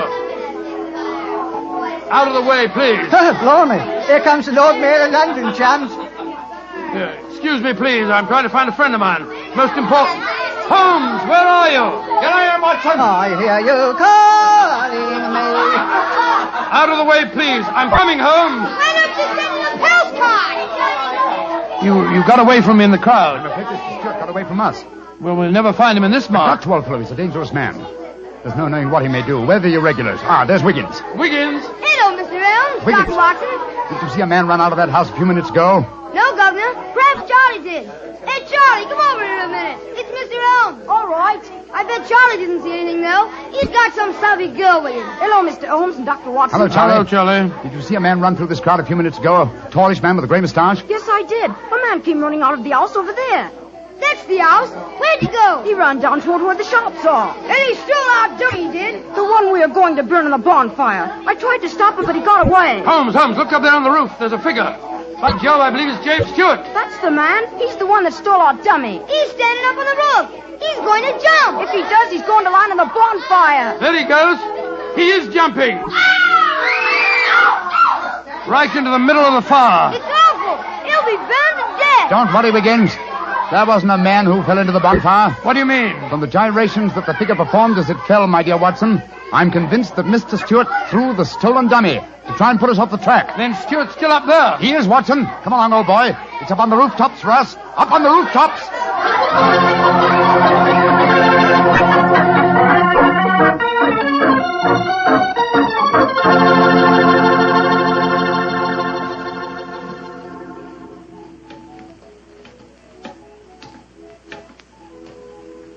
Here, Watson. Let me help you up. Can you reach my hand? Yeah, I got it. All right, then. Up you come. Come on. That's it. Sure. Seems to me that fire escapes must be designed for giants. Keep your eyes skinned, old fellow. Stewart's a dangerous man. Might be hiding behind those chimney stacks. Come on. Upon my soul, this is a strange place to be on Guy Fawkes night. Yes, a comprehensive case, Watson. Starts in a cellar and ends on a rooftop. Look, Holmes. By the parapet there. The crumpled body of Mr. Stewart. Looks to me as if it... Yeah. He's dead, Holmes. Well, it's not surprising. The effort of carrying the dummy up here and throwing it, combined with his own state of excitement, were too much for him. Well, quite frankly, I can't say that I'm sorry. No, he planned a murder. If it hadn't been for you, he would have succeeded. An extraordinary case, Holmes. Yes, old chap, and one that should long make us remember the 5th of November. By Jove, yes. Please to remember the 5th of November. Gunpowder treason and plot. I see no reason why gunpowder treason should ever be forgot.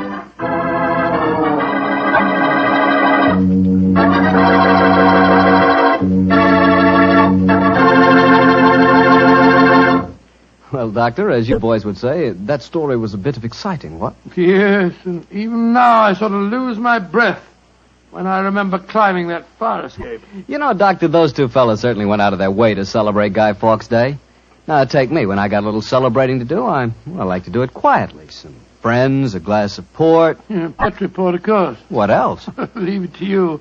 No matter what the occasion is, you can somehow make it a perfect occasion for Petri wine. Come in. Good evening, Doctor. Good evening, Mr. Bartell. Come over here and join me by the fire. I didn't think it was cold enough for a fire tonight, Doctor. Oh, I suppose it isn't really, but there was one late, so I just couldn't resist putting a match to it. Fire's a good accompaniment to storytelling anyway. Yes, my boy, a fire and a glass of port. Care to join me in one? Thanks, Doctor. So, you're going to tell us a sea story tonight? Yes, Mr. Bartell. The whole adventure took place aboard a small steamer as it plowed through the stormy seas of the Indian Ocean.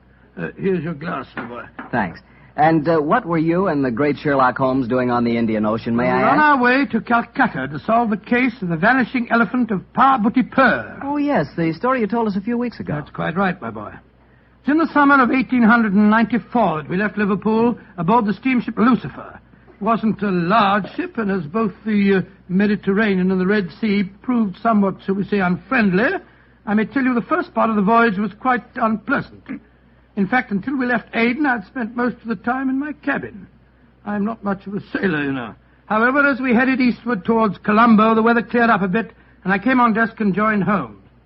I remember on the second night out of Aden, we paced the decks together. The stars above us twinkled, the promise of a bright tomorrow, and the faint tinkle of a piano being played in the passenger lounge formed a perfect setting for an evening stroll. It only seems like yesterday that Holmes said... Watson, it's good to see you on your feet again. Yes, it's good to be on 'em, Holmes. It's been a miserable trip for me so far. The captain told me tonight that we can expect good weather between here and Karavati, our next port of call. I thought Colombo was the next stop. And where is Camberwell, whatever you call it? Anyway, I never heard of the place. It's a tiny island in the Indian Ocean. It's a British protectorate.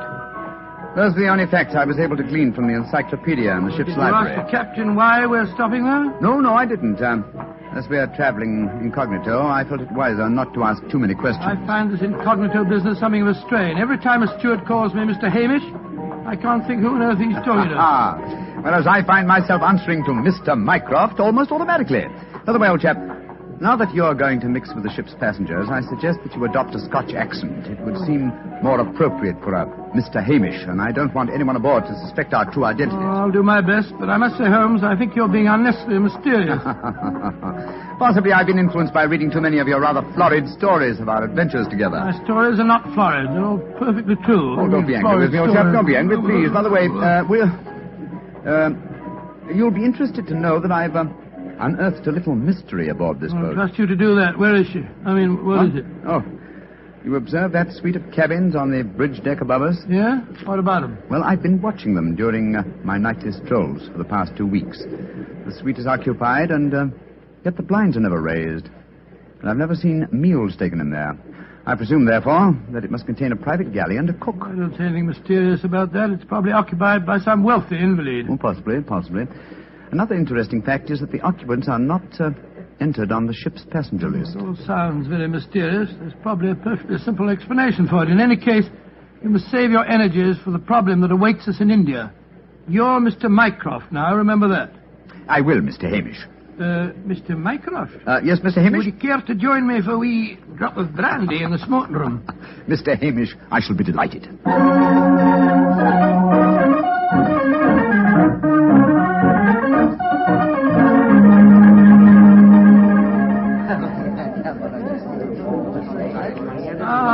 This is excellent brandy. Excellent. Watson, you notice that rather garrulous gentleman over there in the corner? You mean the one at the table with the oriental-looking fellow? Yes, the talkative man is the ship's doctor, but I haven't seen the other gentleman before on this voyage. I wonder if he's an occupant of the mysterious suite on the bridge deck. Let's go over and talk to him, shall we? And remember the accent, Mr. Hamish. And so, Verda, when we landed at Colombo, I decided to take Mrs. Abbott for a moonlight rickshaw drive through the cinnamon gardens. Did you gentlemen want to see me? If you'll excuse us, Dr. Harris, my friend Mr. Hamish and I were having a little argument, and we thought that perhaps you might be able to settle it for us. An argument? Oh, I love a good argument. Sit down, gentlemen. This is Mr. Verda. How do you do, gentlemen? Good evening, sir. My name is Hamish, and this is my friend, Mr. Mycroft. I'm so happy to meet you, gentlemen. Now, how do you know, Mr. Verda? Now, gentlemen, tell me what you're arguing about. Well, Doctor, Doctor, a good argument. You see, it wasn't exactly an argument. My friend Mr. Hamish insists that the Suez Canal was built by a Dutchman in 1870. I'm convinced that it was built by de Lesseps, a Frenchman, in 1869. We thought you'd know. You flatter me. I'm only a ship's doctor, not an historian. Ask Verdi. He probably knows. Can you settle the question for us, sir? I can, Mr. Mycroft. You are almost correct. The canal was opened in 1869. Though its construction began 10 years previously. De Lesseps, a French engineer, was in charge of the operation. There is a statue of him in Port Said Harbor, built to commemorate his skill and enterprise. Much obliged to you, Mr. Vera. Hamish, I think that I win my bet. Aye, Mycroft, I'm afraid you do, if you're sure of your facts, Mr. Werner. I'm sufficiently sure of them, Mr. Hamish, to venture a small wager myself. No. I think I'll not make any more bets on the subject, thank you. Well, gentlemen, if you will excuse me, I shall return to my cabin now. Oh, don't go. No, don't go, sir. You'll make us feel as if we'd driven you away. Oh, not at all, Mr. Hamish.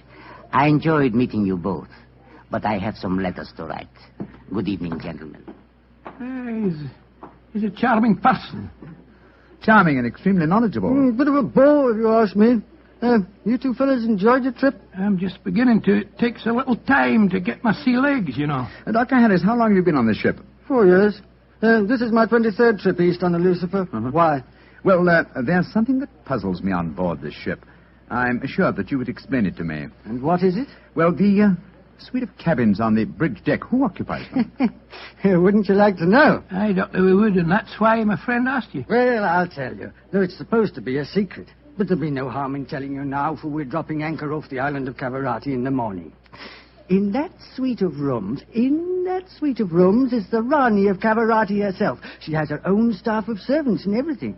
What do you think of that? Oh, how very interesting. And is the Oriental gentleman who left the table when we arrived part of our entourage? He is, sir. He's the sort of Prime Minister of Cavarati. This whole trip of theirs is very hush-hush. Rani returning to her country, afraid someone might make an attack on her life. Have to keep it all hush-hush. Cavarati is an island that's had a lot of trouble. You seem to be remarkably well informed about the place, sir. Yeah, I should be. I used to practice there in my younger days. Really, how very interesting. Yes, I could tell you strange tales about the island. I remember... Oh, hello. See that fella coming into the lounge? You mean the big man with the grey hair? Yes. That's Sir Christopher Wyatt. Owns all the tea plantations on Cavarati. He's a dull fella, but I'll call him over. Wyatt, come over and join us. Be careful. He'll talk your head off if you give him half a chance. Draw up a chair, Wyatt. We were just talking about Cavarati. It seems to me that would be a good subject to keep away from. At least till after tomorrow, Harris. What do you mean? You know perfectly well what I mean. I should have thought that after your own experience on Cavarati, you would have learned a little discretion. You're talking like a schoolmaster, Wyatt. Why don't you just sit down, have a drink, and be friendly? Thank you. I prefer my own company. Pompous ass. You and Sir Christopher don't seem on the best of terms, Doctor. I know too much about him. He's afraid of me. That's what he is. Look at this girl coming into the room. Great Scott, she's good looking. Judging by our Oriental costume, she must be a member of the Rani's retinue. She's coming to our table. Yes, my dear. What is it? Which of you gentlemen is Mr. Mycroft, please? I am. My mistress sends her compliments and asks that you will call on her in her suite. And who is your mistress, may I ask? Her Highness, the Rani of Cavarati. Oh, I shall be delighted. Please tell the Rani that I shall pay my respects without delay. We will join her in a few minutes. Very well, Mr. Mycroft.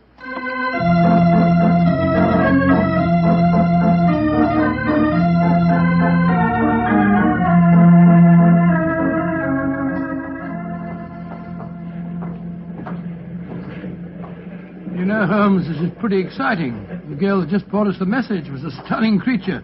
Imagine what the Rani herself must be like. Oh, what an incurable romanticist you are, Watson. I suppose you picture the Rani clad in oriental splendor, reclining like an odalisque on silken cushions. No, there's no need to make fun of me, old fellow. Here we are at the cabin. Ah, it is you, gentlemen. Follow me, please.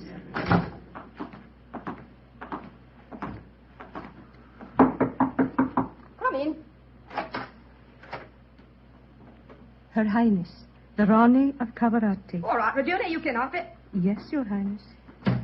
Well, me lads, don't look so startled. Come in and sit down. Your Highness, What's the matter? Don't I fit into your picture of a Rani? What did you expect? A slant-eyed beauty with a veil and big hips? Well, I've got the big hips, all right. Your Highness... never mind, Your Highness. Sit yourselves down and talk free and easy like. I may as well begin by telling you that I know who you both are. Mr. Sherlock Holmes and Dr. Watson. Do me. I've seen you in the good old days in London, you know. May I ask if our visit is purely a social one, or are you in need of professional advice? Oh, a little of both, Mr. Holmes, a little of both. And we'll start off with being social. Roma. Mem Sahib. Champagne. Botachi, Mem Sahib. If you'll pardon my asking you, madam, but I've never seen you before, have I? Oh, that's a question I'm always having to answer. Yes, you probably have, Dr. Watson. You see, I was in the chorus at Daly's Theatre in London for quite a few years, until the Raja of Cavarati decided I'd look better on his island than I did in front of the footlights. Your husband, the Raja, is dead, isn't he? Yes, he was killed playing polo. Champagne, Mem Sahib. Polo. Champagne Pinisector. Acha. He doesn't speak English, so I'll get along with telling you my troubles. Mr. Holmes, somebody's trying to kill me. Kill you? It's good. May I ask what reason you have for saying that, madam? You may, Mr. Holmes. Before I left England, I had threatening letters warning me that if I ever went back to Cavarati, I'd never get to the island alive. I got another letter in Port Said that said the same thing. You kept these letters, I trust? No, I didn't. I tore them up. I never did pay attention to letters that weren't signed. Oh, that's a great pity, madam. Those letters might have been invaluable. Well, it's too late to think about that now, Dr. Watson. Here's what's on my mind. I land at Cavarati in the morning, and if anyone's up to a bit of no good, tonight's their last chance. You destroyed the threatening letters, madam, thereby indicating that you did not believe in the threats, and yet you now appear to feel that you are in danger. I wonder what made you change your mind. The Ace of Spades. Yes? I don't understand you, madam. In the last 2 days, every time I tell my fortune, I get the ace of spades. Now, you know what that means.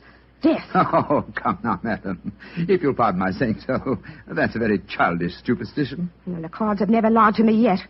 Oh, you can laugh at it if you like, but I know. Well, do you mind if I ask you a few questions? Anything you like, Mr. Holmes, fire away. How long is it since you were in Cavarati? About 18 months. We were in England when my husband died, and I couldn't face the idea of going back to that island alone. 3 months ago, Verda... Oh, he's the chief minister of Cavarati. Yes, madam. We met him for a moment in the lounge. Oh, well, Verda came over to England to persuade me it was my duty as the Ronnie to go back. I see. As far as you know, have you any enemies among the passengers on board the ship? Oh, that's an odd one to answer, Mr. Holmes. But I can tell you right here in my suite there's someone who doesn't like me. That girl Raduna, the one that brought you my message. She was in love with the Roger herself. I know she hates me, even though she did stay with me in England after my husband died. How about Ferda, your minister? Oh, he's all right. My husband thought the world of him, and he's been wonderful to me. He came from Cavarati recently, you say, to persuade you to return there. That's right, Mr. Holmes. Well, Brumer seems to be all right after drinking that champagne, so it'll be safe for us to have some now. Champagne au bloc do? Botace, Mem Sahib. Oh, I've been burning with curiosity to know why you gave him a glass of champagne a few minutes ago, and yet we didn't have any. Well, surely that's obvious, Watson. Fulmer is the official poison taster, isn't he, madam? That's right, Mr. Holmes. He tastes everything I eat or drink before I do. And if it doesn't affect him, then I know it's safe. Berta brought him over to England when he came to fetch me. On the island of Cavarati, poisoning's quite an hobby, you know.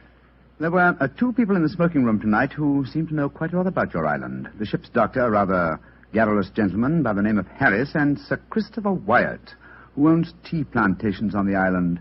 Do you know either of them, madam? I should say I do, both of them. Dr. Harris isn't any good. He was on the island for a bit, but he got into some kind of trouble, and my husband had him thrown out. And how about Sir Christopher Wyatt? Oh, Chris is all right. I saw quite a bit of him in London after my husband's death. As a matter of fact, well, if I weren't going back to Cavarati, I don't think he'd be on the boat at all. He hasn't been there for over 5 years, ever since he had a row with my husband over the wages he paid the native labor. It seemed to me that several people aboard this boat have a personal interest in the island of Cavarati. Interests that might be influenced by your death. Yes, just what I was going to say, madam. I think we should keep an eye on you. Oh, that's just what I was hoping you'd say, Doctor. You see, I'm giving a bit of a supper party tonight. All the people we've been talking about have been invited. And I thought if you 2 were to be here, perhaps you'd be on the lookout for any funny business. How about it? Well, of course we'll come, won't we, Holmes? I think it might be a good idea, though I would suggest that we retain our incognitos as Mr. Hamish and Mr. Mycroft. Well, whatever you say, Mr. Holmes. And now, let's have that champagne.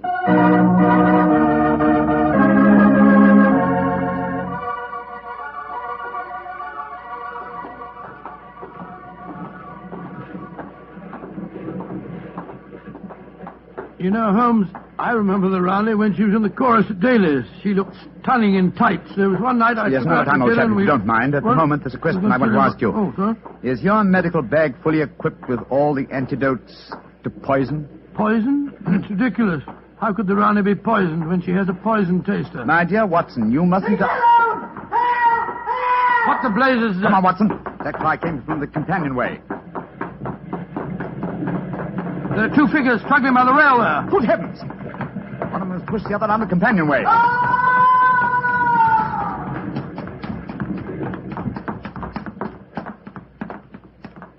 Good Lord. His skull smashed in. I'm afraid that he... What's happened? Sir Christopher Wyatt. What are you doing here? I was taking a stroll. I heard a yell from this direction and came here as fast as I could. Great Scott, this fellow's bleeding badly. We must get the ship's doctor at once. That's hardly necessary, I fear, Sir Christopher. What do you mean? In the first place, this man is dead. In the second place, he is the ship's doctor.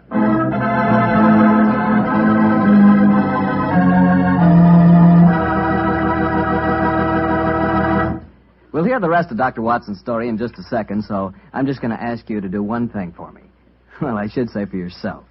Tomorrow night, if you're having meat or any meat dish for dinner, why not open up a bottle of Petri California Burgundy?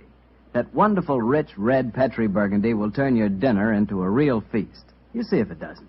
Because there's nothing like a good wine with good food. And I know your family gets good food, and I know that Petri Burgundy is a good wine. In fact, it's a perfect mealtime wine. Try it and see. And now, Dr. Watson, tell us what happened next. You said you found the ship's doctor dead at the foot of the companionway? Yes, Mr. Bartell. His neck had been broken instantly. Imagine there was a good deal of excitement aboard. No, my boy, as a matter of fact, there wasn't. We managed to get the body back to its cabin without attracting attention. Holmes, after revealing his true identity, was able to persuade the captain to hush up the killing until after the Raleigh's party had taken place.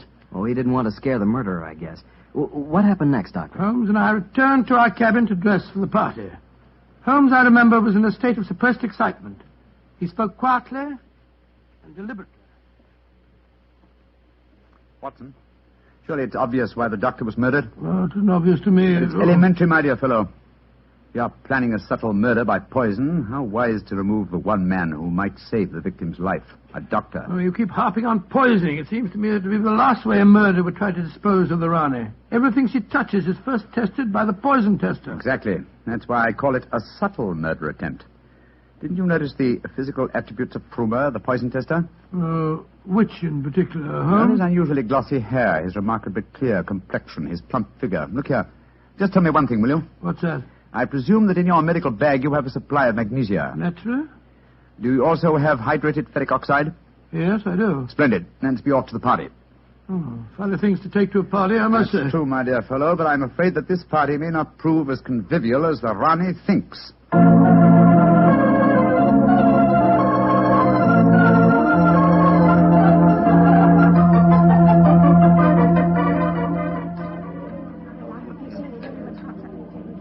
Holmes, it's nearly 1 in the morning.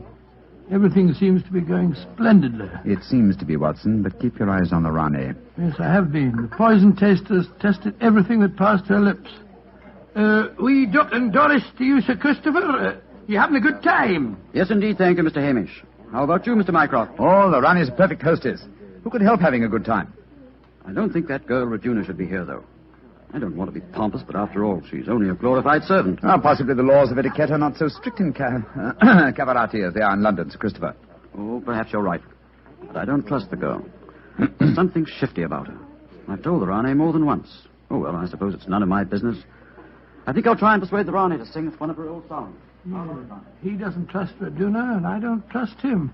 I don't think it was an accident that we found him near the body of Dr. Harris. Shh. Here comes Vera. I trust you gentlemen are enjoying yourselves. Very much, Mr. Vera, thank you. I imagine you must be excited at the prospect of returning to Calavati. I am, Mr. Mycroft.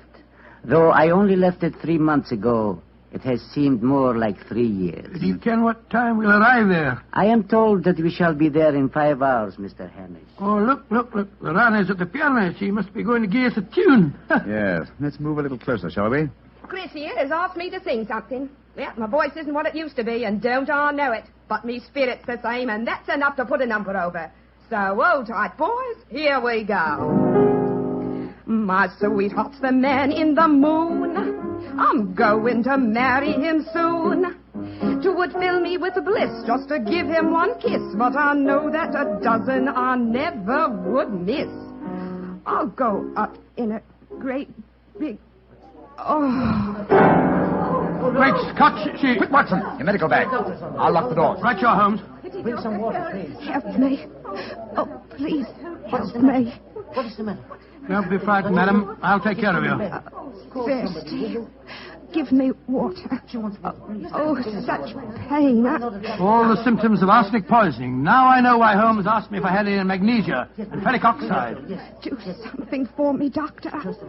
I'm dying. Don't worry, Your Highness. You're not going to die.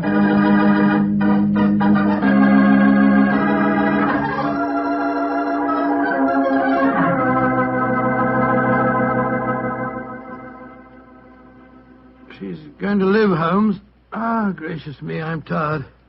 It's touch and go there for a while, though. Well done, Watson, old chap. Well done. Now that she's out of danger, why can't we all go back to our cabins? It's nearly dawn, and we've been locked in here since 1 o'clock. You've no right to do this, you know. Possibly not, Sir Christopher, but there's a murderer in this cabin, and I don't intend to let him escape. Mr. Holmes, what happened? How could I have been poisoned when Frumer tasted everything first? Why wasn't he poisoned? For a very simple reason, Your Highness. The murderer has been conditioning Frumer for over a year. What do you mean? He's been feeding him gradually increasing doses of arsenic until he has finally become immune to the poison. Great Scott, I never thought of that. Homer's glossy hair, his complexion, and stout figure are all typical of a person who consumes arsenic regularly. But who could have done it? Only one person had the opportunity. Well, tell us who that person is. No, not you, Sir Christopher, not you. For you haven't been on the island for years, whereas Fruma returned from Caravati but 3 months ago. Raduna has also been in London with her mistress for the past 18 months, remember? The answer is obvious. You did it, Verda. You brought the taster over when you came to fetch me. You'd prepared him for the year beforehand. Of course I did. No white runner will ever rule over Cavarati. And you murdered Dr. Harris. Equally true. Mr. Holmes, give me the key to the door, please. Oh, no. What? Do not come near me. Please throw it on the floor. Do not hesitate. You see this revolver?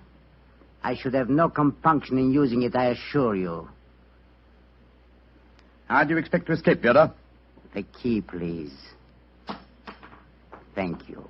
You'll never get away with this, Verda, you devil. But I shall. We are now in the harbor of Cavarati. I shall swim ashore and arrange your welcome, my dear Rane.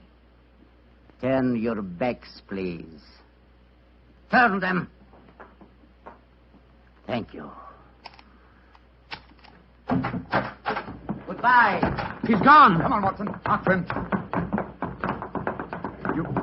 You have your revolver, Watson? Yes, but I didn't get a chance to draw it. He had me covered. I'll draw it now, old fellow. Aim for a leg or an arm and don't hesitate to shoot. There he is, up on the lifeboat. He's climbing up on the rail. Where is he? Where did he go? Out there on the rail above us, madam.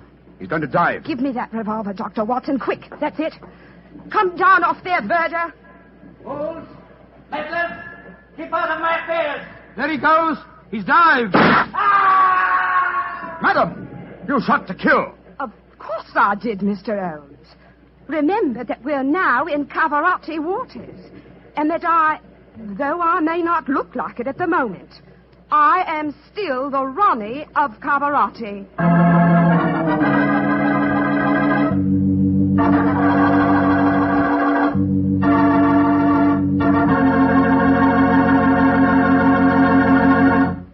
Say, that was a swell story, Doctor. It had a lot of color and quite a bit of action. Color and a bit of action. Well, I'm glad you liked it, my boy. Oh, I did. Say, that's not a bad idea. I mean, having someone taste everything before you eat it. Oh, it's a very old idea, very old. Very common, too, years ago. You know the kind of job I'd like? No, what's that? I'd like to be the official taster for the Petrie family. Boy, just think of all the Petrie wine I'd get to taste. Petrie to the right of me, Petrie to the left of me. What a life. What wine? Yeah, I wouldn't mind having that job myself. You said it. The Petrie family, really knows how to make good wine. Good evening, Doctor. Good evening, Mr. Bartell. You're a bit late. I've been keeping some dinner hot for you. Here, pull up your chair and join me. That's very nice of you. Thanks, Doctor. Are you all set with tonight's story? Yes, my boy, I'm all set, as you call it. As a matter of fact, I was going over my notes on the case just before you arrived. Last week, you hinted that a beautiful girl figured prominently in your adventure. That's quite right, Mr. Bartell. An extremely beautiful girl. In fact, I often used to say to Sherlock Holmes that if I'd been a little younger at the time, I might... Oh, well, you haven't come here to listen to my personal reminiscences. You want to hear the story that I called The Problem of Tor Bridge. That's what you promised us, Doctor. How did it begin? On a windy morning in October... In the 1890s it was. As I was dressing, I observed how the last remaining leaves were being whirled away from the solitary plane tree which graced the yard behind our Baker Street house. I descended to breakfast, prepared to find my companion in depressed spirits, for, like all great artists, he was easily impressed by his surroundings. But, to my surprise, he was in an unusually gay mood. As I entered the room, he looked up at me and, with a smile, my dear fellow. Hope you slept well. Splendidly, thank you, sir. I'm so glad. Well, you're very solicitous this morning. I think you must have got a new case. Am I right? The faculty of deduction is certainly contagious. Yes, I have a new case. After a month of trivialities and stagnation, the wheels revolve once more. Good. Tell me all about it. Well, as yet, there isn't much to tell. Have you ever heard of Neil Gibson? Neil Gibson? Oh, yes, it has something to do with gold mining, isn't he? A great deal to do with it, my dear fellow. In fact, he's considered the greatest mining magnate in the world. About 5 years ago, he bought a large estate in Hampshire. Perhaps you've read of the tragic death of his wife. Oh, yes, of course, I remember the case now. She was murdered by a jealous governess who was in her employ, wasn't she? That point will be decided when the lady in question, Grace Dunbar, I believe her name is, comes up for trial at the forthcoming Winchester Assizes. In any case, it's hard for me to see what I can do for my client at this late date. Your client? Oh, yes, I forgot I hadn't told you. I'm getting into your involved habit of telling a story backwards. Better read this letter. Came this morning. Oh, let's have a look. Dear Mr. Sherlock Holmes, Miss Dunbar is innocent. I can't see the finest woman in the world go to her death without doing everything possible to save her. I shall call on you at 10:30 tomorrow morning to discuss the matter. Yours faithfully, Neil Gibson. Good gracious me. There you have it, Watson. That is the gentleman I await. Do you know anything about his dead wife? Only what I've been reading in the papers. Apparently she was past her prime, which was the more unfortunate as this Miss Dunbar, who superintended the education of the two young children, is reputed to be a very attractive young lady. The eternal triangle, eh? Well, where did the murder take place? On Gibson's estate in Hampshire. His wife was found in the grounds nearly half a mile from the manor house, late at night, clad in her dinner dress, with a shawl over her shoulders, and a revolver bullet through her brain. Any weapon found near her? No, there were no clues found at the scene of the crime. What made them suspect the governess? Well, in the first place, there was some very incriminating evidence. A revolver with one discharged chamber, the caliber corresponding with a bullet in the dead woman's head, was found on the floor in Miss Dunbar's wardrobe. Oh, was it? Pretty damaging evidence, Holmes. So the coroner thought. And to make the case even blacker against Miss Dunbar, the dead woman had a note on her making an appointment at that very spot.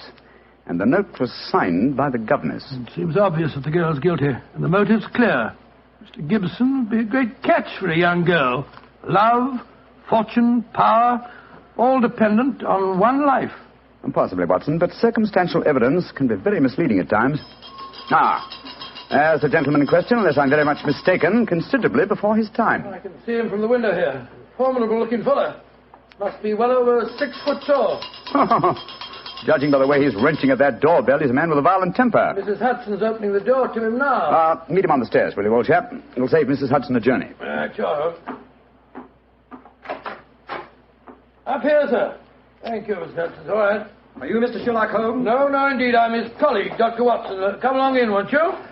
Mr. Neil Gibson, I presume? That's right. So you're the great Sherlock Holmes, huh? The adjective is your own, Mr. Gibson. Sit down, won't you? By the way, you may speak quite freely in front of Dr. Watson. Well, I may as well begin by telling you that money means nothing to me in this case. You can burn it if it's any use to you in lighting the truth. Miss Dunbar is innocent, and it's up to you to prove it. Just name your fee. Mr. Gibson, my professional charges are on a fixed scale. I don't vary them except when I omit them altogether. Very well. I imagine that you've read the newspaper reports of the coroner's inquest? Yes, very thoroughly. I don't see that I can add anything that'll help you. But if there are any questions you'd like to ask, I'll answer them. Thank you. First, what were the exact relations between you and Miss Dunbar? I suppose you're within your rights in asking such questions, Mr. Holmes? We will agree to suppose so, shall we? Then I can assure you that my relations with Miss Dunbar were always those of an employer towards a young lady with whom he never conversed or even saw, except in the company of his children. Oh. Rather a busy man, Mr. Gibson, and I've no time or taste for aimless conversation. I wish you good morning. What the devil do you mean by this, Mr. Holmes? My dear sir, the case is difficult enough without your giving me false information. Meaning that I lie, sir? I was trying to express it as delicately as possible, but if you insist on the word, I won't contradict you. Why, you confounded... Don't be noisy, Mr. Gibson. Please don't be noisy. I find that after breakfast, even the smallest argument is unsettling. I suggest that a stroll in the morning air and a little quiet thought will be greatly to your advantage. I suppose I can't make you take the case, but you've done yourself no good this morning, Mr. Holmes. I've broken stronger men than you. No man ever crossed me and was the better for it. Good morning, Mr. Gibson. You've a great deal yet to learn. On my soul, Holmes, you were unusually severe with him. I dislike liars, Watson, and I cannot tolerate arrogance, particularly when it's coupled with great wealth. Well, how did you know about his relations with the governor? I didn't. It was pure bluff. Bluff? Well, it certainly worked. Think he'll come back? Oh, of course he will. He needs my help too badly. He'll probably change his mind before he's halfway down the stairs. Come in. Mr. Gibson. Just saying to Dr. Watson that I was certain you'd be back. I've been thinking it over, Mr. Holmes, and I feel that perhaps I was hasty in taking your remarks amiss. Just the same, I can assure you that the relations between Miss Dunbar and me really don't affect this case. Surely that is for me to decide, Mr. Gibson. You see, Mr. Gibson, my friend is like a doctor. He wants every symptom before he can give his diagnosis. Fire away, Mr. Holmes. What is it you want to know? The truth. I can give it to you in very few words. To begin with, I met my wife when I was gold mining in Brazil. Your wife was Brazilian by birth, wasn't she, sir? Yes, Doctor, and very beautiful. Well, to make a long story short, I fell in love and married her and brought her to England. After a few years, I realized that we had nothing, absolutely nothing in common. And then I suppose this young governess, Miss Dunbar, arrived on the scene. That's right, Mr. Holmes. Well, the story should be obvious to you from there. You fell in love with this girl, I suppose, sir? Who could help it? Did you suggest marriage to her? Yes, though I knew that my wife would never divorce me. I see. Then you made an utterly insincere proposition to her. Now, look here, Mr. Holmes. I came to you on a question of evidence, not of morals. I'm not asking for your criticism. It's only the young lady's sake that forces me to touch your case at all. Now, tell me, sir, what is your own opinion as to Miss Dunbar's guilt? It's very black against her. I can't deny that. One explanation of the tragedy did come into my head, Mr. Holmes. I give it to you for what it's worth. Pray continue, Mr. Gibson. My wife was bitterly jealous. She was half crazy with hatred. She might have planned to murder Miss Dunbar, or we'll say to threaten the girl with a revolver and so frighten her into leaving us. There might have been a struggle in which the gun exploded and gone off and shot my wife, who was holding it. Well, that possibility has already occurred to me. It's the only obvious alternative to deliberate murder. The revolver, Holmes, was found on the floor of the governess's wardrobe. Now, Mr. Gibson, I should like to examine your house and the scene of the murder as soon as possible. Certainly, Mr. Holmes. Sergeant Coventry of the local police is still down there. He'll give you any help you may need. Excellent. Watson, old fellow, out with the timetable. We're catching the next fast train to Winchester.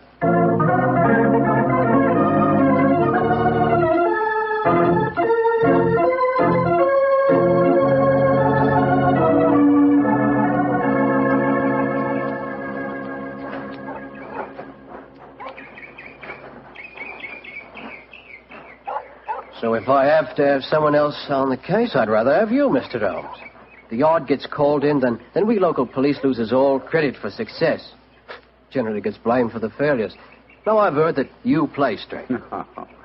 I don't appear in the matter at all, Sergeant Coventry.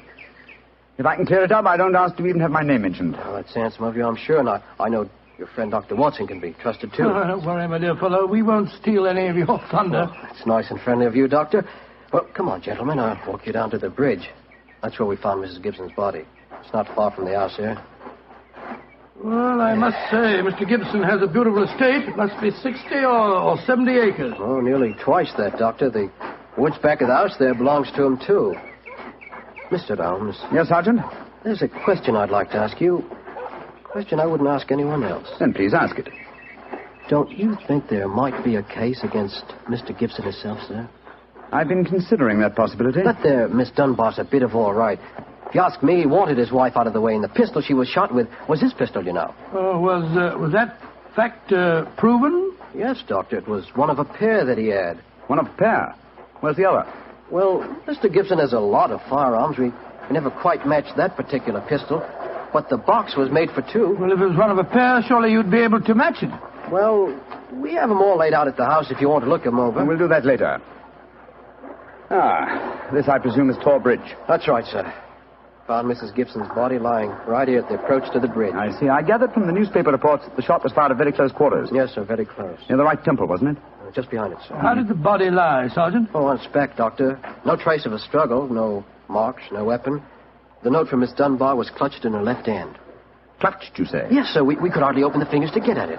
That's of greatest importance. It excludes the idea that anyone could have placed the note there after death in order to furnish a false clue. What did the note say, Sergeant? Little enough, Doctor. It just said, I will be at Thor Bridge at 9 o'clock, and it was signed Grace Dunbar. Did Miss Dunbar admit writing it? Oh, yes, sir. What was her explanation? She wouldn't say nothing. Said she was saving her defense for the trial. Yes, it seems odd that Mrs. Gibson was still clutching that note. Seems perfectly natural to me. Oh, come now, old fellow. Argue the thing out logically. If the letter is genuine, it was certainly received sometime before the tragedy, say an hour or two. Why, then, was the dead woman still clasping it in her left hand? Why should she carry it so carefully? She certainly didn't need to refer to the note at all at the interview. Doesn't it strike you as rather strange? Well, now you put it that way, it does seem a little peculiar. Hello. Did you notice this, Sergeant? Oh, you mean that chip out of that stone on the underside of the parapet of the bridge, sir? Yes, I noticed it. Didn't think nothing of it, though. It's a very large chip. Yes, but it's been done recently. That is how the stonework is white just here. It took some violence to do that. Hand me your cane, Watson, will you? Here you are, Bullet. Thanks. Yes. a hard knock. And in a curious place, too. But it's 15 feet from where we found the body, Mr. Holmes. Yes, Holmes, I don't see how it could have any connection with Mrs. Gibson's murder. Possibly it hasn't. But it's a point worth noting. There were no footprints, you say, Sergeant? None, Mr. Holmes. The ground was as hard as iron. It's been a very dry summer, and we haven't had any rain to speak of this year. Well, Sergeant, I'm much obliged to you, and now I think we'll get back to the house. Right. Cesar will show you where the firearms are, sir. Oh, who is Cesar? Funny kind of a bloke. Brazilian he is. Brazilian, eh? Like Mrs. Gibson? Yes, Mr. Holmes. Comes from the same town that she does, as a matter of fact. Something very fishy about him, if you ask me. Now, if you'll excuse me, gentlemen, I'm going to take a little stroll around the grounds. You started me on a new train of thought in this case, Mr. Holmes. Oh, I'm delighted, Sergeant. I'll get back to the house.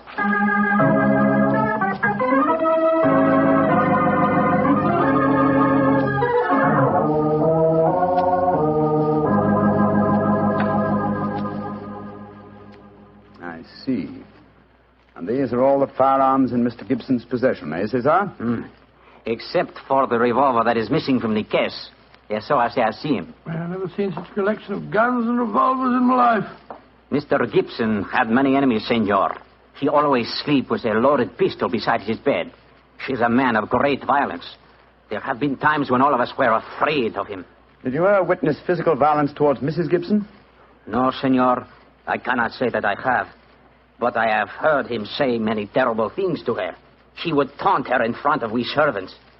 I have heard him do it many times. Thank you, Cesar. That will be all. Muito bem, senor. You know, Holmes, I still think the case against Miss Dunbar looks very black. I should agree with you if it were not for one fact.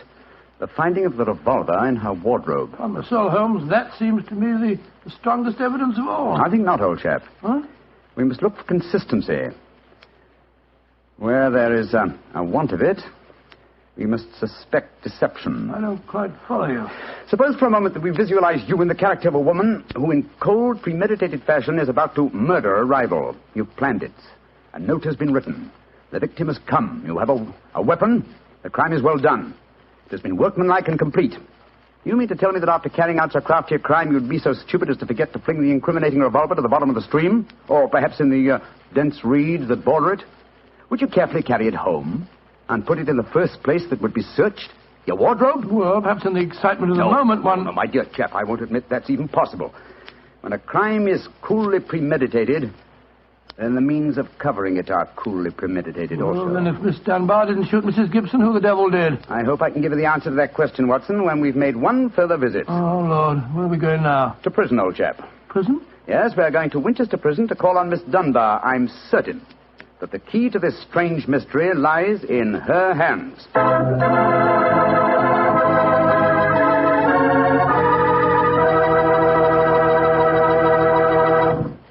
You'll hear the rest of Dr. Watson's story in just a few seconds. Just time enough for me to remind you that the easiest way to make good food taste better is to serve that good food with a good Petri wine. If you like a red wine, well, you want a Petri California Burgundy. If you'd rather have a white wine, then you want a Petri California Sauterne. But red or white, Petri Burgundy or Petri Sauterne, you're choosing a dinner wine that's sure to turn a simple meal into a feast. Your whole family and all your friends will love Petri, the wine that makes good food taste better.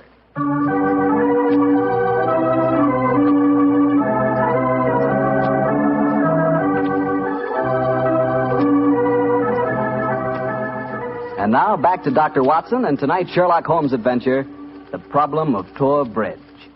Well, Doctor, did you go to Winchester Prison and see Miss Dunbar? We did, Mr. Bartell. An hour later, I found the two of us sitting in a dank and gloomy cell, talking to one of the most beautiful girls that I've ever seen. Her bright, flashing eyes and her air of quiet confidence seemed sadly out of place in such a setting.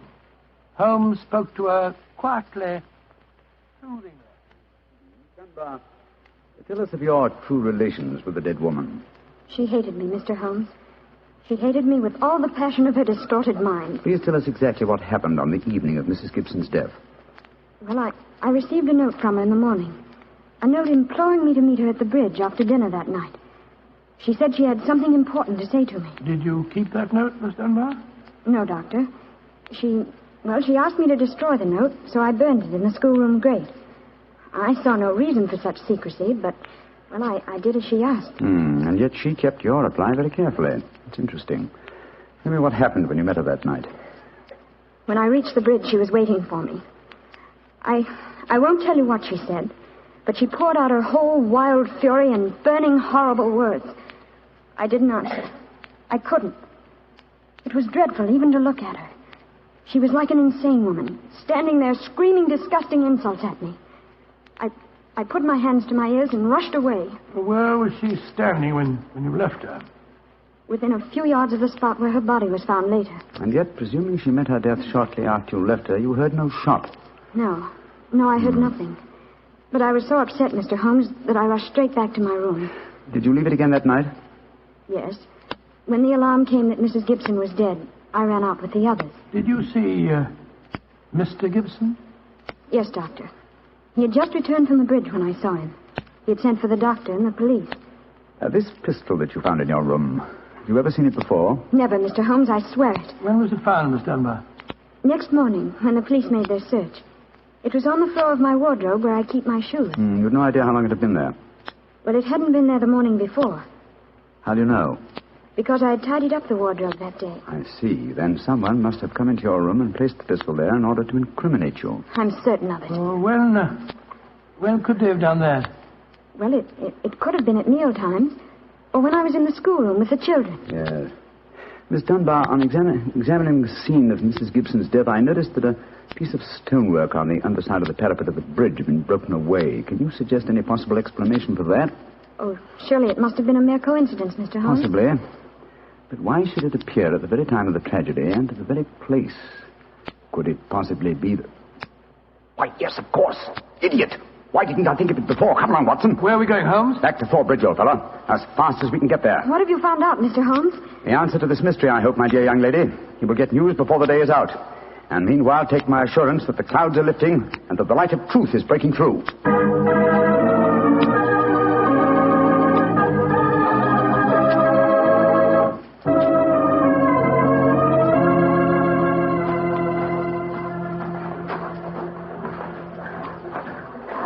Well, Mr. Holmes, you're soon back here. What have you found out? Sit down a few moments. You got my message? Oh, yes, sir. Here you are. Ball of twine. What you wanted for, I can't imagine. You'll soon see, Sergeant. Watson, I have some recollection that you usually go armed on these excursions of ours. Yes, I'm carrying my revolver. Why? Give it to me, old chap, will you? Thanks. I believe your revolver may have a very intimate connection with the mystery we're investigating. You're joking. Now, Watson, I'm very serious. We have a test to make. If the test is successful, Miss Dunbar will be free before nightfall, and the test will depend on the conduct of this revolver of yours. Yes, I'll take the precaution of unloading it. There we are. Now, Sergeant, ball of twine, please. Wish I knew what you was up to, sir. I tie one end of the twine like this to the handle of the revolver. So. Sergeant, see if you can find me a heavy stone, will you? Oh, right, sir. Holmes, what are you doing? Trying to reconstruct the killing of Mrs. Gibson. But you've seen me miss the mark before, Watson. I have an instinct for such things, and yet it has sometimes played me false. It seemed a certainty when it first flashed across my mind in Miss Dunbar's cell. But one drawback of an active mind is that one can always conceive alternative explanations which would make our scent a false one. And yet, oh, well, we can but try. Here's a nice stone, Mr. Holmes. Thank you, Sergeant. Yes, now, sir. I tie the other end of the twine to the stone. Wait a minute. Like that. Splendid. Sergeant, will you please take the stone and stretch the twine across the parapet of the bridge there, so that the stone will swing just clear of the water on the other side of the bridge? Right, sir. I'll stand on the spot where Mrs. Gibson's body was found. That's it, Sergeant. Over the parapet. How's that, Mr. Holmes? The stone swinging about 8 feet above the water. Splendid. Now, Watson, watch closely. I raise the revolver to my head. Careful, Holmes, careful. Don't worry, old chap, it's not loaded. Now, let us imagine I am the late Mrs. Gibson. I raise the revolver to my head and fire it. Instantly, my fingers release their grip and... There's your answer, Watson. Great Scott, the revolver flashed back out of your hand, struck the parapet of the bridge, and then the weight of the stone flipped it over into the water. Was there ever a more exact demonstration? Come on, old fellow. You're a blooming magician, Mr. Holmes. That's what you are. A blooming magician. Look at that. Observe the second chip on the stonework, the parapet here. Same size as the first. And the murder of Mrs. Gibson... Wasn't murder at all. It was suicide. What? We can follow the various steps quite clearly. A note was extracted very cleverly from Miss Dunbar, a note which made it appear that she had chosen the scene of the crime. Mrs. Gibson, in her anxiety that the note should be discovered, somewhat overdid it by holding it in her hand to the last. That alone should have excited my suspicions earlier than it did. So she stole one of her husband's revolvers and planted the other one in Miss Dunbar's wardrobe. Exactly. After discharging one of the cartridges, which you could easily do in the woods without attracting suspicion, she then went down to the bridge, where she contrived this exceedingly ingenious method of getting rid of her weapon. When Miss Dunbar appeared, she used her last breath in pouring out her hatred, and then, when the girl had left, carried out her terrible purpose. Then the missing revolver... You'll find it with the aid of a grappling hook at the bottom of the stream, and also the stone and the string, with which this vindictive woman attempted to disguise her own crime and fasten a charge of murder on an innocent victim. Yes, Sergeant, and don't forget while you're at it that my revolver's down there, too. No, don't worry, Doctor. I'll get some grappling hooks right away. I must say, Holmes, you've solved this case brilliantly. Quite brilliantly. I disagree, old chap. And I fear that you will not improve my reputation by adding the case of the Tor Bridge mystery to your annals. Oh, nonsense, but that's ridiculous. Oh, no, it isn't, old boy. I've been sluggish in my mind, and wanting in that mixture of imagination and reality which is the very basis of my art. I confess that the chip in the stonework was a sufficient clue to suggest the true solution, and I blame myself for not having attained it sooner. Well, Holmes, personally, I agree with the sergeant's opinion of you. Oh? What was that, old fellow? You're a blooming magician, Mr. Holmes. That's what you are, a blooming magician.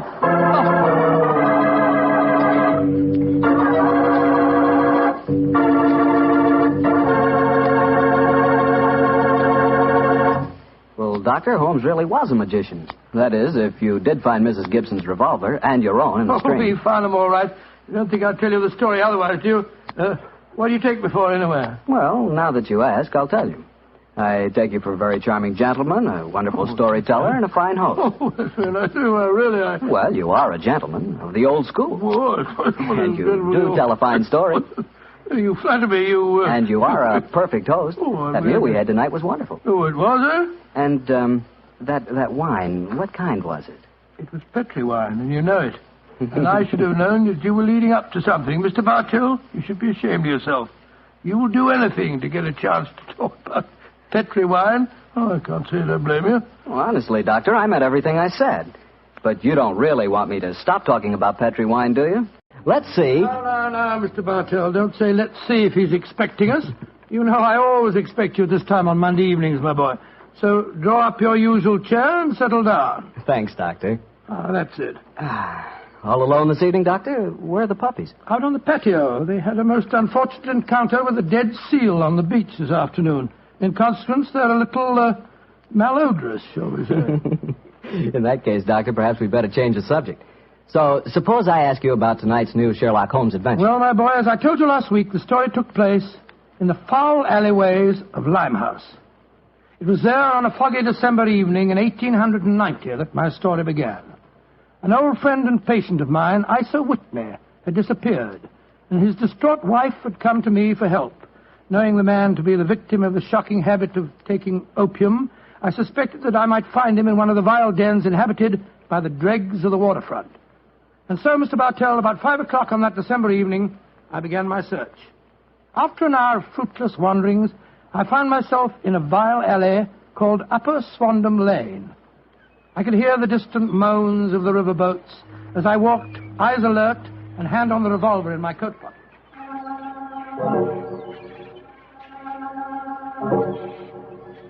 Suddenly, I saw a steep flight of steps leading down to a black gap, like the mouth of a cave. I walked down them.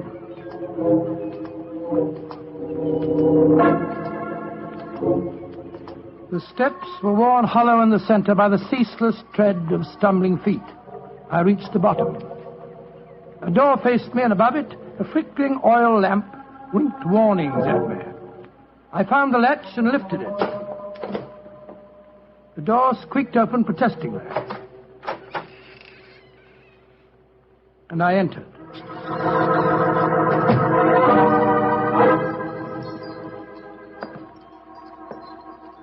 There was a tinkle of Chinese wind bells as I walked towards a long, low room. A strange sight met my eyes. Through the gloom, thick and heavy with the brown opium smoke, I saw that the room was terraced with wooden berths, like the forecastle of an emigrant ship. Out of the shadows, there glimmered little red circles of light, now bright, now faint, as a burning poison waxed or waned in the metal pipes. Bodies lay in strange, fantastic poses. Bowed shoulders, bent knees, heads thrown back. The attendant came up to me with a pipe and beckoned me to an empty berth.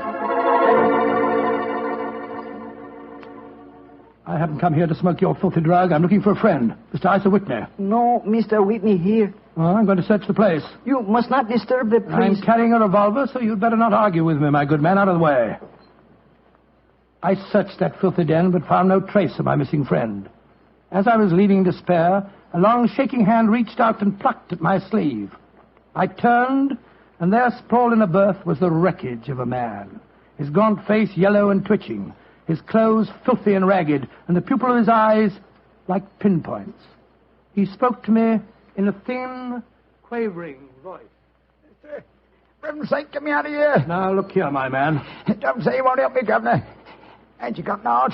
Please help me, Governor. Take me out of here. Strike me pink, I'm going to bomb you, I tell you. Oh, what must you expect if you indulge in this filthy habit? Take me out of here, Governor. I'll go straight this time. Cross me out, I will. Oh, very well. Come along with me. I suppose it's my duty to help you. God bless you, Governor. Here you are. Here, now, give me your arm. You cannot take him away. He owe me money. That's a bleeding lie. I paid him when I come in, I did. He cannot go with you, Mr. You remember what I said about my revolver, you blackguard? If I have any more trouble with you, I'll fetch the police. Come along. He owe me money. He owe me money. Infernal scoundrel, owe me money. Tell him more proper, Governor. I'd hope you didn't.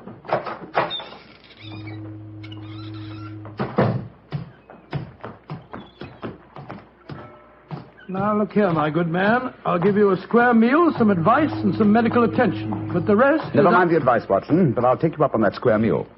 Holmes. Yes, I'm very glad to see you, old fellow. What brought you to that filthy den of iniquity? Oh, gracious me, I want to find a friend. And I, an enemy. Your disguise is wonderful. It completely fooled me. But I'm afraid the proprietor was beginning to penetrate it.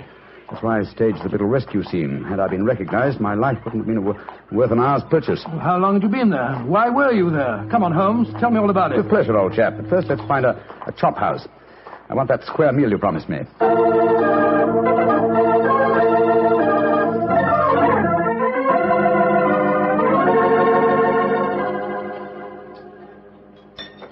An excellent meal, Watson. Yes, you're surprisingly good for such a shoddy-looking place. Well, Holmes, now perhaps you'll tell me what you were doing in that opium den. I've already told you my story. I'm shadowing a most unusual criminal.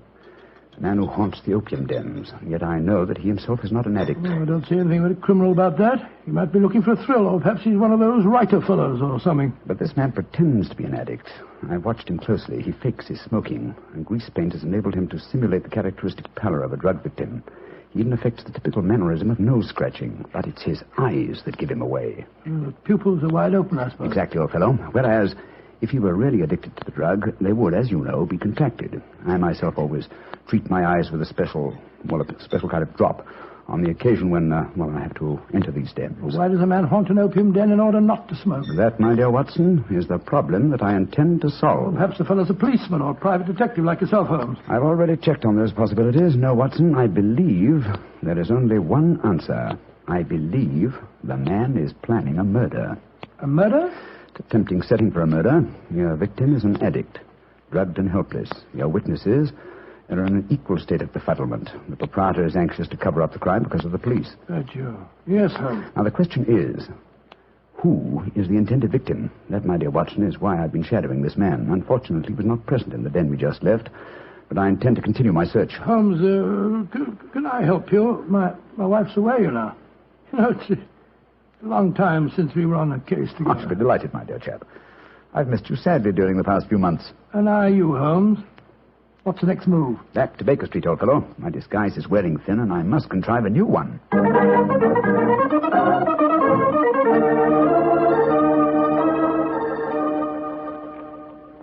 New disguise, eh? Well, which one shall it be, Watson? Well, how about the old flour cellar? I love that one. Well, it's Pretty impressed about it? Oh, no, my dear fellow, no. Hardly appropriate for an opium den. In any case, the clothes are so wretchedly uncomfortable. Well, how about the music hall singer? Oh, that chap, yes. Oh, I don't want to be beside the seaside. Oh, I don't want to be beside the sea. I don't want to stroll along the prom, where the brass band plays tiddly-um. Oh, confound it. Who can that be? You weren't expecting anyone, were you? No. So this is just like the old days. The doorbell ringing, Mrs. Hudson toddling off and bringing up some poor devil in trouble and... You say that rather wistfully, old fellow. Don't tell me that you repent of marriage. No, of course not, Holmes. Mary's a perfect darling, and I couldn't be happier. Just the same. It is rather fun to be back here again. Come in. Yes, Mrs. Hudson? It's a gentleman, sir. He gave me this card. Says he's very anxious to see you. Wayne J. Leyton, President, Leyton Corporation, Chicago, United States. Ask him to come up, will you, Mrs. Hudson? Aye, sir. Well, it's quite like old times to see you back here, Dr. Watson. That's just what I was saying myself, Mrs. Hudson. Mr. Leyton has scribbled a message on the back of this card. If £1,000 for a week's work interests you, you'll see me. £1,000? Big fish, Watson. Very big fish. This way, sir. Thank you. Oh. How do you do, Mr. Leyton? I guess you're Sherlock Holmes. You guessed correctly, sir. Excuse me. Oh, Mrs. Hudson, just a moment, Mrs. Hudson. Aye, Mr. Holmes. Sit down, won't you, Slayton? My name's Watson, Dr. Watson. I'm Sherlock Holmes' colleague. Yes, I've heard about you, too. Like a cigar, Doctor? It's a good one. Set me back 3 shillings. Oh, 3 shillings? Oh, thank you. That's very nice of you. It is a good one. Oh, no, I see you introduced yourself. Splendid. And now, Mr. Leyton, may I ask what brings you here? I'll talk fast and to the point. I'm a businessman. I like to do things in a business way. I have a chance to control the guano deposits of the Republic of San Pedro. Their minister will be in London tomorrow, and if it weren't for one thing, I know that I could swing the deal and get the concession. And what is that one thing, Mr. Leyton? The deal is secret, see? I thought no one knew about it, but when I got here, I found out that my biggest business rival has gotten wind of what's going on. He's an Englishman. I've never met him, but he's right here in London. Now, I'm not going to tell you his name, not until you give me your word that you'll work for me. Just what you wish me to do, Mr. Leyton. Get this rival of mine and keep him out of circulation for a week. I don't care how you do it, and I won't ask.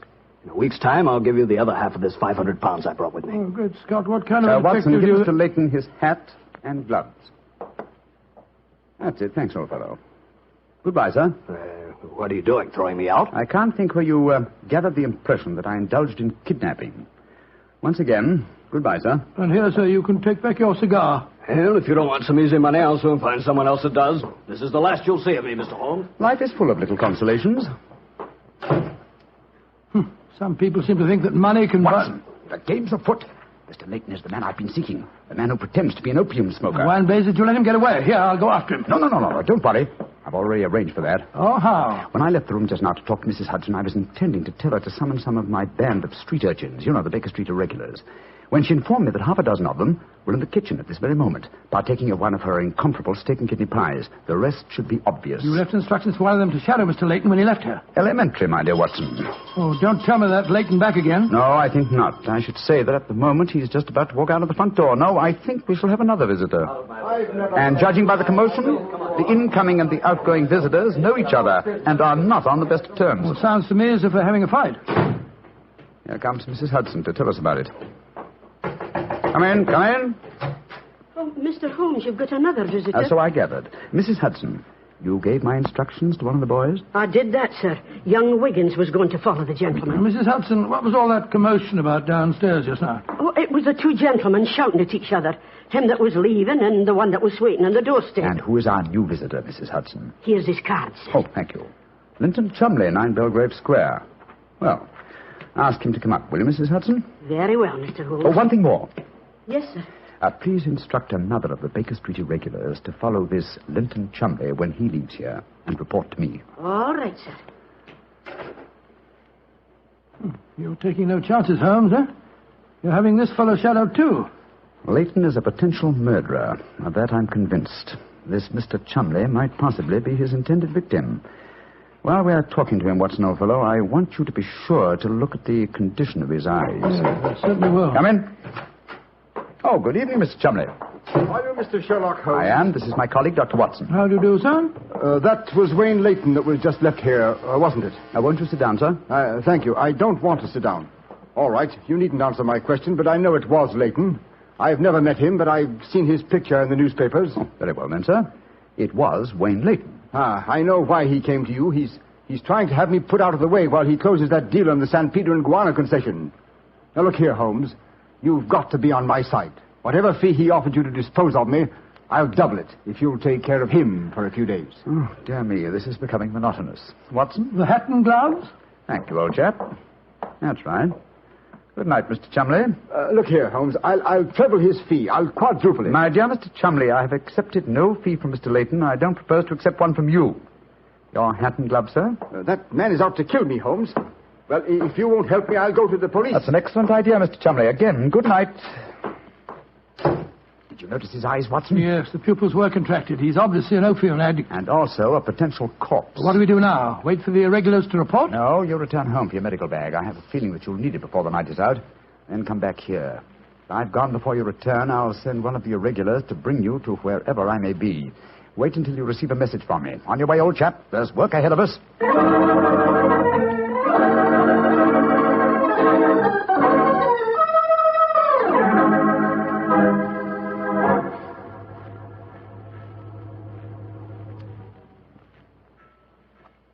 Wiggins, you're certain that this is the place that Mr. Holmes told you to bring me to? Oh, yes, Dr. Watson. The corner of Swanham Line and Brixton Street, Mr. Holmes said. Yeah, well, this is the spot, all right.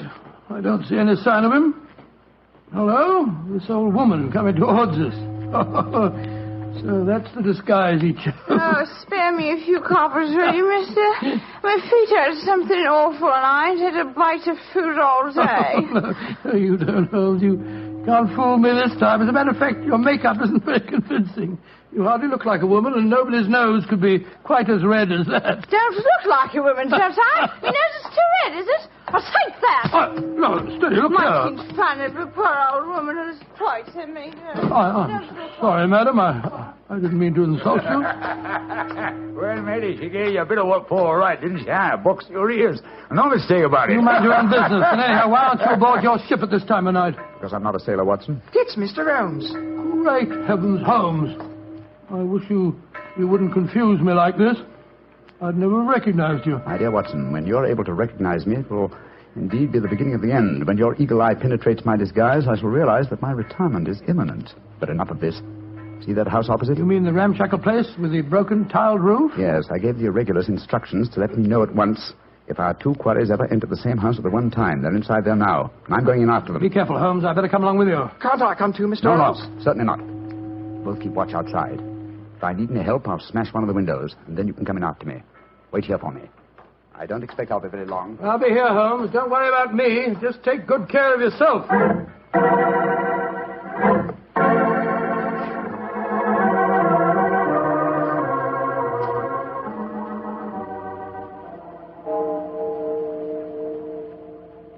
It's 1 o'clock, Doctor. Yes, I know, Wiggins. He's been in there half an hour. I'm beginning to get worried. Start going off, No, Wiggins. You know Mr. Holmes. When he gives orders, he likes them. There's the signal for help. Keep watching the house, Wiggins. I'll be out in 5 minutes. Go for the police. Right, you are, sir. All right, Holmes, all right. I'm coming.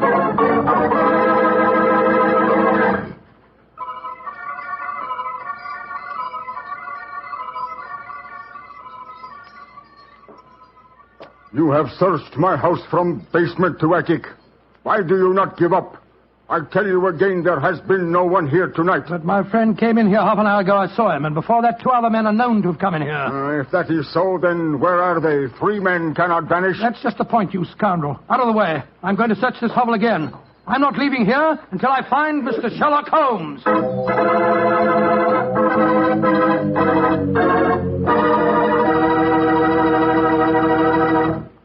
You'll hear the rest of Dr. Watson's story in just a second. And if you don't mind, I'll take that second to say just one word to the ladies. And that word is muscatel. Petri California Muscatel. I want you women to know about it because Petri Muscatel is one wine that practically every woman likes. Maybe because it's such a beautiful color, like pale gold. But I guess really because Petri Muscatel brings you the wonderful flavor of luscious, sun-ripened muscat grapes. And that's a flavor. Try Petri Muscatel after dinner, or any time as a change from Petri Port. Remember, if it's a Petri wine, you know it's a good wine.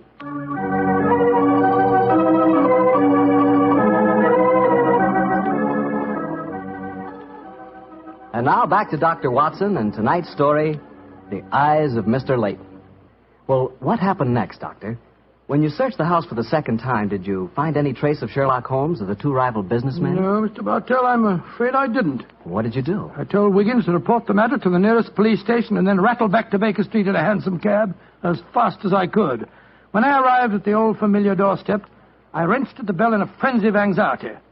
Finally, the door opened, and there stood Mrs. Hudson. Dr. Watson, what is it, sir? Why, you're as white as a ghost. Mr. Holmes, is he here? Aye, sir, came in half an hour ago. He was dressed as a sailor and was half carrying some drunken friend of his. Oh, thank heavens he's safe. I'll go up. All right, sir.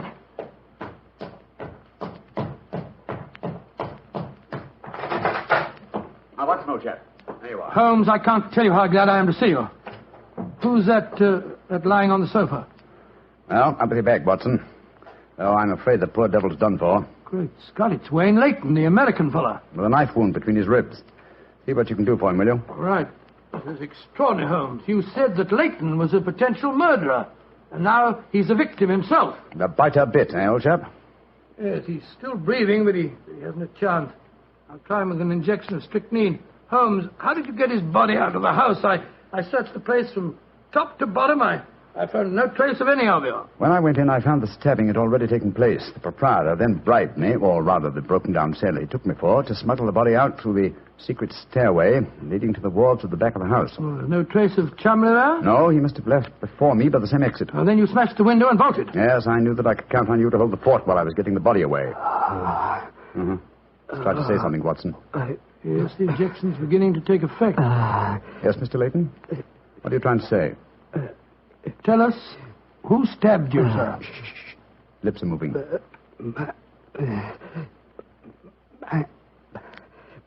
Mandalay. He's dead, Holmes. Yes, but he gave us the clue to the murderer's identity. How? And the word he mumbled just before he died. Sounded to me as if he said Mandalay. Precisely, old fellow. Never did a corpse give us a clearer instruction as to our next and final move. And that is? Back to Limehouse, Watson. Back to Limehouse.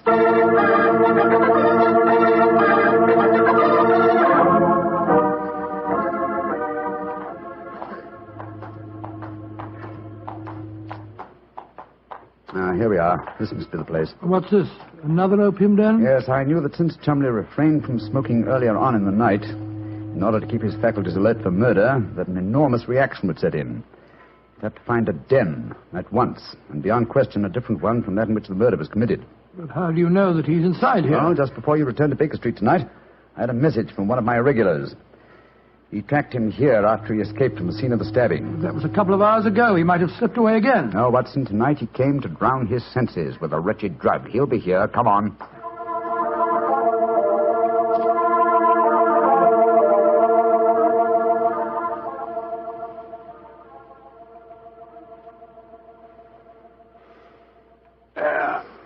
That second injection of caffeine should bring him round. He's heavily drugged, but I think it'll work. Surprising what a £5 note will do, isn't it? Yes, the proprietor let us bring Chumley into his private room, and he's coming too. Who are you? What do you want? You remember me, sir? I'm Sherlock Holmes. Oh, yes, I remember you. You're in serious trouble, Mr. Chumley. Very serious trouble. Trouble? What trouble? Wayne Leyton didn't die. Oh. He's badly wounded, but he's going to live. He's at Baker Street now. He wants to go to the police and give evidence. You've got to get me out of this, Holmes. I'll pay you anything. 10,000, 20,000. Why did you stab Leyton? He was in my way. I wanted the San Pedro concession. I meant to kill him. But we can fix it up now, can't we, Holmes? We can fix it up now. Yes, we can fix it beautifully, sir. As neat a murder confession as ever I listened to, Holmes. Exactly. Come along, Mr. Chumley. I think some night air will be good for you. We'll take you for a nice drive to Scotland Yard.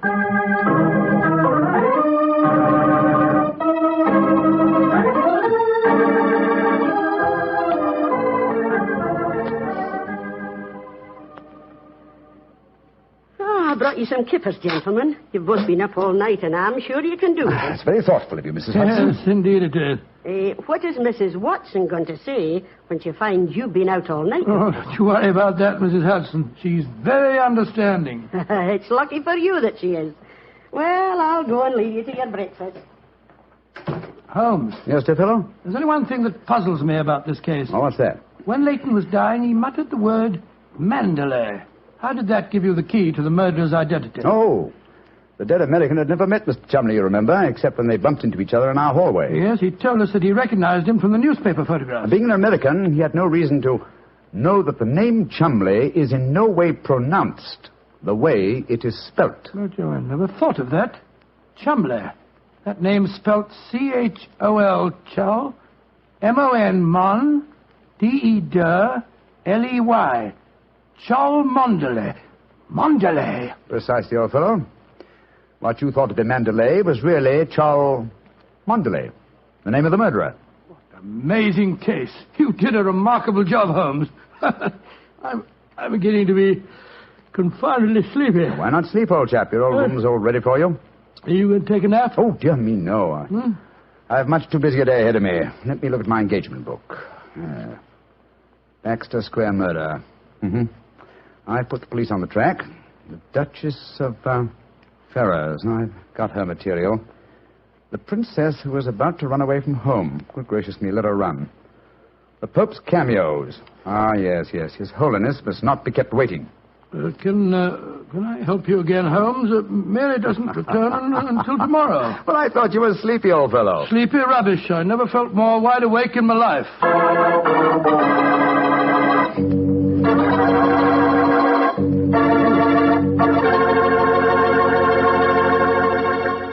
That was a swell story, Doctor. I'm glad you enjoyed it. And it was really funny when you mistook that old lady for Holmes and she slapped your face. It wasn't very funny at all. Sure it was. Come on, admit it, Doctor. Well, she did look like Holmes in disguise, you know, and you would have made the same mistake that I did. Okay. Her nose was ridiculously red, and she did look like a man. Look, Doctor, forget I ever said anything. I won't say another word. I'll keep my mouth closed forever. Oh, come on, I wouldn't do that. Mr. Bartell? Mr. Bartell? Won't you even open your mouth to finish your wine? Your Petri wine? Okay, you win. You know I'll open my mouth for Petri wine anytime. That Petri wine is always good wine. And for good reason, too. The Petri family has always owned and operated the Petri business. They've been making fine wines for 3 generations, since way back in the 1800s. That adds up to a lot of experience. Experience handed on down from father to son, from father to son. The Petri family really knows how to turn luscious California grapes into fragrant, delicious wine. And that's why, no matter what kind of wine you want, I'm sure you'll like it better if it's a Petri wine. Because Petri took time to bring you good wine. And now, Dr. Watson, what story are you going to tell us next week? Well, now, next week, Mr. Bartell, I'm going to tell you a most unusual adventure that Holmes and I had in the heart of the English countryside. It concerns a corpse, a missing revolver, and a beautiful girl who was frightened of her own shadow.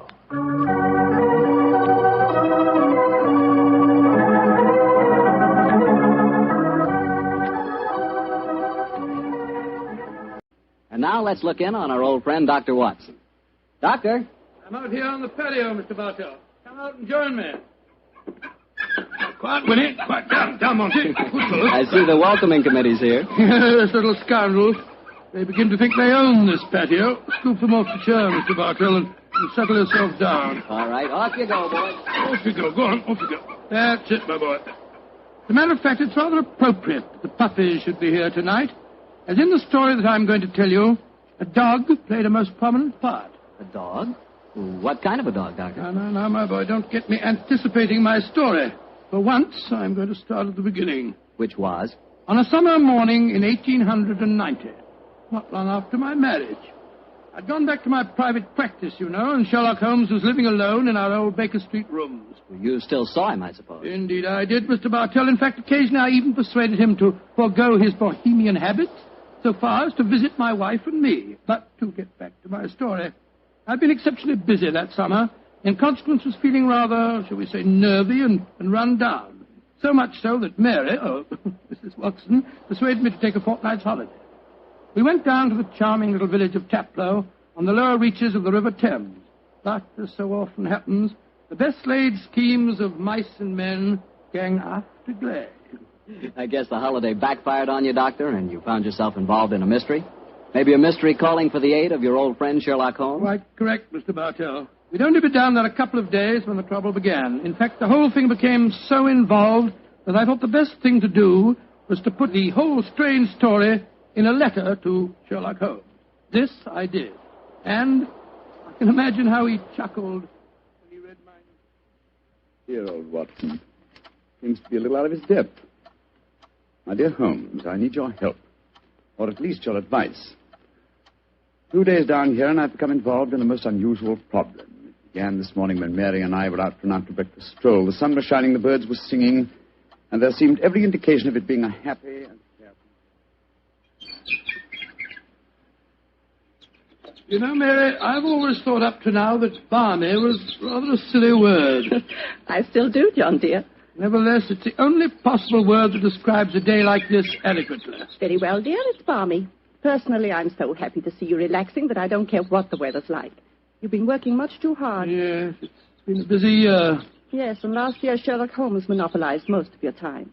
At least I've got you to myself for once. You dear little thing, you've always been rather jealous of my association with Holmes, haven't you? Not jealous, dear, but I must confess his influence on you wasn't entirely for the good. He had a habit of keeping you out all night. Well, you should be used to that, dear. After all, it happens often enough in my practice. True, John, but on those occasions I know where you are and don't worry about you. And again, you've copied so many of Mr. Holmes' eccentricities. Keeping your tobacco in a Persian slipper, for instance. And, oh, John, look down. Look, do you see that woman walking across the field towards us? Yes, what's the matter? Do you know her? I'm not sure, but I think it's Ellen Warburton. I believe she does live somewhere near here. And who is Ellen Warburton? An old friend of mine. She's frightfully clever and advanced.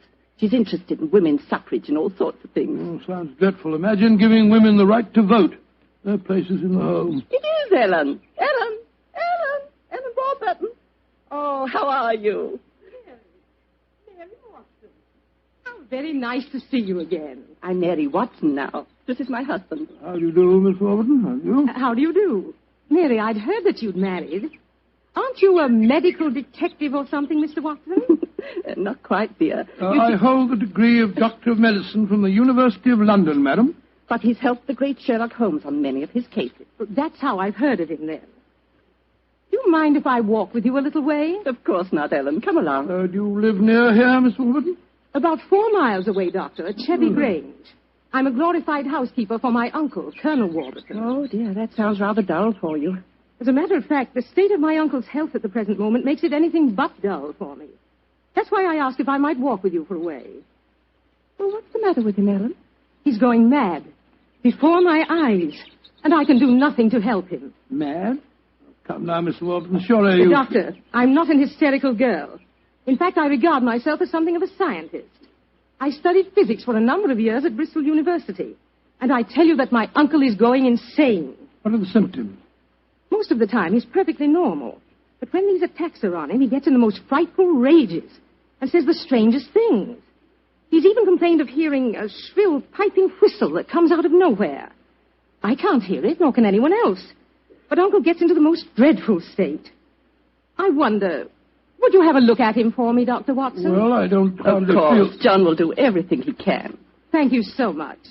Then supposing you both come over...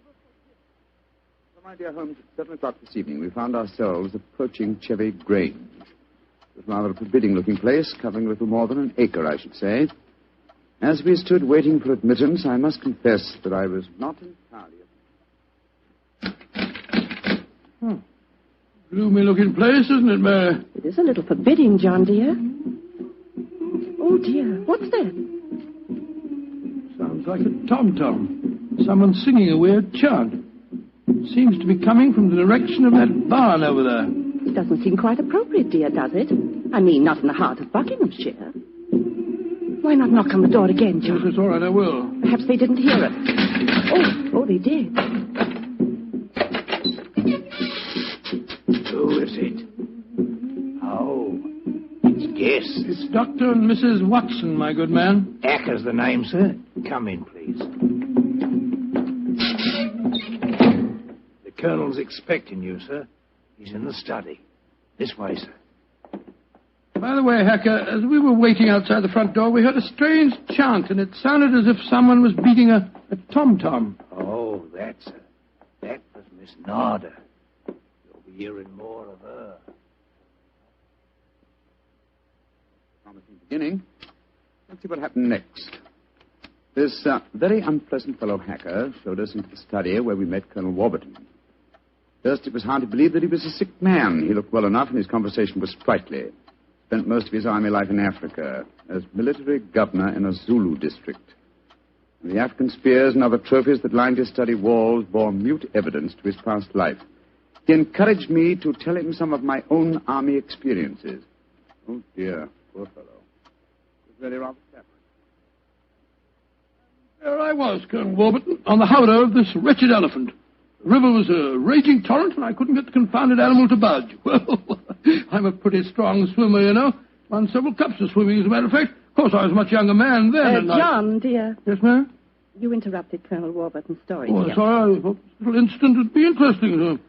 Do go on, Colonel. Yes, Your story was so interesting. interesting. You were telling us that you were intercepted by an African drum code message. Oh, yes. Well, I don't want to sound conceited, but I doubt if there was another Englishman in the world who could have told you what those particular drum beats meant. Oh, I don't doubt that, Colonel Warburton. Well, I'd spent a good number of years studying the native customs. I spotted the code right away.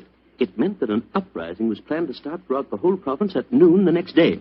Of course, there it is again. The devilish whistle. Can you hear it, Dr. Watson? Mrs. Watson? I can hear nothing, sir. Nor can I. Of course not. No one can hear it but me. Now, Colonel Warburton, don't get so excited, it's sir. It's black magic, that's what it is. Oh, really, sir, black magic? You must realize that the powers of jungle witchcraft are completely unknown in this country, Dr. Watson. But I know of them, and I can think of many people who might wish to employ them against me. Come in. Oh, it's you, Nada. Great Scott, she's very beautiful. Nada, I want you to meet some friends of Ellen's. Dr. and Mrs. Watson. I am very pleased to meet both of you. How do you do? How do you do, Miss Nada? Nada's father was a Chaga jeweler, one of the greatest Zulu chieftains I ever had the privilege of knowing. He did me the rare honor to swear blood brotherhood. So when the missionary sent Nada to England to complete her education, I insisted that she spend her first few months here under my wing. Listen. What is it, Colonel? That whistle again. For heaven's sake, say that you heard it this time. Please say that you did. I didn't hear a thing, sir. Well, I did, and I know where that sound came from. Now, put down that spear at once, will you, Colonel Warburton? The devils are trying to kill me. I'll kill them first. No, don't throw it, sir. Don't throw it. Someone's opening the door. Uncle! It's Ellen. Great Scott. The spear missed her by an inch. Uncle, what is it? Whistle. I heard it again, Ellen. And I'm going to find where it came from. Poor Uncle. Of course, you heard no sound. Nothing, Ellen. What can we do to help him, Dr. Watson? Well, it's hard to say, Miss Warburton. I'm not sure that medical help's what she needs. He seems perfectly sane and lucid except for these strange outbursts. But we must do something. I propose to, madam. As soon as I get back to the inn, I think I'll write to my old friend Sherlock Holmes and ask his advice. There's the problem. I can't feel that the man should be committed to an asylum, and yet obviously when these attacks are on him, he's as mad as a hatter. Well, fascinating problem, and one that calls for speedy action. I think a telegram to my friend Watson might help to clarify some aspects of the case. Yes. Let's see. Dr. John H. Watson, Red Lion Inn, Taplow, Bucks. I suggest that you ascertain one important fact. Does the Warburton household have a dog? Telegraph reply, Holmes. Oh, my soul, Mary. That's a cryptic answer to my letter. Yes, dear, it is. I'm afraid Ellen will be disappointed. He's coming over to join us for lunch to see if you have any news. What on earth can dogs have to do with the case? I can't possibly... Here's Helen now. Good morning, Ellen. Hello, Mary. Good morning, Doctor. Good morning. I suppose it's too early to have received any reply from Mr. Holmes. Well, as a matter of fact, I just got this telegram from him. You can read it if you like. I can't see it makes much sense, so. But that's extraordinary. I did have a little dog. He was killed a week ago. But it didn't occur to me to tell you about it yesterday. Well, that's amazing. How could Mr. Holmes have known about it? It's very little that Holmes doesn't know, my dear. How was your dog killed, Miss Warburton? I found him in the grounds with his head smashed in by a stone. Oh, how dreadful. Who do you think did it? It might have been a poacher. And then again, it might have been... Your uncle? It's possible. When he's in those rages, I don't think he knows what he's doing. That's very important. I think I shall go and send Holmes a telegram at once. Don't wait lunch for me.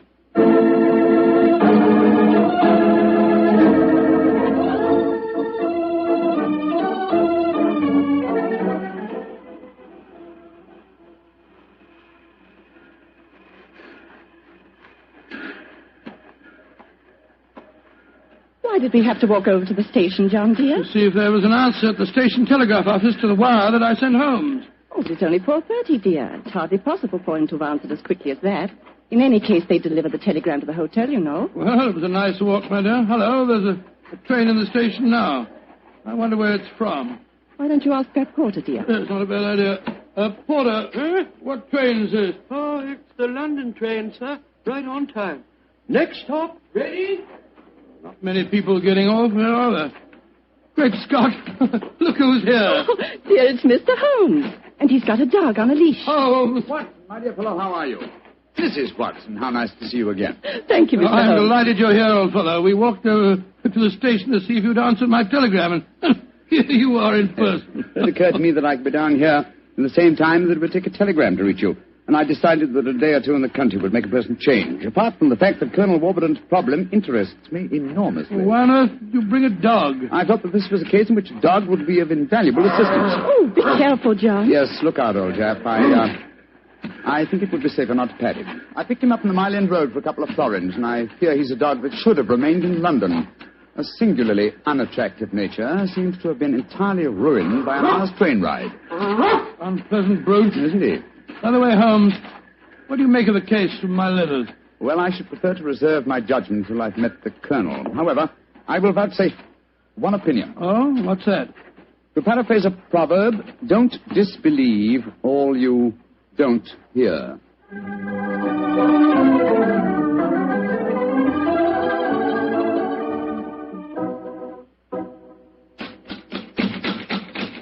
I can't think why someone doesn't answer. They can't all be out.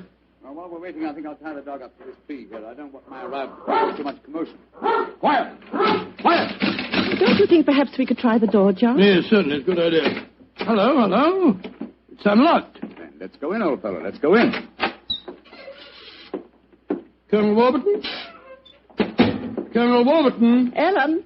Ellen? What was the name of that butler fella? Hacker. Yes, of course, that's it, Hacker. Hacker! We appear to be in an empty house. The dog! Oh, fool that I am, I shouldn't have left him here. Come on!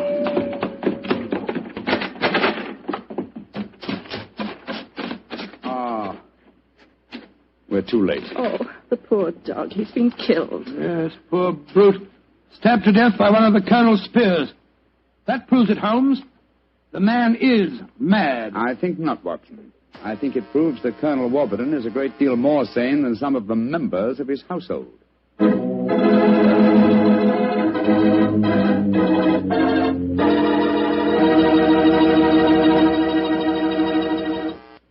You'll hear the rest of Dr. Watson's story in just a few seconds. Time for me to remind you that there's one secret every smart woman knows. Simply, good wine makes good food taste better.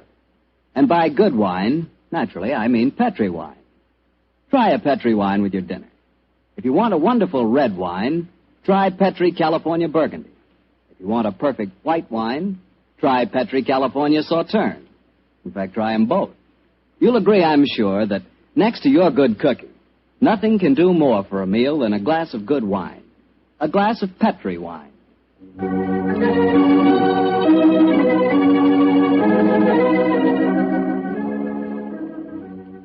And now back to tonight's new Sherlock Holmes adventure, the story of Colonel Warburton's madness. Holmes, why are we heading for this barn?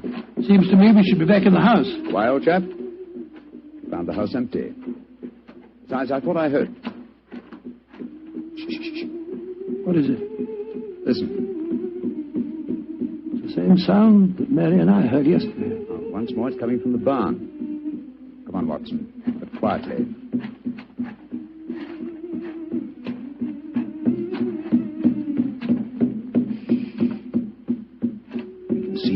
window here. It's that Zulu girl, Nada. She's beating a drum and chanting. Who's the man with her? It's Colonel Warburton. No, it isn't. It's that servant fellow, Hacker. What in thunder is he doing here? Apparently assisting Miss Nada in some of her African mysticism. It's black magic they're dabbling with, just as the Colonel said. Let's go in and catch them red-handed. No. Stay quiet. We'll talk to them soon enough. At the moment, I feel it's much more urgent that we find Colonel Warburton. Come on.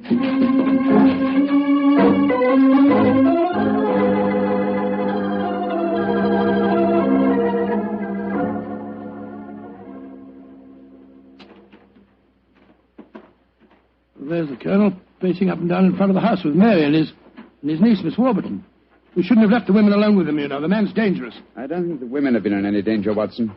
Dear, where have you been? Oh, well, Holmes and I decided we'd take a little walk. It proved very interesting.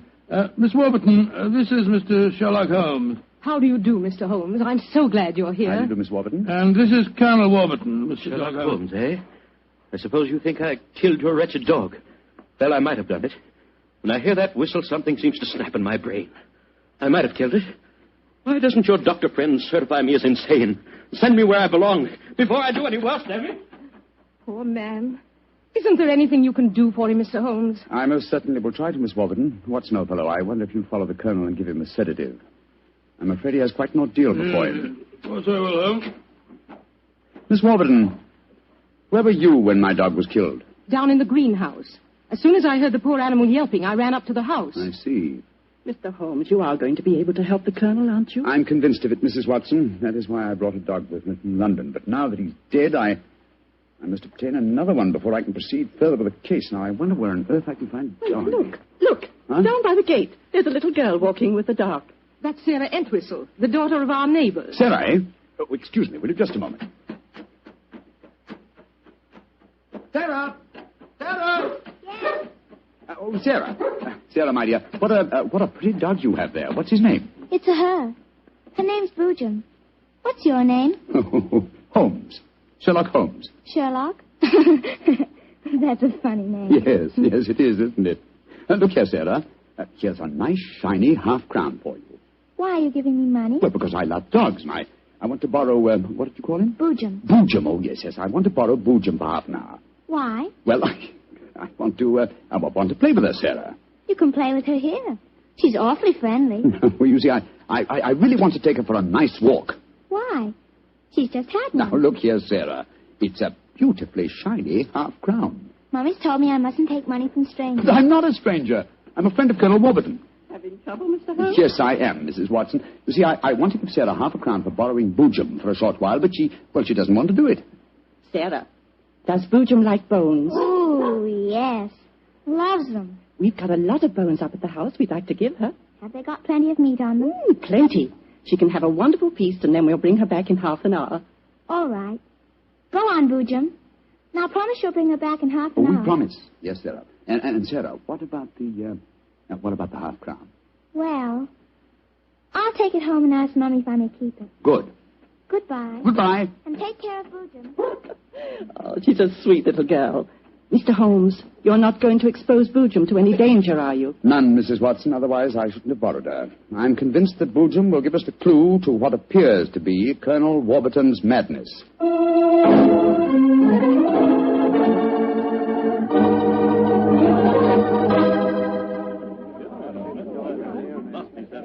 Now, let me see. We're all here. Miss Warburton, the Colonel, Miss Nada, Hacker, and the dog Boojum. Yes. Now, ladies and gentlemen, I propose to conduct an experiment. Before I conduct it, I should like to point out the chronology of the events in this case. First, Miss Nada arrived here. Mr. Holmes, you're not suggesting... Please let me finish, Miss Nada. First, Miss Nada arrived here. Second, the Colonel first heard the mysterious whistle. Third, your dog was killed, Miss Warburton. Fourth, the whistling set in dead earnest. The Colonel Warburton and Miss Warburton. Doesn't that pattern suggest anything to you? No, I can't say that it does, Mr. Holmes. I don't see what you're driving at. Nor do I, Holmes. We should be more explicit. Very well, then I will. I shall now conduct my experiment. I want you all to watch Colonel Warburton and the dog Boojum. Excuse me while I turn my back. Now. There it is again. That whistle. The dog heard it, too. Great Scott, Holmes. What does it mean? It means that this wooden whistle in my hand is the answer to the mystery. The sound made by this cunningly designed instrument is above the normal range of pitch. You see, the colonel has hypersensitive ears. So the dog heard it. Perhaps I should have said the normal human range of pitch. Then do you suppose someone has deliberately been trying to drive the colonel mad? Of course, Mary. That's why the dogs were murdered. Whoever it was knew that a dog would give the game away. And it's not hard to guess who that someone is. Nada, this started when you came here. Is this your gratitude for the colonel's kindness to you? Endangering his sanity with your evil black magic? That is not true. One moment, please, Miss Warburton. Miss Nada. Yes, Mr. Holmes. Dr. Watson and I watched you in the barn some 3/4 of an hour ago with Hacker. Were you engaged in practicing any form of black magic? No. I was praying to my old gods to save the colonel's sanity. What were you doing there, Hacker? Don't tell me you were praying to old gods, too. Well, I used to be a chapel-going man, sir, but I don't know. No harm in trying something new, I always say. In any case, why should Miss Nada wish to persecute the colonel? It might be for some tribal revenge. Oh, but that's ridiculous, Ellen. Her father and I were sworn blood brothers. Exactly, sir. No, it should be obvious. Who had a motive for making the colonel appear mad? His niece and heiress. What do you mean? She has studied physics, you will remember, and so could know about supersonic research. Possibly she was afraid the colonel might leave his estate to Miss Nada, and so wished him to appear insane and thereby invalidate a new will. What? In any case, I found this whistle in a drawer in your room, Miss Warburton. Ellen, how could you? I did it for your sake, to save you from Nada. She's just an adventuress, only you won't see it. Colonel Warburton, what action do you wish me to take regarding your niece, Miss Warburton? My niece? I have no niece, Mr. Holmes. Come, Nada, my dear.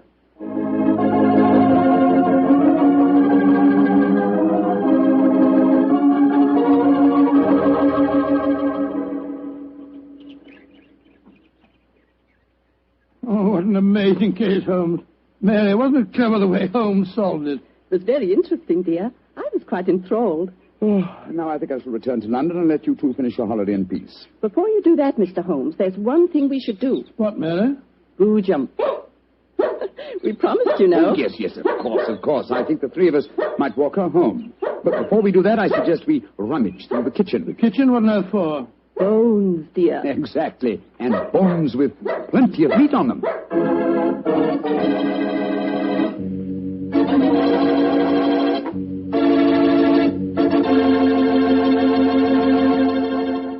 Say, Doctor, that was a swell story.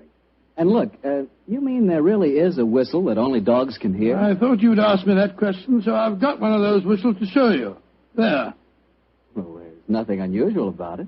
Blow it, Doctor. Well, listen, Mr. Bartell, if I want you to come quickly, I don't just have to whistle. All I have to say is, would anybody like a glass of Petri wine? And, hey, presto, there you are. Well, can you blame me? And now let's look in on our good friend Dr. Watson and see if he's expecting us.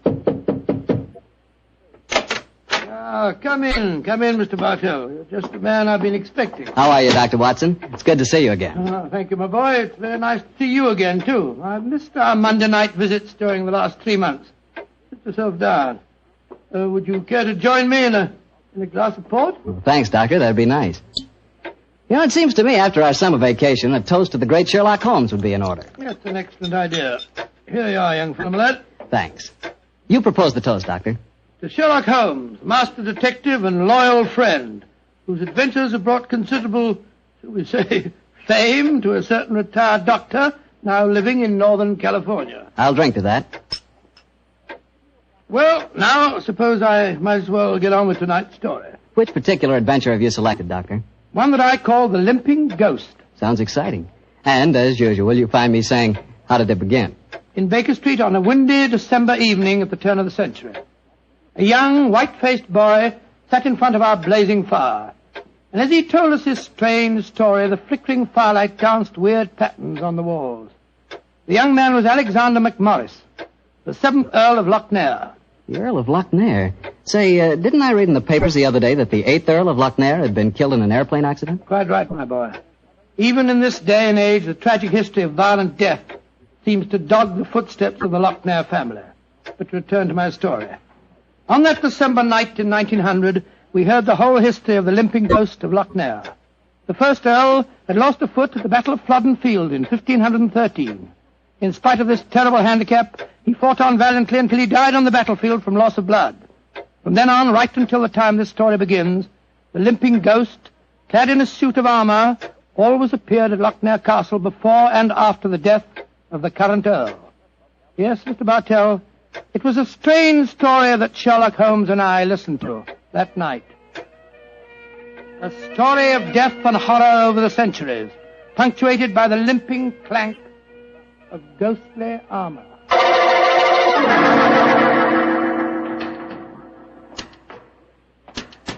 Milady, I have terrible news for you. Your husband, the Earl, was killed in the explosion that destroyed Lord Darnley.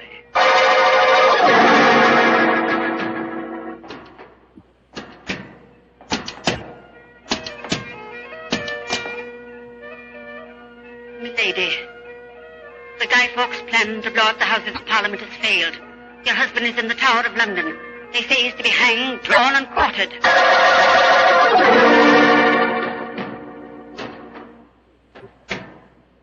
Madam, I regret to inform you that your husband, on my instructions, has been arrested for murder. I have no doubt that he will hang. And that's the story of the Lochnairs, Mr. Holmes. You were instrumental in sending my great-uncle to the gallows, a fate which he richly deserved, I'm told. So it seemed only natural to come here to Baker Street and consult you now that I'm in trouble. I shall be most happy to do anything I can to help you, sir. I don't remember anything about your sending the Earl of Lochnair to the scaffold, Holmes. Well, he did, Dr. Watson. Mm-hmm. And the servants have always sworn the ghost really did walk at midnight on the day that he was hanged. Indeed. Now, sir, I suggest that you tell us what problem brought you here. The ghost is walking again, Mr. Holmes. You know what that means. According to the legend, that the present Earl will die. Exactly. And as I'm the present Earl, you can see why I'm rather worried. Am I to understand that you've actually seen this ghost yourself? Yes, Mr. Holmes. The night before last, Betty, well, that is, Miss Nolan and I were sitting in the dining hall in front of the fire when we heard a strange sound up in the musicians' gallery. We looked up and in the moonlight saw a ghostly figure in armour limping towards the staircase. Oh, gracious me. My dear sir, you're certain that you really saw it? Moonlight can play strange tricks, you know. There wasn't any doubt about it, Doctor. We both saw and heard it. What did you do? I started to go towards the stairs, but as I did so, Betty screamed and then tumbled to the floor in a heap. Fainted, I suppose. Yes. While I was reviving her, the ghost disappeared. Who's staying with you at Lochnair Castle at the moment? Well, there's Betty Nolan. She's the sister of James Nolan. He looks after my estate. Betty and I are engaged to be married. Oh, congratulations. Thank you. Yes, indeed. Anyone else staying with you? Yes, a distant cousin of mine, Jeremy K. McMorris, an American. He turned up in England a couple of months ago with his son Walter. They're both with me at the present. A distant cousin? That's right, Mr. Holmes. Actually, they're descendants of a more than usually black sheep branch of the family. I don't know how long the old man's going to be with us, though. If you ask me, he's a dying man. How do you say that, sir? As far as I can gather, he's been wasting away for years. It's only a question of time before his strength fails him entirely.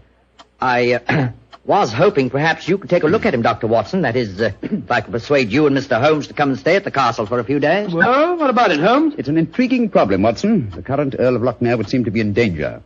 A cousin of his is dying of an obscure disease, and the ghost of Lochnair Castle is walking again. Yes, it's an irresistible invitation. I see no reason why we can't leave on the Scotch Express tonight.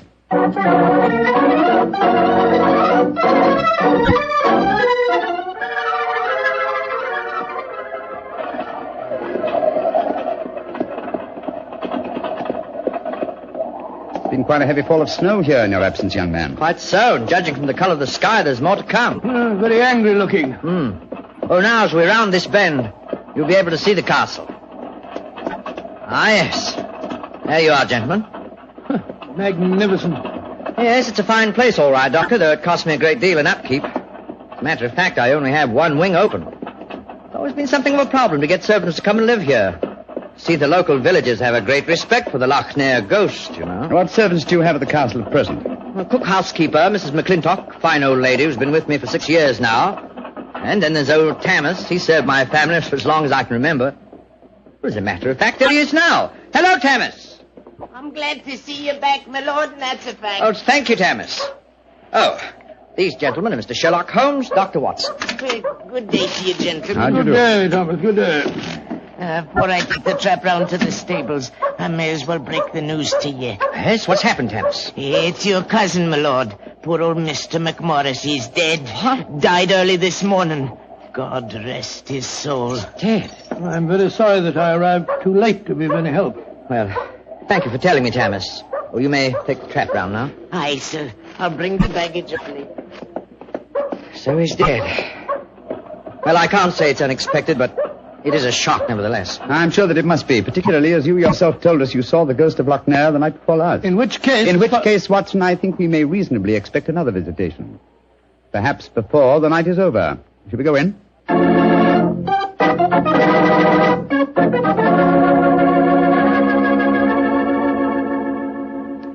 This is Miss Nolan, my fiancé, Mr. Sherlock Holmes, and Dr. Watson. I'm very glad to meet you. How are you, sir? And this is her brother, James Nolan, the manager of my estate. How do you do, sir?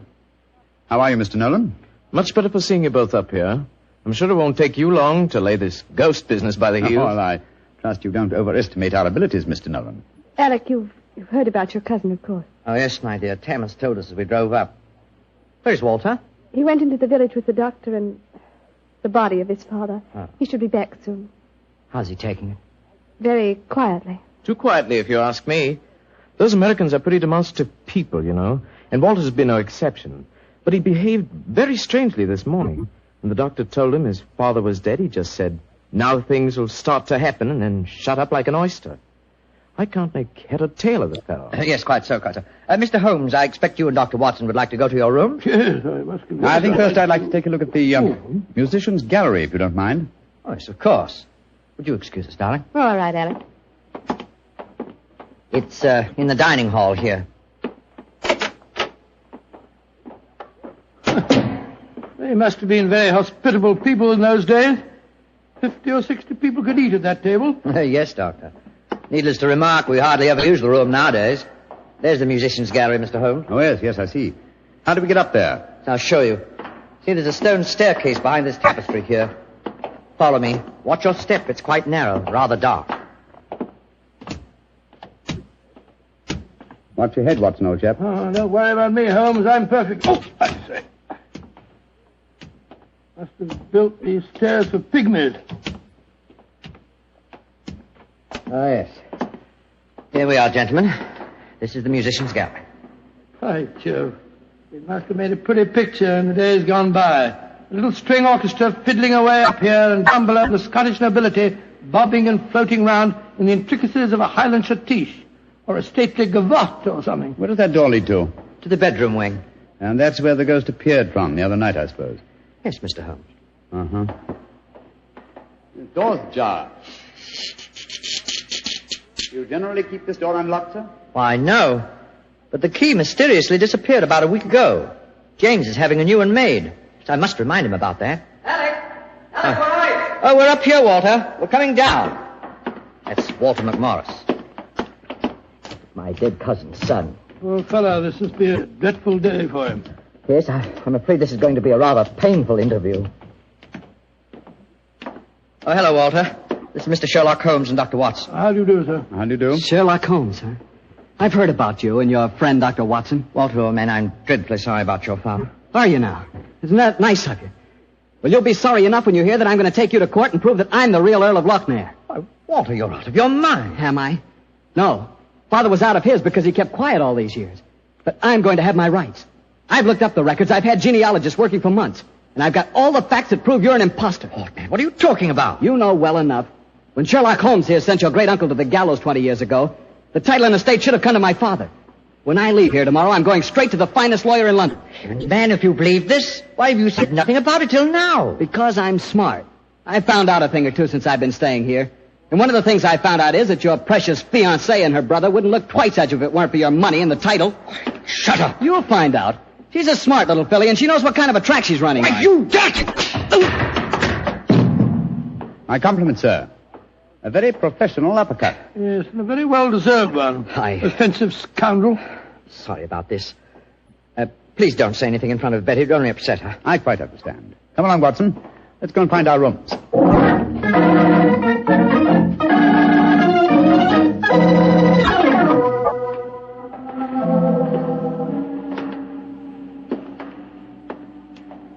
Holmes, it's nearly dinner time. Why are we wandering about here in the dark instead of having a glass of sherry with the others in the library? I'm a conscientious practitioner, Watson. I'd like to earn my fees. It occurred to me that a further examination of this dining hall might prove profitable. Well, personally, Holmes, I think you're wasting your time on this case. What makes you think that, old chap? It's perfectly obvious that young American fellow was impersonating the ghost a few nights ago. He knew his father was going to die, and he wanted to build up the legend so as to make his own claim seem more believable. Well, that's very sound reasoning, Watson. Though to be logical in his deception, he should repeat the performance now that his father is dead. Well, ghosts only walk at midnight, so why don't we go and have a glass of sherry? What is it, Holmes? Someone's coming in from the library. The lighted candle. Yes? Who is it?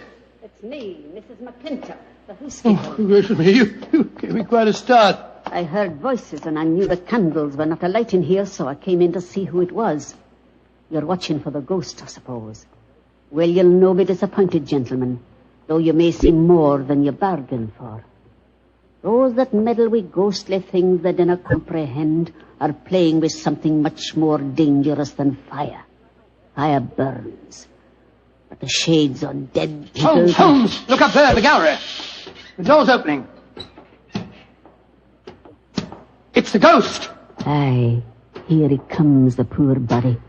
See the armor on him, and the way he's dragging one leg behind him. Yes, it's really quite an effective impersonation. And the twilight provides most appropriate lighting for his play acting, too. You mean it's the young American? Of course, obviously. Look behind him. There's another figure. Yes. Dressed in the same kind of armor and carrying a sword. Game's afoot, Watson. The ghost has seen him. He's turning. The second figure's raising his sword. Look out! Great heavens. He's knocked him through the railings. That must be a 20-foot fall. Come on, old fellow. Help me open his visor. Just a minute. Yes. It's Walter McMorris, the American. Though from the angle of his head, I would suggest that it might be the late Walter McMorris, eh, Watson? He's dead, all right, Holmes. Neck broken. Meanwhile, the second figure has been able to slip back through that door and escape us. Come on, he was dressed in armor. He can't go very fast. Perhaps we can overtake him.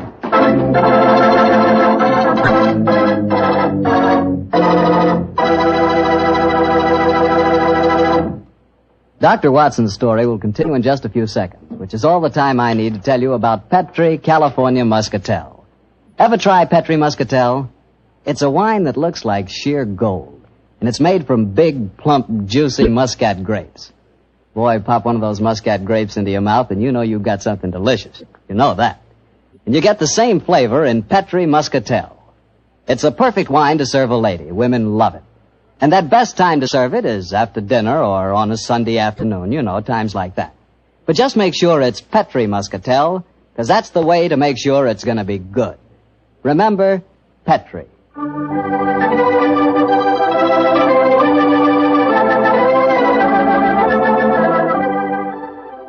And now back to tonight's new Sherlock Holmes adventure and the story of the Limping Ghost of Lochnair.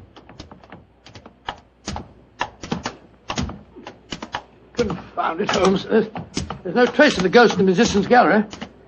We gave him too much of a start, I'm afraid. Of course you didn't find him. You'll never find him because he's not mortal. Mrs. McClintock, is the original suit of armor the one worn by the first Earl of Lochnair still in the castle? Aye, sir. It's in the library through that door there. I'll take you to it. Don't bother, thank you. We'll find it. Come on, Watson. Bring that candle with you. Right, you, Holmes. If you know what's good for you, you'll stop dabbling in matters you dinna really ken. Holmes, what do you make of the second ghost? Another imposter, obviously. But who could it have been? That's what we have to find out, old chap. Undoubtedly someone knew that the American Walter McMorris was impersonating the ghost and used this macabre method to kill him. But why kill him? Possibly his claims to the title and estate were valid. Or perhaps some fanatic was so devoted to the Lochnair legend that he assumed the role of ghost and killed him for his sacrilege. Hold the candle a little higher, will you, old chap? Yeah. Hello. Here's a suit of armor, Holmes. Lying in a heap on the floor. Oh, on the floor, eh? Whereas it obviously belongs on that stand over there. It's perfectly clear what's happened. The second figure used this armor and slipped it back in here while we were examining the dead man. Possibly, Watson, possibly. At least this armor gives us a definite clue. But it limits the field of possible suspects. How do you mean, Holmes? Well, it's an interesting fact that the human race has grown definitely larger in the past 400 years. Very few modern men can wear authentic ancient armor like this. For example, take the first item on the top of the heap lying on the floor here. These gauntlets of chain mail. Try them on. Well, much too small for Exactly. me.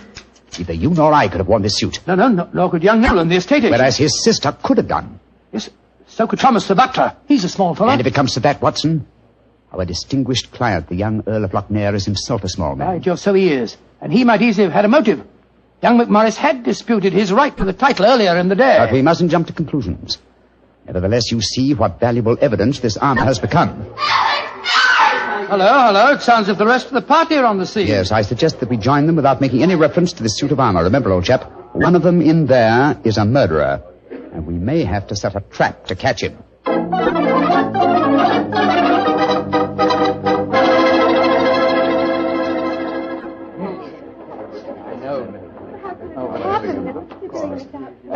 Are you sure he's dead, Dr. Watson? There's no doubt about it. His neck was broken instantly by the fall. It's dreadful. Father and son both dying on the same day. And you said the real ghost came up behind him, Mr. Holmes, and struck him so they crashed through the railing up there. I said another figure dressed in armor killed him, Mr. Nolan. 'Twas a real ghost. I saw him with my own 2 eyes. He killed that man for trying to bring shame on the name of Lochnair. Shouldn't we get into touch with the police? How can I get a message to them tonight? Have you looked outside? We're almost completely snowed in. Snowed in. Oh, Alec, I'm frightened. Hush, darling. There's nothing to be afraid of anymore. No, at least we have the assurance that the ghost will not limp again. Why? Well, the murderer has no further motive for impersonating the ghost. To walk now would be to support the dead American's claims. No. We shall spend a quiet night, and tomorrow I shall communicate with the proper authorities as to my quite definite notions regarding the murderer's identity. But if the ghost should walk again, Mr. Holmes? Well, then, sir, I shall know that at last I've encountered a truly supernatural crime and shall retire from the practice of detection.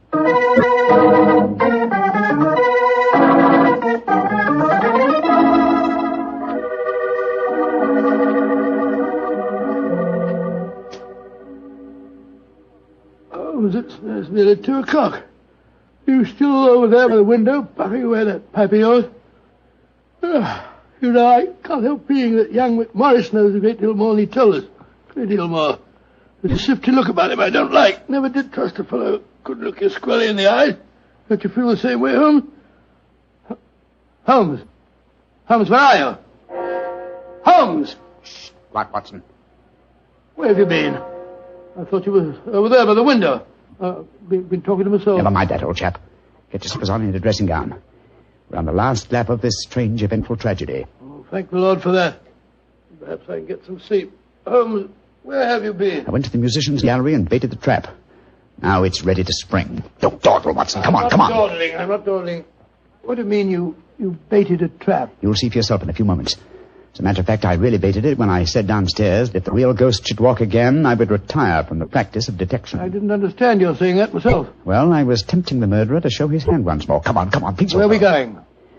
To wait behind the curtain at the foot of the stairs leading to the musician's gallery. And I hope we don't have to wait very long.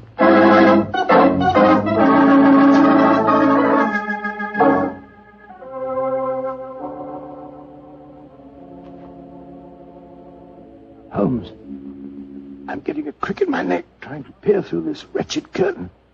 How much longer do we have to wait? Until our murderer arrives. You certain he'll come? Not certain, but hopeful. Extremely hopeful. You know who it is, don't you? Yes. But my proof is too thin for a court of law. I must catch him in the act. Here he comes. Splendid. Let's go up and grab him. No. They walk into my trap. He's coming towards the head of the stairs. Oh! Great Scott! Exactly. A simple piece of wire stretched across the gallery is remarkably effective, even with ghosts. Come on, Watson. Help me off with this visor. There we are. Good Lord, it's James Nolan. Exactly. What's happened? You walked into a simple trap, my friend. I'm afraid the next trap will be more lethal, for it will undoubtedly prove to be the one beneath the gallows.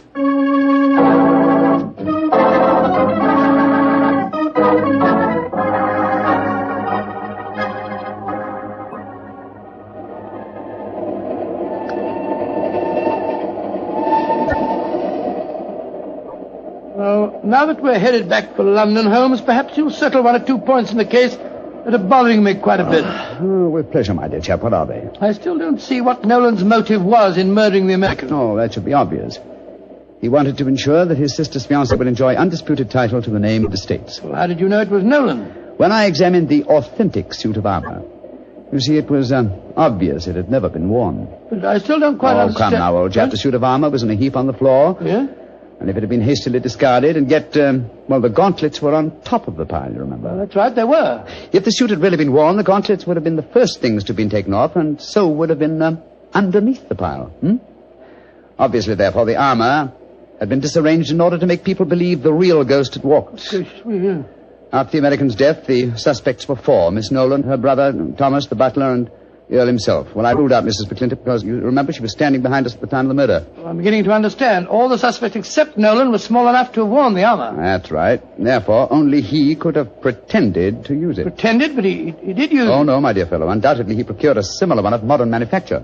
An amazing case, Holmes. An interesting one, at any rate.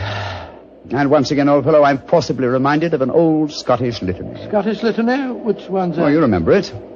From ghoulies and ghosties and long-legged beasties and things that go bump in the night. Good Lord, deliver us.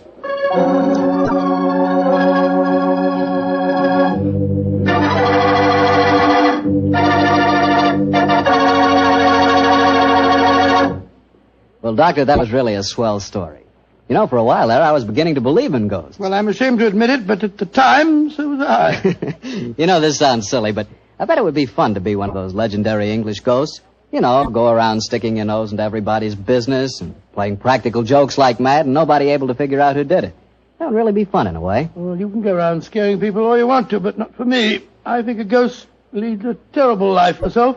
For instance, a ghost can't have the pleasure of eating a nice, juicy steak. Yeah, or drinking a glass of really good wine. Ah, now you're talking, young fellow, my lad. Petri wine. Yeah, still talking, young fellow. You see, when I say good wine, I always mean Petri wine because you can depend on Petri. I know. Why, the Petri family has been making wine for generations. And now for our weekly visit with the good Dr. Watson. Let's see if he's expecting us. Come in. Ah, good evening, Doctor. Good evening, Mr. Campbell. It's about time you got here. Draw up a chair and make yourself comfortable. Oh, thanks. Well, you've had the old black dispatch box out again, I see. I suppose you've been going over your notes on tonight's adventure. That's right, my boy. And this may interest you. Mrs. Watson figured prominently in the story. She did? Yes, in fact, if it hadn't been for some remarkably quick thinking on her part, Holmes and I might have... well, there I go again, telling you the end of the story before I began it. Well, how did it begin, Doctor? On a winter evening in 1887. I'd been married some months, and in consequence I hadn't seen much of my old friend Sherlock Holmes. Oh, you're still living at Baker Street, I suppose? Yes, my boy, but we couldn't persuade him to come round and see us. From time to time I'd heard some vague accounts of his doings, of his summons to Odessa, in the case of the Trepoff murder, and of his clearing up the singular tragedy of the Atkinson brothers. But to get back to tonight's story, my wife and I had just finished an excellent dinner. I remember had settled ourselves down for an evening of pleasant domesticity. She was stitching away on a piece of extra petit pois, and I was at my desk balancing figures in the family account book. After a few moments, my wife looked up to me and said, John, dear, don't look so troubled. Oh, was I looking troubled? Well, you've been scowling at that account book for 10 minutes now. What's the matter, dear? Don't the figures add up correctly? Oh, yes, they add up correctly. In fact, they tell a very pretty story. After buying my practice and setting up all my outstanding accounts, I find that we have nearly £150 left of the diary that Mr. Sholto settled upon you. 160, isn't it, dear? I was doing the same sum this morning. Oh, well, but it is 160. In any case, Mary, dear, the point I was going to make is that we don't need the money just now. My practice is picking up splendidly, and I was thinking that we might invest it in something really sound, of course. Who's been talking to you, John? Dr. Wilson again. Well, as it happens, I did bump into him at the hospital today. He can put us onto something very good in Peruvian silver. What do you think of the idea? Well, John, the fact is, I'd almost decided to make a business investment with it myself. I thought I'd surprise you. Well, now let me tell you about it, John. Oh. Yesterday, when you were out on your rounds, a most charming man called here. Oh, a Mr. Ted Barber. He introduced himself as a friend of Mrs. Cecil Forrester's. Oh, He said he was certain we'd be interested in his new company. And he talked so convincingly that, well, I'm afraid I almost promised him I'd buy some stock in the company. Did you really? What sort of company is it? Well, I didn't quite understand that part of it, but it sounded wonderful. He left a prospectus. It's in the right-hand drawer of the desk. It's something to do with a wonderful new metal that's been discovered by an American chemist called Paradol or Paradis or something. Oh, let's have a look and see what it says. A company formed to exploit the amazing new metal discovered by Dr. Paradis. Paradol preferred stock. The potentialities of this new alloy are immeasurable. The fourth dimension has been conquered. What? Spital dislocation is an accomplished fact. Oh, gracious me, my dear child. This prospectus is absolute poppycock. Now, John, you mustn't be stubborn. I think at least we should investigate it. The man said that if we went to the laboratories, Dr. Paradis would give us a demonstration himself. But Mary dear, the fourth dimension. I mean to say, it's obviously fraud. That's what everyone says when a new invention comes out. But this might be an opportunity for us to make a lot of money, John. Mary, I do wish to please me, dear. Well, I can't argue with you very long, Mary. All right. I'll take you to the laboratory in the morning, but I warn you, I'll show this Dr. Paradis up for the charlatan that he is.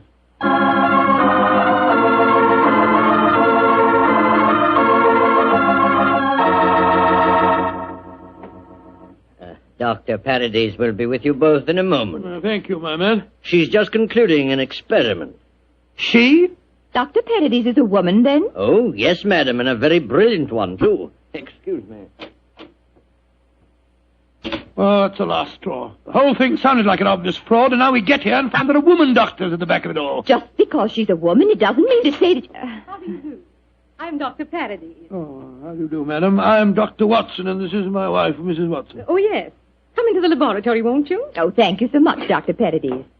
Well, we're just wasting your time. We're not really interested in this at all, you know. John, don't mutter. Mr. Barber told me that he had called on you, Mrs. Watson, and that you were very interested in my invention. Oh, yes, I am. That's why I persuaded my husband to come down with me and see a demonstration. I'll be most happy to show you everything I can. Here's a practical example of the application of my work. This chamber you see in front of you is made completely of my new alloy. Oh, what's the thing do? It's just a great metal box with a lot of dials and switches and things. Why is it so big? Do people get inside it? They can. What? Though if they do, they're liable to find themselves transported many miles from here. Come inside, won't you? Oh, what a lot of nonsense. Now, John. Before I give you the demonstration, I want you both to see that there is no exit from inside this chamber. No trapdoors or anything. The only exit is the door we just came through. Yes, it's just like an airtight metal room. Stuffy in here, isn't it? Now let's go outside again. I'll show you how the machine operates. Albert! Yes, Dr. Paradis. I'm going to demonstrate the Paradol chamber to Dr. and Mrs. Watson. Oh, very well. The usual time? Yes, please, Albert. Now, my assistant goes inside the chamber. I close this metal door on him, so... What are you going to do with him? Within a matter of seconds, he will be 7 miles from here. Really, madam, you Please, can't Dr. expect Watson, us to believe... You're a scientific man. At least give me the opportunity of demonstrating my work. I'm sorry. Now, I adjust these dials, turn on the electrical generator, and...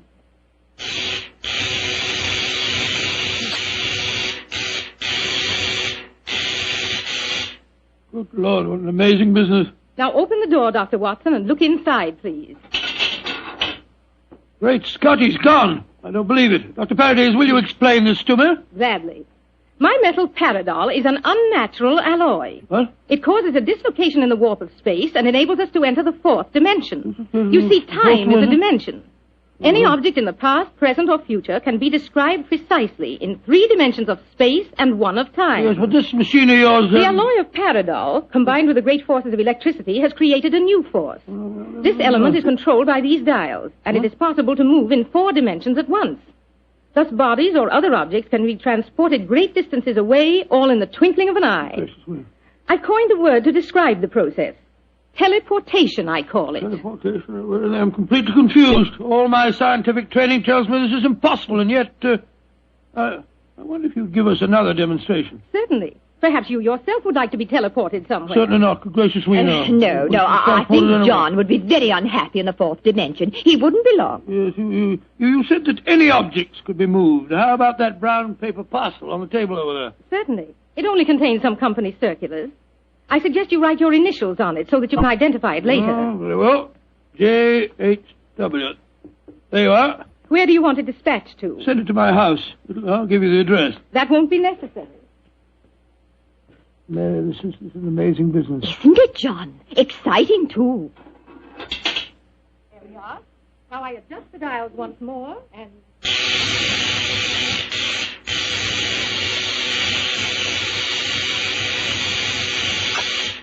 The parcel is already at your house. Oh, it's impossible. Come along, Mary. Let's get a cab and race back there as fast as we can. Well, Yes, goodbye, dear. Doctor. Goodbye, Doctor. Bye.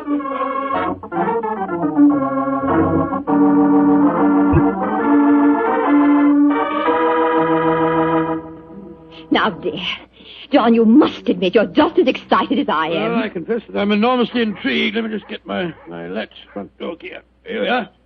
Dr. Paradis is a devilishly clever woman. Even so, my intelligence tells me it's impossible for the package to have reached here before us. Here we are. There you are, Master. Mum, just in time for lunch. Tell me, Annie, did a package arrive for us? Oh, yes, it did, Mum. I put it on our table. Great Scott. How was it delivered, Annie? Well, now, that's the funny thing about it, sir. I don't know. I went out to polish the brass on the door knocker a few minutes ago, and there was the parcel, lying on the doorstep. No one had rung the bell or anything. I didn't know how it got there. Thank you, Annie. You can go now. Yes, Mum. Well, John, what do you say now? That a miracle's been performed. I don't believe my eyes. Look, there are my initials on the package. Mary, I think that if you don't mind, after lunch You'll go round to Baker Street and tell Sherlock Holmes about this. Do you mind, dear? Of course not, dear. Good. It'll be nice to see Holmes again anyway.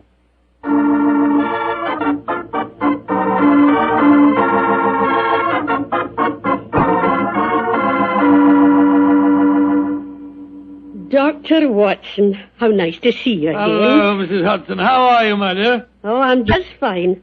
Oh, you're looking grand, sir. Marriage agrees with you, if you don't mind my saying so. Oh, thank you, Mrs. Hudson. Is Mr. Holmes in? Aye, sir. And I'm very glad you're seeing him. He's no been acting like himself lately. Oh, really? Locking his door, and only unlocking it for me when I give him a password. And he's hardly touched his food for the last 3 days.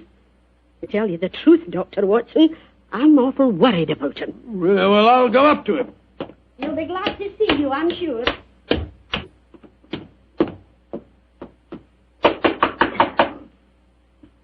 Yes? Who is it? It's me, Watson.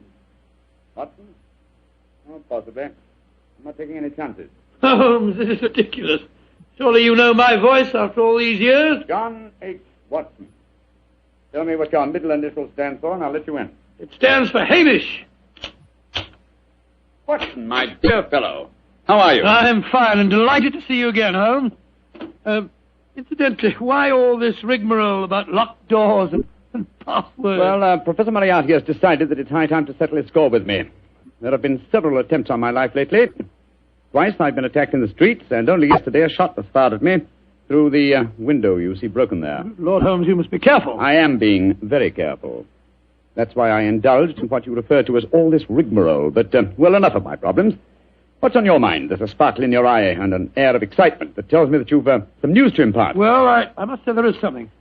Of course there is, my dear fellow. Come on, tell me about it. You ever hear of a new metal called Paradol and its inventor, Dr. Paradis? Oh, yes, indeed I have.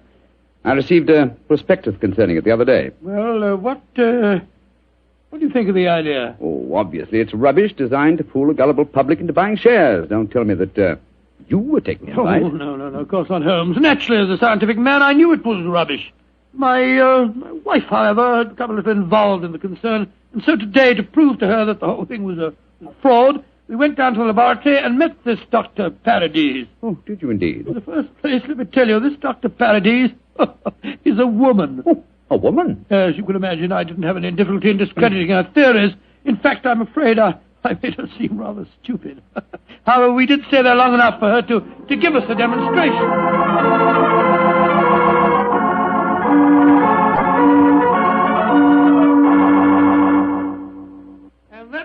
that it was, Holmes. When we got back to our house, the initial package was there, waiting for us. Oh, childish trick. Obviously, the Paradol chamber contains an ingeniously hidden trap door, through which the assistant disappeared and later the package. A fast cab then took it to your home before you could get there. Oh, yes, oh, really? Well, yes, of course, that's exactly how I explained the thing to Mary. Was she impressed with the feat? Yes, she was. But you know how women are. I tried to tell her the whole thing was a fraud. She's very obstinate. I was hoping perhaps that you will help me expose the concern. Oh, hardly seemed necessary, old fellow. Such an obvious fraud. However, for your sake, I'll be glad to do anything I can. Well, I thought we might go down to the laboratory late tonight when nobody's there and take a look at that Paradol chamber a little more closely. Yes, rather a good idea. After being cooped up here for 3 days, it'll be a pleasure to get some night air and indulge in a little simple burglarizing. Well, shall I call for you here? No, wait a minute, dear fellow. It's much too dangerous. I'll be in a hansom cab outside your house about 11:30 tonight. How's that? Splendid. Quite like old times, isn't it, Holmes? Yes, 'tis, old chap, though I think that this time, for Mrs. Watson's sake, I must try and keep you out of trouble.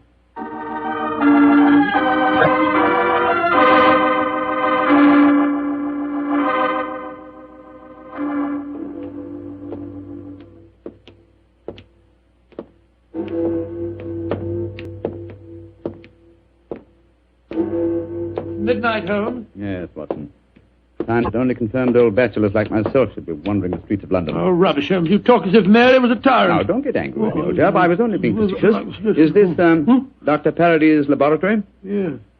I'd like to be seen. I don't imagine it'll be very hard to break in, though. Strike a match, will you? I took the precaution of bringing this lantern. There you are. Thanks, old fellow. Is the door locked? Yes, but I think a skeleton key will do the trick. Hold this lantern for a second, will you? Yeah. Oh, this is child's play so far. Come on. Yeah. There's the Paradol chamber over there. Uh-huh. Give me the lantern again, old chap, will you? Thanks. Mm-hmm. Quite an elaborate construction. The door's been left open. Let's go in and take a look at the inside of it. Not both of us, Watson. If this is the only entrance, and the two of us walked in, it'd be too easy to slam the door shut on us. I suppose so. You go in and I'll keep watch out here. All right. Oh, I trust that in a few minutes I won't find myself lying on your doorstep. Holmes, there are times when your sense of humor is a little strained.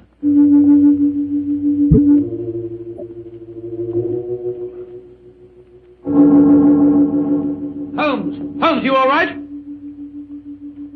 Watson! What is it, Holmes? The body of a dead woman. She's been shot. Unless I'm much mistaken... Let me come and look. 1,000 to 1 it's Dr. Parady's. Yes, it is. Watson, get out of here. Don't you see that? Good Lord, someone has slammed the door shut on us. Yes, my dear fellow. We walked into a trap very neatly. I'm afraid that we're imprisoned in what appears to be an airtight metal chamber, and the only person who can help us to get out of it again is a corpse.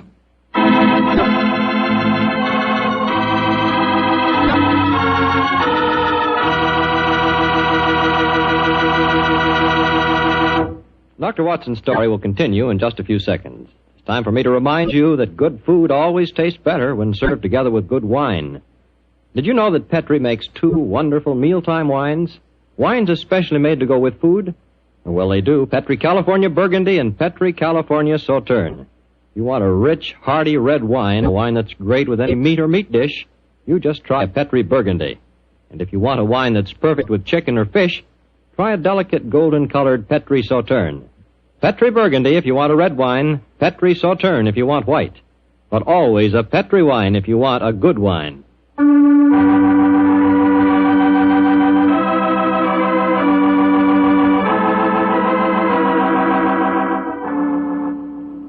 Now back to tonight's new Sherlock Holmes adventure.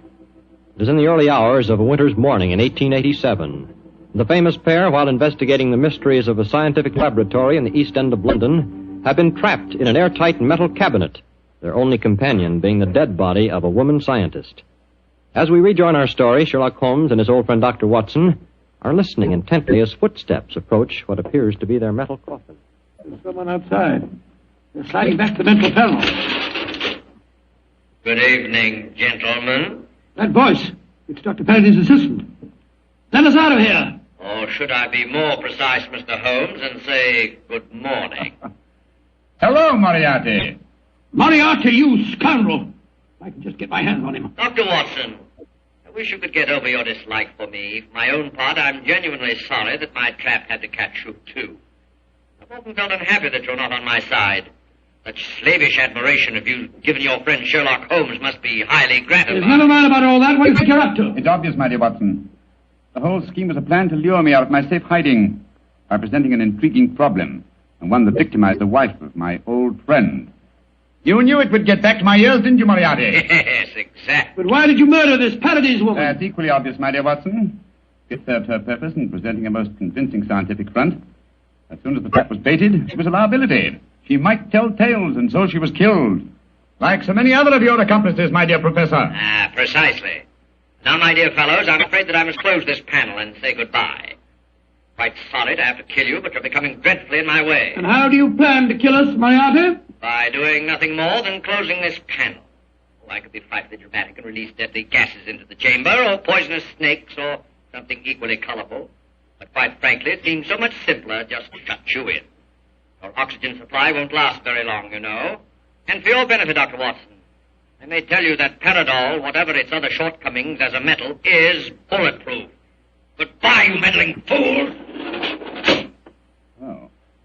There seems nothing for us to do but look around and ascertain our chances of escape. Holmes, I don't like this. We're in a very nasty situation. My dear Watson, sometimes you're a master of understatement. Aha, just as I thought. What have you found, Holmes? Sliding panel, just behind the dead woman.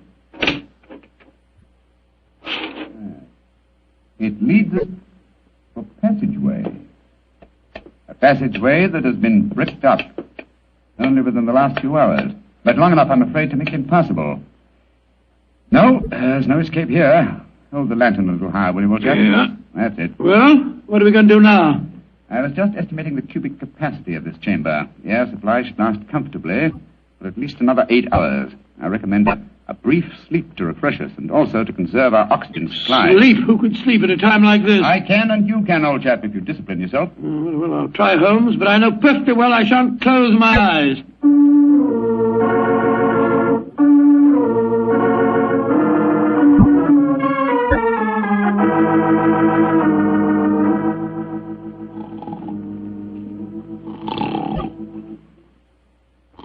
Wake up, Watson, wake up. Yes, Mary dear. It's you. Oh, we're still in this infernal trap. I'm afraid so, old chap. What time is it? Just after 7 in the morning. How long did you estimate our oxygen supply would last? Probably about another hour. Well, it's just possible that some worker will come to the laboratory early and let us out. I shouldn't count too much on that if I were you. I suppose not. I say, Holmes, I'm famished. Yes, I thought you would be, my dear chap, so I saved you this half of a bar of chocolate. I ate my own share just before you awakened. Oh, thanks, my dear fellow.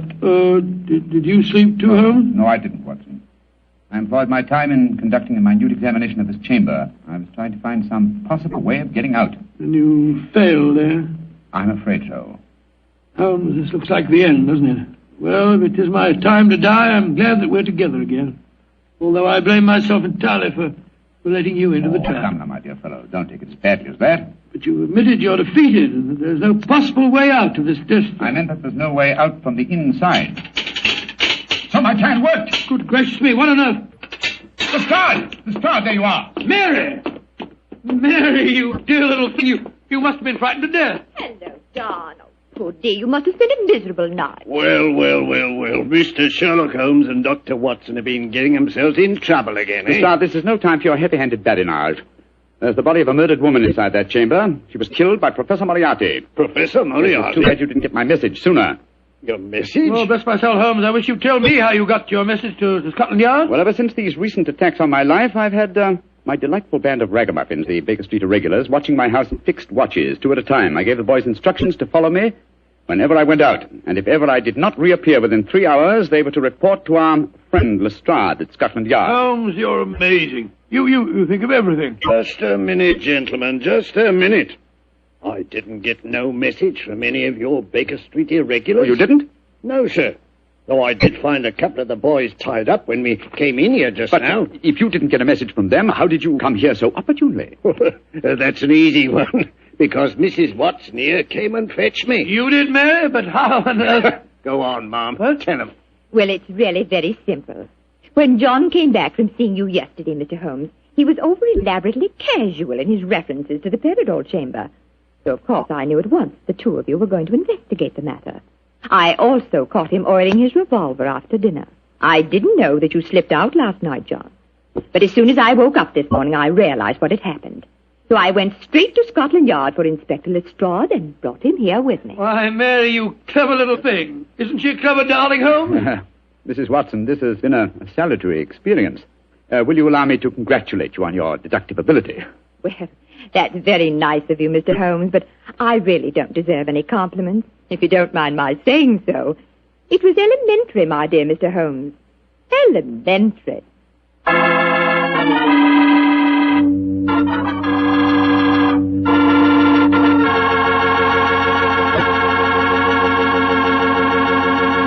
Let's knock on his library door and see if... There's no point in doing that, Mr. Slattery. I'm right behind you. Oh, hello, Dr. Watson. Don't tell me you've been stalking me.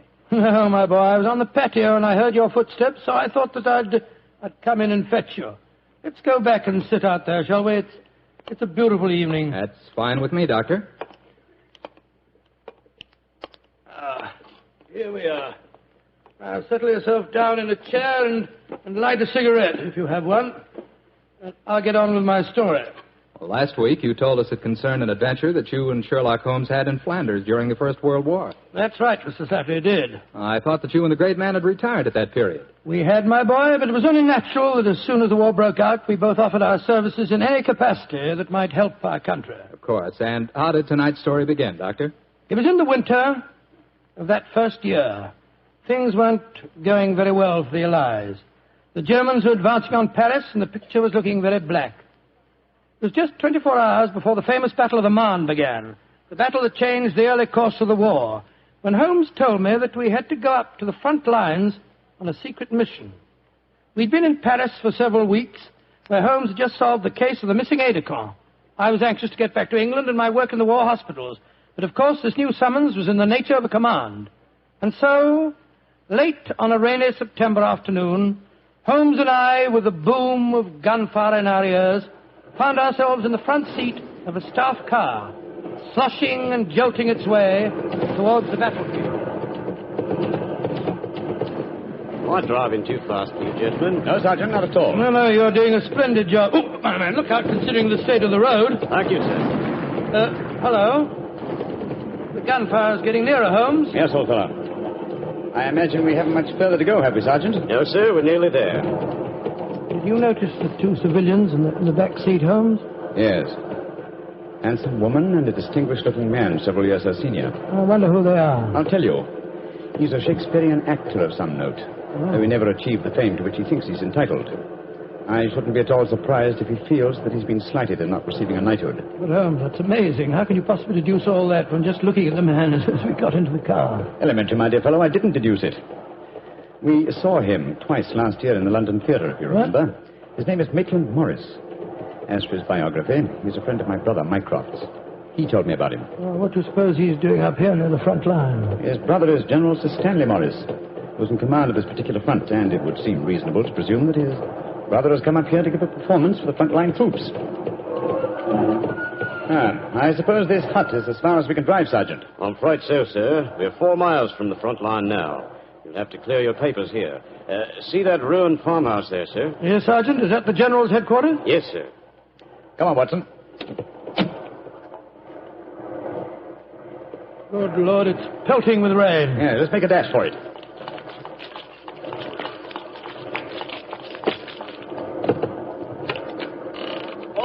Who goes there? Friend. Give the password. St. Crispin. Pass, friends, and show your papers. How did you know the password, Holmes? I was given it before we left Paris, old chap. Oh, it's Sherlock Holmes and Dr. Watson, isn't it? Yes, Captain. I'm Captain Maxwell, General Morris's aide-de-camp. He asked me to escort you up to his headquarters. By the way, weren't Maitland Morris and his wife in the car with you? Yes, they're just behind us. Oh, splendid. I'm afraid I'll have to ask to see your papers. Yes, of course. Here's my permit, Captain Maxwell. Thank you. I know you both, of course, but we can't afford to take any chances when they're this close to the enemy lines.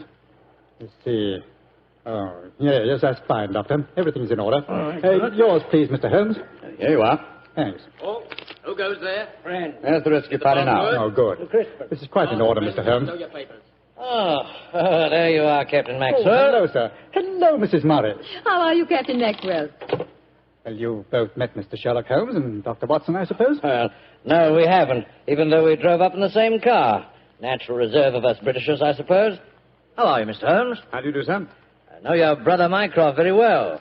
How are you, Doctor? I'm glad to meet you, Mr. Morris. I saw you a couple of times in the theatre last year and enjoyed your performances very much. Well, thank you, sir. Well, then you must know my wife, my leading lady. How do you do, gentlemen? How do you do, Mr. Morris? Can I see your papers, Mr. Morris? Just a matter of form. You understand. Yes, of course. Mrs. Morris, I presume you and your husband are going to give a performance tonight for the men going up the front line. Yes, Doctor. We're very flattered. They've asked us to do some Shakespearean scenes. Oh, yes. Although I should have thought something a little lighter would have been more appropriate. The General, he's Maitland's brother, you know, seemed to think differently. Well, my dear, show Captain Maxwell your papers. Then we can all go along and see my brother Stanley. Very well, Maitland. Mr. Morris, I shall look forward to hearing your reading of Shakespeare's St. Crispin's speech from Henry V tonight. Well, bless my soul, Holmes. How did you know I was planning to do it? Well, the setting is so perfect and the time so appropriate, I can't conceive an English actor who could resist the temptation. Oh. I noticed that your brother appreciated the fact in naming today's password. Yes, it's amazingly appropriate. You know, it's almost 500 years ago to the day that the Battle of Agincourt took place. Well, let's hope that the results of the forthcoming battle will be equally successful for England. Yes, indeed. Oh, by the way, Holmes, this will probably seem rather silly to you, but I'm an inveterate autograph collector, and I have my book here with me. I wonder if you'd mind signing. I'd be very glad to, Mr. Morris. Give me a pen, will you, Watson? Here you are, Holmes. You'll find yourself among quite distinguished company in that book, sir. So I see. Adelina Patty, Crown Prince of Norway. Oh, no. Field Marshal von Toxnitz. Oh, yes. He was one of my admirers when I played in Munich before the war. I suppose now that our countries are fighting, I should tear that page out. You know, I cannot help but feel that art and the appreciation of art are independent of national hatred. Quite so, sir. I myself still have a medal presented to me by the University of Leipzig for some trifling services. There you are, Mr. Morris. Oh, thank you very much, Mr. Holmes. A notable addition to my collection. I shall be very glad to sign your book for you, Mr. Morris, if you'd like me to. That's very kind of you, Doctor. Oh, Captain Maxwell, if our permits are all in order, don't you think we should be moving along? Just what I was going to suggest myself. I'll take you all straight over to General Morris's headquarters.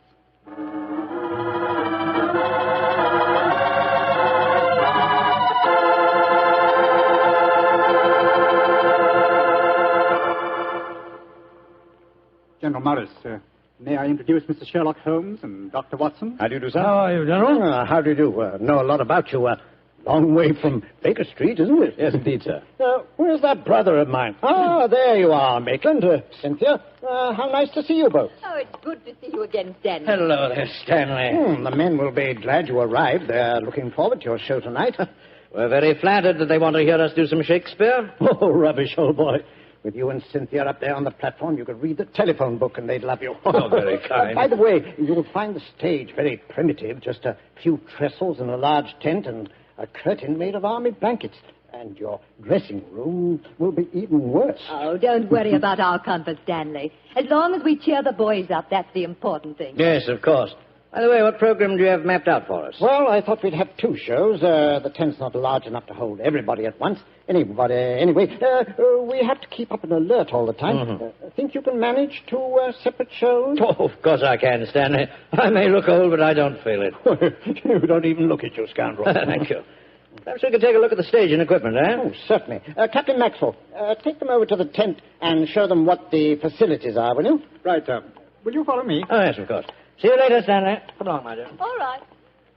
I'm glad you're here, Holmes. I'm sure I can speak quite freely in front of Dr. Watson. Oh, yes, with perfect freedom, sir. He's my colleague, and he's an old army man himself. Really? What regiment, Doctor? 5th Northumberland Fusiliers, sir. Later attached to the Berkshires in Afghanistan and wounded in the Battle of Mainwan. Really? Then I'm sure I can speak freely in front of you. Holmes, you know why you're up here so near the front line, don't you? I have a very shrewd suspicion, sir. Yeah, I thought you had. That's why I asked for you to be sent here. You asked for me to be sent here, General. Yes, I think I understand. Well, I wish I did. You will, Doctor, in due time. In the meanwhile, gentlemen, I'll have an orderly show you to your quarters. Thank you, sir.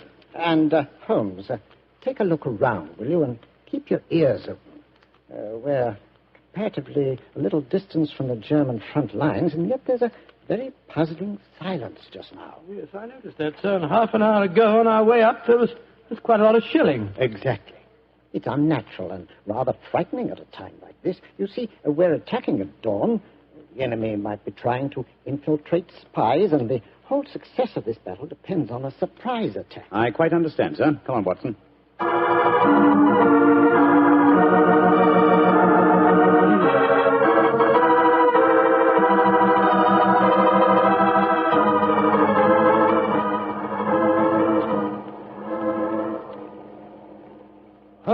Holmes. The first performance starts in a few minutes, you know. They're all there waiting here.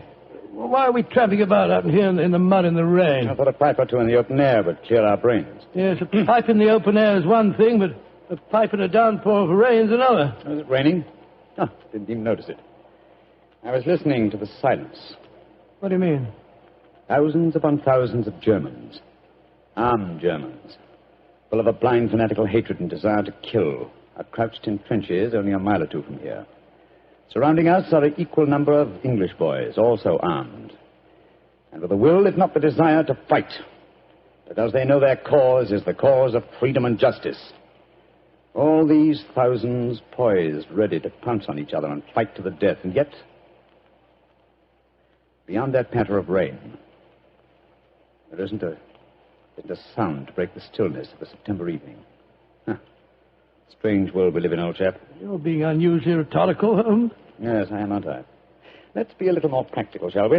I wonder what is wrong with the actors tonight.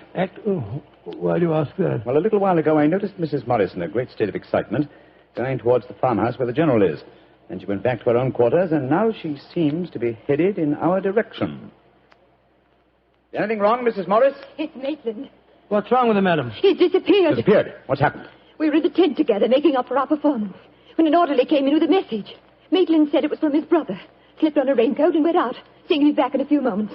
I waited and waited, and after a while I got worried, and I went over to see the General myself. He said that he'd sent no message, and that he hadn't seen any sign of Maitland. Good Lord, what could have happened to him? I don't know, Doctor, but I'm frightened. What shall I do, Mr. Holmes? You're a brave woman, Mrs. Morris. Brave? I don't know, Mr. Holmes. Why? Because the show must go on. I shall take your husband's place. But Holmes, something's happened to Maitland Morris. He's in danger. True, Watson, true.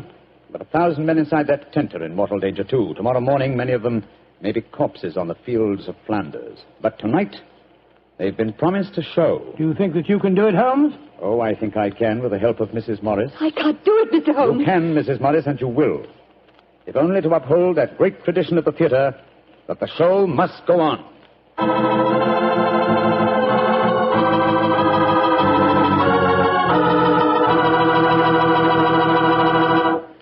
We'll hear the rest of Dr. Watson's story in just a few seconds. Time I'd like to take to tell you that if you've got a butcher who has meat, and you've got the points to get that meat, don't forget to bring home a bottle of Petri California Burgundy. Tell you why. That Petri Burgundy is a rich red mealtime wine that's wonderful with any meat or meat dish. That's a fact. Petri Burgundy can make a banquet out of a hamburger. And boy, Petri Burgundy and old-fashioned Irish stew are bosom companions. Just get yourself some Petri Burgundy and share it with your family. Petri Burgundy is the best friend a good meal ever had.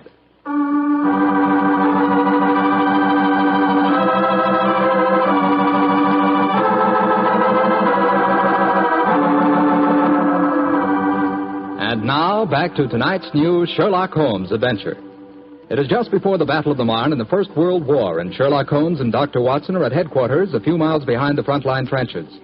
A famous Shakespearean actor who was to give a performance for the troops has mysteriously disappeared, and the great detective has taken his place at the last minute. As we rejoin our story, Sherlock Holmes, alone on the improvised stage, is delivering a Shakespearean speech before a spellbound audience. Happy breed of men, this little world, this precious stone set in a silver sea, which serves it in the office of a wall or as a moat defensive to a house against the envy of less happier lands. This blessed plot, this earth, this realm, this England.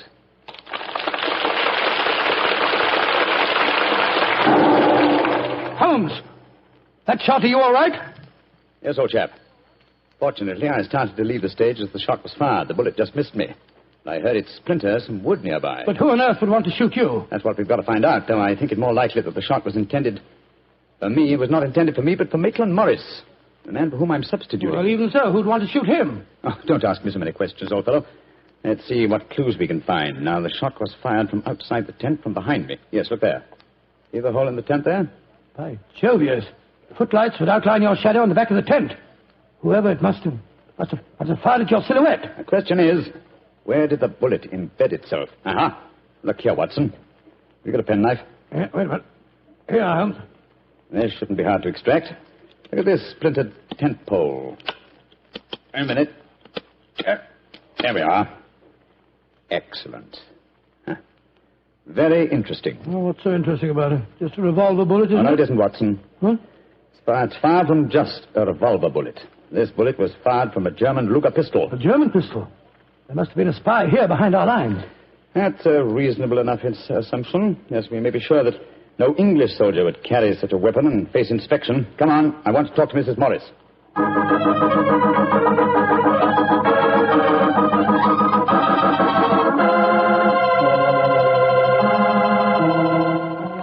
Mrs. Morris, I want you to be very frank with me. But of course, Mr. Holmes. You know why your husband's missing, don't you? No, I don't. Have you found out anything? Come, madam. Why keep up this pretense any longer? I know that your husband is a spy, or at least a great sympathizer with the German cause. The General's brother a spy? Good Lord. How dare you say that? Because it's true. Foreign Office have been suspicious of his sympathies for some time. His own brother knew it. That's why he asked to have me sent up here to keep an eye on him during his visit. It is true. Why should I keep up the pretense any longer? You see, Maitland was a disciple of Stuart Houston Chamberlain. Oh, who was this Stuart Houston Chamberlain? An Englishman who married one of Richard Wagner's daughters and became a German citizen, and an arch-enemy of England. I tried to dissuade Maitland. I implored him to consider his British heritage, his brother's name and mine. But Maitland was a strange man. His life was one of frustration and envy. Envy of his brother, I suppose? Yes. When Stanley was knighted, it hurt Maitland terribly. He said it was typical if the English would knight a soldier and yet leave a great artist like himself unrecognized. That in Berlin, they really understood and rewarded the artist. Well, if the authorities knew that, it's amazing they allowed him to come so close to the front lines at a time like this. Oh, it was at the General's request. He wanted to plead with my husband to warn him that his secret was known. And now Maitland's gone over to the German lines. Oh, it's terrible. It's worse than that. It's disastrous. He can give them information as to the strength of our troops here. He knows the password. He might even know the hour the attack is timed to start. How did your husband expect to enter the German lines in safety, Mrs. Morris? He speaks fluent German, Mr. Holmes. I fancy the autograph book he was carrying, containing the signature of Field Marshal von Tobacconist, was in reality his pass through the German lines. You told the General that his brother was gone, of course. I haven't been able to. He moved up to the front line position immediately after the first performance, though I had warned him what I thought Maitland was planning to do. I think he intended to give his performance first, then cross the lines immediately afterwards. But something must have made him change his mind. Perhaps he suspected I'd warned the General. Anyhow, as you know, when I got back to our quarters, he'd gone. Did he leave any note, madam? Yes, he did. Here it is. Thank you. I have gone, my dear. Try and understand and forgive if you can. You wouldn't come with me, and so I'm taking what is left of my heart and my hopes where they belong, among the friends that understand and appreciate me. It is something stronger than love and blood and country that makes me do this. It is something dearer to me than life itself. Dearer to me than life itself. Oh, how could he? How could he? The shame of this will kill poor Stanley. Mr. Holmes, will you break the news to him? I know it's cowardly of me, but I just can't tell him myself. Don't worry, Mrs. Morris. I'll tell him. Dr. Watson and I will ask Captain Maxwell to escort us to the General's frontline headquarters. In the meantime, try and keep calm. We'll tell him.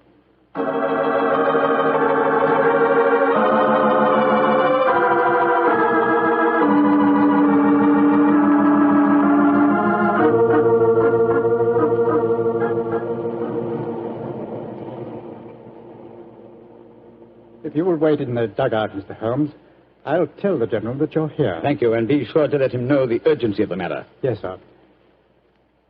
Holmes, this is a dreadful business. Yes, it is, Watson. Though if my plans work out correctly, I think the success of tomorrow's battle may not be imperiled. What plan? Listen. You know, Holmes, a strange silence from the German line since we came here might be accounted for by the fact that they knew Maitland was making his getaway. They wouldn't want to risk wounding such a valuable spy. Quite possibly. What I still don't understand is who shot at you with a German pistol and why. You're being very dense, old fellow. Surely it's obvious that... Here comes General Morris now. Poor devil. This is going to be a dreadful shock to him. Hello, Holmes. Dr. Watson? General Morris, I'm afraid that I've bad news for you. Your brother has gone over to the German lines. Maitland did go there. I should have put him under an armed guard as soon as he came here, but I thought I could reason with him, appeal to his sense of honor. Instead of which you tried to shoot him, sir, but fortunately for me, you missed. You see, I took his place at the first performance. But that shot was fired from a German pistol. True. That was when I first knew the general had fired the shot. But I still don't see how you could now. Only a high-ranking officer, not subject to inspection, could carry a non-regulation firearm. You're an old army man, you should know that. In any case, you'll observe that the general carries a Luger at his waist. Great heavens, Holmes, I thought I was firing at Maitland. I had no idea that it was you. You intended to kill your own brother, sir? Yes, and I'm sorry I failed. I'd rather see my brother dead than alive and a traitor to his country.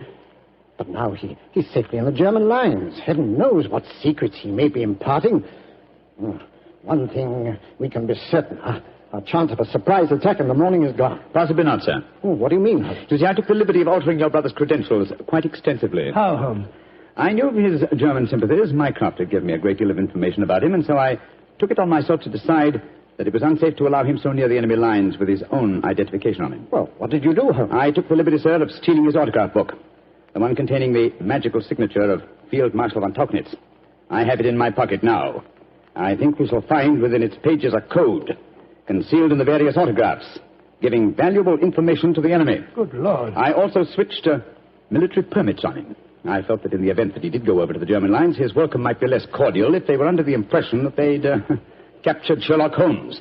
To make that identification doubly sure, I also slipped in his pocket a slight souvenir of my own. By Joe, Holmes, you mean that medal that was presented to you by the University of Leipzig? Exactly, old fellow. I no longer wish to own a decoration given me by a country of barbarians, and it seemed a rather neat and effective way of returning it to them. So the Germans will think they've captured Sherlock Holmes? Yes, sir, and unless I'm much mistaken, he'll receive very short shrift at their hands. Yes, they hate you. There's your answer, sir. I'm sorry. Don't be sorry, Holmes. It's better that way. Now his secret can die with him. Excuse me, sir. Yes, Maxwell, what is it? Would it be in order for me to return to headquarters now, sir? It's very nearly time for the second performance, and I've still been unable to trace the whereabouts of your brother. Well, my brother will not be acting tonight, I'm afraid.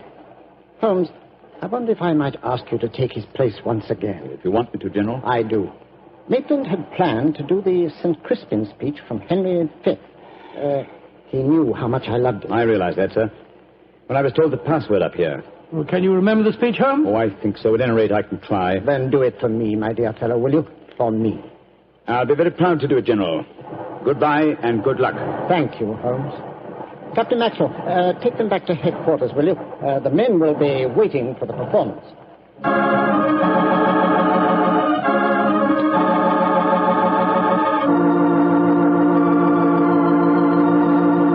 And Crispian shall ne'er go by from this day to the ending of the world, but we in it shall be remembered. We few, we happy few, we band of brothers.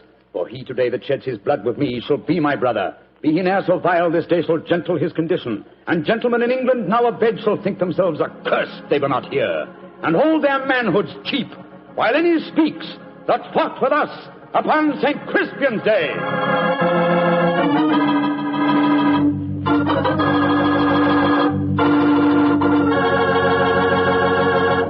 Well, Doctor, that was a bit of an exciting adventure. I can still remember that awful feeling I had when I heard the shot in the tent and realized someone had tried to kill Holmes. He did have a narrow escape, didn't he? Well, Holmes always said there was no such thing as a narrow escape. He said you either escaped or you didn't. If you did, well, why worry? And if you didn't, you couldn't worry, so what? Quite a philosophy. I'd like to discuss it with you further. Over a bottle of wine? How else? What kind of wine? Naturally. Naturally. You couldn't ask for a more delicious wine than Petri. That's because the Petri family knows how to make good wine. It began on a summer evening in 1906.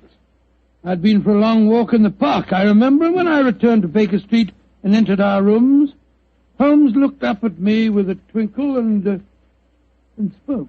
You look positively glowing with health, Watson. Well, I had a splendid walk, my dear fellow. You should have come with me. The park was looking particularly beautiful. Well, chap, during your absence, I've decided to write another monograph. Oh, what's the subject this time? Occupational liability to murder. For instance, the mortality rate is naturally high among policemen and detectives. Physicians are murdered with fair regularity, but the murder of a dentist is rare. And who ever heard of a murdered veterinary surgeon? It's quite true, but what's the occasion for this little homily? I've been browsing over my newspaper clippings. Yeah? You recall ever hearing of a murdered tobacconist, Watson? No, I can't say that I do. Oh, why? And yet my clippings inform me that no less than 3 tobacconists have been murdered in the past 6 months, and all the murders have occurred in the same small shop at the East End of London. Now, why do you suppose 3 tobacconists would be murdered in the same shop? Come now, old fellow. Give me a logical solution to the problem, will you? Well, let me see. You say that the shop's in the East End? Yes. Is it near the river? As it happens, it's on the water's edge. And supposing the tobacconist shop was the headquarters of a smuggling ring.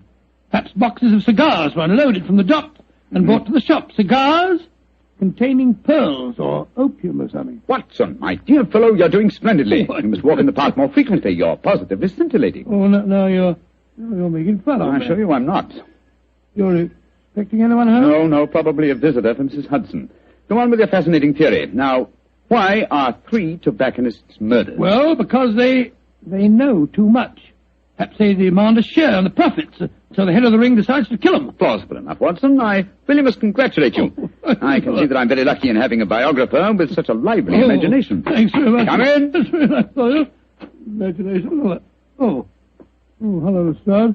Lestrade, I'm glad to see you. I hope I'm not intruding. Not at all, my dear fellow. Come along, sit down. Thank you, Miss Holmes. Anything remarkable on hand? No, Miss Holmes. Nothing very particular.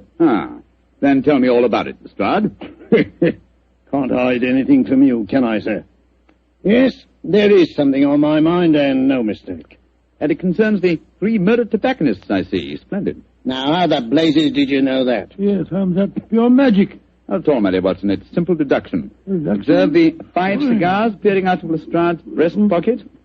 They are of a far superior quality to his usual brand. Obviously, the scene of his latest investigation has proffered certain, well, shall we say, professional perquisites. Am I right, Lestrade? Of course you are. Careful one, Mr. Holmes. Thank you, I'll stick to my pipe. Well, how about you, Doctor? Oh, thank you, Lestrade. By Jove. Coronas. And now, Inspector, tell me about the murdered tobacconists. Well, how much do you know about the case? Just what I've read in the papers. Well, curiously enough, we were discussing the affair as you walked in, Lestrade. It's a strange business, gentlemen. I only got hold of the old story today when I had a long talk to young Jack Longworth. He's the owner of the shop. Oh, in relation to Gerald Longworth, the taller member of Parliament who battled so successfully against the slum clearance bill? His son, Mr. Holmes. Nice young fellow, too. When his father died, he inherited this shop along with a lot of other property in the East End. Well, how big a shop is it, Lestrade? Oh, just a hole in the wall, Doctor. Like all the other shops in that part of London. Young Mr. Longworth tells me he first rents it to a man by the name of George Grillett.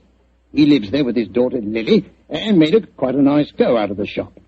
6 months ago, when Jack Longworth was abroad, George Grillett has a stroke and nearly kicks the bucket. Kicks the what? He nearly dies, Doctor.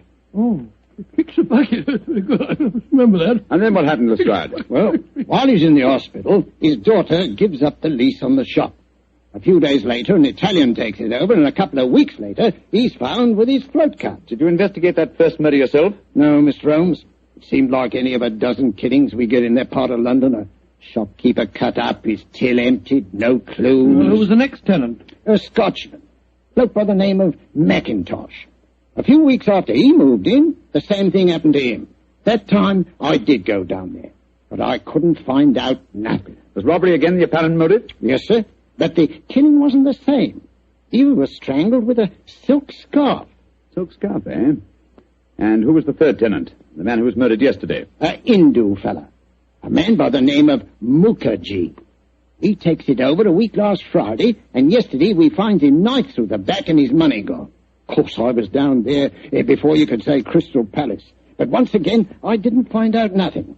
No knife, no fingerprints on the till, no footprints, Just a very dead Hindu. Was young Mr. Longworth the landlord in England when these murders occurred? Yeah, that's the funny thing about it, Mr. Holmes.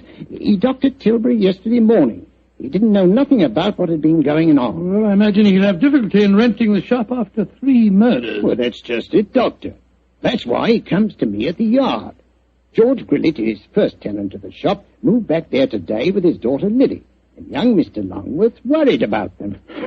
Well, if you ask me, he's more worried about the daughter than he is about old man Grillet. So the original tenants of the shop are back in residence again, eh? And, what do you want me to do? Well, I thought perhaps you'd be interested enough to come along with me and look at the shop, Mr. Holmes. I should be very glad to, my dear fellow. Get your coat and hat, Watson. Oh, that's your... Oh, dear, that wretched instrument. I'll answer it. Hello? Mycroft, how are you? What? Yes. Yes, he's here now. Why, of course. I'll do everything I can, certainly. Let's have dinner together soon, shall we? Splendid idea. All right, goodbye. Well, is that your brother, Holmes? Yes. Lestrade, I do think you might have told me the whole truth. Well, how do you mean, sir? I thought your visit was prompted by a need for friendly assistance. I didn't realize that you came here virtually on a government order. Well, it wasn't just quite like that, Mr. What's Holmes. the government got to do with the case, and how does your brother Mycroft fit into the picture? Not sure yet. But of one thing we may be certain. There's obviously a great deal more in this case than Lestrade would have us believe. Why do you say that, Holmes? You must bear in mind, old fellow, that occasionally Mycroft is the British government.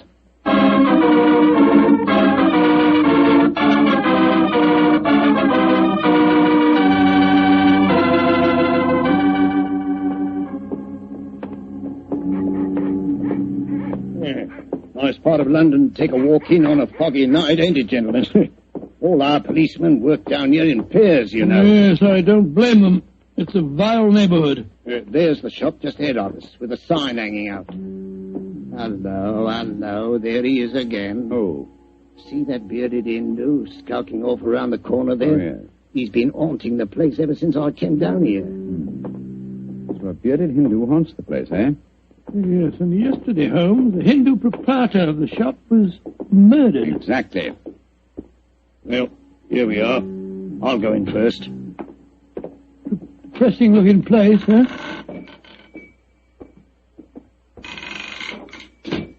I'll be at it, Gypsy. That's Lily, George Grillet's daughter. Helps him with the shop. Sorry to keep you wet. Oh, it's you, Inspector Lestrade. Yes, Miss Lily. I brought some gentlemen to see your father. This is Mr. Sherlock Holmes and Dr. Watson. Pleased to meet you, I'm sure. How do you do, Miss Grillet? How do you do, young lady? Is your dad home? No, Inspector, he won't be in till after dinner. Went down at the docks, he did, to see about some cigar shipments. Mr. Longworth's here. If you want to see him, we were just having some tea in the back room. Yes, I'd like these gentlemen to meet him. Jack, come out in the shop, Jack. What is it, Lily? Oh, Inspector Lestrade. And this must be Mr. Sherlock Holmes and Dr. Watson, I'm sure. How do you do, sir? How are you, Mr. Longworth? I'm very glad the inspector was able to persuade you to come down here, Mr. Holmes. I'm dreadfully worried about this business, particularly since Lily's father insisted on coming back here. I'm afraid they're in great danger, but I can't make Mr. Grillet see it. Young lady, I wonder if I might ask you a few questions. Well, of course, Mr. Holmes. Before your father had his stroke, did he receive any threats concerning his occupancy of the shop? Well, if he did, he never told me about him. But it wouldn't surprise me. I often told him his biggest enemy is himself, if you know what I mean. Yes, I think I do, Miss Grillet. When your father had his illness, who decided to give up the lease on the shop? I did. No money was coming in, and, well, it looked like Dad might be an invalid for life. Of course, I couldn't run the shop by myself. Anyhow, I never did like this part of London. It wasn't the right business for Father. What was his reaction when you told him to have given up the lease? Oh, he was awful angry with me. Said I'd no right to do it without asking him. By the way, we saw that bearded Hindu again as we walked up just now. He's been hanging around ever since we came back here, Inspector. Well, has he actually come into the shop, Miss Grillet? No, but he keeps walking by and looking in the window. I'm sure if we both went into the back room or left the shop for a little while, well, he'd come right in. Then I suggest we give him the opportunity he's seeking. Miss Grillet, I wonder if you and Mr. Longworth would mind leaving the shop for a while. Of course not, Mr. Holmes. Make your departure rather ostentatious, shall we say, so that he can't help noticing it. Give us half an hour or so and then come back. Perhaps you wouldn't mind going with them, Lestrade. But, Mr. Holmes, this is my case. I know, but in a situation like this, Watson and I work much better alone. We may have to go a little outside the law, and your presence might embarrass us.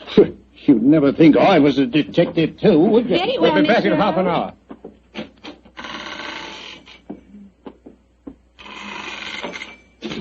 hour. Poor old Lestrade.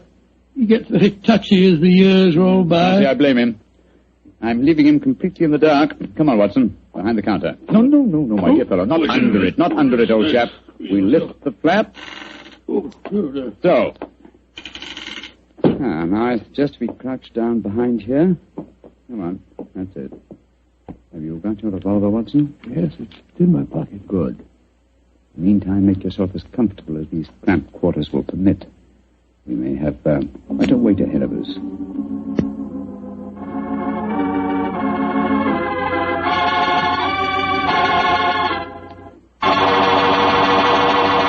Look, Holmes. There's the Hindu now, peering through the window. Handy. Yes, sir. Here he comes.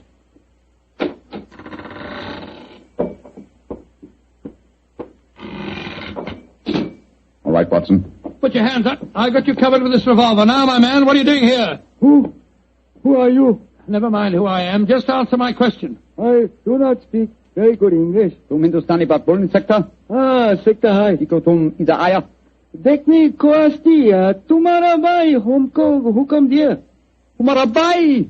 तुम जा नहीं सकता? बहुत अच्छा। Salam. No, you don't, my man. Just you stay where you are. It's all right, Watson. Let him go. He's on our side. I wish you'd tell me what in thunder's going on. Who that man was and why you let him go. He's an investigator from the Foreign Office, old chap.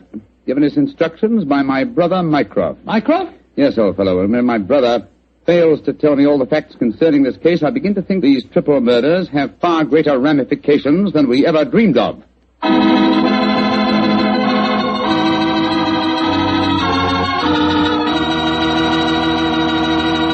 Dr. Watson's story will continue in just a second. Just about time enough for me to mention that any meal becomes a better meal when you serve it with Petri wine. And say, you'll find that Petri California Burgundy and Petri California Sauterne are just made to go with food. That Petri Burgundy is a rich red wine that's bosom pals with any meat or meat dish. Boy, what a flavor. And that Petri Sauterne is the delicate white wine that's just perfect with chicken or with fish. Yes, sir, with food, you just can't beat a good Petri wine.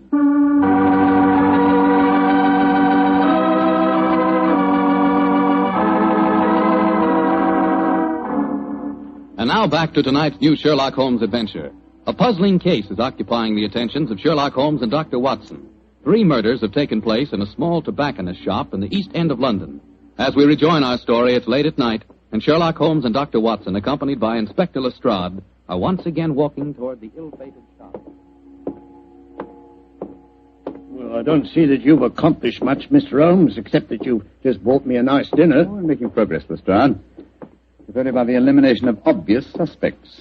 But there's a pattern to this case, and that should give us a clue. Well, how do you mean, Holmes? My dear fellow, consider the obvious motive of these murders, and particularly observe the results they've obtained. Well, the motive was the same in all 3 killings, robbery. Oh, no, Lestrade. Don't let the theft of a few pounds from the till blind you to the real motive. Look. Here's Miss Grillet now. She's coming out of the shop. Good evening, Miss Grillet. Hello, Mr. Holmes. Is your father home yet? Yes, he is, Mr. Holmes.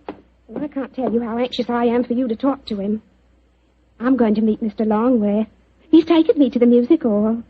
I should be home just after 10. I hope you'll be able to stay with Dad until then. Well, don't you worry, Miss Grillet. We'll keep an eye on him. Oh, thanks ever so much.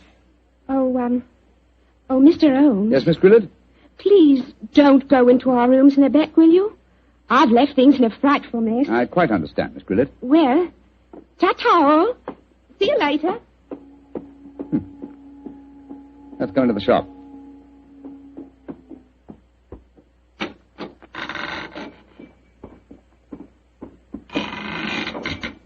Who is it? Oh, it's you, Inspector. Here, these gentlemen, Mr. Sherlock Holmes and Dr. Watson. How do you do, sir? Good evening, sir. Good evening. Did you meet young Lily just now? Yes, she told us she was going out to the music hall with Mr. Longworth. Yes. I'm afraid we had quite a set to about that. A very strong-willed girl, Lily, very strong-willed. Am I to assume that you disapprove of your daughter's association with Mr. Longworth? Yes, of course I do. He's a top. He's got lots of money. Lily's so blind she can't see that he's up to no good. I'm pretty sure he's afraid I might find out what's really at the back of these here murders. And what is your theory, sir? Well, I'll tell you this in confidence. Got nothing to back it up now, you understand. There's been talk of widening the docks around here. That'd make property values go up, you see, of course. Well, young Longworth's been trying to buy up all the other shops along the waterfront here, but they wouldn't sell. If you ask me, he's had these murders done just to frighten people away so that he could buy cheap. Now, I'm not saying that he did the murders himself, you understand, but he planned them. Why, in these parts, it's easy enough any night to get a throat cut for a couple of quid. Yeah. That's why I'm glad you're here, gents. You see, I just got another warning. Warning? What do you mean, sir, warning? Found this note slipped under that door there not 3/4 of an hour ago. Receive, please. What does it say, Holmes? I shall call on you at 8:30 tonight. You know what's good for you. You'll be waiting for me alone. Try any funny tricks, you'll go where I sent the rest of them. Well, that's obviously from the killer. Possibly. What's the time now? Look, it's 8:20. I was hoping you gentlemen would wait in our rooms back of the shop. You can hear what's going on in here, and if he tries any rough stuff, you can pop in and nab him. Just what I was about to suggest myself, Mr. Grillet. Either way, will you? Oh, yes. Just step behind the counter, gents. Now, through here. Here we are. Ain't exactly Buckingham Palace back here, but you can make yourselves comfortable, can't you, gents? Oh, don't you worry about us, Grillet. Oh, I better turn out the gas. If this bloke spots a light under the door in here, he might smell a rat. Now, there we are. Now, as soon as I see him coming in the shop, I'll knock twice on the door, like this. And that'll give you the signal that he's here. Is that right? Right, you are, Grillet. All right, now keep your ears open, gents. I may need your help. Where are you, Holmes? I can't see a thing. Over here, Watson. You know, I've got another theory why Jack Longworth might be at the back of all this. You listening, Holmes? Yes, I'm listening, old fellow. What is your theory? Longworth knows that Grillet doesn't approve of his having anything to do with Lily. So when he goes abroad, he leaves instructions to murder the tobacconist. The assassins don't know about Grillet having a stroke, of course, so they keep murdering the wrong fellow. Well, that makes very good sense, Doctor. What do you say, Mr. Holmes? Holmes? Holmes? Where are you? Bless my soul, he's disappeared. No, I haven't. I was just exploring. Shh. The signal. There goes the front door. Somebody's come in.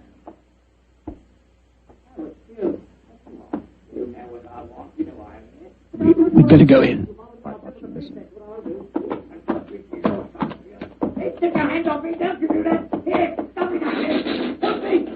We've got to get in there at once. Open the door. Well, it's locked. Never mind that. Get your shoulders into it. Come on, help me. On here. Go. Come on, one more.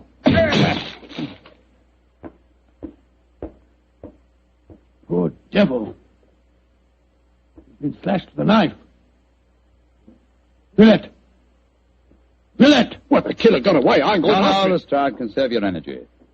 Your murderer lies there. But that's Grillet. Of course it is. Search his pockets, Watson. I think you'll find a blood-stained knife. Let's have a look. Good Lord. Here's a razor in his pocket. It's covered with blood. You mean to say that he slashed himself? Let's slip the handcuffs on him, Lestrade. While he's still play-acting, he may be more difficult to handle when he realizes the game's up. Take your hands off of me. Come on, quick. Come on, yes. Hey. Come on. Very neat, Lestrade. Yeah. Well, now that I've knocked a wounded man out cold, perhaps you'll tell me what's going on, Mr. Holmes. Yes, I'm completely in the dark, too. Oh, it's very simple, really. Grillet has just staged a fake attack on himself. Fool us into believing that someone else is the murderer. Yeah, but the threatening note he received... Composed by himself for the occasion. Yes, but we heard voices. We heard the shop door open. We heard Grillet talking to himself. And as for the shop door, that's how he gave himself away. Well, how do you mean, Mr. Holmes? Whenever the shop door opens, there's a bell that jangles. You will notice... So. Yeah, that's right, there is. There was no bell jangle when we were in the back room. Grillet got us in there, locked the door on us unobtrusively, and staged his little drama. Yes, but we heard the door creak open and close, Mr. Holmes. The creak of this flap in the counter would sound exactly the same, my dear fellow. Now listen. Yes, but why, Holmes? How did you spot that Grillet was a man? It was obvious from the beginning that since nothing had changed about the shop except the ownership, that the attackers were directed against any tobacconist who was not Grillet himself. Of course, his daughter, Lily, obviously knew what was going on. Well, I don't see how you figured that one out, Mr. Holmes. Every remark that she made showed that although she loved her father, she knew his failings. In any case, she gave me the final clue. Oh, what clue was that? In very pointedly asking me not to go into the back room of the shop. Of course, she meant the reverse of what she said. I followed her advice when you were explaining your theory to Lestrade. Well, what did you find, Mr. Holmes? Miss Grillet had obligingly left a secret door open, a door leading to a passageway that seemed to go down to the waterfront. We'll examine it more thoroughly in a minute. Yes, but I still don't understand Grillet's motive, Holmes. Neither do I, old chap. No, I suspect that from the interest of the Foreign Office in the case, this shop has been the headquarters of an espionage ring. I'm afraid the final answer to that question will have to be given by someone else. Oh, who, Holmes? By my elder brother, Mycroft. Humiliating, isn't it, Watson?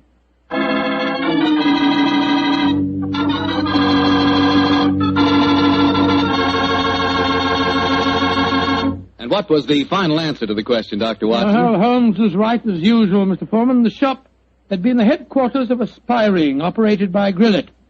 Many international criminals had been smuggled in England or foreign ships moored up the river. And did Mr. Grillet hang for his crime? No, he didn't, my boy. Before he came to trial, he had another stroke and he died. Probably just as well for his daughter's sake. Oh, his daughter. Lovely girl. Did she marry Longworth? Indeed she did. As a matter of fact, I danced at her wedding. It was a very wonderful wedding reception. See, you would have been there yourself, Mr. Foreman. In fact, you'd have liked it very much. They served a pretty good wine. Was it a Petri wine by any chance? Oh, well, it was so good it easily might have been. You mean because Petri wine is the kind of a wine you can't forget? That's exactly what I do. Well, that's because the Petri family really knows all there is to know about the fine art of turning luscious, sun-ripened grapes into fragrant, delicious wine. And now let's drop in on our good friend, Dr. Watson. Good evening, Doctor. Good evening, Mr. Foreman. Where are the puppies tonight? Well, I found them playing with a dead seagull, so they've been sent up to bed in disgrace. You certainly look comfortable yourself, Doctor.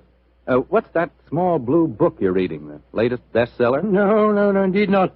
This book was never a bestseller, my boy. It's entitled Practical Handbook of Bee Culture, with some observations on the segregation of the queen. Quite a catchy title. Who's the author? A fellow by the name of Sherlock Holmes.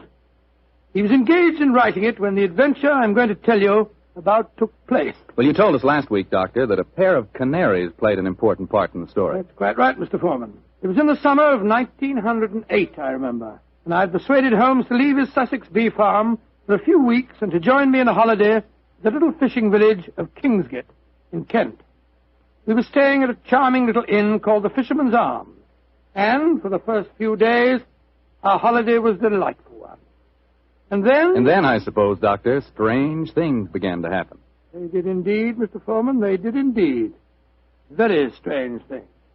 One afternoon, we just finished a late tea, I remember, and were sitting outside on the lawn sunning ourselves and enjoying our pipes.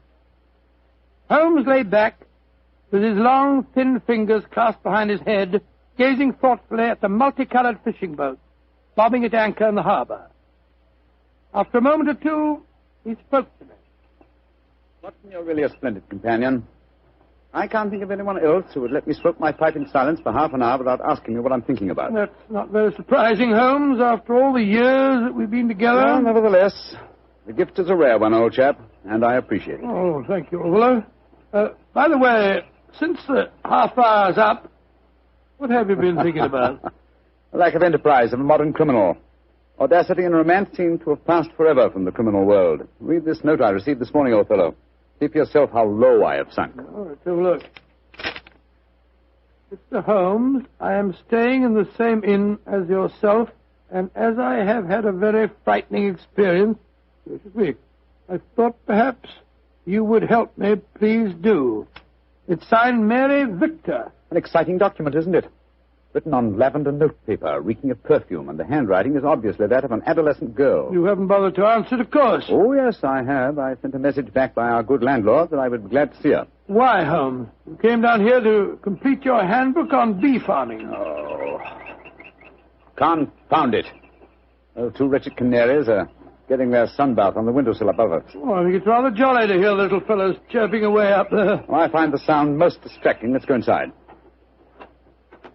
You know, Holmes, those birds are owned by a charming couple, Mr. and Mrs. Wainwright.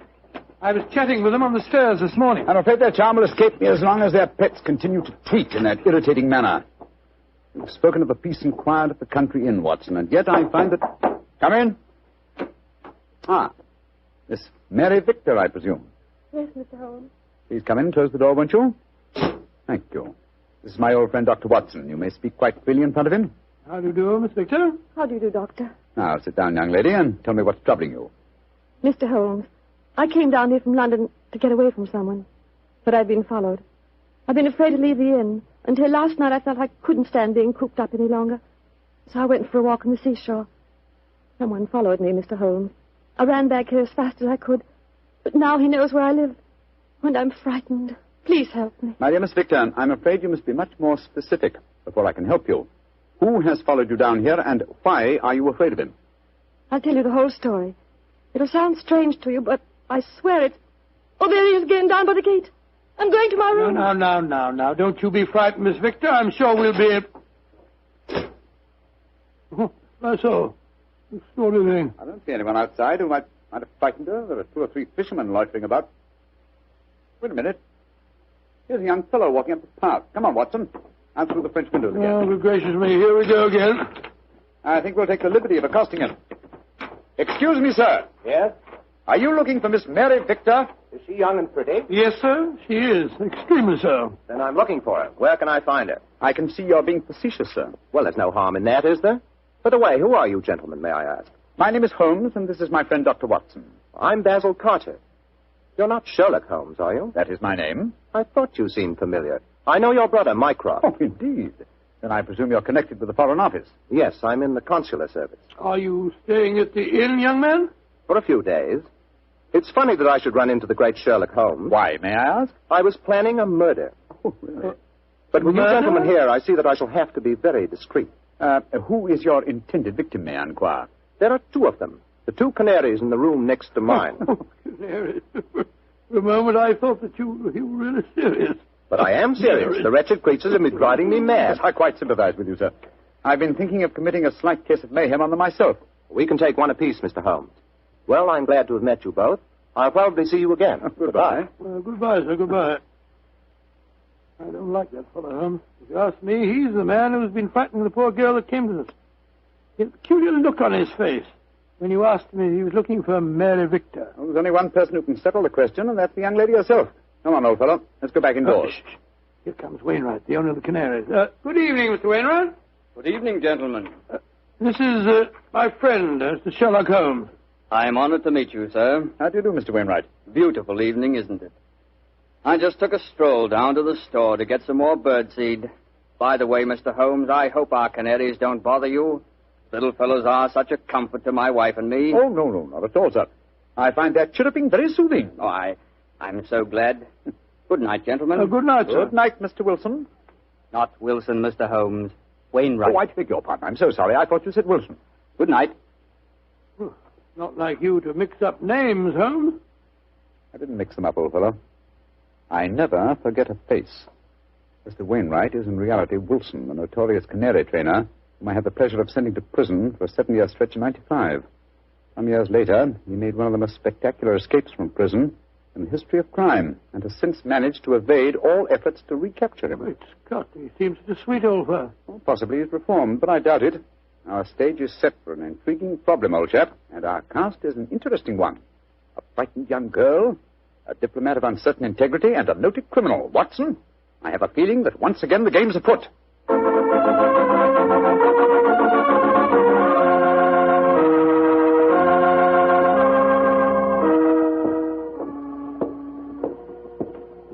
Holmes, why are we strolling along the pier instead of staying at the inn?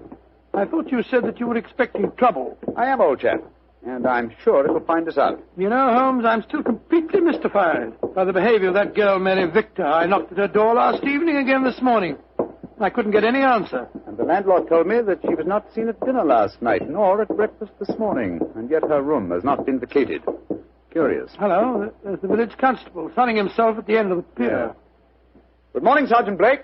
Mr. Holmes, Dr. Watson. How are you, gentlemen? Well, splendid, thank you, Sergeant, and very appreciative of the weather that you've provided for us. Oh, think nothing of it, sir. We always arrange that for our really distinguished visitors. Oh.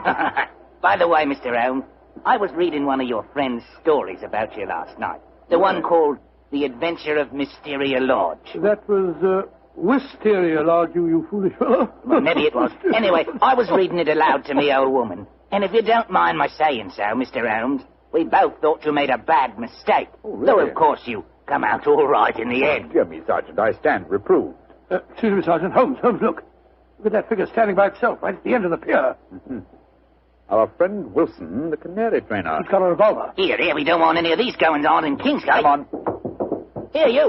What are you doing waving that revolver about? Keep back, the three of you. I'm the law here. Don't you tell me what to do. Keep back, I say. I'm not afraid to fire. Better do as he says, Sergeant. You don't want to trifle with. Just exactly what are you up to, Wilson? You caught up with me once again, Sherlock Holmes. But this time you're not going to send me back to a prison again. And maybe the gallows. If I can't escape you, then I'll take my own way out with this revolver. Wilson, what in thunder are you talking about? The murder at the inn last night. I did it. Murder? I'm confessing in front of the three of you. So you leave my wife alone. She didn't know anything about it. Now, I hope you're satisfied, Mr. Sherlock Holmes. He's pointing the revolver as he heads. Wilson, you fool, stop it! Strike me pink. He done it. Over the pier and into the sea. Get help, Sergeant. It's possible he isn't dead. Right, sir. Come on, Watson. We're going back to the inn, I suppose. Of course we are. We've just heard a murder confession, but we don't know who has been murdered.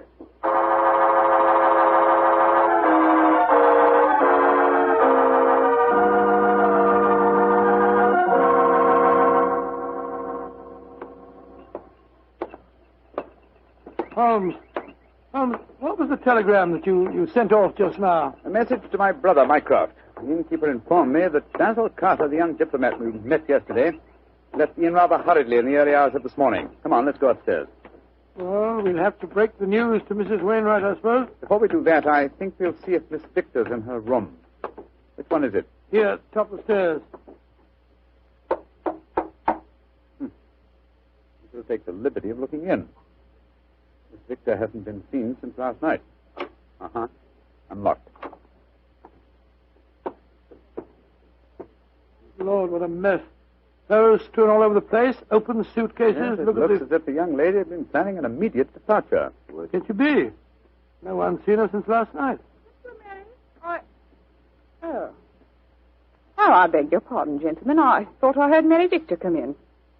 I'm Mrs. Wainwright. Mrs. Wainwright, I'm afraid we have some rather bad news for you. Your husband shot himself a quarter of an hour ago at the end of the pier, and his body fell into the sea. Is he dead? We must presume so, madam. I left the police sergeant there searching for him. Sergeant Blake should be back here any moment now. So he did it. After all. You don't seem very surprised, madam. He threatened to do it. Mrs. Wainwright, before your husband shot himself, he confessed to committing a murder in this inn last night. A murder? Whose murder? At the moment, we're not quite sure. Oh, he must have been out of his mind. Mrs. Wainwright, I'm afraid I must ask you some rather painful questions. Are you aware that your husband was a criminal, that he served a prison sentence under the name of Wilson? Yes, I knew that. He told me when we were married 2 years ago. But he said that he'd gone straight ever since he'd come out of prison. That's why he changed his name. He was trying to make a fresh start. You know no reason for his planning to kill anyone at this inn? None. And unless you find someone murdered, I wouldn't give too much thought to it. Yes, if you'll forgive my saying so, madam, you seem remarkably unmoved by your husband's tragedy. Why should I pretend? We were very unhappy together. This might be the best way out of it for both of us. Oh, my soul. My husband carried quite a large amount of life insurance. In the event of suicide, would that be payable? Depends on the policy, madam. But I must say that from your attitude, I begin to doubt whether your husband is dead. What do you mean? I mean that if Mr. Wilson, or if you prefer it, Mr. Wainwright, wished to disappear in spectacular style, What could be simpler than to pretend to shoot himself, drop into the sea... Mr. Elm! I'm up here, Sergeant. Ah, did you find him? Yes, Mr. Elm. We fished him out right away. Dead as a doornail. Shot himself through the head, he did. Well, that disposes of your last theory, Holmes. Did you find the revolver, Sergeant? Yes, ma'am. Got it right here with me. One bullet missing. Have you found out if anyone here's been murdered, Mr. Elm? I found out very little as yet. Wait a moment. Listen. I don't hear anything. Exactly, you hear nothing. Yet we're within a few feet of the Wainwright's room. What do you mean, Mr. Elm? I mean that there is one sound we should be hearing very clearly at the moment. Right, I think of it before. The sound of your canaries chirruping. You've heard little else for days. Come on, Watson. Where are you going? Your room, madam. I'm afraid I must dispense with asking your permission. You're already in my room. It seems a little late even to mention the subject. Here's the bird cage and the windowsill. Oh, the birds are gone. No, old chap. If you look more closely, you'll see them on the bottom of the cage. Let me open this door and get one of them out. By Jove, Holmes. They're dead. And yet when we entered the inn a few minutes ago, they were still chirruping. But who on earth would want to kill a couple of birds? That, my dear fellow, is one of the things we have to find out. So far, I must admit, I'm puzzled. We have a self-confessed murderer, and the nearest thing we can find to a corpse is a pair of dead canaries.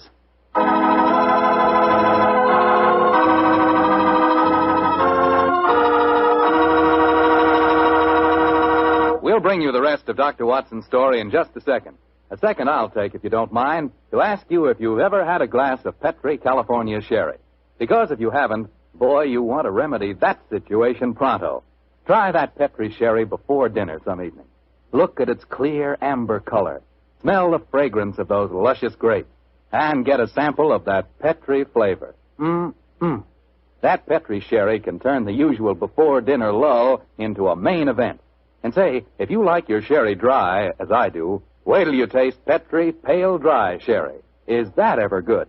But after all, when it's a Petri wine, it's always a good wine.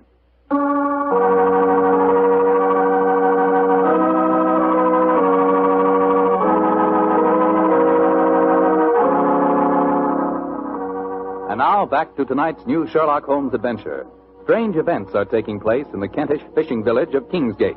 A self-confessed murderer has committed suicide, but his victim cannot be found. As we rejoin our story, the great detective and his old friend Dr. Watson are once again examining the room of Mary Victor, one of the missing guests. You know, Holmes, the murder that Wilson confessed to before he committed suicide might have been the killing of those two canaries. I think not, old chap. Wilson obviously loved the creatures and kept them in spite of the fact that they were dangerously apt to identify him with his criminal past. Uh-huh. Interesting. Very interesting. Huh? What have you found? This note lying on Miss Victor's dressing table. Yeah. Have a look. You think you can hide from me, Mary, but you can't. Wherever I go, I shall follow you. So why not get wise to yourself and stop running away? Sounds as if the poor girl was in danger, all right. Possibly, but the writer of that note was certainly obliging. Though the letter is unsigned, he at least gives us a clue to his identity. Oh, what clue? The phrase, get wise to yourself, is very un-English. It's American. Come on, old chap. Well, where are we going now? The envelope to this letter has the Kingsgate postmark on it. I should be surprised if that fount of all knowledge, the village postmistress, can't help us find an American visitor.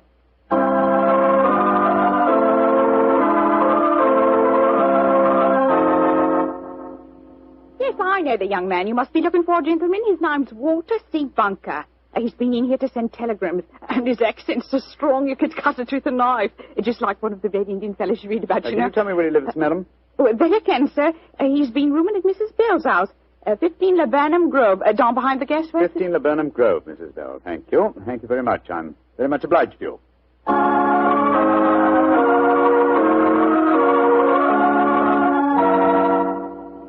Mrs. Bell?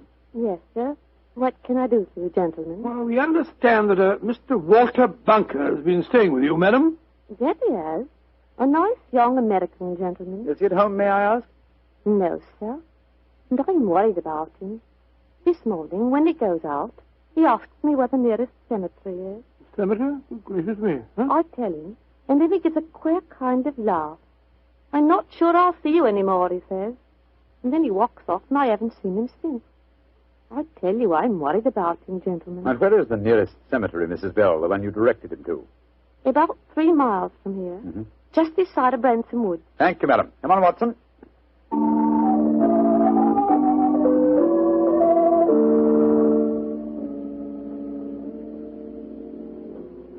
The cemetery seems deserted.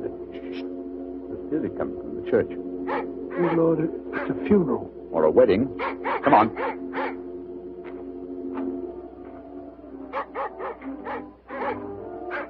By Jove, it is a wedding, Holmes. I'm afraid we're on the false trail, but we'd better make sure.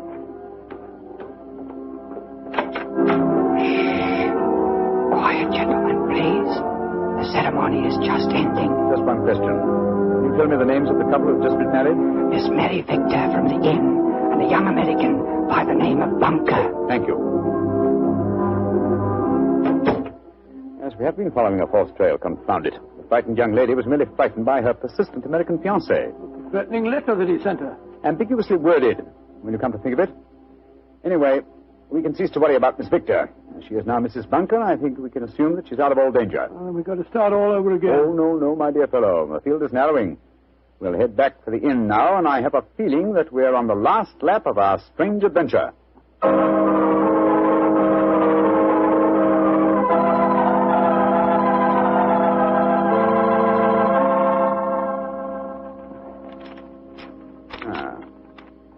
Yes, here's another suspect eliminated. This telegram is from my brother Mycroft. I telegraphed him earlier on today to check on the movements of Basil Carter, the young man who left the inn so mysteriously in the early hours of this morning. His answer informs me that the gentleman in question was recalled to the Foreign Office suddenly and arrived quite safely a few hours ago. Well, now I'm completely puzzled. And I, old fellow, at last see daylight. Wish I did, Mr. Holmes. Sergeant, go upstairs and get the dead man's widow and bring her to my room, please. And then I think I can give you the solution to this problem.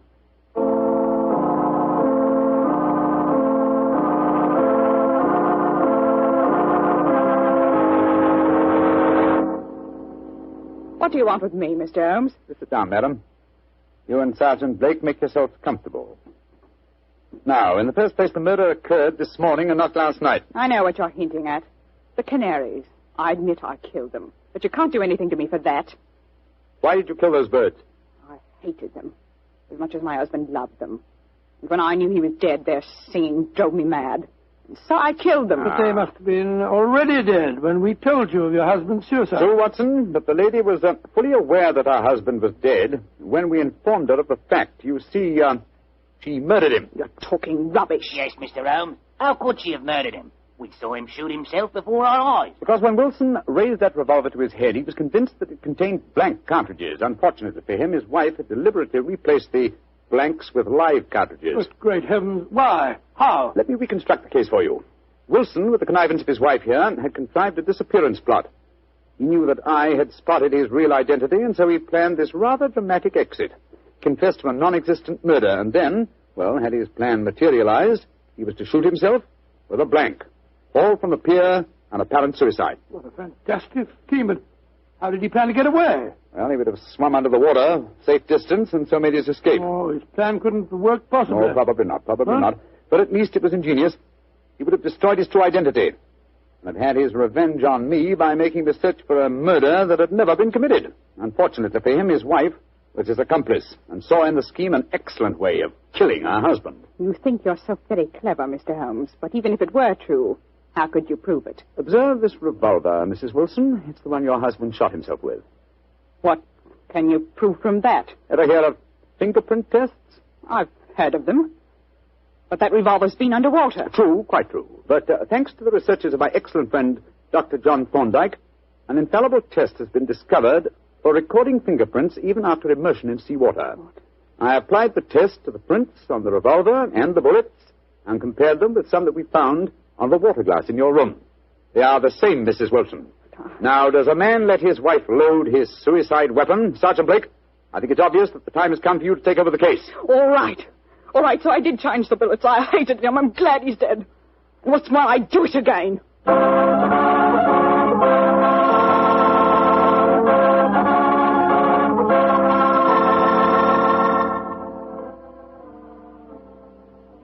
Mr. Holmes. Yes, Sergeant Blake? Well, now that I've taken Mrs. Wilson to the station and booked her on a murder charge, I wonder if you'd mind answering a question. With pleasure. This fingerprint Ah. test. I'd like to know about that. I never heard of being able to take prints after a revolver has been handled 2 or 3 times and soaked in salt water. Yes, Holmes, and I'd like to know when you performed the test and took the prints off the glass in her room. I thought that I was with you all the time. You were, my dear fellow. Well, then, I can give you the answer in one word. Bluff. What? There is no such test, my dear Watson. It would be almost impossible to expect clear prints after so much handling, and totally impossible after submersion. Fortunately for us, though, Mrs. Wilson was gullible enough to believe me and give me a confession. And there's no such person as Dr. John Thorndyke? Oh, yes, indeed there is. A great success last year in the case of the red thumb mark. You didn't tell me about that case, Holmes? No, I didn't. It was deliberate, old chap. With your taste for writing sensational stories, I was afraid you might publish the affair. Oh? Would it have mattered if I had? Oh, yes, it would. Hmm? You would have given away, what shall I say, professional secrets. You would have provided the public, and in particular the criminal public, with a complete education on fingerprints. And when that happens, my dear Watson, we shall have no tricks left. That will be a sad day for detectives.